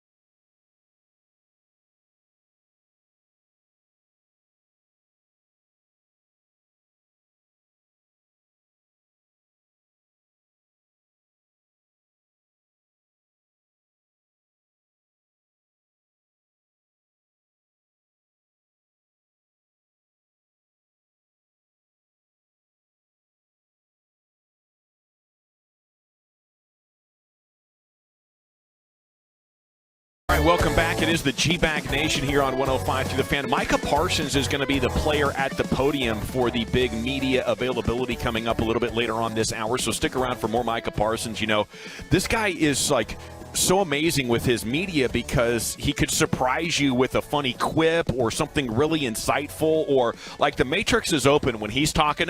You know, he trusts himself to take the conversation in a lot of different ways and not offend somebody. And when you get a guy that's creative and ballsy like that a little bit but knows how to not offend people, it can be really entertaining. So stick around. I know we had Michael on yesterday, but you'll get a second dose here, and all the reporters are going to get a chance to pepper him with questions here within the hour. Segment here, I want your first impressions of the first-round rookie. Brian, let's dive in on Tyler Smith. Segment's brought to you by Rubin and Associates. If you're struggling financially, facing foreclosure, repossession, have IRS credit card or medical debt, you don't have to face it alone. When phone call Mark Rubin can take the weight off your shoulders, get you to live in life again. Call Mark right now at 1-800-LAWYERS. Yeah, Todd Archer did a little journalism here on Twitter with the quote about Tyler Smith. You know, when they drafted him, they called him a left side player. He's playing only left guard so far. We want to give him more pure guard reps just to get him comfortable. I think that's important, and let him build a good foundation in there. Connor McGovern's been getting a lot of the reps. I suppose it's possible he's made a significant improvement and they want to ride him there. I don't know what it is, but I was kind of hoping for a little bit more excitement by now. And we're 3 days in, and they're talking about him like the developmental player that he might be. So that's where I'm at. Kind of was hoping for plug and play. It still might happen. We got pads on Monday. We'll be out here for that and get to see that. And you know, we've asked players about the power which he plays with, and it's been pretty impressive that he's been able to show that. I think the thing that he struggles with is quickness. I think that he's got to learn how to play in balance. And when I mean in balance is that when they make a quick move on you, that you don't lunge and then get overextended and play over the tops of your feet. Is that why he held in college? Yeah, that the base gets wide, the hands get wide, and then you turn into a grabber because you're off balance. Mm-hmm. And so, you know, that's the things that he struggled with that initial quick move, and it happens really quick when you play that guard because it's right there. You know, those tackles, especially those three techniques that play on your outside shoulder, they get up the field in a hurry. But with him, yeah, and I noticed today too, they rotated. They put McGovern at right guard too. So to get Tyler Smith on the field at left guard, they moved McGovern over to the right side, and he got some work in place of Zach Martin over there. Yeah. During the OTAs and stuff, they were doing the 60-40 thing, as Mike McCarthy talked about, where he's going playing mostly guard, but getting a good chunk of reps in at left tackle as well. Now they're kind of just keeping him there at the guard spot, and I think he's already better than Connor McGovern is on the left side. I don't think it's a conversation. I really don't. I think that he is far and away better than Connor McGovern. I think it's clear and evident. And I think the beauty with Tyler Smith is, yes, of course, he's a project, and there is he's developmental. There's no doubt. But all his issues are fixable. He's shown that he's coachable. Yeah. Right? I think we've seen the strides that he's made since the Cowboys have drafted him to today, and every time we get to see him, he's getting better and he's improving. And it's the opposite to the issues that you were dealing with a year ago, where it was power players that would completely collapse the inside of the pocket and get in Dak Prescott's face. He's not going to have that problem, and I think that will help with the trust of your quarterback with who's blocking in front of him, and that was an issue with McGovern or Connor Williams blocking in front of him last year. Yeah, I hear you. Maybe my hopes are too high, Brian. I just remember when Travis and Zach and Tyron were rookies, what it looks like when a guy is going to step in here and have a Pro Bowl, All-Pro, Hall of Fame type of career. Well, yeah. And I suppose it's still possible, right? You can develop into that, but this is, I think, a missed opportunity for a guy who's going to help you in year one, because the way for successes for this team is to have Tyron healthy and Tyler be on the all-rookie team. If that happens, they're going to be able to run the football really, really well, and I'm not thinking right now. Now, maybe when they put the pads on, the strength will come out a little bit more. That's what, I mean, you do see the only issues I've seen from him is that quick initial move, and because he's really anxious about getting his hands on you, because he knows, and heck, when we were talking with Micah Parsons, he said you don't want him to get your hands on him. I mean, that's like death sentence right there. So, yeah, I think with the pads, we'll see. And he might be getting a little bit used to his new body type a little bit. He looks too. incredible, yeah, man. I mean, he does look like. I mean, there's not any fat on this guy at all. So I'm going to say when you get the pads on, we'll see how those offensive linemen play. He's got the mental makeup as well. We know about the physical tools, and that's what they drafted him on because he did from a technique standpoint. This is a very, very raw guy, but he has all the physical tools, and then he's developed it with the mental side of things. Like this dude's committed. He's doing these O-line mastermind camps. He's throughout the offseason, like he's working with all the best dudes around the league. He's already mentioned Tyron and Zach as being hugely helpful for him. And he's a young guy. I think he just turned 21. I think the learning curve for him could be a little bit longer than what it was for a Zach Martin or a Tyron Smith. Those guys are coming out of the gates. They played at USC. They played at Notre Dame. They're used to a different level of competition to where you're playing at Tulsa, man. I mean, the level of competition. I don't want to poop on Tulsa. We got no coaching, and it's now he's going up against Michael Parsons, Osa Digizu. He's going against real talent. It's fair. I mean, come on. It's very, very fair. No question about it. I don't disagree with that point. And we are spoiled with these first-round picks that have come in here and been absolutely fantastic. So, in fairness, maybe we should pull back the expectation. But I don't think that him starting and being an upgrade over what the Cowboys had there at that position last year is something that we shouldn't expect. The mistakes he makes are not terminal. I mean, it's not. I mean, if he was out there and every snap was just a fight where he wasn't winning, then I'd be sounding the horn right with you, General. But to me, it's like he's gonna struggle, and that's just that quickness. You got to watch the quickness with him there. Yeah, I guess McGovern being out there as well. We're in practice 3 now. That surprises me. If McGovern's still there next week, we got to revisit this, right? I tell you what, that's the thing that surprises me because I thought that McGovern was basically he's going to be a backup and he is going to be a fullback guy, and because he went from starting games last season to getting pulled, and now he's back into that mix of Philbin must like him. Yeah, that wasn't the case. That wasn't the case. You talk to the scouts. The scouts are like they were fighting him about him and Philbin and the problems that they had because Philbin didn't draft the kid. That was a big issue. It doesn't make any sense to me other than if it's just you are philosophically this is how you treat your rookies and you want to make sure that they feel like they're having to earn it and stuff like that. Because for the life of me, I can't understand why you wouldn't be giving every opportunity to Tyler Smith out there so that he can get just develop as quickly as possible. Alrighty, it is the G-Bag Nation here on 105 through the Fan. Micah Parsons will be at the podium here coming up in about 10 minutes.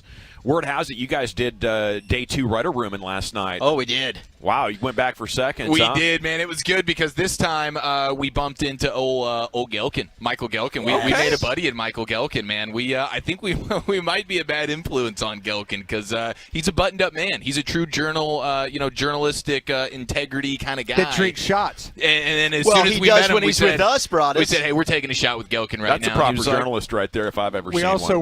We're also in a situation with poor Jane Slater there, the creeper. That was one of the Creeper guy. Yeah, Creeper guy. Yeah. Okay, so Broadus noticed this. I guess this guy, because Eric and I were deep into conversation. We're sitting there with Hellman, and of course we mentioned we're talking with Gelkin. We're getting to know him.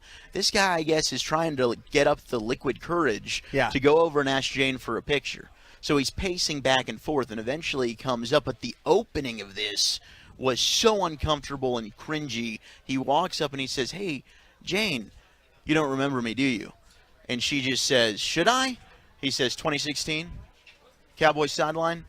Jane's thinking, it was so weird. I mean, I meet a lot of people on the sideline. I don't know. She's like, I remember Josh Duhamel. Yeah. Because she was in L.A. She's like, I remember seeing actors on the sideline at SoFi Stadium. I'm sorry, I don't remember you, sir. He opens up his phone, and he shows her endless amounts of pictures that he has up over. Of her.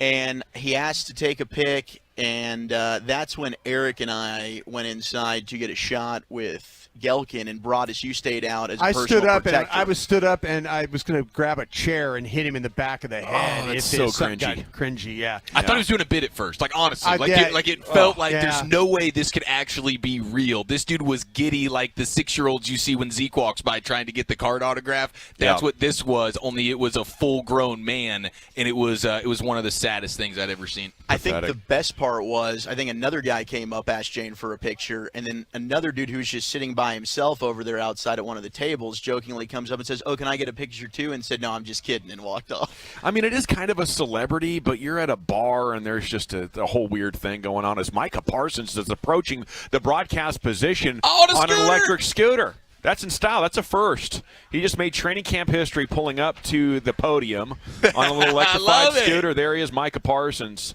here in front of the assembled media. Get a little kick. No, I'm good. I appreciate you. Always. All right, guys, go ahead. Michael, what's the difference of this camp this year to where you were last year? I'll just say the difference is just everything seems like way more slow, calm, like collective, just have an understanding of what I'm doing, what everyone else is doing. I'm not, exhausting extra energy. I just feel way more relaxed and just, like I'm at home. That's why you brought the scooter, you don't want to use the energy? Yeah, I'm staying off my feet. That's what I call it.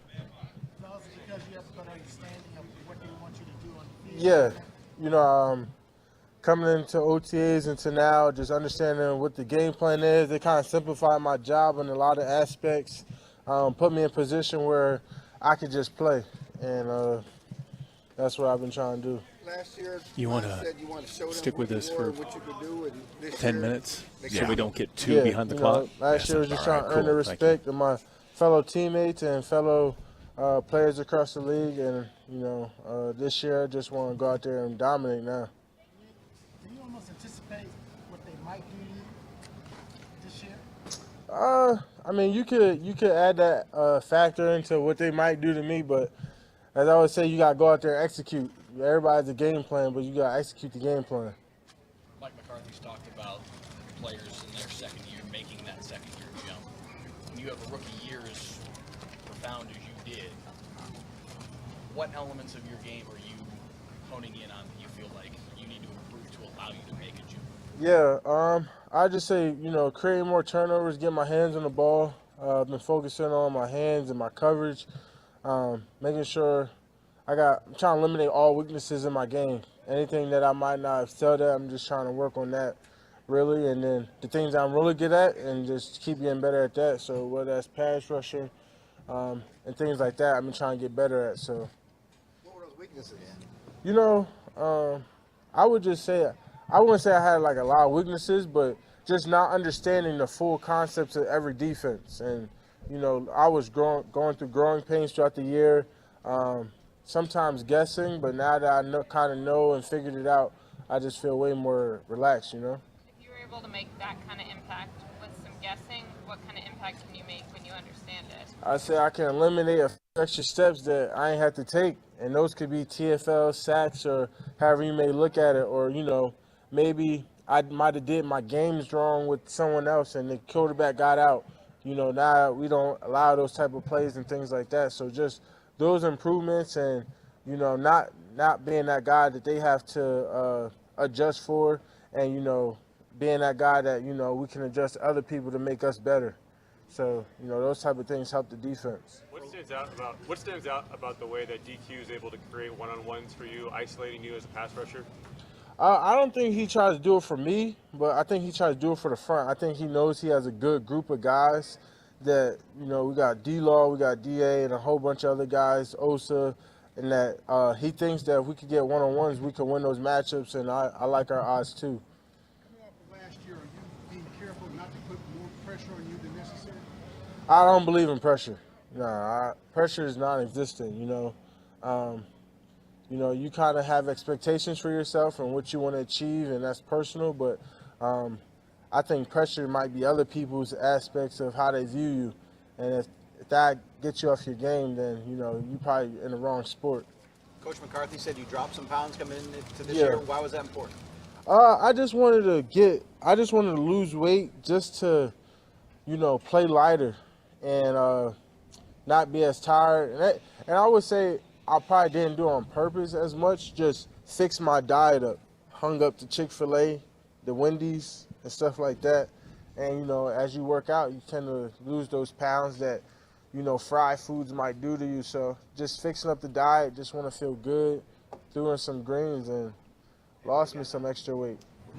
What's on the diet now? What are you eating? I mean, I still stay with the pasta. I just don't eat fried foods no more. But I'm not no vegetarian, I'll tell you that. What do you weigh now? How much you lose? I would say the heaviest I've been probably been like 253, 254. And then coming into camp, I was 244. So trying to stay under that 245 belt. 245, I want to stay around there. Last year I played at 250, 251, but by game day I was 250, 251. During the week I was like 247, 248. So not too big of a jump. Just want to keep it low and just maintain that. Michael, last year you and Dan would spend a lot of time working one-on-one, some even after practice. Is that something y'all still do, or did it get you up to speed and now you're able to go with it? I feel like we don't have to do it on the field as much, and when we do, it's like a group thing. But I think he caught me up to speed with everything, and I think it's just one of them things where he knows that I know the expectation, and we talk a lot about what we want to achieve and what's that feeling like, and watching people do that, and we kind of substitute it throughout the day, so we'll catch up a lot, and it's kind of just knowing the expectation. Y'all didn't know at that point in training camp last year that you'd lose Randy early in the season for some time, you'd lose DeMarcus to that foot injury, and that you'd be such a key pass rusher necessarily. How big do you think the time was before all of that happened?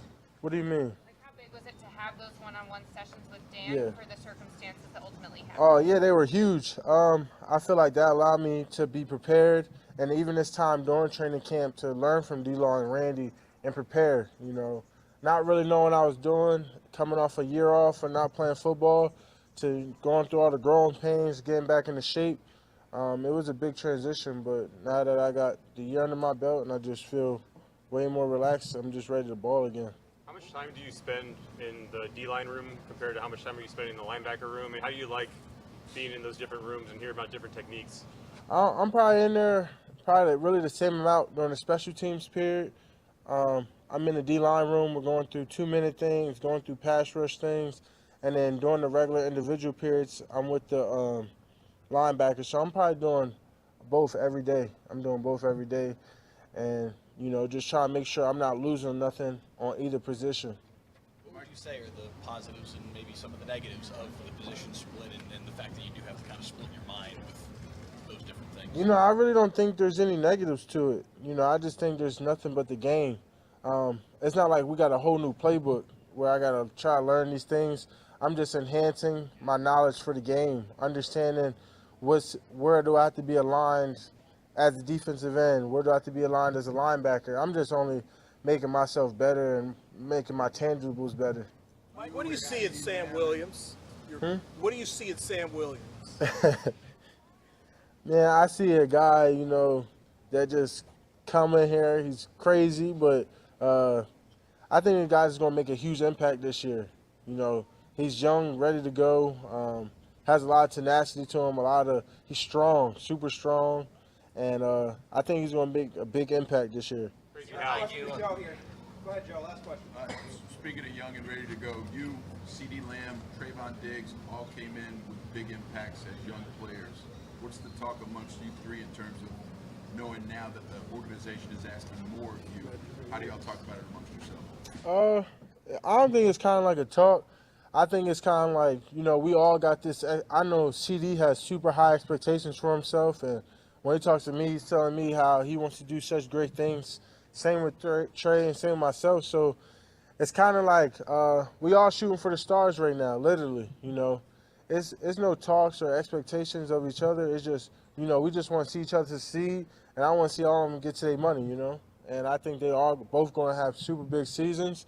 And, it's just me trying to catch up to them at that point. There he is, Micah Parsons, here on your home of the Cowboys, 105.3 The Fan, holding a press conference here. He is the guest of honor for today's media sessions. During that, we got word that LaDainian Tomlinson is on the premises, and he is going to join us in the 5 o'clock hour, so we are excited for LT here before too long. Mike is saying things seem to slow down compared to last year, so you love to hear that. He does not believe in pressure. No. I thought that was awesome. He's got some good wisdom to him. Changed his diet. Perhaps more of a professional already than Luka Doncic. Threw in some greens, doesn't eat fried foods. He's slimmed down already. Yes, I did swerve over a couple of lanes to run over Luka there. But it's all right, man. You took him out. Well, I got to keep the heat on him. You know, here's a guy who's only been in the league 1 year. He's already got to figure it out. You got to clean up the fried foods, add some greens, drop some LBs.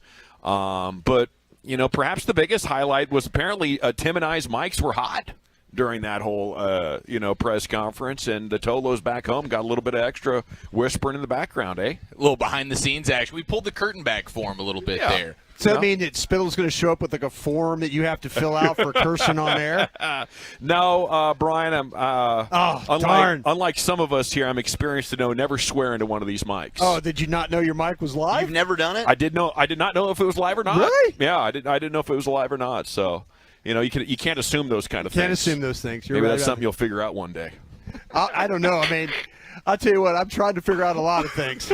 Get him. Okay, we got to run. When we come back here, G-Bag Nation, biggest L, biggest dub. It's short-sheeted a little bit, Chiafalo. I'm sorry about that, but I'm sure you'll make the most of it. Absolutely, yeah. Where have you taken some L's this week? More importantly, where have you gotten some personal victories? Text them in 877-881-1053. That's next in the nation. All right, I want to chat about window.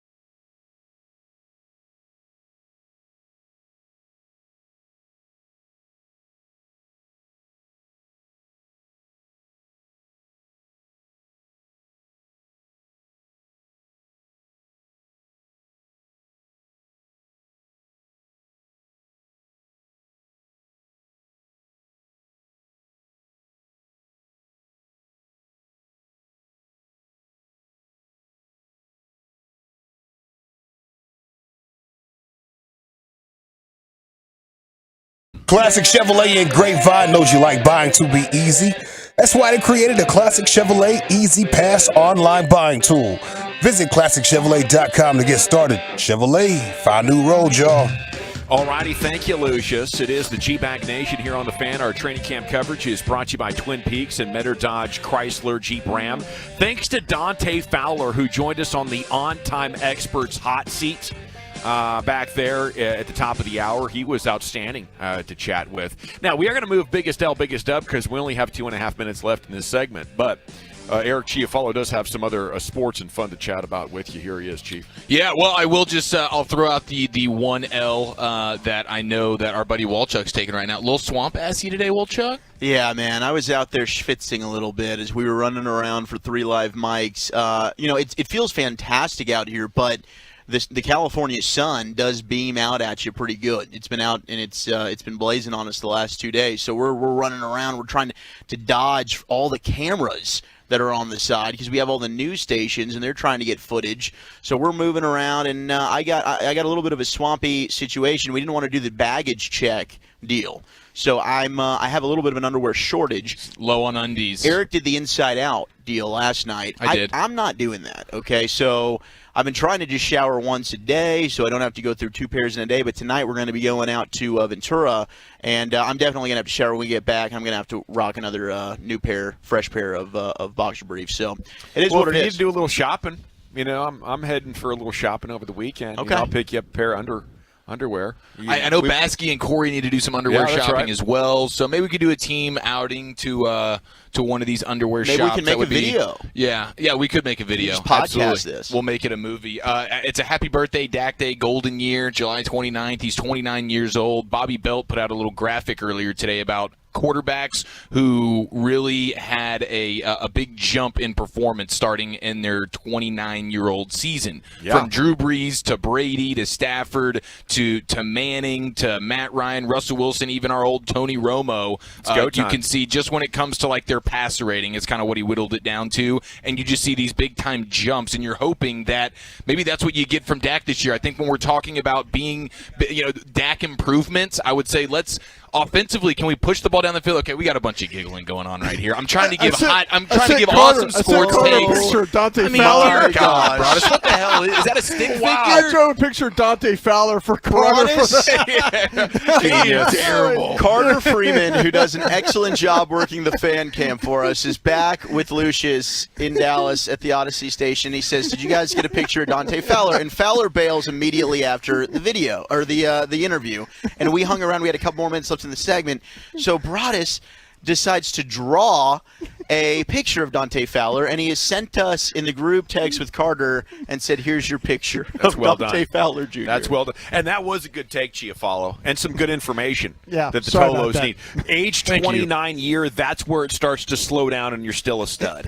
Okay, we got evidence now. Yeah. You can find it on Bobby Belt's Twitter account. Yeah, that's exactly right. Trying to talk football, and Broadus is just going ham. I will say it's actually a pretty good drawing, Broadus. I thought I captured the moment The pretty artiste, well. yeah. I was going to draw all of us involved as well, but I didn't do that. Dak's going to join us Monday, and I've been on a mission to clarify. I'm the biggest Dak fan in the media. Whoa, I'm just honest. I'm cheering for him to be the player that we all know he should be. I don't think he's there yet. Okay. And I think what we might see transpire over the next 30 games or so is him take a significant evolution into that player that can lead a team. Can we be honest? Is it you love Dak as a human being off the field? It's just on the field you're uncertain. Well, that's what it is, right? As a player, we're like, I don't like the word uncertain. Because I'm certain he's a good player. Okay. I just think if you want to win the Super Bowl today, you need an All-Pro / Hall of Famer or a guy on his rookie deal. And there's been exceptions. But for me, what Dak's done so far in his first 6 years, you need to build an amazing team around him. And that's so rare that you're able to have a pass rush and a run defense and a great secondary and a good offensive line of skill players. If you can do that in the NFL, you probably got to nail 3 drafts in a row if you're going to put all that together under the cap. And good luck doing that. Good luck finding 4 guys in 3 drafts in a row. So to win the Super Bowl, there's some tough criteria. I do do believe we can watch Dak evolve into being the complete guy here in the next couple years. I think maybe if you're talking about him evolving, it might have to be about the OC evolving too. Yes, sir. I put a lot on him, man. Yes, sir. Because I've seen what Dan Quinn's done with these defensive players, and I'd like to see. We see what Shanahan does with guys too. Yeah, that's what I'm talking about. Okay, it is possible, I think, to get a lot more help in the play calling, play design. What Stephen Jones said about your complaints of them not spending money, we have that and some other Cowboys content coming up next year. It's the G-Bag Nation on 105.3 The Fan. More talk with you, though, right here.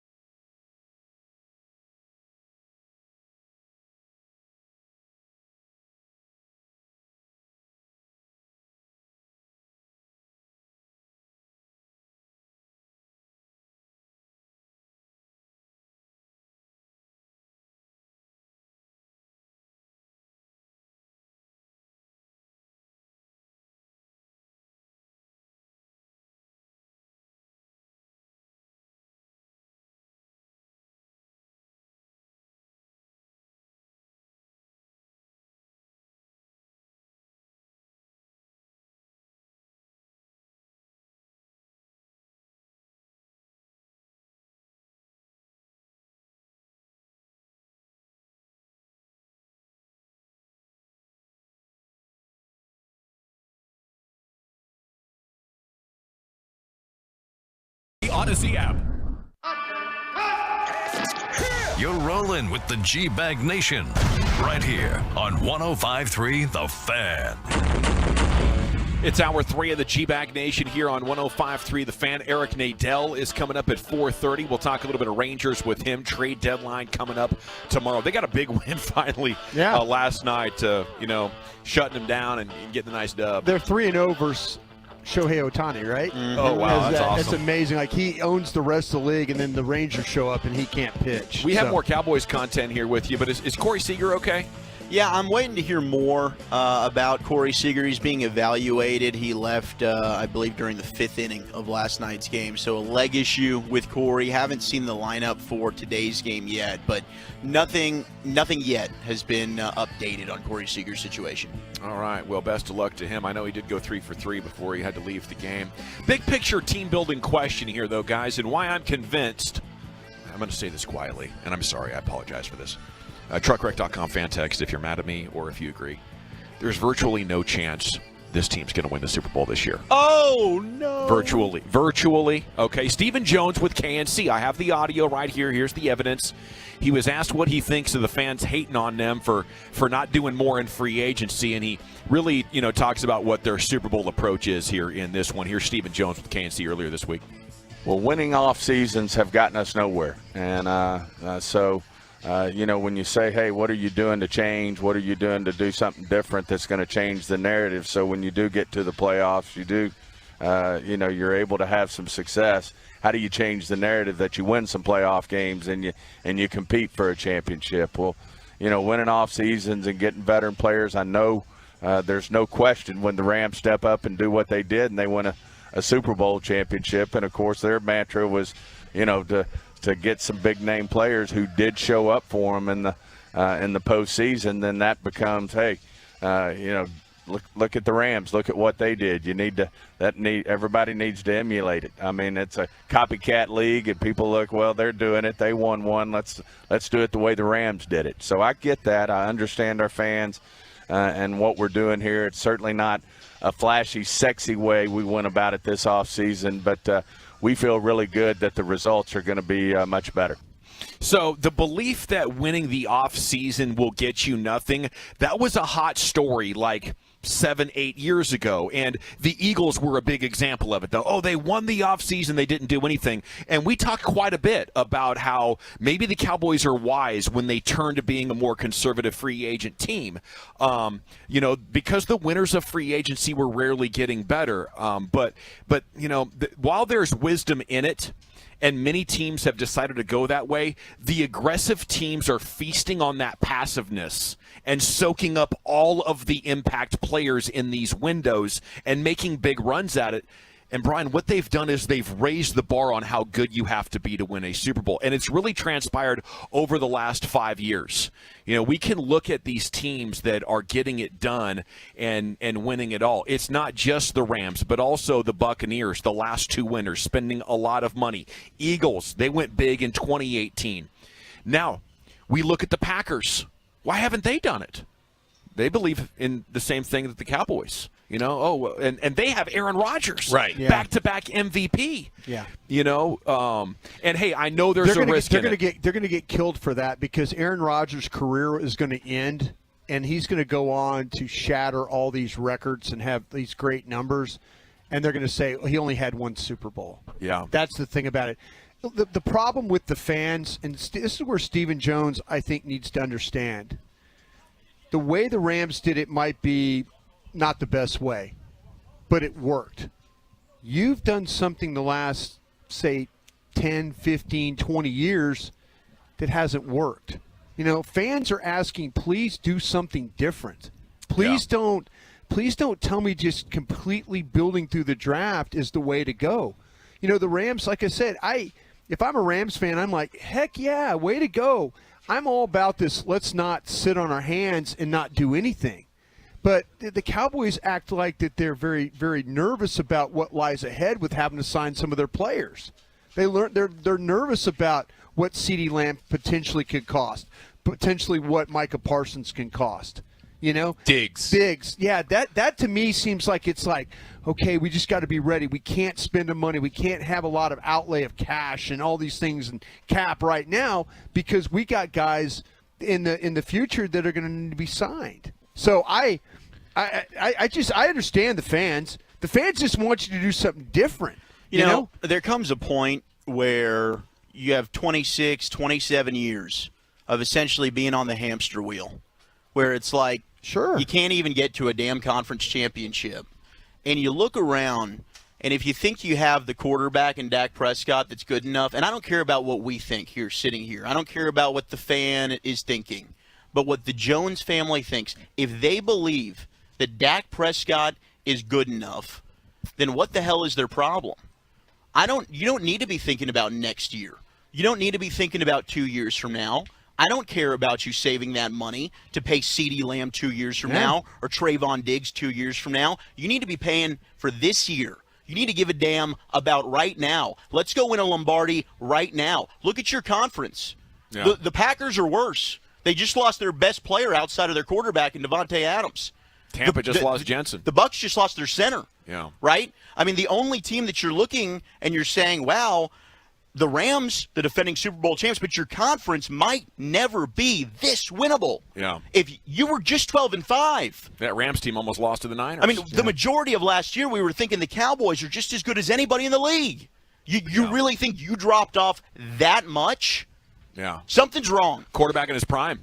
Yeah, they've swung it the whole other way. It's like they used to just throw money around like crazy, and it's like, Because okay, they didn't draft well. Yeah. That's part of that. And then now, and kudos to them, they are drafting well, but they've gone so far the opposite way where they are neglecting using all the resources at hand. Okay, yes, you have the draft, but there's other ways to upgrade your team. They'll get in the mix on the trade stuff a little bit, but that's something that's a little bit more rare. You're not trading for an Amari Cooper every single year. So what's another avenue that you can add talent to your team? It's free agency, and they're just completely neglecting it, and it doesn't make a ton of sense. It's like they don't – it's almost like they don't really trust their evaluation of good free agents and other players. They can afford to do it the plan this way because nobody in the front office is going anywhere. Right. Yeah. There's no desperation. You talk about the Rams. You talk about the Bucks.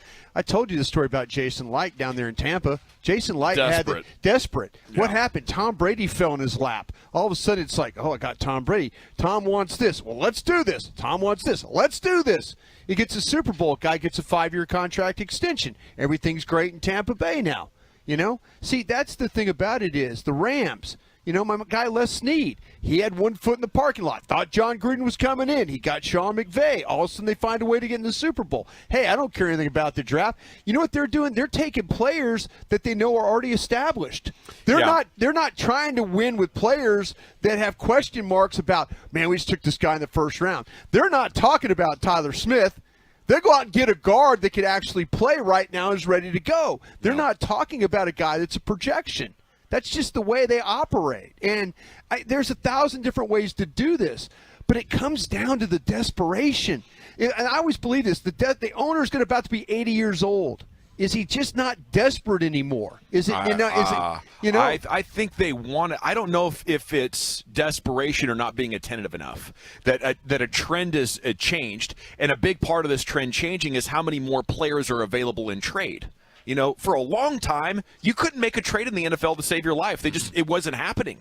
But now, like, the veteran player for the draft compensation is much more fair. You don't have to, like, unload multiple picks to get an impact guy. Yeah. You can send a 4th or a 5th, and all of a sudden a guy who can really help you, who might be on the last year of his deal, is available. Yeah. And the Cowboys are like, no, we don't need to do that. So, you know, I like what you said earlier about how the fans just want the team to do something different, but there's actual evidence now that model is broken. That model has been invalidated by the handful of teams that are like, we're close and we're going for it. Mm-hmm. So that's why I say they have no chance of winning the championship, because while they're becoming more conservative, the rest of the league is becoming more aggressive in an atmosphere where there's more good players than ever available at the deadline. You're actually right. But if in 2000 and 2001 and not, when we were struggling to have a quarterback, and nowadays you can go get Russell Wilson. Yeah. You could go get Hall of Fame quarterbacks. Right. You know, and you could go get Hall of Fame players if you want. You can trade for wide receivers. You could do these things. You could go get a Von Miller now, you know? And the approach of, no, we need to draft. No.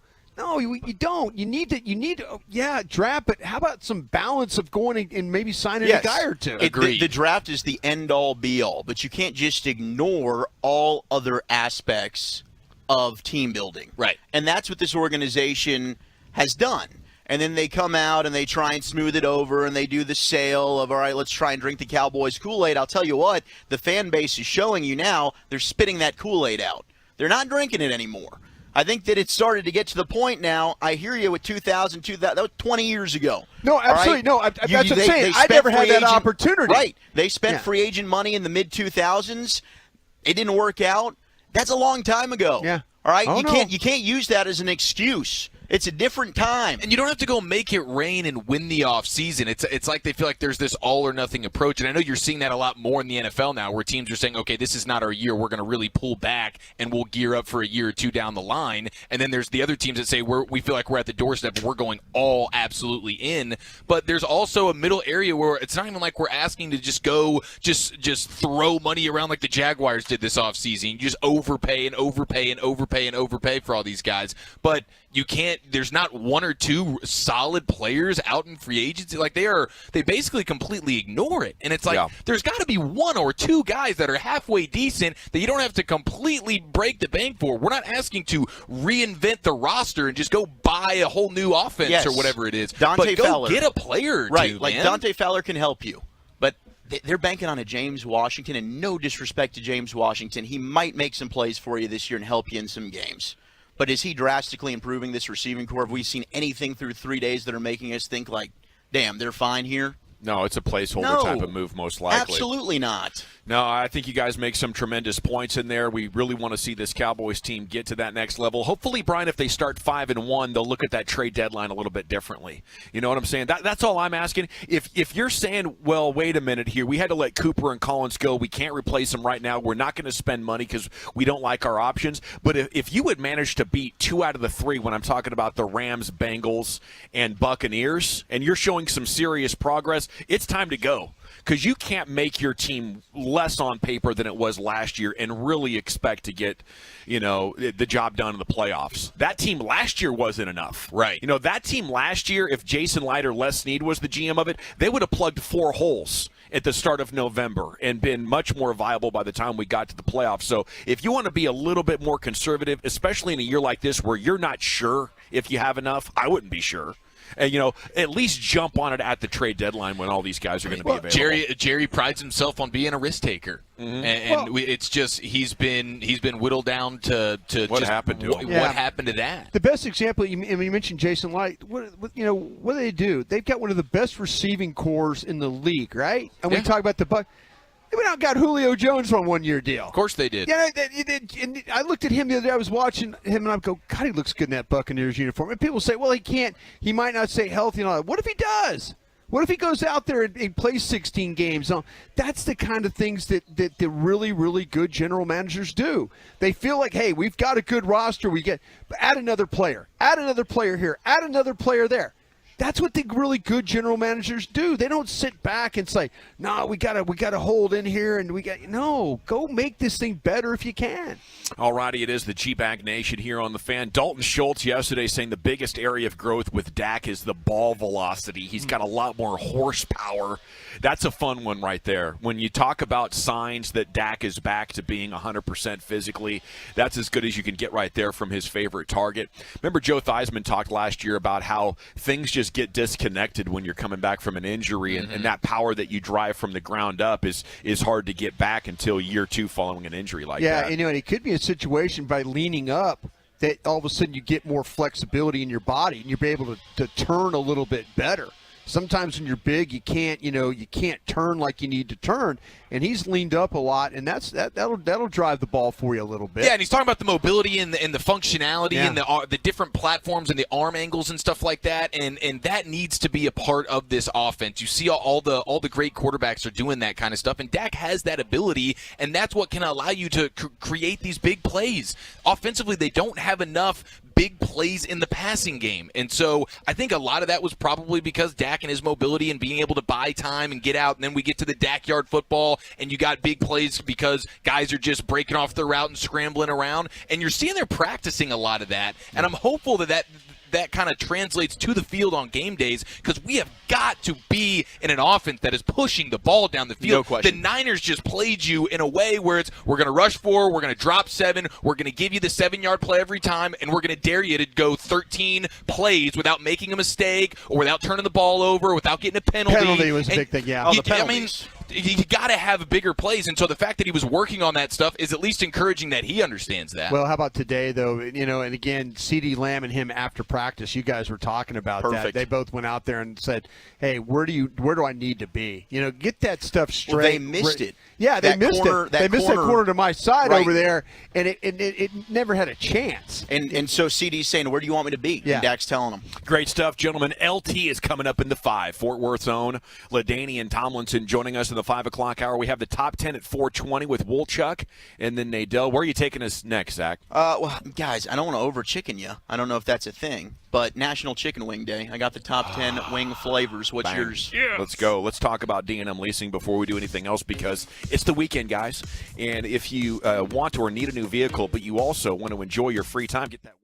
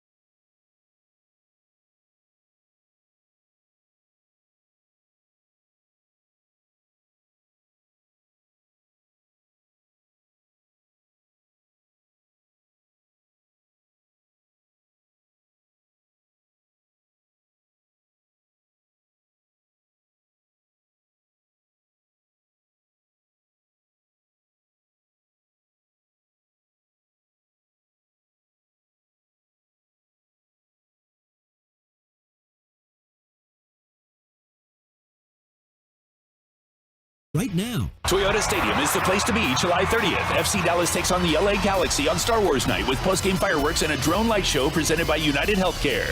Limited tickets remain at FCDallasTickets.com. It's a new era at FC Dallas. Let's go. Yes, sir. Welcome back, Nation. Eric Nadell is going to join us coming up in 6 or 7 minutes from the road. Segment is brought to you by the Frankels. If you're hurt in an accident, it's not your fault. Call the Frankels 214-333-3333 or go online to truckwreck.com. Now here he is, the Woolly Bully, with your top 10 420. Thank you very much, sir. We have National Chicken Wing Day. It's one of the greatest days, I think, in our country. 877-881-1053. What's your favorite chicken wing flavor?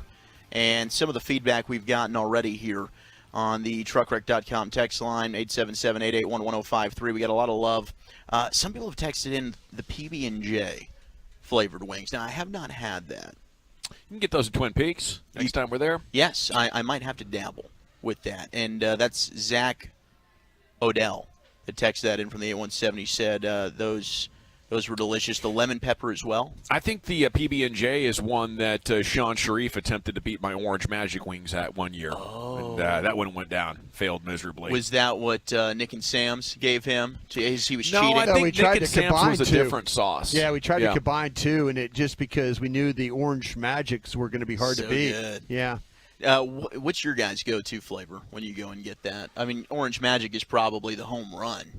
It is. I got to try it this year for the very first time. By way of hello, being welcomed into the nation, Dawson was just like, "Here's a big fat So plate." jealous. And it was absolutely brilliant and outstanding. For like 48 hours after, my wife and my mother-in-law were peppering me with "How can we do this? Hit me with the recipe. What's the deal? Those are the best wings ever." And they were on point. There's no question about it. Generally speaking, when I'm out and about, and I'm such a wing guy, and Walchuk, you know this, I could eat them every day. I could go every single meal. I'm dipping it in the ranch. I prefer the all flats, got respect for the drumstick, not doing much of the boneless stuff. But I love the lemon pepper. I love a dry rub lemon pepper. And I like when they mix it up. Like Wingstop will do this flavor, during cowboy season, it's their cowboy flavor, where they call it the hot lemon. It's like lemon pepper wet. It's like lemon pepper wet, but it's the wet is the buffalo sauce. Right. So you have the lemon pepper dry, but then you couple it with the wet buffalo sauce, and that hot lemon combination is just absolutely outstanding.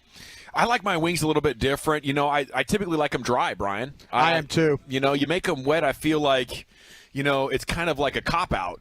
Yeah, I'm more of the Cajun smoked. I mean, when like a dry rub? Yeah, and, if it's got a little bite to it, and again, all our friends of guys like Matt Pittman and those guys at Meat Church, they come up with, they've got honey hog, they got all these kinds of flavors, but they've got a voodoo one that's really, really got a little bite to it too. So I think a little dusting of that, and then if you could put the smoke on it, I'm all about those. Lucius, I know you get down with some wings, my man. I've seen you getting that Wingstop back there during the show. What's your go-to wing flavor? Yeah, I had Wingstop last night for dinner, and I will be having wings again tonight for dinner. 100%. I like the spicy ranch wings. Those are really good to me. Oh, yes. A lot of people don't like this one, but I do. The classic Hooters. Yes. Just leave me with the classic joints. Don't do nothing with them. Classic Hooters. Yeah. We were talking about that yesterday. Tim Collins was talking about that, actually. That's a buffalo flavor, right? Yes. So, that's good. As we get into the list here, because we got the Hall of Fame. Two more. Let me get two more. The Hawaiian. I like the Hawaiian flavor. And just regular smoked wings. Just naked smoked wings. There you go. Okay, there you go. That's a good look. Lucius, what are we dipping? Are we going ranch on these things? Yes, sir. 100%. I'm from Texas. Are you guys anti-blue cheese? Yes. I love blue cheese. I love blue cheese with buffalo. Yeah, it's got to be a super hot buffalo. Man, I got to put something on this one for me to go to the blue cheese. So, number 10, America's top 10 best wing flavors. We got the honey barbecue. Number 9, lemon pepper. Number 8, we've got spicy barbecue. Number 7, here you go, Bronis. We got the Cajun wings. There you go. Yep. Number 6, spicy garlic. I haven't actually tried the spicy garlic, but we had that texted in a little bit. I love a gar parm wing. So if you want to throw a little buffalo sauce on there to spicing it up, there's no problem at all. No problem at all. I think that's actually a kind of a heady play. Number 5 is actually honey mustard. Would that be a dry rub?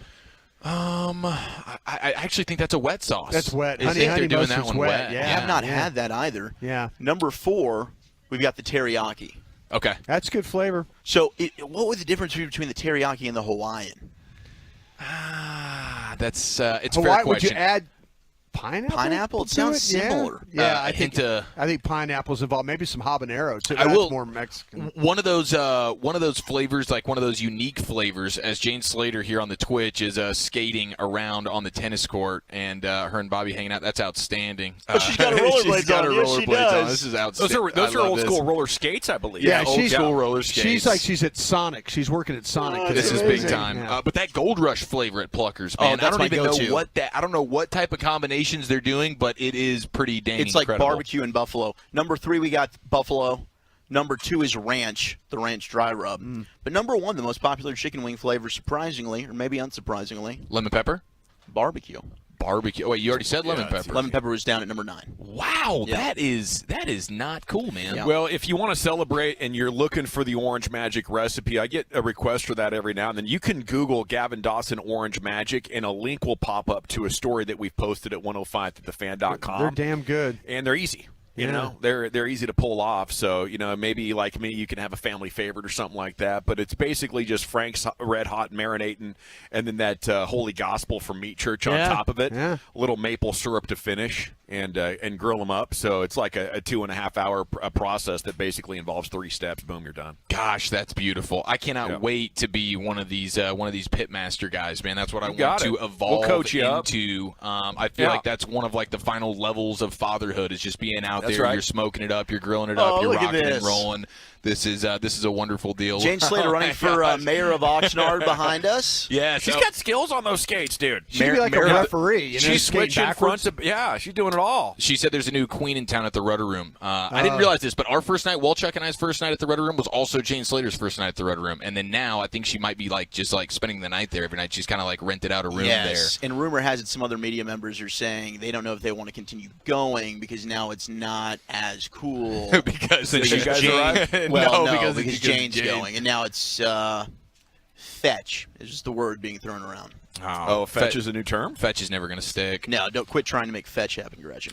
Mango habanero, by the way, is getting a lot of love on the fan text, and I just want to acknowledge Ooh, it. yes. It is a really good flavor, but that habanero can get you really spiced No, up it's all sometimes. good. Yeah, Put some you got to be smoke careful on with that. that. It's fine. Okay, it's time for the Eric Nadel Show. It's brought to you by Medical City Dallas and Sweet Baby Ray's. The sauce is the boss.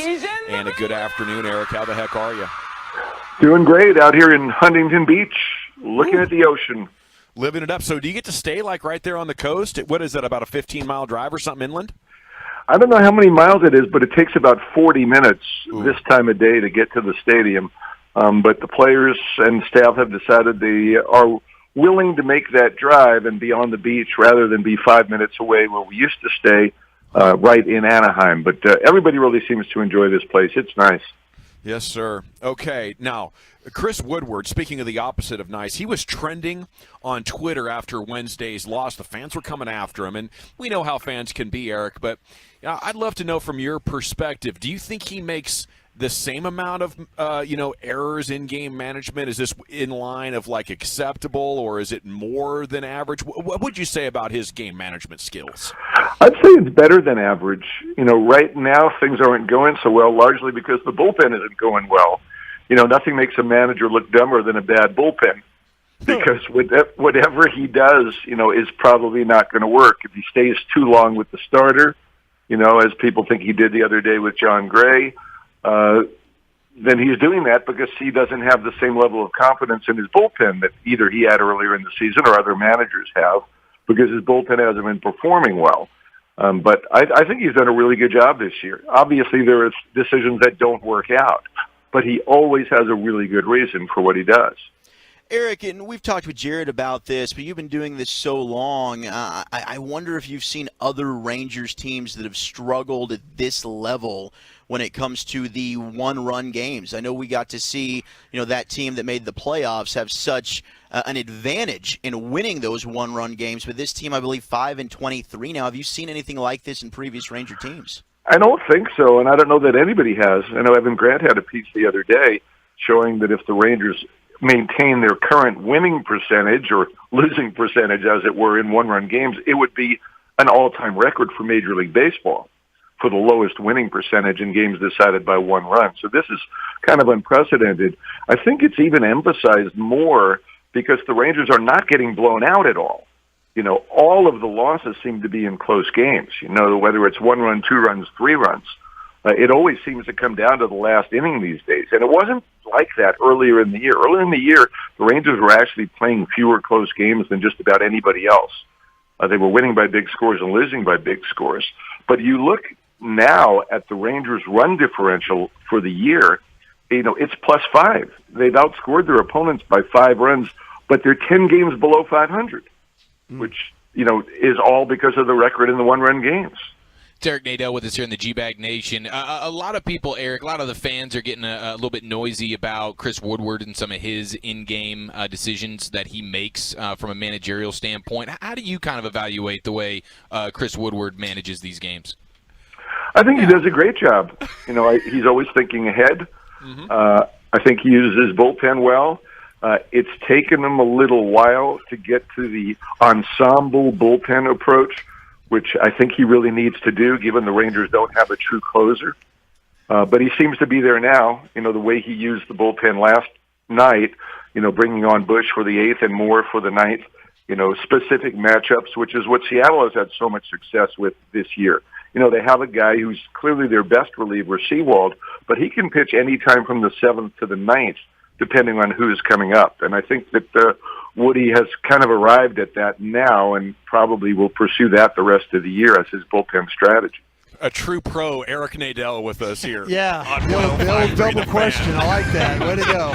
Next time, put Chiafalo in his place and tell him ask a better damn question. I had kind of a deja vu thing going there. I'll tell you what, we all looked at each other like, what did he just do? I thought I said umbilical cord.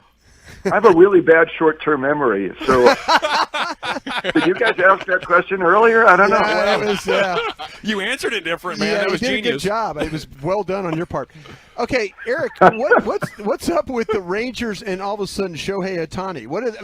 It seems like when he shows up, everybody else panics. The Rangers, they feel like they've got a real handle on him.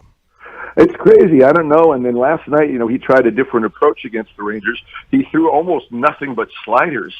Looking at the chart afterwards, he threw 50 sliders in the game last night and 17 fastballs. He's a guy who throws 100 miles an hour, and he threw 17 fastballs out of like 100 pitches. It's unprecedented, but the Rangers have done a good job for whatever reason, of not chasing outside the zone against Ohtani. I don't know why. I don't know if he's had off nights when he's faced the Rangers, but 3 times this year they've been able to at least do some kind of damage and get some base runners against.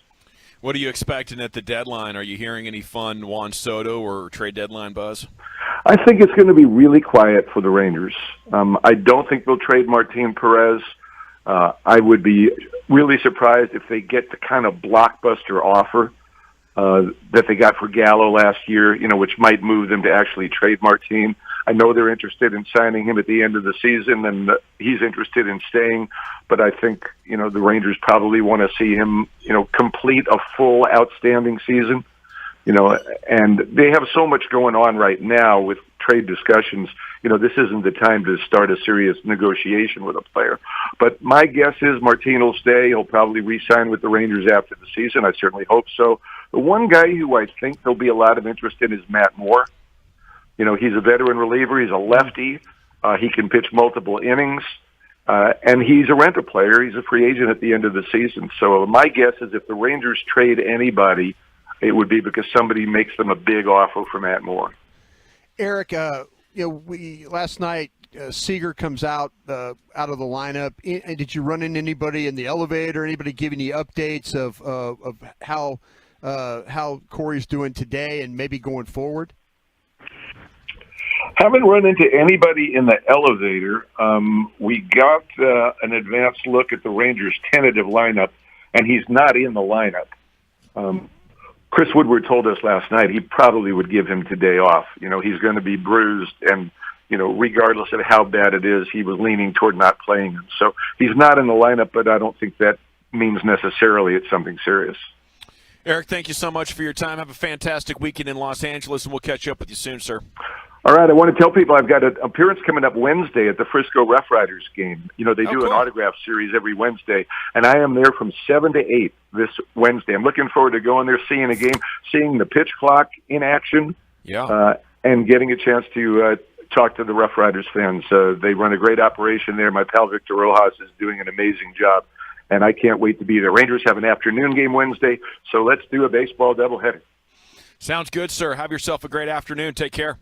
Thanks, guys. Eric Nadel with you every Friday afternoon here on 105.3 The Fan. We're live in Oxnard at Cowboys training camp. It's brought to you by Metter Dodge Chrysler Jeep Ram in Twin Peaks. Broadus wants to bust my ass here. Go ahead. I deserve it. Did you do that on purpose? No, gosh. No, I you did did not do that on do purpose. that on You asked the exact question he asked. My incompetence knows no bounds, boys. You got things going on. You tune out. You know, you got to get ready for something. I thought you were doing got a big bit. segment coming up. Here's the thing. It was a perpetual problem when it was just me and Walchuk hosting because there's only two voices, and so I got caught with my pants down a lot. And so did he, for the record. I've been fortunate with all of us on the show. It's easy to mask when maybe you kind of tuned out for a second. Gold. I absolutely stubbed my toe there. That was bad. That was almost as good as Zach and the umbilical cords comment last night. For those in future G-Bag of the Day segments. We got to run. We'll go around the NFL, and the latest on the homework assignment in Arizona is next on The Fan. Coming up Monday morning on Sean and RJ, we'll recap Cowboys practice.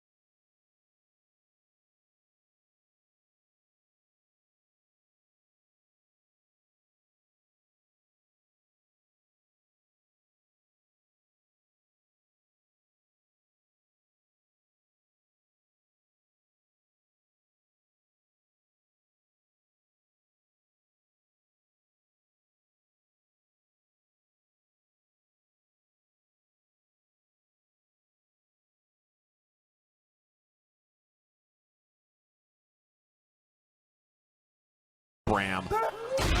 Let's go round the NFL. G-Bag style on 105.3 The Fan. Take first down here for you. Cardinals removed that independent study clause from Kyler Murray's contract. He held an impromptu press conference yesterday to talk about some of the frustration, and they said that we saw the distraction it created, and we decided to pull that clause.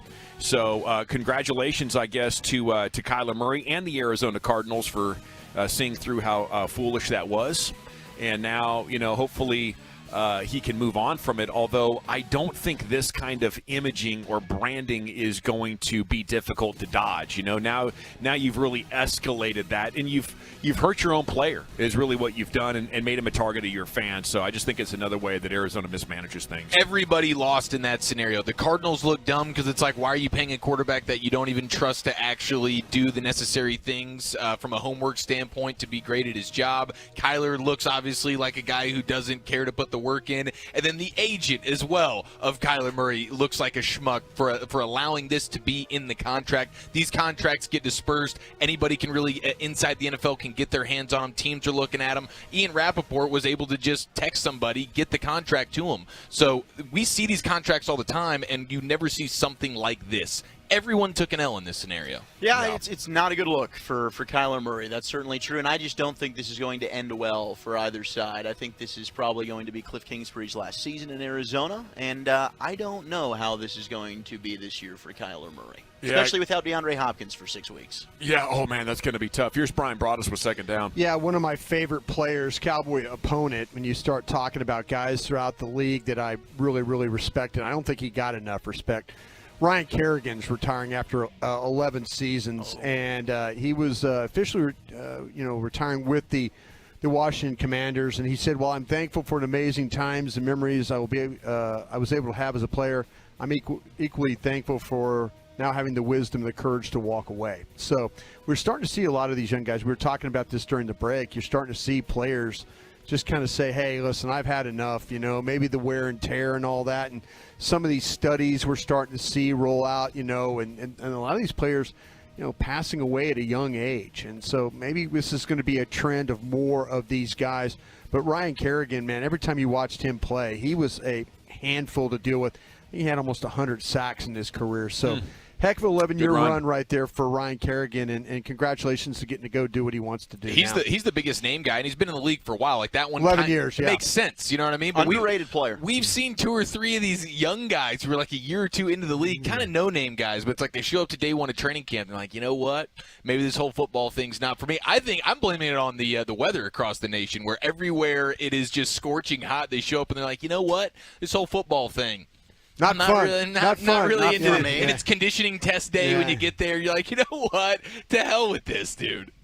Zach Wolchuk, third down. So let's keep it with the Commanders of Washington. And Chase Young, who was their stud rookie a few years ago and then missed the majority of last year with an injury, an ACL tear that happened in November. Well, Coach Ron Rivera was talking with 106.7 The Fan, and he said, well, Young could miss 2 to 4 games, which would mean he might miss the first matchup with our Dallas Cowboys. He said, quote, unfortunately, because of the injury, it's a different injury than what Logan Thomas, their tight end, had. So it's a little more severe. He's probably going to miss a little bit of time. But again, as he gets better and better and healthier, Chase and I had a conversation. I said, look, don't push yourself. This is not just about this season, but it's also about the future. We didn't draft you to come in here and not be here 8, 9, 10, 12 years, whatever it is. We draft you to be a big part of what we do. Last year, they also rushed Curtis Samuel back. He ended up re-aggravating that injury. They don't want to do that with Chase Young. So there's a chance Chase Young misses that first matchup with the Commanders and the Cowboys this year.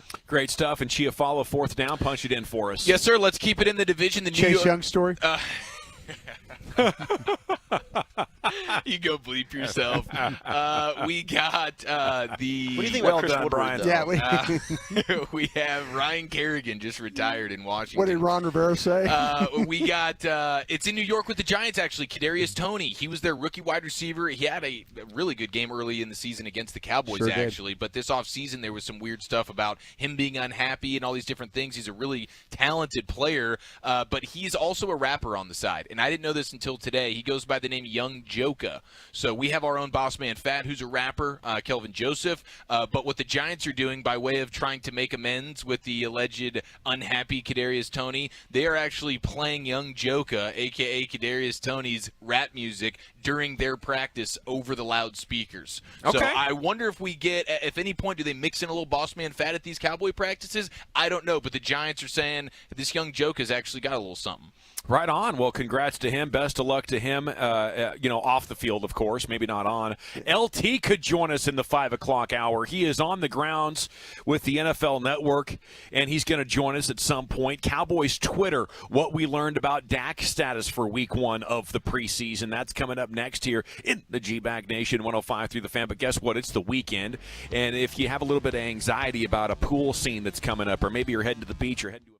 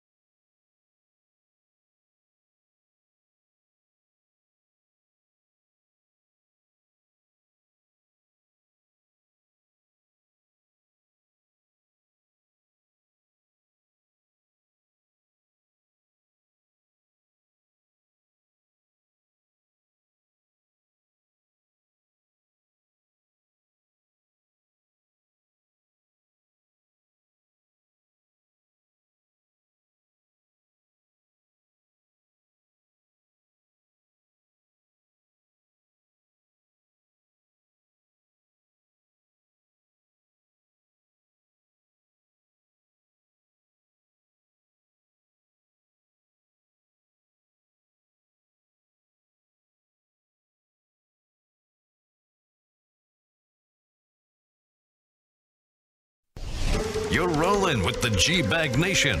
Let's do this. Right here on 105.3 The Fan. It's hour number 4 here on your home of the Cowboys live in Oxnard, and joining us now is one of the best players in NFL history, Hall of Famer, Texas guy, TCU, then on to the Chargers where he was unstoppable, NFL MVP, Offensive Player of the Year, NFL Man of the Year, all in 06. That was a clean sweep, and a 6-time All-Pro. The great LaDainian Tomlinson here with us on 105.3 The Fan, and a good afternoon, sir. You're looking good, man. How you feeling? Thank you. I feel great. Man.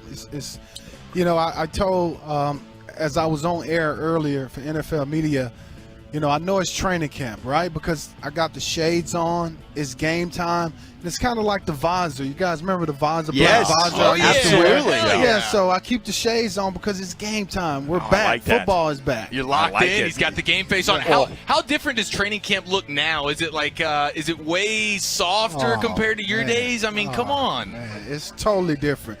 Like these, and I appreciate the NFL making it safer, and obviously we want to protect the players. They're wearing these big old things on their helmet now, and it's just weird to look at, right? Like I'm like, man, what is that? What is that? But I appreciate it. But it's much different than when I played. So Marty Schottenheimer, my first year, my second year, Marty's first year, dude, I think we went 2 weeks straight in full pads. Two-a-days. Dang. That was brutal. Yeah, that's the way You it were was. grinding, for real. Man, so how does your body feel now, LT? My body feel great, and part of the reason why it does, because I still work out. I still, get my massages, see a chiropractor. I still do all the things now that I did when I played. And, I think what I struggled at when I first left the game is thinking, man, I'm retired, man. I'm going to eat cheeseburgers and I'm going to eat pizza and do whatever I want to. And then the weight started coming on. I started looking at my belly and feeling the aches and pains getting out of bed. And I thought, I need to get back at it. And so now that I'm, kind of in fighting trim, back to almost playing weight, my body feels a lot better. TCU great. NFL Hall of Famer LaDainian Tomlinson with us here on 105.3 The Fan with the G-Bag Nation. Got to ask you about the Cowboys' current running back situation with Zeke now entering, it's crazy, year 7 to think about that, and Tony Pollard. How do you think the Cowboys should utilize this backfield? Do you still think Zeke should be that bell cow, or would you like to see Tony Pollard try and get more of that 50-50 split? Well, I think Zeke still should be the bell cow. Zeke adds the attitude, the identity of this team, that physical nature running between the tackles. And then Tony comes in, and Tony is that speed perimeter guy, that change of pace type guy. And it reminds me, guys, of when I had Darren Sproles. And I had to adjust. I had to get in, adjust my mindset in terms of, listen, I'm the first and second back, first and second down, I should say. Sproles is going to come in and get third downs. He's going to get some of the perimeter runs. And we coined the phrase thunder and lightning. I was thunder. I knew my role. I'm going to come in, beat up the defense, and then Sproles is going to come in and he's lightning. And I think Zeke and Tony has to get to that place as well. And I believe Zeke understands that's where he is. He's a team-first guy, I believe, and just talking to him, he understands that Tony is a young, fresh guy that needs some carries to make this team better and more dynamic from the backfield. And I think they'll be fine. I'm not really worrying about that dynamic and the relationship that they have. I think Mike McCarthy and his staff, they'll work it out. LT, how about the way that running backs are used today, though? Okay, in this situation, we've all been screaming about get Pollard more touches, get Pollard, just like you're talking about. But does there come a point in time does Pollard need to say something to Kellen Moore about, you know what, I deserve an opportunity here? Or is it just you keep your mouth shut and go play football? No, they know Tony deserves more of an opportunity. They understand that. And if you look at practice and see how practice is playing out, guys, Zeke will come in for a play, then he goes off. Tony comes in. They're using some other backs. They're setting the table for what it's going to be like in that backfield.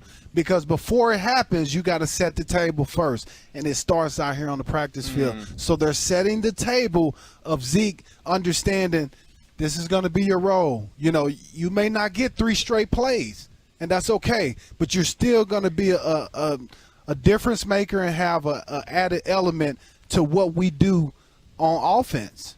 What about Kevontae Turpin, former TCU player that the Cowboys signed yesterday, USFL MVP? Do you have any insight on him that you could share with us as a former Horned Frog? Or?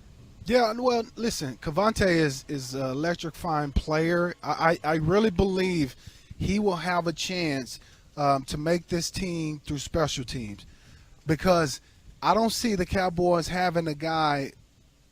I would say, obviously, CeeDee Lamb is an electric returner as well, but he's a number 1 receiver now. You don't need CeeDee Lamb back there returning kicks, right? So if Kevontae can, you know, develop into that role, I really think he's so dynamic that he can add that dimension that they need in the return game. But also as he develops, he could be a guy that develops into a little slot guy that you can use from time to time, much like a Cole Beasley. You know, that's the way I see Kevontae. And he ran a 4.29 at one point. Yeah, he's very electric. Man, thank you so much. Congratulations on all your success and everything, and thank you so much for being like the perfect role model, the ultimate superstar. LaDainian Tomlinson here on 105.3 The Fan. Take care of yourself. Have a great week. Appreciate it, guys. Thank you, LT. Yes, You're the sir. man. Thank Appreciate you, it. Always great to have LaDainian Tomlinson here on 105.3 The Fan. Thank you, sir. All righty, Cowboys Twitter now. Top tweets going viral about America's team. We have the Expressway coming up at about 5:20 or so. Bobby Belt's going to join you at 5:30. And then, well, no, we got What You Drinking and What You Thinking lined up. So a big afternoon still on deck as we have almost 2 full hours of broadcasting to go. Okay, what we learned here earlier today, Dak Prescott not expected to play in either of the Cowboys' first 2 preseason games, both on the road. Look for him to get some work in the 3rd and final preseason game against the Seahawks August 26th at AT&T Stadium. That is off the account of John Machota. I think they're handling it right, Brian. How about you? Yeah, this is a situation where they've got those 2 days of where they're working against the Broncos and then working against the Chargers. Coaches are going more towards this type of work in order to get their starters work. You know, you have 1 less preseason game, but you got to figure out how to get your guys work.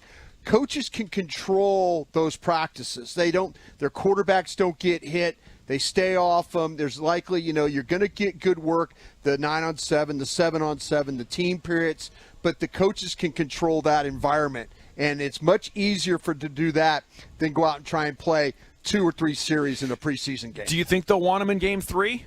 Is that still a dress rehearsal situation? I kind of feel like, though, that if you might see a series, but there's that doubt I have. If you felt like you've gotten good work against the Broncos and the Chargers, and you know it's everything's going the right direction, I don't see him playing myself. And there's no TV ratings worry here? There's no, hey, let's put on a little bit of a show for everybody trying to watch the Cowboys? I think you have to worry about your team. I think so, too. Yeah, that's where I go. Okay, gentlemen, thoughts on No, I think it's the right missing? move. 100% Yeah. think it's the right move. In no way am I going to be surprised by that. And I like what Broadus is saying just about being able to control the environment when you get into these joint practices with these other teams. Quarterbacks don't get hit, but they get work. Right, exactly. Yeah. So you still get different opponent. They're throwing different stuff at you, but you don't have to worry about the health factor of it. I think that's the smart way to do it, 100%. And to be honest with you, the NFL is not going to get rid of the preseason games because they want to make their money. That's what the NFL is driven on.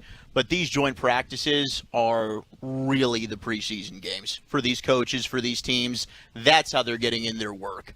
The actual preseason games are not for the starters anymore. They don't want to risk the injury. Yeah, a chance for the young guys or the guys hoping to make a roster to show what they can do. I think that's the responsible usage of it. I do worry at times that maybe there's a little bit too much time off, and it's a sport already that you can barely play. You can't play it year round, and Well, they're trying with OTAs and mini camps and stuff like that. Really, it's they work out after the season. They work out for so long. They're there every single day at the facility, and you got all these OTAs, mini camps, and then you get here, and what do they immediately do?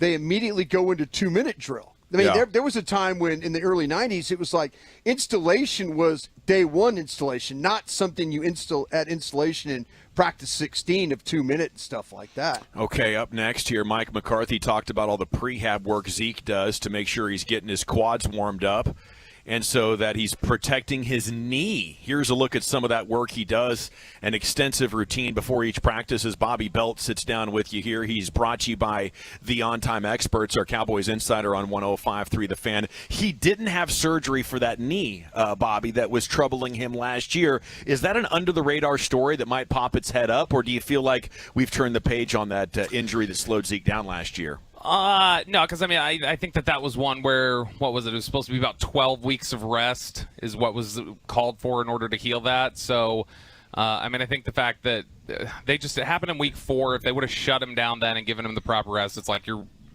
losing him for the season. So I don't think they wanted to do that. And then, into the offseason, he's go ahead and get that rest and get healthy. But I don't think it's anything that you got to worry about, any sort of a recurrence. How about the Matt Waletzko injury there with the, what'd you say, Brian? It's a shoulder subluxation? Subluxation, yeah. For the common man or lady out there, that's the shoulder pops in and out of joint right there, something he was dealing with in college. Well, and what do you think we're looking at here, Bobby? So McCarthy said earlier today he wasn't going to practice today, he wasn't going to practice tomorrow, that they'd kind of reevaluate things on Monday. I think it's a good sign personally. He was walking around out there in his uniform, and so I don't think it was anything that was too troubling. He kind of came out on the field for a little bit, probably went back, sore, came probably back a little out. Sore, yeah. So I don't think that we're looking at anything long term. It doesn't sound like there's any need for surgery or anything like that, and so I think he hopefully should be back here soon. But Josh Ball's been really good so far. In fact, I don't know if you guys have talked about it yet, or Brian, if you saw it. Josh Ball was getting first-team left tackle snaps today. Yeah, sure was. And so, he's earned some snaps with the first team, and on the other side there during this offseason, they kind of said, we're just going to stick to him being on the right side. He'll be a right tackle, and he's played well enough now. And with Waletzko out, they were willing to get him in there, rotate him in when tired, and had to sit out. Coach McCarthy also talked about Anthony Brown having a heck of a camp and said, that you Cowboys media guys need to give him some more love. So what's going on there?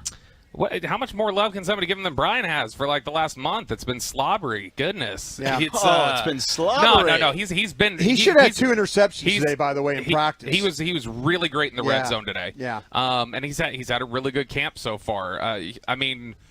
What, we want to say Anthony Brown probably, outside of obviously Micah or something, Anthony Brown best defensive player at camp so far? I think so probably. Far. The guy that's been around more plays or affected more plays, I think he'd be the guy I would point to. Even maybe, I might say even more than Micah, because he's got the interception. I think he's got 6 or 7 batted balls at this point. So, he's earning his dues. It's similar to the G-Bag Nation, blowing up the Rangers player. I think you guys are responsible for Anthony Brown's camp, too. Yeah, that's right. We'll take it. The G-Bag blessing, you got to swing by for it. Watch Dante Fowler get 5 sacks tomorrow. That's what we're talking about. Sacks, quote unquote. Yeah, quote unquote sacks, and he was great with us earlier. By the way, he was fantastic. You called that. Pause. I did. Yeah. Man, this is 2 days in a row. You said pause today. You said slaps yesterday. I feel like I am being trolled when I'm coming on here by Brian. Are you trying to get Brian a bad name out there, though, on these streets? No. He's my favorite serial killer. Yeah. With the bed. Me too, honestly. Right behind Dexter, actually. Yes, I'll go Dexter 1 yes. and then Broadus 2. It's a close call there. Did you feel better about the left guard situation today? So I still find it interesting that Tyler Smith has not gotten the very first reps of practice. Yeah. One practice. Why yet. is McGovern still getting any snaps with the ones? Why would they not just let Tyler Smith in just to earn it as the rookie? Look, we had Josh Ball left tackle snaps today. We've seen first team reps for a lot of people on both sides of the ball that it's I don't know. Maybe I'm missing it. Maybe I'm looking at the wrong people. I feel like there have been more first-team snaps at running back through camp for Dowdle than Pollard so far. And so that's kind of when Pollard's out there, he's not even really been in the backfield much. Yeah. But Dowdle, when Zeke's subbed out, it's basically been Dowdle the whole time. I would bet this changes with pads, don't you? Yeah, I'm guessing. And I think they're just kind of feeling things out. So I'm hoping that's what's going on with McGovern, because I think, especially today, I think this was Tyler Smith. There wasn't any, moments like with Micah Parsons during OTAs, but I felt like today was about his most stable day of practice. He was really good. Osa Odighizuwa, I was specifically watching them go against each other a few times. Osa's been giving him problems the first 2 days. Today he didn't lose a rep to Osa that I saw, and so I think that he looked really stable and really steady today, and so I'm feeling good about where Tyler Smith's progressing. What story are you tracking going into the weekend? Oh, besides, the story of what's going to happen tonight and trying to get Wolchuk a lady, I think that don't say it like I'm dogging you. I'm trying to be your wingman, You're trying to doing be your a great friend job. here. I love you. No, it's interesting. I felt better about, and I know I was standing near Brian while y'all were doing things. I'm really interested to see if the offense kind of clicks some more Saturday, because red zone was tough. It was, but the situational hurry-up drills, they were getting anything they wanted on the defense. Yeah, much better. First team period was a 2-minute thing. They started at the 35, and it was like 5 plays. Dak got them down the field in 65 yards, and they scored. And it was quick. It was just, all right, Dalton Schultz, Noah Brown, CD, Noah Brown, done. And then they came back out there after the tough red zone period. They went back down the other end of the field, did some more hurry up, and immediately scored again. And so I think that hopefully they're kind of starting to find a groove a little bit there. You want the red zone looks to be better.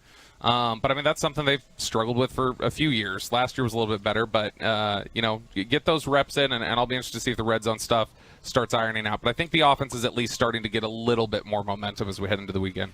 Agreed. All-staff dinner tonight in Ventura. Are you going hard? Yeah. No, He better because he stayed in. I'm gonna stay in like a child last night. Right. To prepare for tonight, to where I'm going to I will go to sleep after my hit with KG tomorrow. Okay. All right.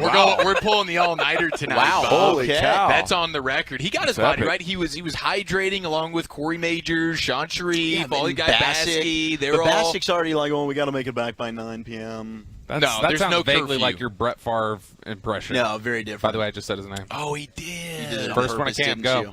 Mama gave me 8 of them flap checks, and Mama take away 5 of them flap checks. I want to say hungry with the Crimson Tide. Rules are rules. You better get your wingman and done early tonight because, by your personal history, about 45 minutes in, you'll be about 0.12. All right, slow down. You get them in, bro. You get them in. No, because that's because I know when we're at those fan hangs, I have 2 hours to try and slam it and get it out. It's a sprint at one of those things. Tonight's a marathon. Yeah, I'm Michael Johnson, Usain Bolt in those days. But today, I'm gonna marathon like old what's her name, Rosie, who won the Boston Marathon. Only she didn't really back in the 80s, whatever her name was. Oh Rosie. yeah, the cheater lady. Yeah, that's me tonight. Cheater lady. Only I'll do it you, real. Yeah. We're pre-gaming with the seltzers, and then we'll graduate to Seltzers, the. you are such a the basic liqueurs. Yeah, Me no Me and Sharif will be at seltzers least. over here. It's liquor only. No. Liquor to start, then we'll nurse beers, and then as we close and we need to really go through the finish line, then liquor at the end. I like it. All right, we'll see you in a bit. We'll party. There Love he you all. goes. Bobby Bell at the must follow on Cowboys Twitter every day, brought to you by the on-time experts here in the G-Bag Nation. When we come back, we'll talk about what's been breaking, all the major storylines throughout your broadcast afternoon. Then what you're drinking and what you're thinking is going to kick off here at 5:30 here on 105.3 The Fan. Let's talk Men's T Clinic, though.